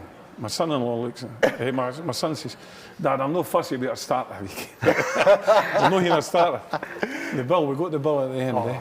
My treat, Gordon, and 2,900 euros. Four people. For four people. That was a wee dent there. No, I couldn't afford the taxi there. Listen, it wasn't a wee dent in his pocket. Did you pick it up? I had to pick the tab. We went half. Well, no chance. He's like a tabloid. He's a tabloid journalist. Exactly. We used the 10% from my dad's fee that you're talking about. That was my treat. Lewis, it went on expenses, right? That's what right. That's incredible. No, but we've had some good fun. He's going to have a lot of fun during this one, surely. Honestly, when he came down from the Scotland game last time, it was such a good laugh. I remember that. Alan McLeish, all the boys. We ended up in that Bunga bar, right? The Bunga bar, and it was Ali McCoist, Alec McLeish, you, some ladies from Eastern Europe, I believe. Okay, just managed there. Nothing to do with me. Nothing to do with me. Didn't see. I knew he came with Eastern Europe. Never mind ladies for them. No, but that's now we're doing, Lewis. I've got a year to go. Another year as the Provost of the Kingdom of Fife, and it's been absolutely fantastic. 10 years, that'll be 10 years. 10 years? 10 years. What a job this man does. No, but it's been great. I mean, you should see the size of the brown envelopes he's been getting. Unbelievable. You're going to get me. It's all worthwhile for the past 10 years, I'm sure. They've changed the white envelopes, Gordon. So, this boy's going to get me the sack. No, yes. It's been great. Just put that disclaimer out there. Quickly for anyone have you seen the big gold chains he wears? Oh, of course. Well, you've not seen them for a while because he's traded them in at Cash for Gold in Gowden Beef. He got 400 quid for them. Is that all? £250,000 it's worth. Is it? 250 grand? And if you go out, like say, if I go to St Andrews, Lewis, right? Yeah. I've got two guys that are looking for the chain. They look after the chain. Yeah. And they just look after. That's what they do. That's it. If somebody's punching the shit out of me, they watch what the chain's all right. The chain all right. And we're at St Andrews. And I was switching the Christmas lights on, but before it, I had to judge the ice carving thing. Oh, right. So I'm doing that, and we had 40 minutes. So the chairman of the community, or the bids, says, Jim, you want to go for a beer? So I says, I'll go for a beer. So we're going to the pub, and the two security boys are coming. I says, look, boys, I'm just going for a beer, we'll be fine. So I went in, and I took the main part of the chain off, put it in the inside pocket, right? Right, and I said, when I come out, right, the boys are looking. I left it in there. So when I come out, the security boys, Provost, where's the chain? Oh, I've left it in the bar. The two of them. I'm looking through the window, they're looking, they're phoning, they're asking for their eyes. And they come back out, I put it back on. I found it, boys. They were going to kill me, Lewis. I remember, right, 2012, right, the summer of the Olympics. Yep. Which was an amazing thing, right? A great year for the country. And one of the biggest things I've ever got to do in my life was run with the Olympic torch. I got to run past my house where I grew up with the Olympic torch. Tremendous. You know, Kate was there, my mum and dad, Jim's family. Really special. We're in the bus, remember the white tracksuits everybody had? Yes, I do. It was a really special day for me. I remember getting off the bus and they give you the Olympic torch and you do. And I was thinking, what a great reception, getting everybody's waving. And I looked behind me And he's in the car, the ceremonial car in the background with the flags, waving at everyone there. I couldn't even have my moment. It's like the windies down. Big Jim, hello. I'm like, I've got the top. He's in the back, like waving at folk, chucking fivers at the window. He's like fivers. Quite right. I was up at launching it in Fife. Up at St Andrews University. That's where it started and went round. And it was going, as I say, the Kinross past Gordon's house. And I said to the drivers, look guys, I'm wanting to get down there to see Gordon. And when I arrived, the procession had just started, Gordon. So I said to the two drivers, right, I says, look, get me in that procession. Get me in the procession. And you're not supposed to, because it's not in Fife, eh? It was in Kinross. So I'm in, the window's doing, and there's, oh, there's Jim Leishman, there's Jim Leishman. Unbelievable. No, there's the provost, there's the provost. And one of the punters says, is it Biz? That's Big Leash. Oh, it was great. That was funny that day. Stole my thunder. Oh, I can imagine. What are you going to be doing for the games then? Well, obviously you'll be. I'm going to go all busy. 3. Aye, so we've got the Monday. We're all going to the game. New Compston, Martin's coming. Absolutely. And then Friday after the show, we're going to fly down to London, go to the game. He was meant to be coming. Yeah. But fortunately for me, he can't make it now. Well, your night out after might be a bit tame. I don't get paid enough to babysit. And, you know. No, I was supposed to go, but my friend's wife. We had 2 tickets. Yeah. And my friend's wife, she's been getting scans for thyroid cancer, so it's going through that now. But that was only a week ago we found out she had to cancel. Aye, of course. It's you know, my wife's, my friend's wife's more important than that. Of course. But I'd love to have been there. Yeah, of course. Well, you should be able to. That was a great, one of the greatest times. I tell you what, Lewis, though, you told me a story I'd never heard before today about the Czech. Was it the Czech Republic or what was Czechoslovakia? Did you not go to the game with the Scotland, the Tartan Army? Did you? Were you a player at the time? Or were you a manager? I was playing with them, Fernand. You were playing and you. What a story this is, by the way. Scotland, Czechoslovakia. Before it was the Czech Republic, and at Hampden. So me and my 5 pals, we got the train from Inverkeithing to Edinburgh to Glasgow, and we went to a store, and we didn't have a tartan scarf, so we said to the girl, look, can you cut that bit of cloth there, tartan cloth, and make 5 tartan scarves, 6 tartan. So we did that, went for a pub crawl, go to the game, and then after it, we get caught up with all the tartan army and that. Gets the last train for Glasgow to Edinburgh, we missed our train, eh? Oh, no. For Edinburgh back to Fife, so we're in the station with all the homeless folk, eh? They were offering us food. So I'm here, you look as if you need something to eat, something. No, boys, you keep it. So it was great. Joe Jordan scored that night. Yeah. Joe Jordan scored. What year are we talking there, Tim? Oh, 74, I think. 74, Wow. 78 maybe. Yeah. Great. Some of your memories of the Scotland team. I was in the squad, Lewis. Yeah. I was in the professional youth squad. Of course, yeah. And I'll tell you who all played at that time was Jim Stewart, goalie, Gordon Smith, Rangers, of course. Kilmarnock, Gordon Smith with St Johnstone, Tottenham Hotspur, Kenny Burns was a striker, Andy Gray, Frankie Gray. Wow. And they were all playing. George Anderson for Green at Morton. He was only 16 playing with them. And then they qualified for Spain, the World Cup, the youth professional. And I was in the 18, and I got a phone call from the manager, Peter Rice. Jim, I've got sad news, we're not taking you. I says, what have I done? What have I done wrong, Peter? No, it's not to do with you. Rangers released Derek Johnson. Yeah, so he kind of took the spot. He took me. I hate him. I hate Derek Johnson. There we go. Derek Johnson, I hate you. Did you hear me, Derek? And, take away that opportunity. But Derek was in the first team then, for Rangers, scoring at Hampden. So he was for a youth player, he's a superstar. He can't dance like you, though, eh? No, exactly. Have that one, Derek, if you're watching. I'm telling you, I'm going to get you. I think we're going to get you guys throwing a couple of darts soon, by the way. At each other? At each other afterwards, aye. But how are you feeling for throwing some darts, Jim? Have you got a bit from all those nights in the pub? Hold on, you played Jockey Wilson at darts, did you know? Eric Bristol and Jockey Wilson. Right. Well, there's high scores 75. But no, I'm not very good. Do you want to give it a crack just now? Is he better at pouring a pint? Or? Well, that's up for you're the debate. winner, so you go first. Oh no, I'm not up yet. You're up first. You're going to come up first. Come on. We've got to have the main man up first. Let's go, everybody. Heavy ones. Heavy darts. Here's your darts here. Grab these 3. And once you've thrown, I'll get you to sign the wall. Super. Is this a matter? The value of this wall's skyrocketing, by the way. Every signature. Practice? No. Go for it. No practice darts. 3 darts, 1 take here. It's not a bad start, by the way. Solid. Yeah, he's got a good technique on him. Not bad at all. Third and final dart, Jim. Oh, by the way, what we've got This is is the in the winner. triple. What are we looking at there? 400, that's 30, 42. Yeah, I'll leave this to Jim. 42, 60.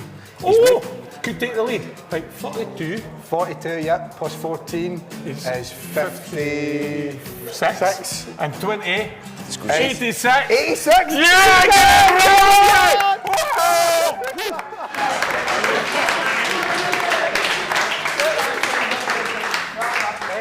grab that pen and sign as big as you can. Did anybody verify right that? in this cap here. 85, Jim Weishman, everybody. Wow. And now. Wow. I've been told to do he it beats me, now. I'm going to Oh, surely not. Surely he's not going to. We'll give you 2 takes, will we? No. I want 2 shots. Aye. Unbelievable. 86. Unbelievable. Jim Weishman, everybody. Yeah, go away. You don't have a wee seat just now. while Still I can't change pour the a shot. pint. Gordon, Only I don't know if anyone's beaten that, mate. 86. There we go. Gordon, Gordon, are you coming up? My writing is terrible, by the way. I'm gonna need Floor someone to manager hasn't got scrub Scooby this what's up. going I on, want you to mate. have a go, mate. I want you to have a go. Right. Well, I've got a beat. 85. 86. 86. 2 shots for our daily host. It's not a bad 4, start. 8, 19. It's not bad, by the way. 56. It's not quite there. It's 54. No, 60. 60 plus 8. We'll give you that. That was all right. Good stuff. He's getting a second chance. Don't worry. Good effort, lads. Well, guys, we're going to have Ryan Jack joining us. I'm sure you're looking forward to speaking to Ryan Jack. But before we do that, let's take a look at this or that here. Let's take a look at this clip. Oh, come on, man. If you could put some of the Peaky Blinders cast in Love Island, that'd be brilliant.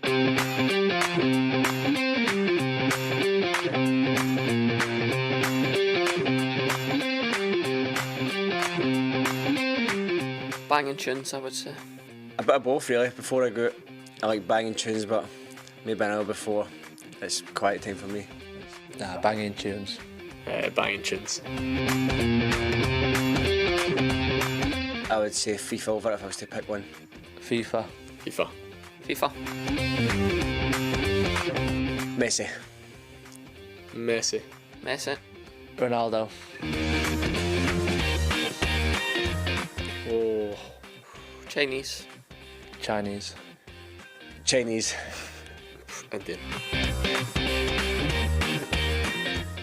PlayStation. PlayStation. PlayStation. PlayStation. Neither. None. Weights. Probably weights. Cardio we'll go for.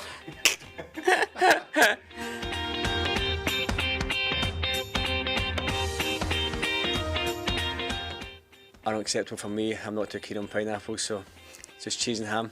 Nah, unacceptable. Unacceptable. Disgrace. Acceptable. Netflix. Netflix. Netflix. Netflix. Michael Jordan. Michael Jordan. Michael Jordan. I've got to go LeBron James there. Oh, ketchup. Ketchup. Ketchup. Ketchup. Summer. Summer. Summer. Whoa. Bit of both. I'm not too keen on the heat, but I don't like it when it's too cold either. 35 yarder. 35 yard. Either. I think I've got overhead kick in, mate. 35 yard screamer. Chocolate. Chocolate. Chocolate. Oh, crisps. Love crisps, man. Comedies. Comedies. Comedies. Scary movies. Glasgow. Glasgow. Glasgow. Edinburgh. Tea. Coffee. Coffee. Coffee. Drake. Drake. Drake. Drake. Beach holiday. Beach holiday. Beach holiday. Beach holiday. Oh. Come on, man. Peaky Blinders. Peaky Blinders. If you could put some of the Peaky Blinders cast in Love Island, that'd be brilliant. But I'll go Peaky Blinders. Love Island. Christmas Day. Christmas Day. Christmas Day. Oh, this is quick fire, but I'll say my birthday because can't see family on Christmas Day really.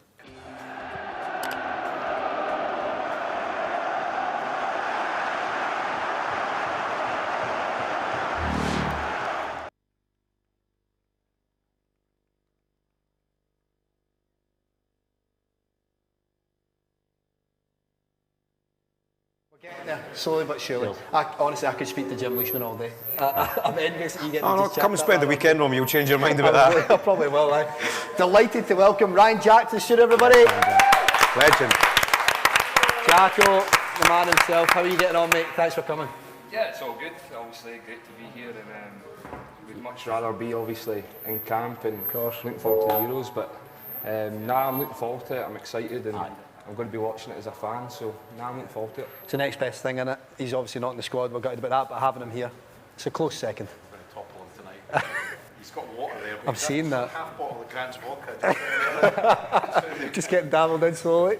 Now, obviously, you're in the middle of rehab at the moment, Jacko. It's been a tough time, I'm sure, for you. But how's it going? It's been a tough sort of 4 or 5 months, but it's part of football. You pick up injuries, and for me, it's just unfortunate the time it came because obviously it would have been the pinnacle of my career, going to the Euros with your country. Do you know what I mean? So, but as I said before, for me, I'm just going to be watching as a fan, and I'm excited, like everyone else, like the rest of the nation, because I think what a squad we've got. We've got great players that can go and showcase at that level. Yeah, we had. Sorry, no, of course. Was the first thing you thought Rangers the title party, Or was it Scotland?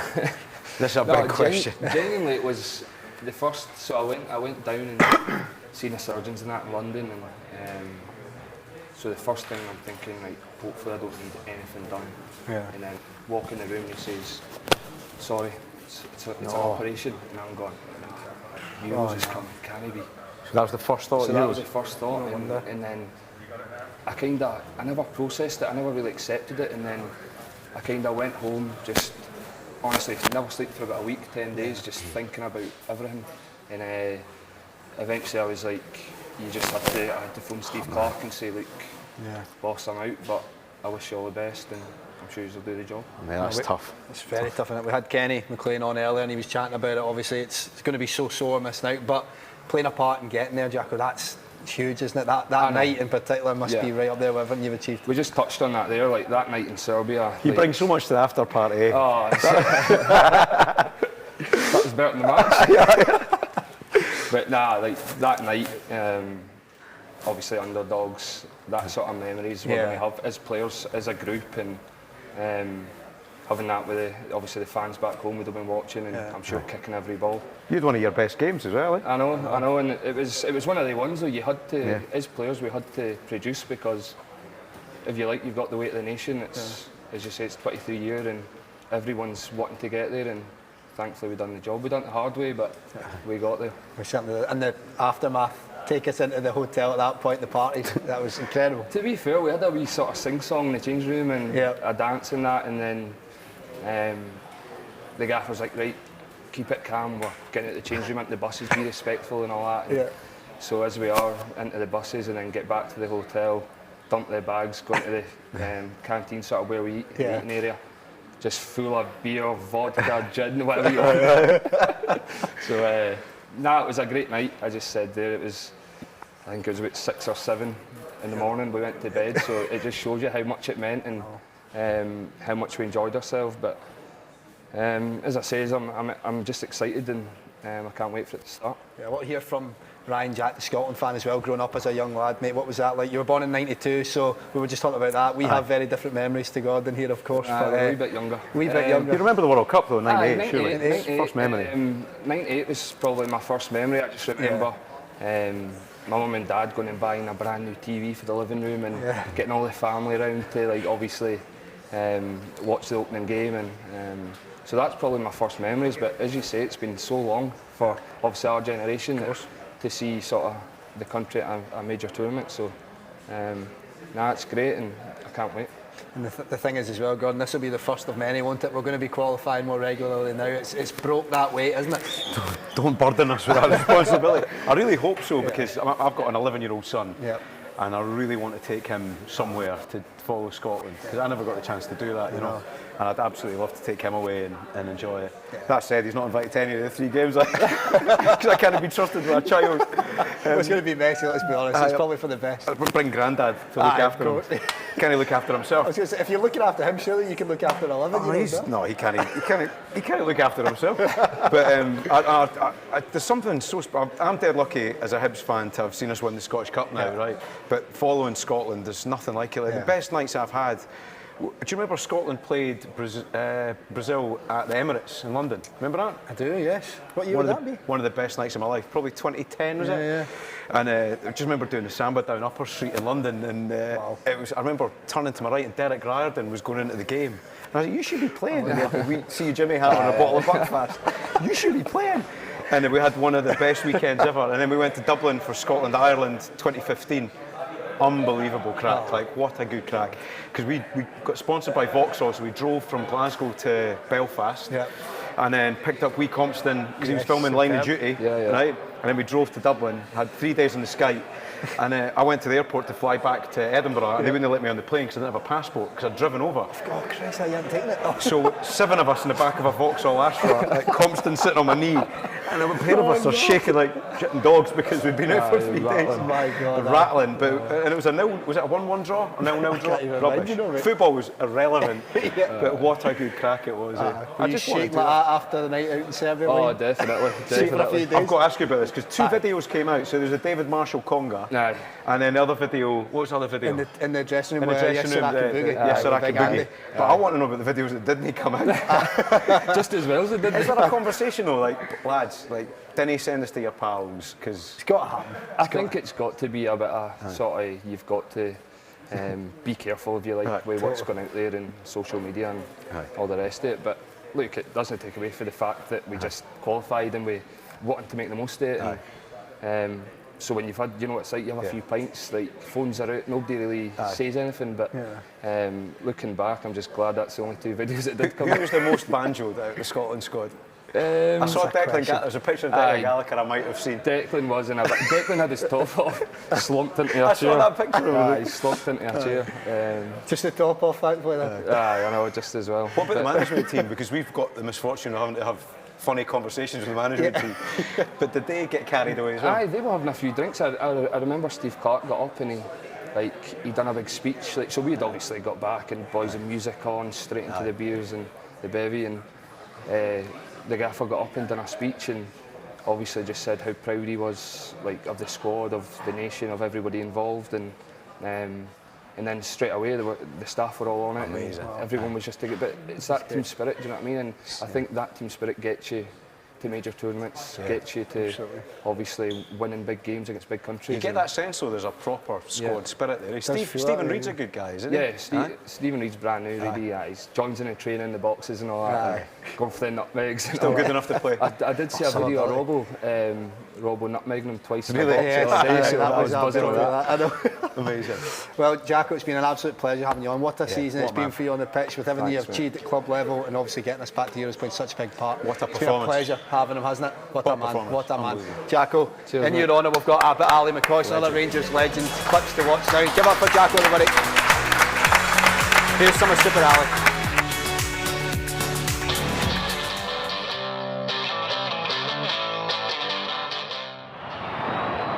John Collins, the cross. McCoist goes in! He scored! It's Ali McCoist for Scotland!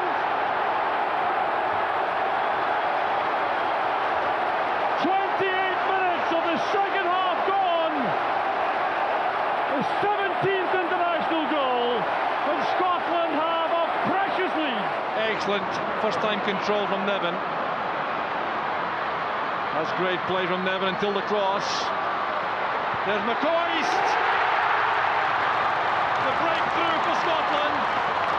15 minutes. International goal number 14 for Ali McCoist. Good build-up play from Scotland. Nevin now. Trying to get over a good cross in the far post. The chance is on for McCoist. Well, it didn't take him long. On the field, no more than 2 minutes.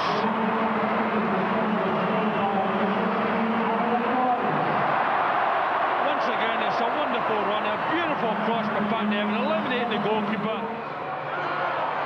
Gallagher wins that from Olivia Vidmar. Determined play by the Blackburn Rovers man. Headed by McCoist! He's done it again! Goal number 18 in Scotland's colours, set up by Gallagher. The captain has scored on his big night.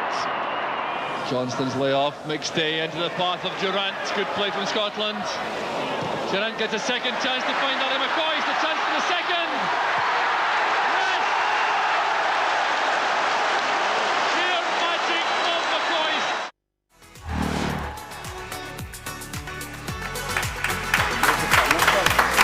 Some brilliant goals from Super Ali McCoist there. A joy to watch them. And I know one of our guests will be a bit of a fan of Ali McCoist, other maybe not so much, but we'll soon find out. Delighted to say, Gordon, we're joined by the Las Vegas lads. What a band. Hello, boys. Yeah. Thanks so much for coming on. First and foremost, we're here, we're in the HQ in Drygate, we're back at the Euros. How does it feel to be here? It's just great to be in a pub. We've been in a pub for about 6 months. So. You were banned before that as well, eh? Aye, probably not. You've wasted no time in getting a pint, to be fair. You're nearly halfway through as well. When I came in. Good man, good man. How does it feel then, being back in a pub and at the Euros? Brilliant, I just can't wait for the games, aye. Been watching all the games leading up to it and all that, but no, I can't wait. I've got a good feeling about it, but there's I think if you look at the level that a lot of the players are playing at, it's a strong team, man. You know what I mean? And they're not just like kind of like getting a game for they're making a difference for the teams that they're playing for at a high level. You know what I mean? So. That's good, isn't it? Looking forward to it. How's the last year or so been for you guys then? Obviously it's been a challenge for everyone, but for live music in general, it's been difficult, hasn't it? Well, I've been recording the album for the band and that, so we weren't really out on tour or anything like that. So for us, it was kind of like I was living like that before. Yeah. You know what I mean? But I could just justify it now, Mel. You know what I mean? I was always a total weirdo in the house all the time. So, so that didn't really change. And to be honest with you, I think if the pandemic hadn't happened, I don't think I would have finished it. I think I'd still be doing it now. It took me 7 years. Well, there's no excuse, is there? The thing is, it was like Paul. I was looking at, you know what I mean. Paul recorded the bass for it. It was like sessions feel it. Paul Bass 2015, not. I'm just like, I really need to get this finished, man. I need to. And people at the beginning would say, like management and all that, and band and all that would say, is it nearly done? And I'd just be like, it's nearly done, kind of nearly done. And I'd think it was a bit annoying when they kept asking me. Yeah. And then see, after about a year and a half, 2 years, people stop asking you, and that's worse. Because they've just, stop asking they've gave up that much, they've just gave up, you know what I mean? And then you start taking it out, but of course. I think that's what helped probably get the thing done though. Yeah. You know what I mean? What I love, Gordon, is how closely linked football and music are for me. When I think about the two, they just go hand in hand, and hearing the fans chanting like some of the Scotland songs we've got at the minute, just brilliant, isn't it? My favourite one at the moment, have you heard I can't remember the band that did it. McTominay, he off England to play for Scotland. It's Scott McTominay. Hey, something England to play for Scotland. It's Scott McTominay. That's quite technical. That's quite technical, man. McTominay. You got a right one, eh? Like Wallace Sound, Phil Spector style, Las Vegas-esque. I know. I should. I know. Are you thinking about that? Would you? Could we be lured in? No. My fiance's sitting over there. She's said to us a couple of times about it. Milk that cash out. I know. It's a great way to every 4 years get the royalties in, isn't it? See, this is what's wrong with it. This is what's wrong with the world. See this? It's not about the money. It's like, nah, I'm not joking. But no, a day. It's normally not a day even writing for the band and all that. It's just. It's not really something that I sit and try and write. It's something that will just come kind of instinctively, you know what I mean? What do you make of the Yes Sir I Can Boogie carry on? I think it's amazing that it's become such a big thing, eh? Maybe I've missed the... Is there a connection or is it... It was Andy Considine, wasn't Andy it? Considine, basically when he was on his stag do years ago, I think he might have been down in London or something like that, he got roped in to basically doing this full shoot, like walking into something like this, cameras everywhere walking in, and his stag's arranged for a full-blown music video to happen, dress and all sorts of makeup, lipstick on, and he's giving it all these moves to back her.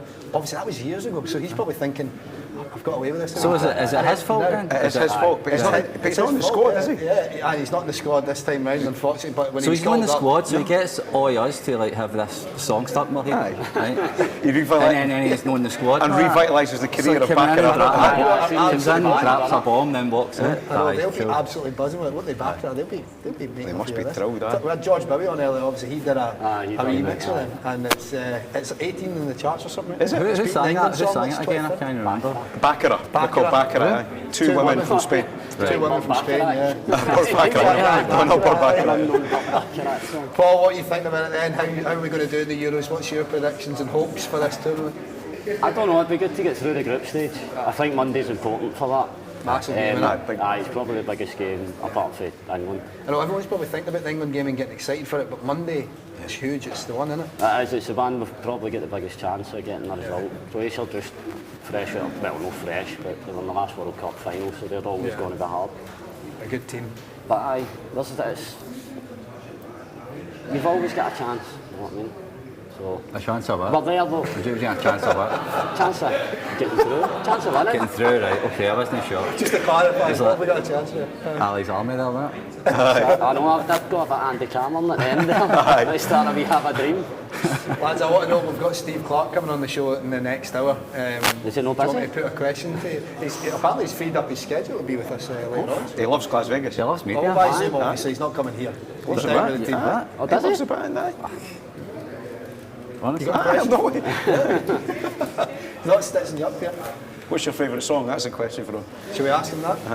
Aye, if you want. I'm just a bit surprised. But no, that's cool. That's good. That's good. I know. We've also got the darts as well. We're going to get you guys to throw that. Jim Leishman had a go. He was. Can't believe this. Sick about it. Like. He's got the high score. I'll never ever hear the end of Is that. Jim still here? Is Jim still here? He's he's over 86. there. No, I don't mean is he still here. He's saying, is he still here? And he's like, he's 86. I mean, is he still alive? No, I don't. I mean, is he still 86 here? points at the top. Oh, right, I thought you said. He's 68 and he's over there probably trying to be a missing Probably. So we've got all that to come. Do you fancy your hand on the dartboard? No, I can't compete with Jim, I'm sure. You're a sportsman though, you're a proper sportsman. Don't play it down. Listen, man, I ended up falling into fit, but I've no hand-to-eye coordination. That's followed you everywhere, that, isn't it? I've got eye-to-fit coordination, but no, with my hands, I'm crap. You're a guitarist. I'm crap at the guitar. Better than us. A hell of a lot better than us, I know. Well, I think it's probably about time to head over to the dartboard, guys. Are you going to have another throw? Should we have a bet on this first? I think we should have a bet on this, yeah, totally. Who'd got a bet on? Who am I going to have my money on? Yep. Paul, I reckon Paul spent more time misspent youth in the darts. Definitely. Well, guys, stay tuned for that because the guys are going to hit the dartboard. We're going to take a few bets in the meantime. Maybe hit the dartboard. We're going to I'll try. Don't go anywhere though.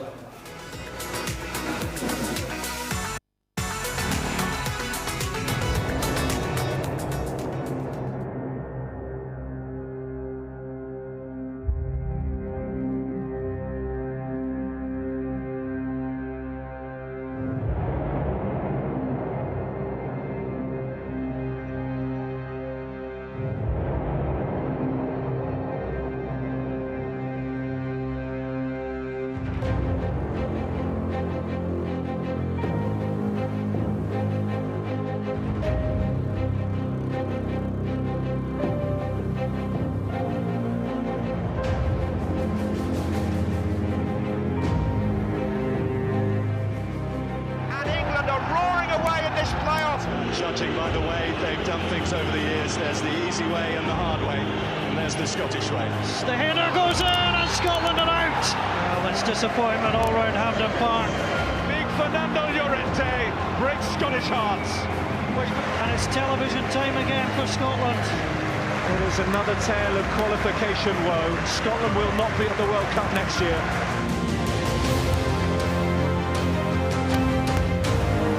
Oh, Scotland go for an eminent end! He's done it again! James McFadden scores for Scotland! Having got the goal, goes again! It's astonishing! It's Lee Griffiths! Scotland are ahead against the best team in the world! Richie!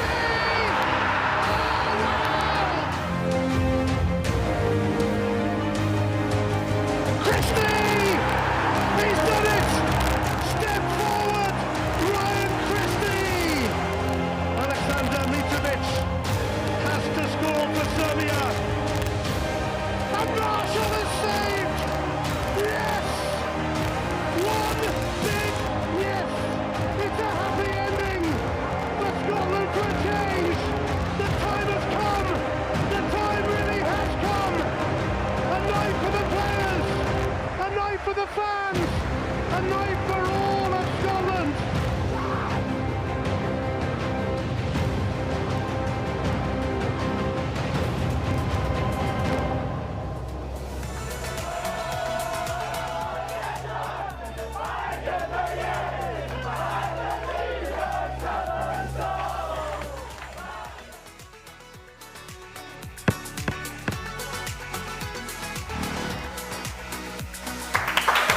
Welcome back. We're fast approaching the last hour of Scotland HQ Live, the countdown. It's been an incredible show. This last hour has been brilliant. We've had the guys from Las Vegas, we've had Jim Leishman, we've had Ryan Jack, we've had Gordon Smart, and we've got a few guys that still need to try their hand at the dartboard, so I think it's time to get them up. Jacko, shall we start with you? Set the tone, early doors. Come on, Jacko. Up you come, mate. Just grab yourself this set of darts on the left and grab that Sharpie, because once you're done, people sign your name on the wall. So, Leishman to beat. What are you making of that? Aye, good choice, good choice. What are you thinking then? 86 to beat. There's your rocket. There's your dartboard. No chance. You not got a bit? Give up for Jacko, everybody. Come on. Oh, here, look. Natural. Not bad, not bad, not bad. Oh, good action. Ah, well, 26. We'll take it, we'll take it. Sign your name in this wee gap here, mate. Check it up. You beat a few names there. Not bad at all, 26. Look at that, superb. Cheers, Jacko. Take a seat, mate. James, are you up next, are you? Come on, big man. James from Las Vegas, everybody. If you want to grab this set of darts here, and grab the Sharpie, because you'll be signing your name when you're done. Right. You look confident. You look like you're ready for this. Not one. That's all natural, then. Because I feel that's an act, that. Not to see good style. He's got. Right. You can tell he's natural. Go on then. Right, just try and bluff it. Do you want the jacket off? Or? No, it's all right. Oh, we've left the darts in. We've left a wee block up for you. Warm up. Oh, it's all right. He's not even threatening those darts that are in anyway, so we're good. Last dart, come on. Warming up. Bullseye. Slap bang in the middle. That's all right. That's all right. 10 points. There we go. Sign your name, James, before you go. Sign the wall. 10 points. And we'll grab these out. That's pity, that applause. And once you're done, grab those darts that you've just thrown. Grab those, stick them on the table. Get the angle of that. I know, it's terrible, isn't it? Terrible. I'll put a 10 up next to that, don't worry, I'll do that just now. So we remember what score you're getting, because we can't let you forget that you only got 10 there, mate. 10, then it is. Jacko was 16. Right. 26. What's that, Jimmy Allen? I'm taking 2. 26. Right, guys. Bragging rights in the dressing room forever. Come on, Paul, you're up next. Final set of darts here for you. There we go. I'm just going to take these ones out of the way. You fancy your chances, Jim Leishman to beat here? 86. Big shoes to fill. It's an alright start, 15 so far. Oh no, it's all gone pear-shaped. And 12, that's 27. Take that. Give a round of applause, everyone. Paul from Las Vegas. And write your score next to it as well, mate. Well, guys, We're approaching the final hour. I can't believe it. It's been incredible so far. Stay with us for the final hour where we build up the hype, the excitement. It's all go. We're nearly back at Euro 2020. We're getting there slowly but surely. 1 hour to go. Let's remind ourselves of the 26 men that are going to be out there representing Scotland at the Euros.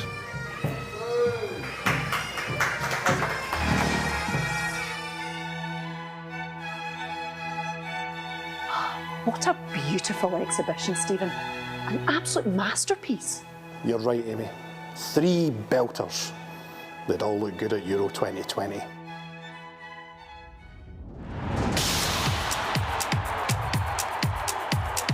Who makes the squad? Does Stephen O'Donnell go? He's been a really consistent performer since he came into the squad, and he definitely makes my squad for the Euros.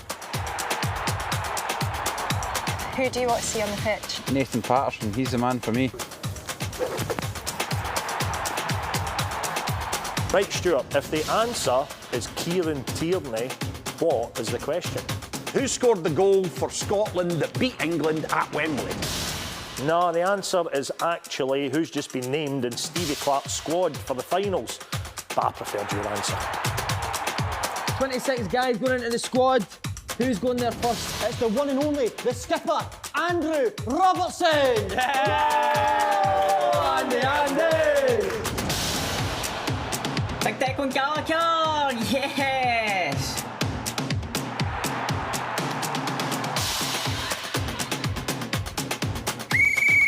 Who do you want in the squad?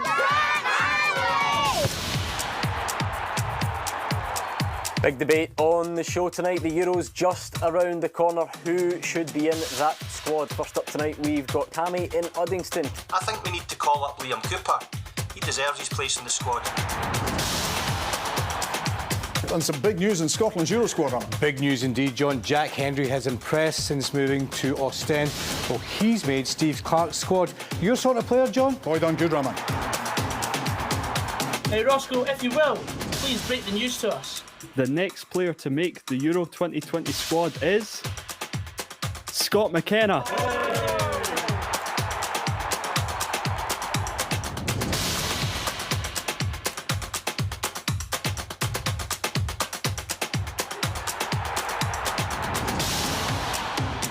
What about this for some great news, Chris? David Turnbull's in the Scotland squad. Well, I've been telling you now for months. I think if not years that David Turnbull should be in there. Celtic's best performer this season. I think he's had a great season. Hi, Robert. Oh, hiya, Jim. What can I get you today? Oh, my usual. A fish supper, please. Here, Jim, I see the Euros are starting soon. Do you think we've got a fighting chance this year? Oh, 100%. John McGinn. He's the main man. Enjoy your fish supper, Jim.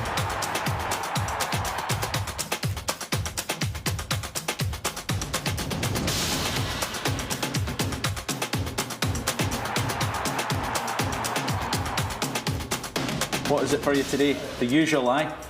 OK, look, this time I'm looking for the Stuart Armstrong. I'm trying to get ready in time for the Euros.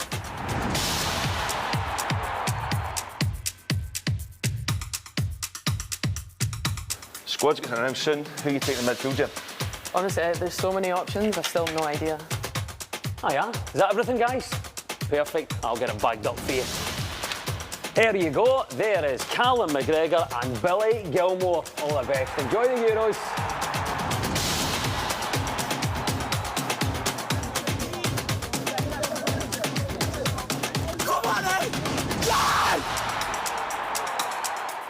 We're going to need goals to win the Euros. Who are you taking? Ryan Fraser. Ryan Christie. Add in James Forrest and we could be onto some. Well, competition was fierce, wasn't it, for places? For me, Kevin Nisbet has to be in there.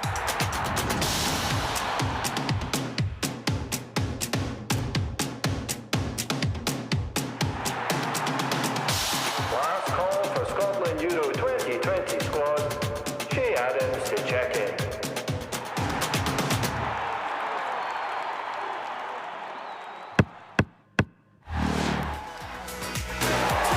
John McGinn with a spectacular strike. Shea Adams, ruthless.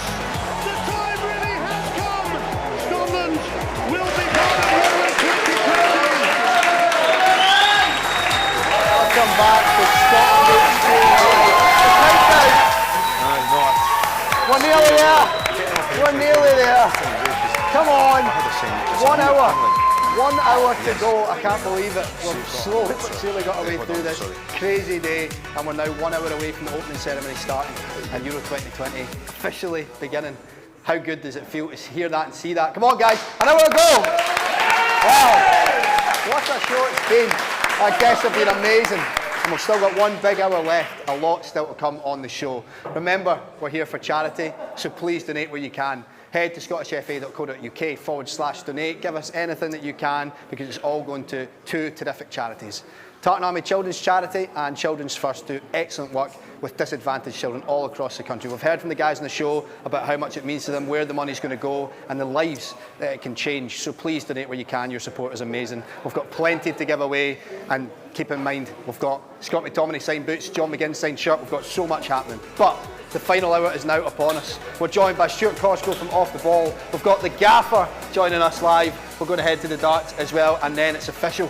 We're back at Euro 2020. I can't believe it. Stay tuned, join in, use the hashtag ScotlandHQ, send us your questions, pictures, videos, however you are celebrating the fact that we're nearly there. We want to see and hear all about it. We've got a lot still to come in this final hour, and I'm delighted to be able to welcome back onto the show. It's Stuart Cosgrove from Off the Ball, ladies and gentlemen. Good. Hello there. Good to see you. How are you? I'm very well. Brilliant. Fantastic. How are you? You're looking at home behind the bar, Stuart. Well, you know what? I've never been a barman in the sense of remuneration, but I've been next to a bar in plenty of times in my life, so I think I get how this works. I think you might understand. I feel like you've had plenty of these over the last season with how your team have been doing on the park. Absolutely. Sure. Mine's a double when it comes to that. He's got it in. I know we get it at some point. Well, we've had a whole host of people pouring pints today, Stuart, and all to not such a great level. So I fancy you to improve upon that, do you? Yeah, I think so, yeah. My first question is, could you not have got a nice Czech beer? Do we have to have this old guff, right? Sorry, all right, Terence, quick, cut it. Partners. He insulted the sponsors, quick cut.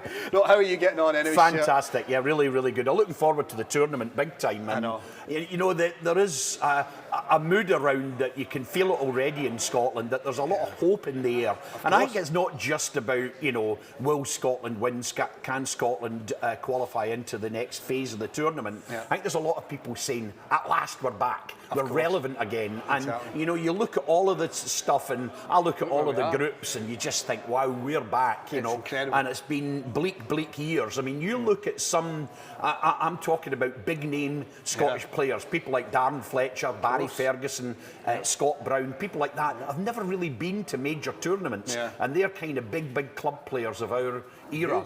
And so this is huge. And you know, the interesting thing is, if you take the goalkeepers out of the scenario, the outfield players are roughly about 24 years old. So this is a good young team as well, you know, really hopeful. Exactly. You know. I know. Well, we're just under an hour until the opening ceremony starts. It's really feeling real now. And the city, it's going to be a great atmosphere. I know we've not got all the fans in that we would have liked into the stadiums, but the atmosphere is going to be incredible around Glasgow, isn't it? Yeah, well, it's better than nothing, let's be honest. We had a situation where this tournament might not have happened. Scotland might have had to withdraw from its leg of the tournament. So we're further forward than the most cautious kind of predictions would have led us to believe. So I'm pleased with that. Oh, absolutely. Well, I think it's about time for us to try our hand here at pouring a pint. Are you ready for now, that? You've not put extra juice in this, no, so it I've not done out. anything, trust me. It's a completely reliable bit of kit. That's all I'm going to say. It just depends how you are at pouring it, that's the question. Have you got a technique to this, or are you just pouring and hoping? Leaning the glass to one side, as I've been told in the past, but I'm creating a wee bit too much foam here. But that's okay, because I never shaved this morning, so could be okay. You can put it to good use. Absolutely. It's looking not too bad, maybe a wee bit of foam there. Would you like a flake? I wouldn't mind. That's not bad. He's cutting the head there just nicely as just well. Taking the head down. There we go. Look at that, everybody. It's certainly not the worst, that's for sure. What do you make of those efforts? Well, you know what? I should have tilted it a little bit more, and I wish I'd had. They've got a little plastic thing that they scrape the heat off with. Certainly and do, if I had one of those, you didn't give us the right equipment, or I would have steamed it. Tell you what, we'll just top this off perfectly right now. I tell you what, shit, why not? It's not a flake, but it'll do. Should we just bung one of those in there? Yeah, a there we Snicker. go. That's perfect. it. Yeah, a Snicker's in. That's it. Well, we've got a lot to chat about, I'm sure. Yeah. The Euros is almost upon us. The wait is nearly over, guys. Just under an hour to go. How excited are you just for obviously taking in the games? Hugely excited. I mean, you know, I think a lot of people have felt that the season and, you know, the back end of last year, without fans in the ground, that maybe people feel as if they've been lost out in big moments. You know, if you think about it, the you know, Rangers in Europe, we saw it on the telly, but there weren't fans in the ground. And, you know, my own club, of course, as you know, inevitably went and won 2 cup finals with a very, very small our media team literally in the ground. So, you know, great moments that have been missed by the fans. I think what it's done, and I must say this is all part of it, I think it's increased the quality of social media. I think there's an awful lot more happening now. Clubs putting out their own kind of videos, their own tweets, their own content, basically. And now, when a player signs, it doesn't matter. I was just watching, before I came in there, an Airdrie tweet, because they just signed Dylan Easton from Kelty, and they're making a deal of that, and rightly so. It's if you're an Airdrie fan, it's an exciting big signing. You know, connect with the fans, don't yeah, they? And exactly. that's what's really come to life through this. Yeah, exactly. Well, we are hopefully getting out the other side of it. Obviously, Tam can't be with us today because he's got his vaccine, hasn't he? And he's well, yeah, I mean, this is just unbelievable, right? This fat clown goes on air and says, are you ready? He says, oh, the vaccine's nothing. I'm just going to have a paracetamol before I go in, a paracetamol before I come out. And he's on air giving national health advice to Scotland. And today he's spewing up and floored, crawling about in his bedroom like a big Wayne, you know. So the bottom line is, I'm here in place of him. Don't listen to Tam Cowan's health advice then. Exactly, never. Yeah. Well, I love that you're carrying on pouring this pint here with a Snickers inside. Still, I love that. I love that. It's getting better. You know what? I'm going to ask you another question after we roll this next clip, because we're going to have a look now, Stuart, at how Scotland fans celebrated across the country that night in Serbia. I'm sure you're going to tell me just how you celebrated. I will. But let's take a look at our Scotland fans celebrating all over the place.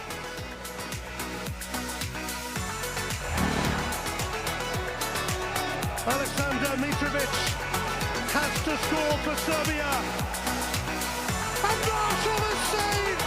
Yes! Yes! Yes! Yeah! I'm gonna go hug my mom. Yes!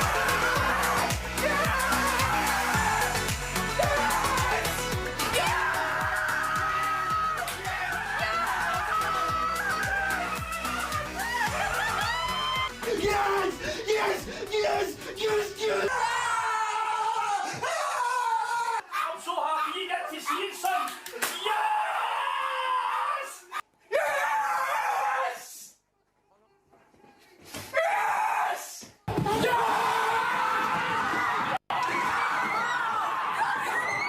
Yes!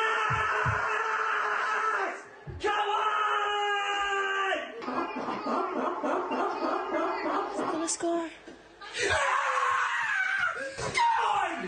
Yes! Steven!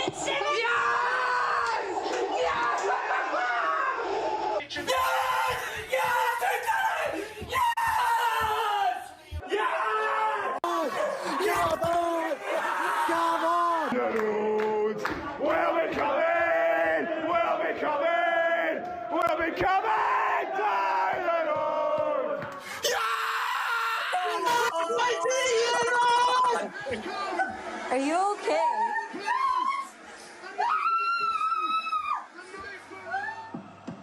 Get in. Get in.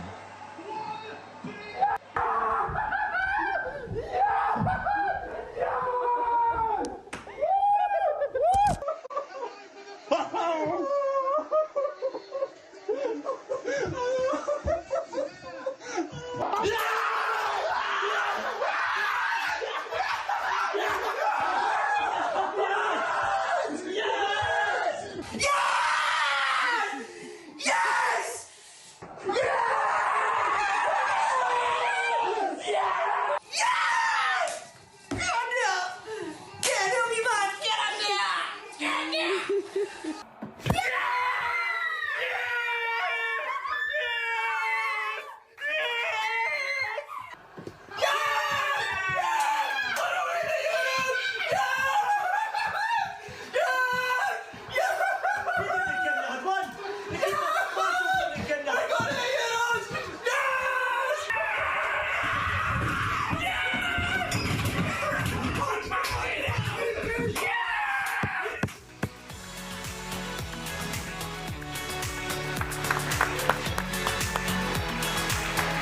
Welcome back to Scotland HQ Live, the countdown. We're in the final hour, so the countdown is fully up now. It's starting to get very real. Yeah, just over 45 minutes away until Euro 2020 begins.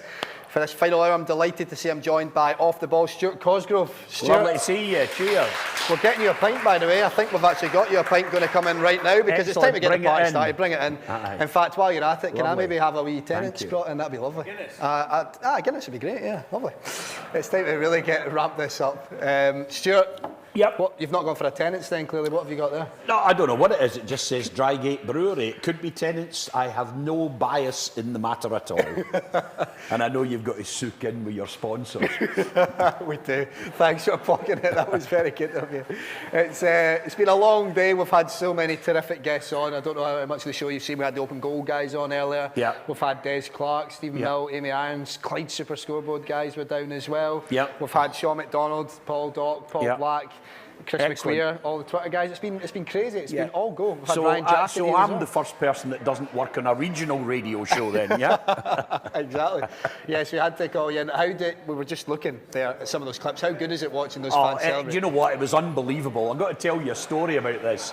I was sitting in the BBC because we traditionally do a live show immediately after the end of the live coverage. And of course, that was one of the greatest moments in Scottish football history. I mean, forever that will be remembered as one of the top 10 moments. Interestingly enough, I noticed we were sitting watching this giant screen inside the BBC, and I noticed this guy coming round me with what looked like a landscape camera on his phone. And I thought, I know what he's looking for. These really cheesy, smarmy BBC things where the commentators pretend that they're real fans. And I'm thinking, right behind me, you know, you're looking at Neil McCann, and I'm thinking to myself, no way I'm dancing with a Dundee manager, not a hope in hell. So I stayed down in my seat. I remember seeing and of course, and I was going like this, giving it big licks. Yeah. And of course, it goes out on Twitter, and immediately, oh, that fat wank can't even get out his seat, you know? You're thinking, thank you, gentlemen. Look at yeah, well, that's my pint arrived. Yeah. Stuart, you're joining me for the last hour, so cheers to that. Thanks cheers very to much. It. Look forward to it. It's been some day so far. Yeah. When you watch that clip back, does it bring back some special memories then? Well, you know, I'm one of the lucky ones. I first went away to Scotland in the crazy, crazy days of the early 70s when we were going down to Wembley. And Scotland fans were not always as well behaved as they have a reputation for now. And I ended up, when I was a student, my final year at university, I went into my bank manager to scam enough money to get out to Germany to the 74 World Cup. And he said to me, I'll give you the loan if you bring me back the match programmes. So I did that. He was a programme collector, and I got out to Germany in 74. Didn't go to Argentina, but been at every major tournament since then. Yeah. And, you know, I would consider myself a big Scotland fan. Of course. Actually, curiously enough, I'm from Perth. Now, at one level, that may seem irrelevant to discussion of Scotland, but we have quite big Tartan Army groups, Perthshire Tartan Army, and it goes way, way, way back. There was a period of time in the 1920s, 30s and 40s, where Perth had one of the biggest railway stations in Britain. Yep. And railway workers were given what they were called PTs, privileged tickets. Okay, and that meant that ordinary working class people could get to London on this ticket. And that meant that Perth always had big support down at Wembley. Yeah. My grandpa Jim used to be the guy that kept their drink money, and because he could be trusted. And he had a wee, always remember, he would always say to me, you can look in the Wembley money, but you're not allowed to touch it, you know. And he would open this Wembley tin money. And there was all the gear and everything. Brilliant, you know. Super. So I've always, Scotland's always been close to my heart, you know. Yeah, of course. It's the fact now that this feels like it's a bit of a crucial moment for Scotland supporters, doesn't it? The younger generation watching on, having this to aspire to, and it will inspire a nation, you would think. Absolutely. And you have to remember as well that generation have been starved in the way that my generation wasn't. Yeah. And to some extent, I want to see them have nights that will remain with them for the rest of their life. Yeah. And it's really important for Scotland's support to keep revivifying itself, keep rejuvenating itself, because, you know, if you end up just simply not having a core support, all the whole idea of what is a Tartan Army disappears, you know. Yeah, exactly. So tell me about what you're going to be doing throughout the tournament, Stuart. What's off the ball up to? Well, off the ball's on every day throughout the tournament. And we'll be following every talking point, responding to every little bit of debate. So today on the show, we're of course talking about the whole debate about the knee or not the knee, but we were also talking about a range of other things about, there's an interesting thing going around, and I've seen it on a couple of websites as well. Which of the players have come the furthest? So what you're looking to do there is to identify the first ever school or boys club that they played for all the way to the Euro Championships. It's kind of great seeing guys like John McGinn talking up the wee school team they played for, and you know, things like that. So we talked a lot about schools because clearly the Dear Miss Crombie letter has been something that's caught the imagination. Here's a young girl in Scotland writing to her headmistress saying, come on, you got to let us watch the game in our classroom. And it's taken off, it's ignited. I think there's no downside to this because teachers and headmasters are coming out of the woodwork everywhere saying, oh, I no problem. Exactly. Talk to me about your radio presenting days back in '98. What was that like? What can you recall? Oh, going back '98, you know, we had always been kind of a fans-based show.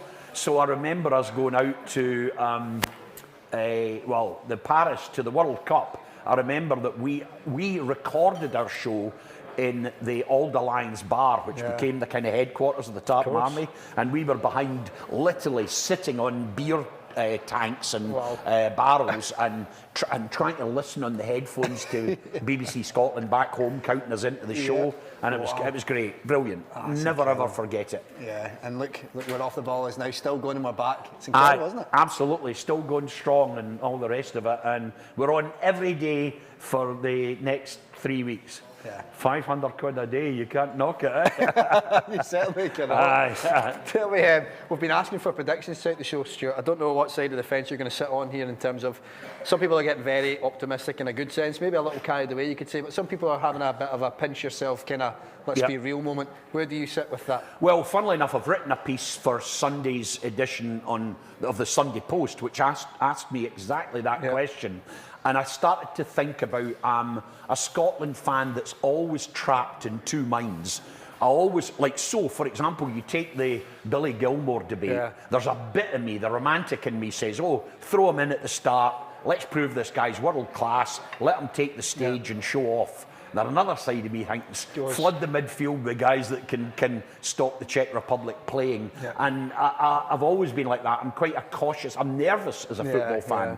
I don't like even conceding possession to the opposition. And that makes it a wee bit difficult if you're watching your team Scotland or my club team St Johnstone. You watch, and every single time something is turned in the game, I'm already, even when it's still in the other team's box, I'm thinking, no, 2 passes and we're 1 down here, you know? So I'm a nervous viewer. Supporter. So I'm not going to make any claims. I just think hope we have a great tournament and that we stuff England and we go through to the next round. Exactly, exactly. I'm with you on that. We're going to give you a couple of quick-fire quiz questions here, okay? Just to test some of your football knowledge in the Scotland team. I'm sure you'll absolutely sail through this. Can I just say this, that I'm not a great statistician. Exactly, I don't really kind of remember scores or goal scorers or how many caps people have got. It's not the kind of thing I do. I'm much more interested in conceptual questions. I like that. Let me see how you do with this first one, and then I'll ask you some more conceptual ones.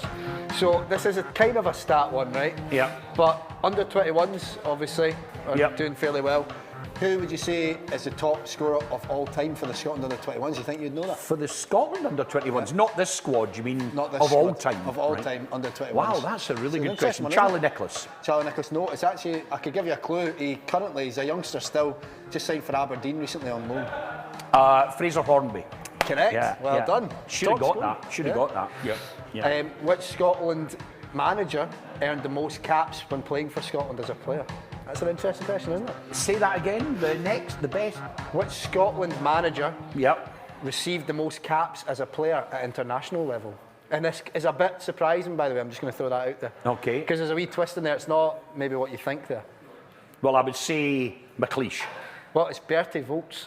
Oh, of course, because he was, of course, he was a brilliant German internationalist. You're right, well done. Yeah, it's an interesting question. That's clever, isn't it? really good, Which World Cup did Sir Alex Ferguson take charge of the national team for? What year? Well, did he remember not that year? take over after Jock Stein passed away at Ninian Park in Cardiff? So we're looking there at 1970. No, that. Yeah, because 78's Argentina. You're looking at 80, 1984. 86. 86? Yes, come on, yes. It's tough, isn't it? It's tough. It is, yeah. There's a photograph. It's something I've always wished that there was a pure documentary on. There's a photograph of Alec Ferguson holding up Jock Stein as he collapses with his heart attack. It's an amazing photograph.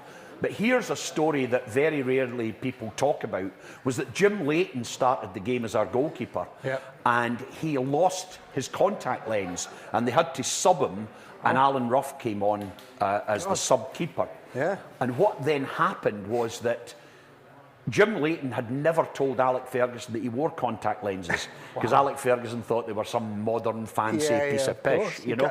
And so what happened then was he was going back into the dressing room, and he sat in the dressing room, and Jim Leighton watched Jock Stein pass away. You know, what an amazing dramatic tragedy unfolding and over those kind of 10 minutes within a Scotland game. It's crazy, incredible, isn't it? you know. Some of these stories over the years, it's and the level of tension there with Cooper in the end getting the penalty that took us through, incredible. I did that for Tam because you've got to mention Davy Cooper. And Of course, you've got to mention Tam. Davy Cooper for Tam, absolutely. Well, I'm a Motherwell fan myself, so I appreciate you bringing that one up as well. We've had some. Did you avoid relegation in the end? Oh, we certainly did. Of course we did. Don't bring that up. Well, I don't know if you've seen some of the other dart scores we saw earlier on. We had Jim Leishman, obviously, in the studio throwing. What a man. Some of his stories, I bet you'd have enjoyed sitting down with him for a bit. Well, one of my second greatest photographs of all time was Jim Leishman in the Scottish Schoolboys Select in about 1971. And you have not seen a barnet like this in your life. I mean, he looks he's in one of these kind of big heavy metal bands or something like that. Aye, Jim, feather cut the lot, you know. Well, guys, the party is nearly getting started. We are just over half an hour away from the opening ceremony beginning. So let's get the party started, shall we?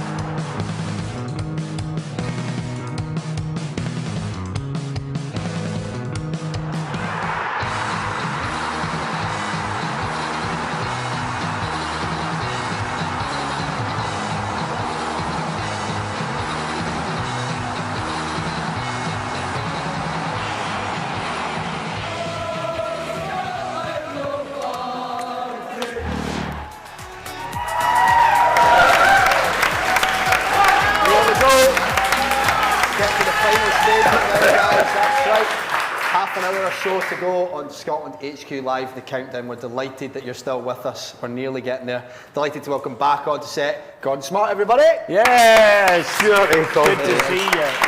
Twice in a week you were off the ball, weren't you, Gordon? I was on at the weekend, yeah, it's great. I love seeing Stuart because he knows so much about music. I just sit and listen. He's given me an education on Marvin Gaye. Oh, yes, I Detroit. heard. What else did you teach me at the weekend? Quite a lot. Oh, quite a lot, but Marvin Gaye was certainly in there. That was one of the talking points. 50th anniversary, wasn't it? Yeah, he's playing left back for us in the Czech Republic game, because that would be good. He's some man to have on the show, isn't he? It's why I wanted to get into radio. And also because the stuff he did at Channel 4 and all that, if a guy for Perth from Letham can go and do that, then a guy for Carnos can do it as well. Absolutely. That's right, absolutely. And I came on the radio in '98 and made the mistake of telling Tam and Stuart that I was going out with Jim Leishman's daughter and they absolutely battered me for about 15 minutes. Do you remember that? I do. Yes, yeah, It was painful. We were asking. I think we even asked the. I think we even asked the listeners to give us a poem to propose to her. Right? That was like, brilliant. It's an incredible show that's been going for so long. Great, off the ball, and obviously we're hoping Tam's all right after getting his vaccine as well. It's a shame he can't be here. Stuart, no, I'm hoping he's not because I want the job. Stuart wants it freshened up with somebody who likes proper music. Looking for kind of a younger demographic. Not Peters and Lee fans. Exactly. The two of you have some stories from supporting Scotland over the years, travelling away to games as well. Yeah, my favourite one was Ireland. What was that, 2015? Yeah. It was a terrible game, but we had an incredible weekend in Ireland. And the other one was Scotland-Brazil in London. At the Emirates. Yes. That was unbelievable. Incredible. We should play all our home games in London. It's an away trip as well. I know, it's a great trip all around. I always wanted to go to the France '98 one. I wish I'd been at with you. Oh, it was brilliant. It just sounded amazing. Absolutely fantastic. And there is a great story about that, and I've probably told it before, but that doesn't mean you can't tell it again. Exactly. Please we were heading. Never held Tam back. Exactly. We were heading down from Paris to Bordeaux. Where the second game was against Norway, and then we were having to head up to Saint-Étienne for the final game, and it was blistering hot. I mean, hot beyond your wildest kind of dreams. And Tam gradually got more and more sick, and he had. You shouldn't laugh, but he got sunstroke, right?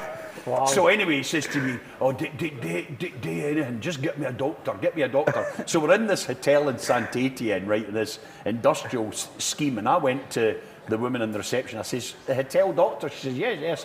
And I said, "Could you bring him out? My friend's really, really ill." And this doctor arrives with all the doctor's bag and all, he's opening all, bringing all his gear out and everything. And I'm thinking to myself, we better get a receipt for this guy and put it into the BBC, right? So next thing you know, the French doctor says on the receipt, "La recette," he said, and handed it over. And the call out was "Visite du doctor," a visit from the doctor, and he just put VD, right? Brilliant. And I says to Tam, "You want to put this into the BBC?" He says, "Aye, we'll just say it was Chick Young's." Throw Chick under the bus, that'll do fine. Oh, amazing. Well, it's a shame that Tam can't be here, of course. But we're approaching the final countdown now. It's incredible, isn't it? It is exciting. The wait is nearly over. This is like a night at New Year. It's the final countdown. Not like us to get too excited, is it? Where's the black bun and the shortbread? I know. Well, we've got the manager coming on very shortly. We've got some questions that all the guests have put forward throughout the day. I'm really looking forward to seeing how he answers some of them, because there's some whoppers in there. Good questions. Yeah, there are some whoppers in there. But it's been a terrific show. I hope you've enjoyed everything you've seen on the show all day. We've been going since 9 o'clock. Remember to donate where you can. All of this is for a great cause. It's for charity partners at Children's First and Tartan Army Children's Charity. The link is at scottishfa.co.uk/donate. Head there. And also remember, get involved with the hashtag ScotlandHQ. It's the last push, guys. We need you with us. Stay tuned for so much more. We've got plenty coming up on the show still. We've got Stuart, I was going to call you Tam there. Don't worry about it. I'll be Tam with us as well to talk through plenty more ahead before the manager gets here. So I'm excited for that. Stay tuned, we've got plenty more coming up. That's the Tam Cowan's vaccine's done this. Aye, exactly. Tam's out. Yeah. What's happening here? Oh, we're not out? Oh, we're going so well. And I've lost all connection with the studio. We were going so well. I can't hear the thing anymore.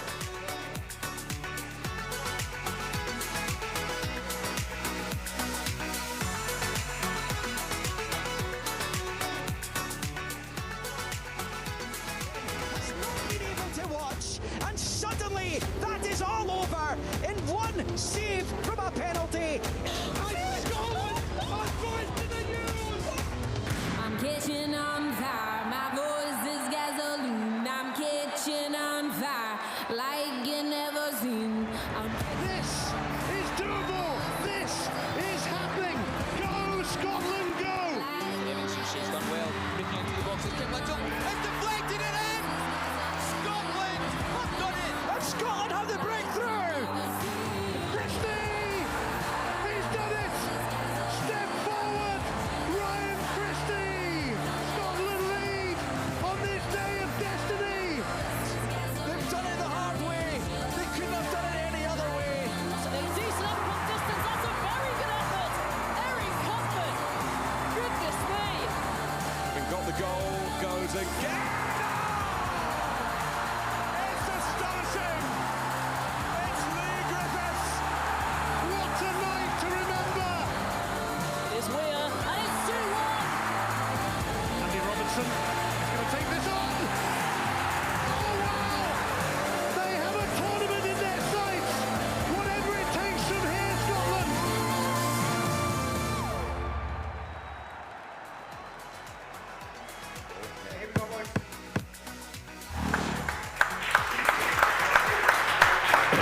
Welcome back.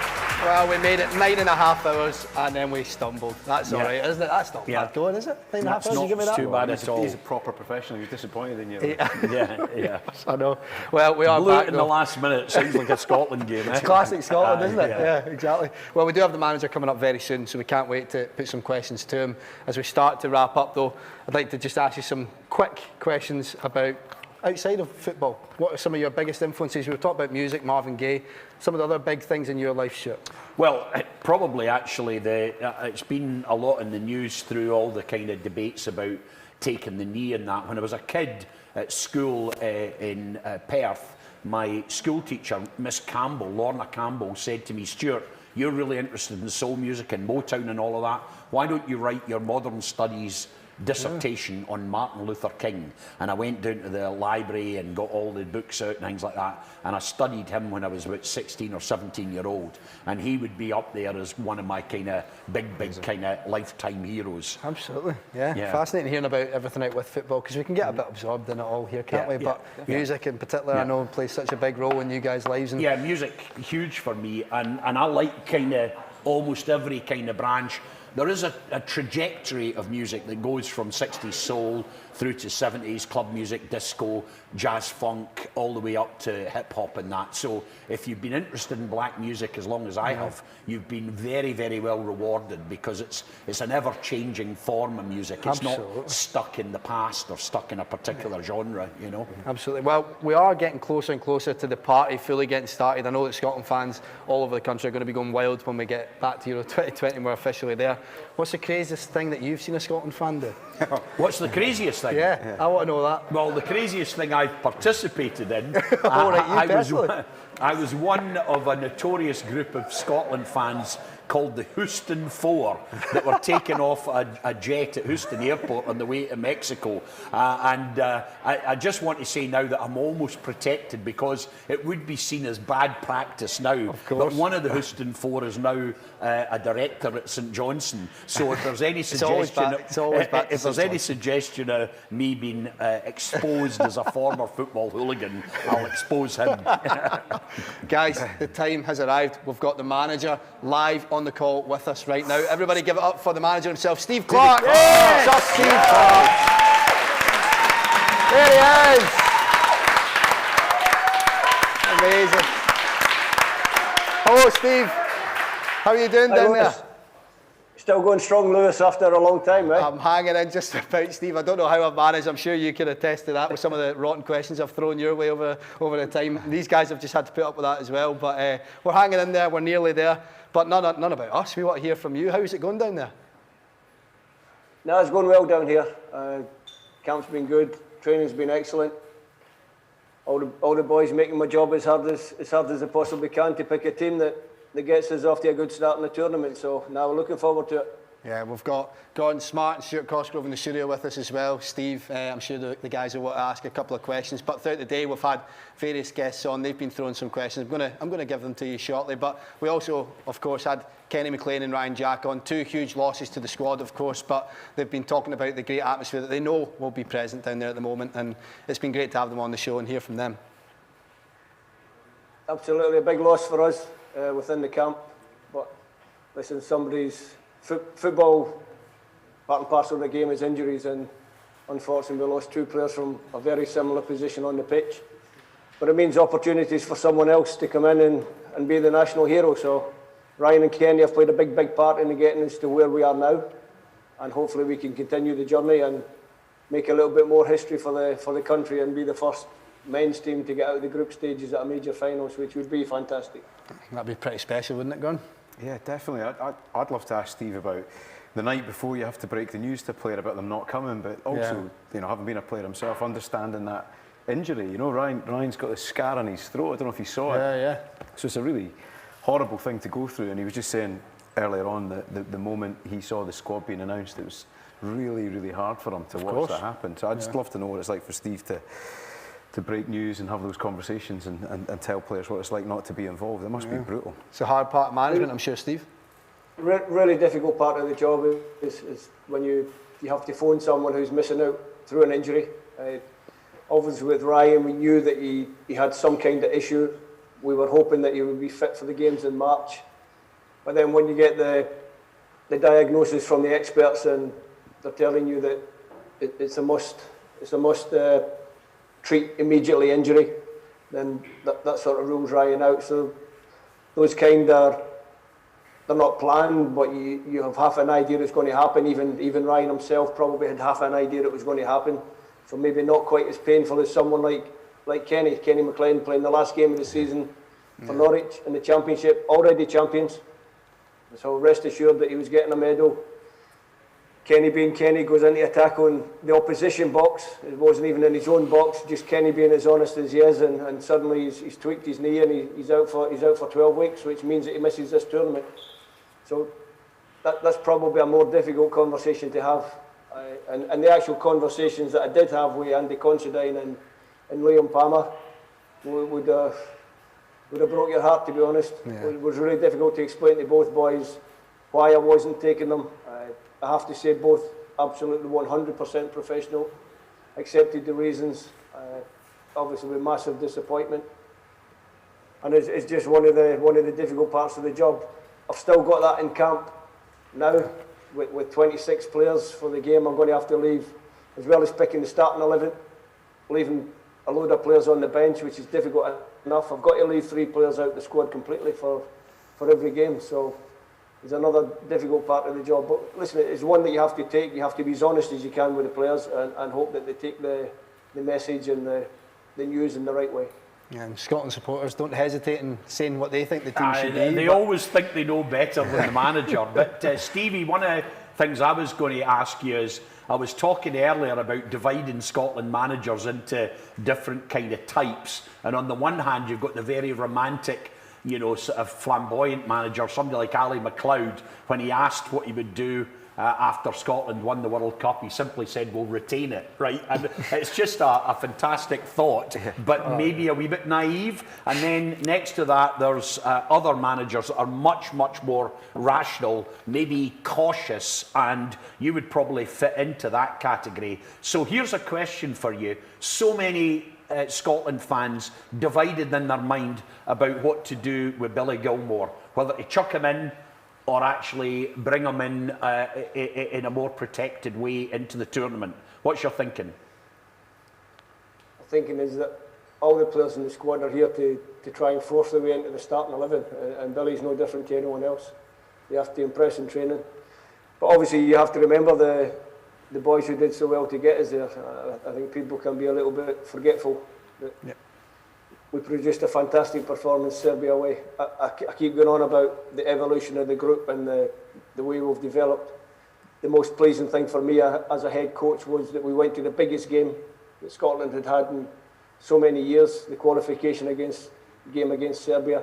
And our best performance was in that game. And you have to credit all the players that played in that game. Ryan Jack and Callum McGregor ran the midfield for 89 minutes till we conceded that typical Scotland kicking the nuts. Last minute goal. But even then, we survived it. We dug in extra time. We showed a different side to our qualities. We dug in. We managed to get the game to the penalty shootout, and everyone knows the story from there. So it's important that the young ones come in, that push the more senior lads, the lads with the more caps. But they're all here to play. And if I feel that their performances in training deserve a start, then that's what they'll get. We all obviously love to talk about what's happened and go back and relive that night. We've done it all day today, and we still will. But for you, Steve, it's all about making that next bit of history, isn't it? And that's got to be the message that you instill in the players, isn't it? It's not about what's been done; it's what's ahead. No, we need the next step. The next step is, and I believe we're good enough. I think we've improved enough. I think you've seen even in the recent friendlies, we keep evolving. We keep trying to find a more expansive way of playing without sacrificing the defensive nous, if you like, the defensive shape that served us so well to get to where we are. And we just keep trying to improve. And if we can make the step from the group to the knockout stages, that's another improvement. And on the back of that, we're already starting the World Cup qualifying campaign. I want to take this group to Qatar, or I want this group to take me to Qatar. It's probably a better way to put it. So we want to keep pushing ourselves. We want to keep getting better. This group is young enough to be together for 3 or 4 tournaments. And that's what we have to do. We have to find a run of games, a run of tournaments, and keep Scotland on the big stage, because for me, that's where we deserve to be. Yeah. We spoke about the age of the squad, didn't we, and how that's such an encouragement aspect of the group at the moment. Yeah, it's incredible. I was just thinking about that actually while Stevie was speaking. Yeah. What a mad state of affairs where you're disappointed with a 2-2 draw with Holland. Yeah. I mean, It's incredible. That's mad, isn't it? Yeah. And that's testament to the man there. Stevie, one other thing that I think people haven't necessarily noticed is if you put aside your 3 goalkeepers, all senior players, the average age of the squad that are outfield players is remarkably young for a Scotland international squad, isn't it? It is, but over the last couple of years, we've also managed to get a lot more caps into the sort of middle-aged bracket, if you like, the Andy Robertsons, the Stephen O'Donnells, the Kieran Tierney's, all that sort of bracket started picking up more caps. John McGinn, more caps, more experience. Scott McTominay, more caps, more experience. So that core group, Callum McGregor, that core group that's carried us so far, I've already got that international experience, and the more you can keep adding to that, and the more we can keep bringing in these young, exciting players, the better it's going to be for everyone. Yeah. I heard a great quote. I think it was Steve this week said, "You need fire in your belly, but ice in your mind." But what I'd love to know is how easily do you fall asleep in the evenings? How on earth do you get to sleep and calm down and stop the mind racing? I know. How do you manage that? You could ask Lewis, because he's been working for about 9.5 hours a day. He'll be sleeping at 10 in a minute. 62 cans I of don't Monster. have anywhere near as much of my plate as you, Steve. Trust me, this has helped me through though. Listen, this has certainly helped me. When you have the camp, you have the intensity. Falling asleep is actually not the hard part. The hard part is when you wake up at 4 o'clock in the morning, because when you get to a certain age, you need to get up in the middle of the night for a pee. And you wake up at 4 o'clock in the morning, and your mind is absolutely racing. All the thoughts go through your head for the next day. Yeah. That's when you struggle for the sleep. So it's not so much about falling asleep at night, it's more about waking up a little bit too early in the morning. Yeah. Of course. Stevie, have you been dipping into them hampers that Andy Robertson gave the squad? I've had a look. I haven't touched it yet. Listen, I'm not a whiskey drinker, so that one's safe. Yeah. I might at some stage over the next 10 days, if I can put it in the fridge, I might have an iron brew. Yeah, good on you. Yeah. Steve, before I ask you a few questions from all of our guests we've had today, don't worry, it's not going to be that many. I'll pick a couple. Just take us into how it's all going down there, what the atmosphere is like, what you guys have been up to today, and I know it's going to be manic. You'll barely been able to tune into the show today, but how is it down in Darlington? Today is, I was going to say it's like a normal day. It's just a normal day in camp. So up, breakfast, bit of training. The standard in training's been unbelievable, I've got to say. They're all trying to impress me, which is fantastic. From that, a bit of lunch, some meetings with my coaches to prepare for the team meeting that I'm just about to go into in a couple of minutes. So ready for that. We did a squad photograph, which will come out later. I think a good momentum for everyone who's here and involved in the tournament. Bit of dinner now, team meeting. I'm sure the lads will be putting under a little bit of pressure to get it finished early so that they can watch the first game of the tournament, which kicks off later tonight. Certainly and does. I think when you see that first game kick off, the excitement's just going to rise and keep building. So my job is to try and keep a lid on them. And that quote that was mentioned earlier about fire in your belly but ice in your brain is a big one for this first game in the tournament. We need to go there with all the emotion under control and make sure that we play a good match, reach our levels and get the result that everybody wants. Amazing, isn't it? Absolutely. Man, could you sit all day?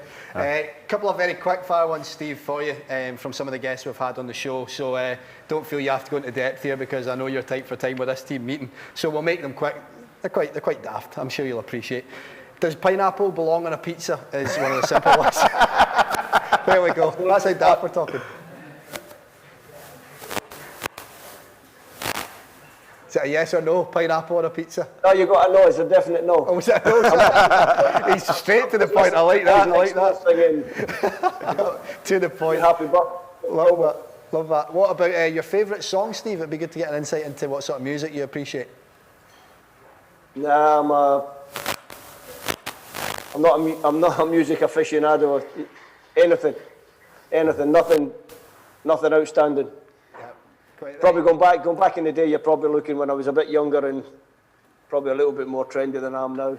Yeah. I like George Benson. George Benson was a fantastic singer. Good. Yeah. Absolutely good choice. Absolutely. Stevie, when you phoned Andy Considine, did he say to you, you can stop singing that, Yes Sir I Can Boogie, that's my song? I think he's hoping that the video disappears. I'll just do last one, quite a simple one, Steve. Did you join in the conga in Belgrade? That's been asked. Were you in about it? Were you drinking red wine at the time? No, players only. Players only. The staff were sitting on their own table just watching the lads enjoying it.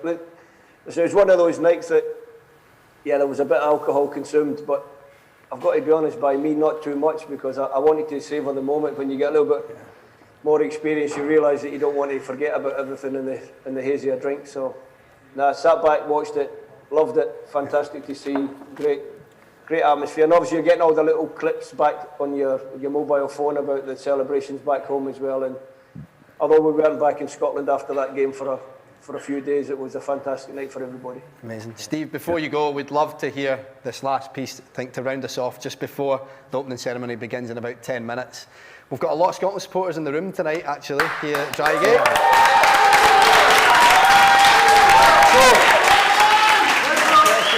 Steve, it's quite a simple one. What is your message to the fans ahead of Euro 2020? Now turn up. The biggest message really is make sure you enjoy the tournament, and hopefully our performances will help you to enjoy the tournament. Stay safe, respect one another, don't drink too much, enjoy yourselves, but you don't have to get blind drunk to enjoy yourself. But make sure you get right behind the team and give us all your vocal support, because we've missed the Tartan Army. It's been a long time since we played in front of them, and we look forward to seeing enough of them back at Hampden to make it a really good occasion. Brilliant. Brilliant. Amazing. Steve Clark, ladies and gentlemen. Let's all stand up for Steve Clark. Come on. Thanks, guys. Thank you. What a man. Incredible, incredible. What do you make just listening to him? It's just incredible, isn't it? I've run through brick walls for him. I don't know. Do you know what? He said there, don't drink too much. I think you should resign. Guys, absolutely brilliant. I think he's exactly the right guy for this job. And remember, a lot of Scotland fans wanted him because he'd done so well at Kilmarnock. Yeah. And I think that there's a wee bit where we needed somebody that could galvanise players and turn our best players into very good players, and turn other players into just very efficient players. And I think he's done that. I mean, his achievements thus far have been quite remarkable. They have.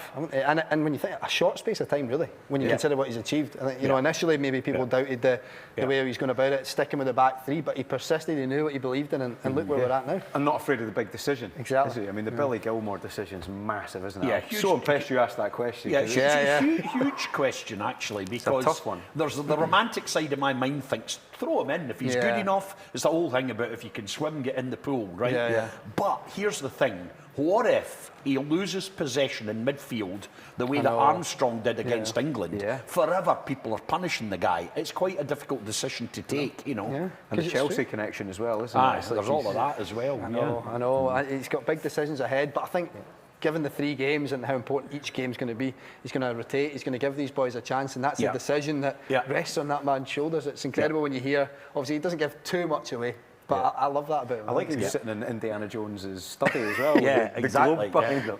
Yeah. Felt good, didn't it? I think there was a clue there because he said these guys, and he was talking about what he called the core of the squad, and he mentioned Callum McGregor, Andy Robertson, Tierney, and he was saying they've all now got substantial numbers of caps, even although they're relatively young men. And I got the feeling there that he was favouring Callum McGregor over Gilmore. But you know what? Gilmore comes on in the second half for 70 minutes and shows what he can do. I'll be happy. You know? I know, absolutely. Well, guys, we are under 10 minutes away, just 8 minutes until the opening ceremony. I know. How does it feel? It's been a long 23 years, isn't it? It certainly has. It has, aye. I know. Yes, for you men, but for those right-on guys amongst us, I remember our women's team qualified only last year, of was course. it no? The women's team have been paving the way, haven't they? Absolutely, But we're getting there, guys. Slowly but surely, please, if you can, there's still 8 minutes to go here. Donate where you can. Head to scottishfa.co.uk/donate. Get involved on the hashtag ScotlandHQ. And by the way, we had a fan on earlier. Did you see this? I can't believe this has happened. Did you see I thought it was a wind-up, to be honest. It's happened, mate. It's happened. It's happened. Even Have you better seen than that. So basically, all today's shoot, I don't know if you saw, we had a guy called Daniel Haggart, a Scotland fan. He tweeted us back in the night when we qualified, when Marsh made the save, and he said, I'll get Marsh's tattoo on my leg if Marsh wants to pay for it. We'll do it. So we made it happen today. He came in, he met with the tattoo artist. They've gone, they've done it. He came back in and showed us. It's incredible. Has it been paid for? It's been paid for. Well, I don't know about Marsh, but someone certainly paid for it. I hope the tattoo's been paid for. You've paid for it. Well, not quite. Coming out your fee. But my favourite moment was there was a place just on the right-hand side of Sucky Hall Street. I think it's called Nico's or something like that. It's a bar. And I remember on the big night, the Serbia night, of course, the COVID requirements were that bars closed at 10 at night. We were in the tier where they had to be out. And it went to extra time and then penalties. So the barman has to clear the boozer. And you see all the Scotland fans outside looking through the window. And he's tilting the TV screen round so they can see it. And then when the save goes in, all you see is the whole street erupting. Brilliant. Well, that moment changed people's lives. Daniel's got the tattoo. Marsh has now seen it, guys. So David Marshall has seen the tattoo. Excellent. Let's take a look at his reaction, shall we? Here he is. So this is Marshall watching it. This is him. Do you have any tattoos? Because we've had some crazy stuff happen on the show. I don't know if you saw earlier, we had a Scotland fan in who, back in that night in Serbia, tweeted basically saying he's going to get a David Marshall tattoo on his leg. Right, okay. Right. It's become a reality. We've got him back. He was in this morning, he's been away. He's just offset right now. Oh, wow. We're going to bring him in. Daniel, how are you? Craig, how you doing? Wow, lads, He's got a few tattoos already. Could blend in. Wow, man. That is, how was it? Was it sore? It was comfortable, to be honest with you. Was it alright? How was he? Was he a warrior? Nice and easy for you? Do you regret it? Got to ask you, do you regret it? No, I'm happy. Honestly, man. Good man. Yeah, did we get a good shot at that tattoo? Let's get it back up on the table perhaps and give everyone a good look. Look at that. That is a cracker, isn't it? It's really good, actually. On your pick. I'm pretty sure did I say I'd pay for that? I'm happy to send the funds because I didn't think he'd actually go through with that. So, aye, pretty good standard to be fair, and a real good likeness. But I would like to see what his missus thinks about that tattoo. To be honest, I think she's too happy about it. Well done, mate. He says he doesn't regret it, but I think that's lies. Where does he go next with his tattoo? I'm glad it was on his calf. Maybe somewhere. Maybe get one of the little lads on, so maybe he could go for maybe a John McGinn. What a man.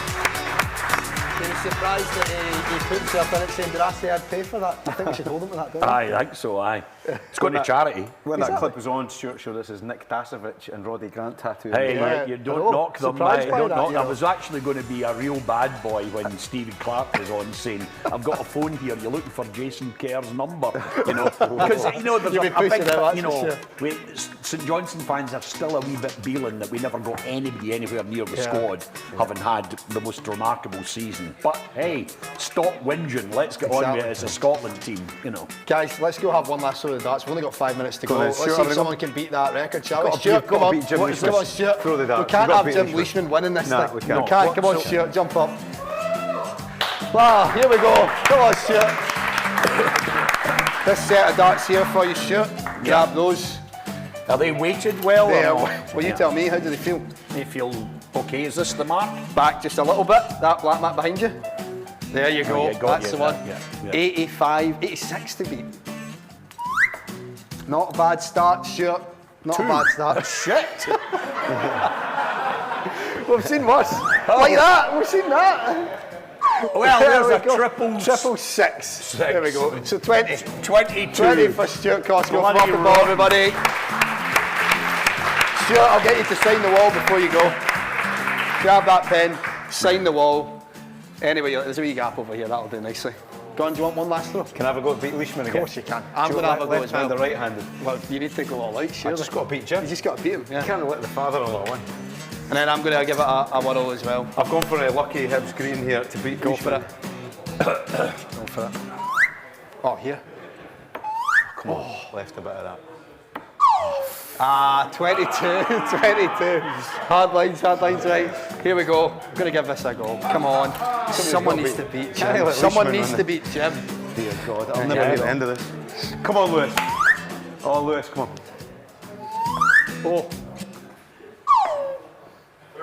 Terrible. Well done, double Jim. tops. 20 Well as well, done, Stuart. Jeez, that was terrible. That was awful. Can't believe Well, you threw that ace. everybody, I think, give it up for Jim Leishman. He's won the darts. Come on, Jim. Come on. Jump in, Jim. Come on. Get back in. Yeah. Come on, Jim. Give us that aeroplane again. Give us that one more time. No. There he is. He's brilliant. What a man. How you doing, Jim? How does this go, Gordon? See this.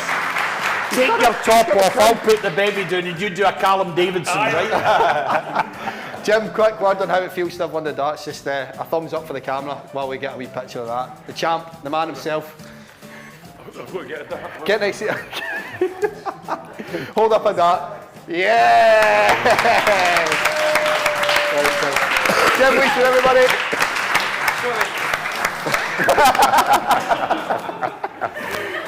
Everybody give up for Stuart Cosgrove and Gordon Smart as well.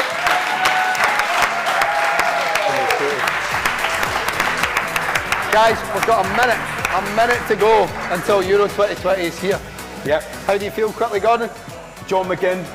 I'll bow down to the altar I've got in my house, my shrine to John McGinn every night. Amazing. Well, it's been an incredible day. We've been with you since 9 a.m. this morning. It's only a minute. We're seconds away now from the opening ceremony. Yep. Give it one more time. We're back, guys. The wait is over. We're John McGinn on tomorrow. Come on, Scotland!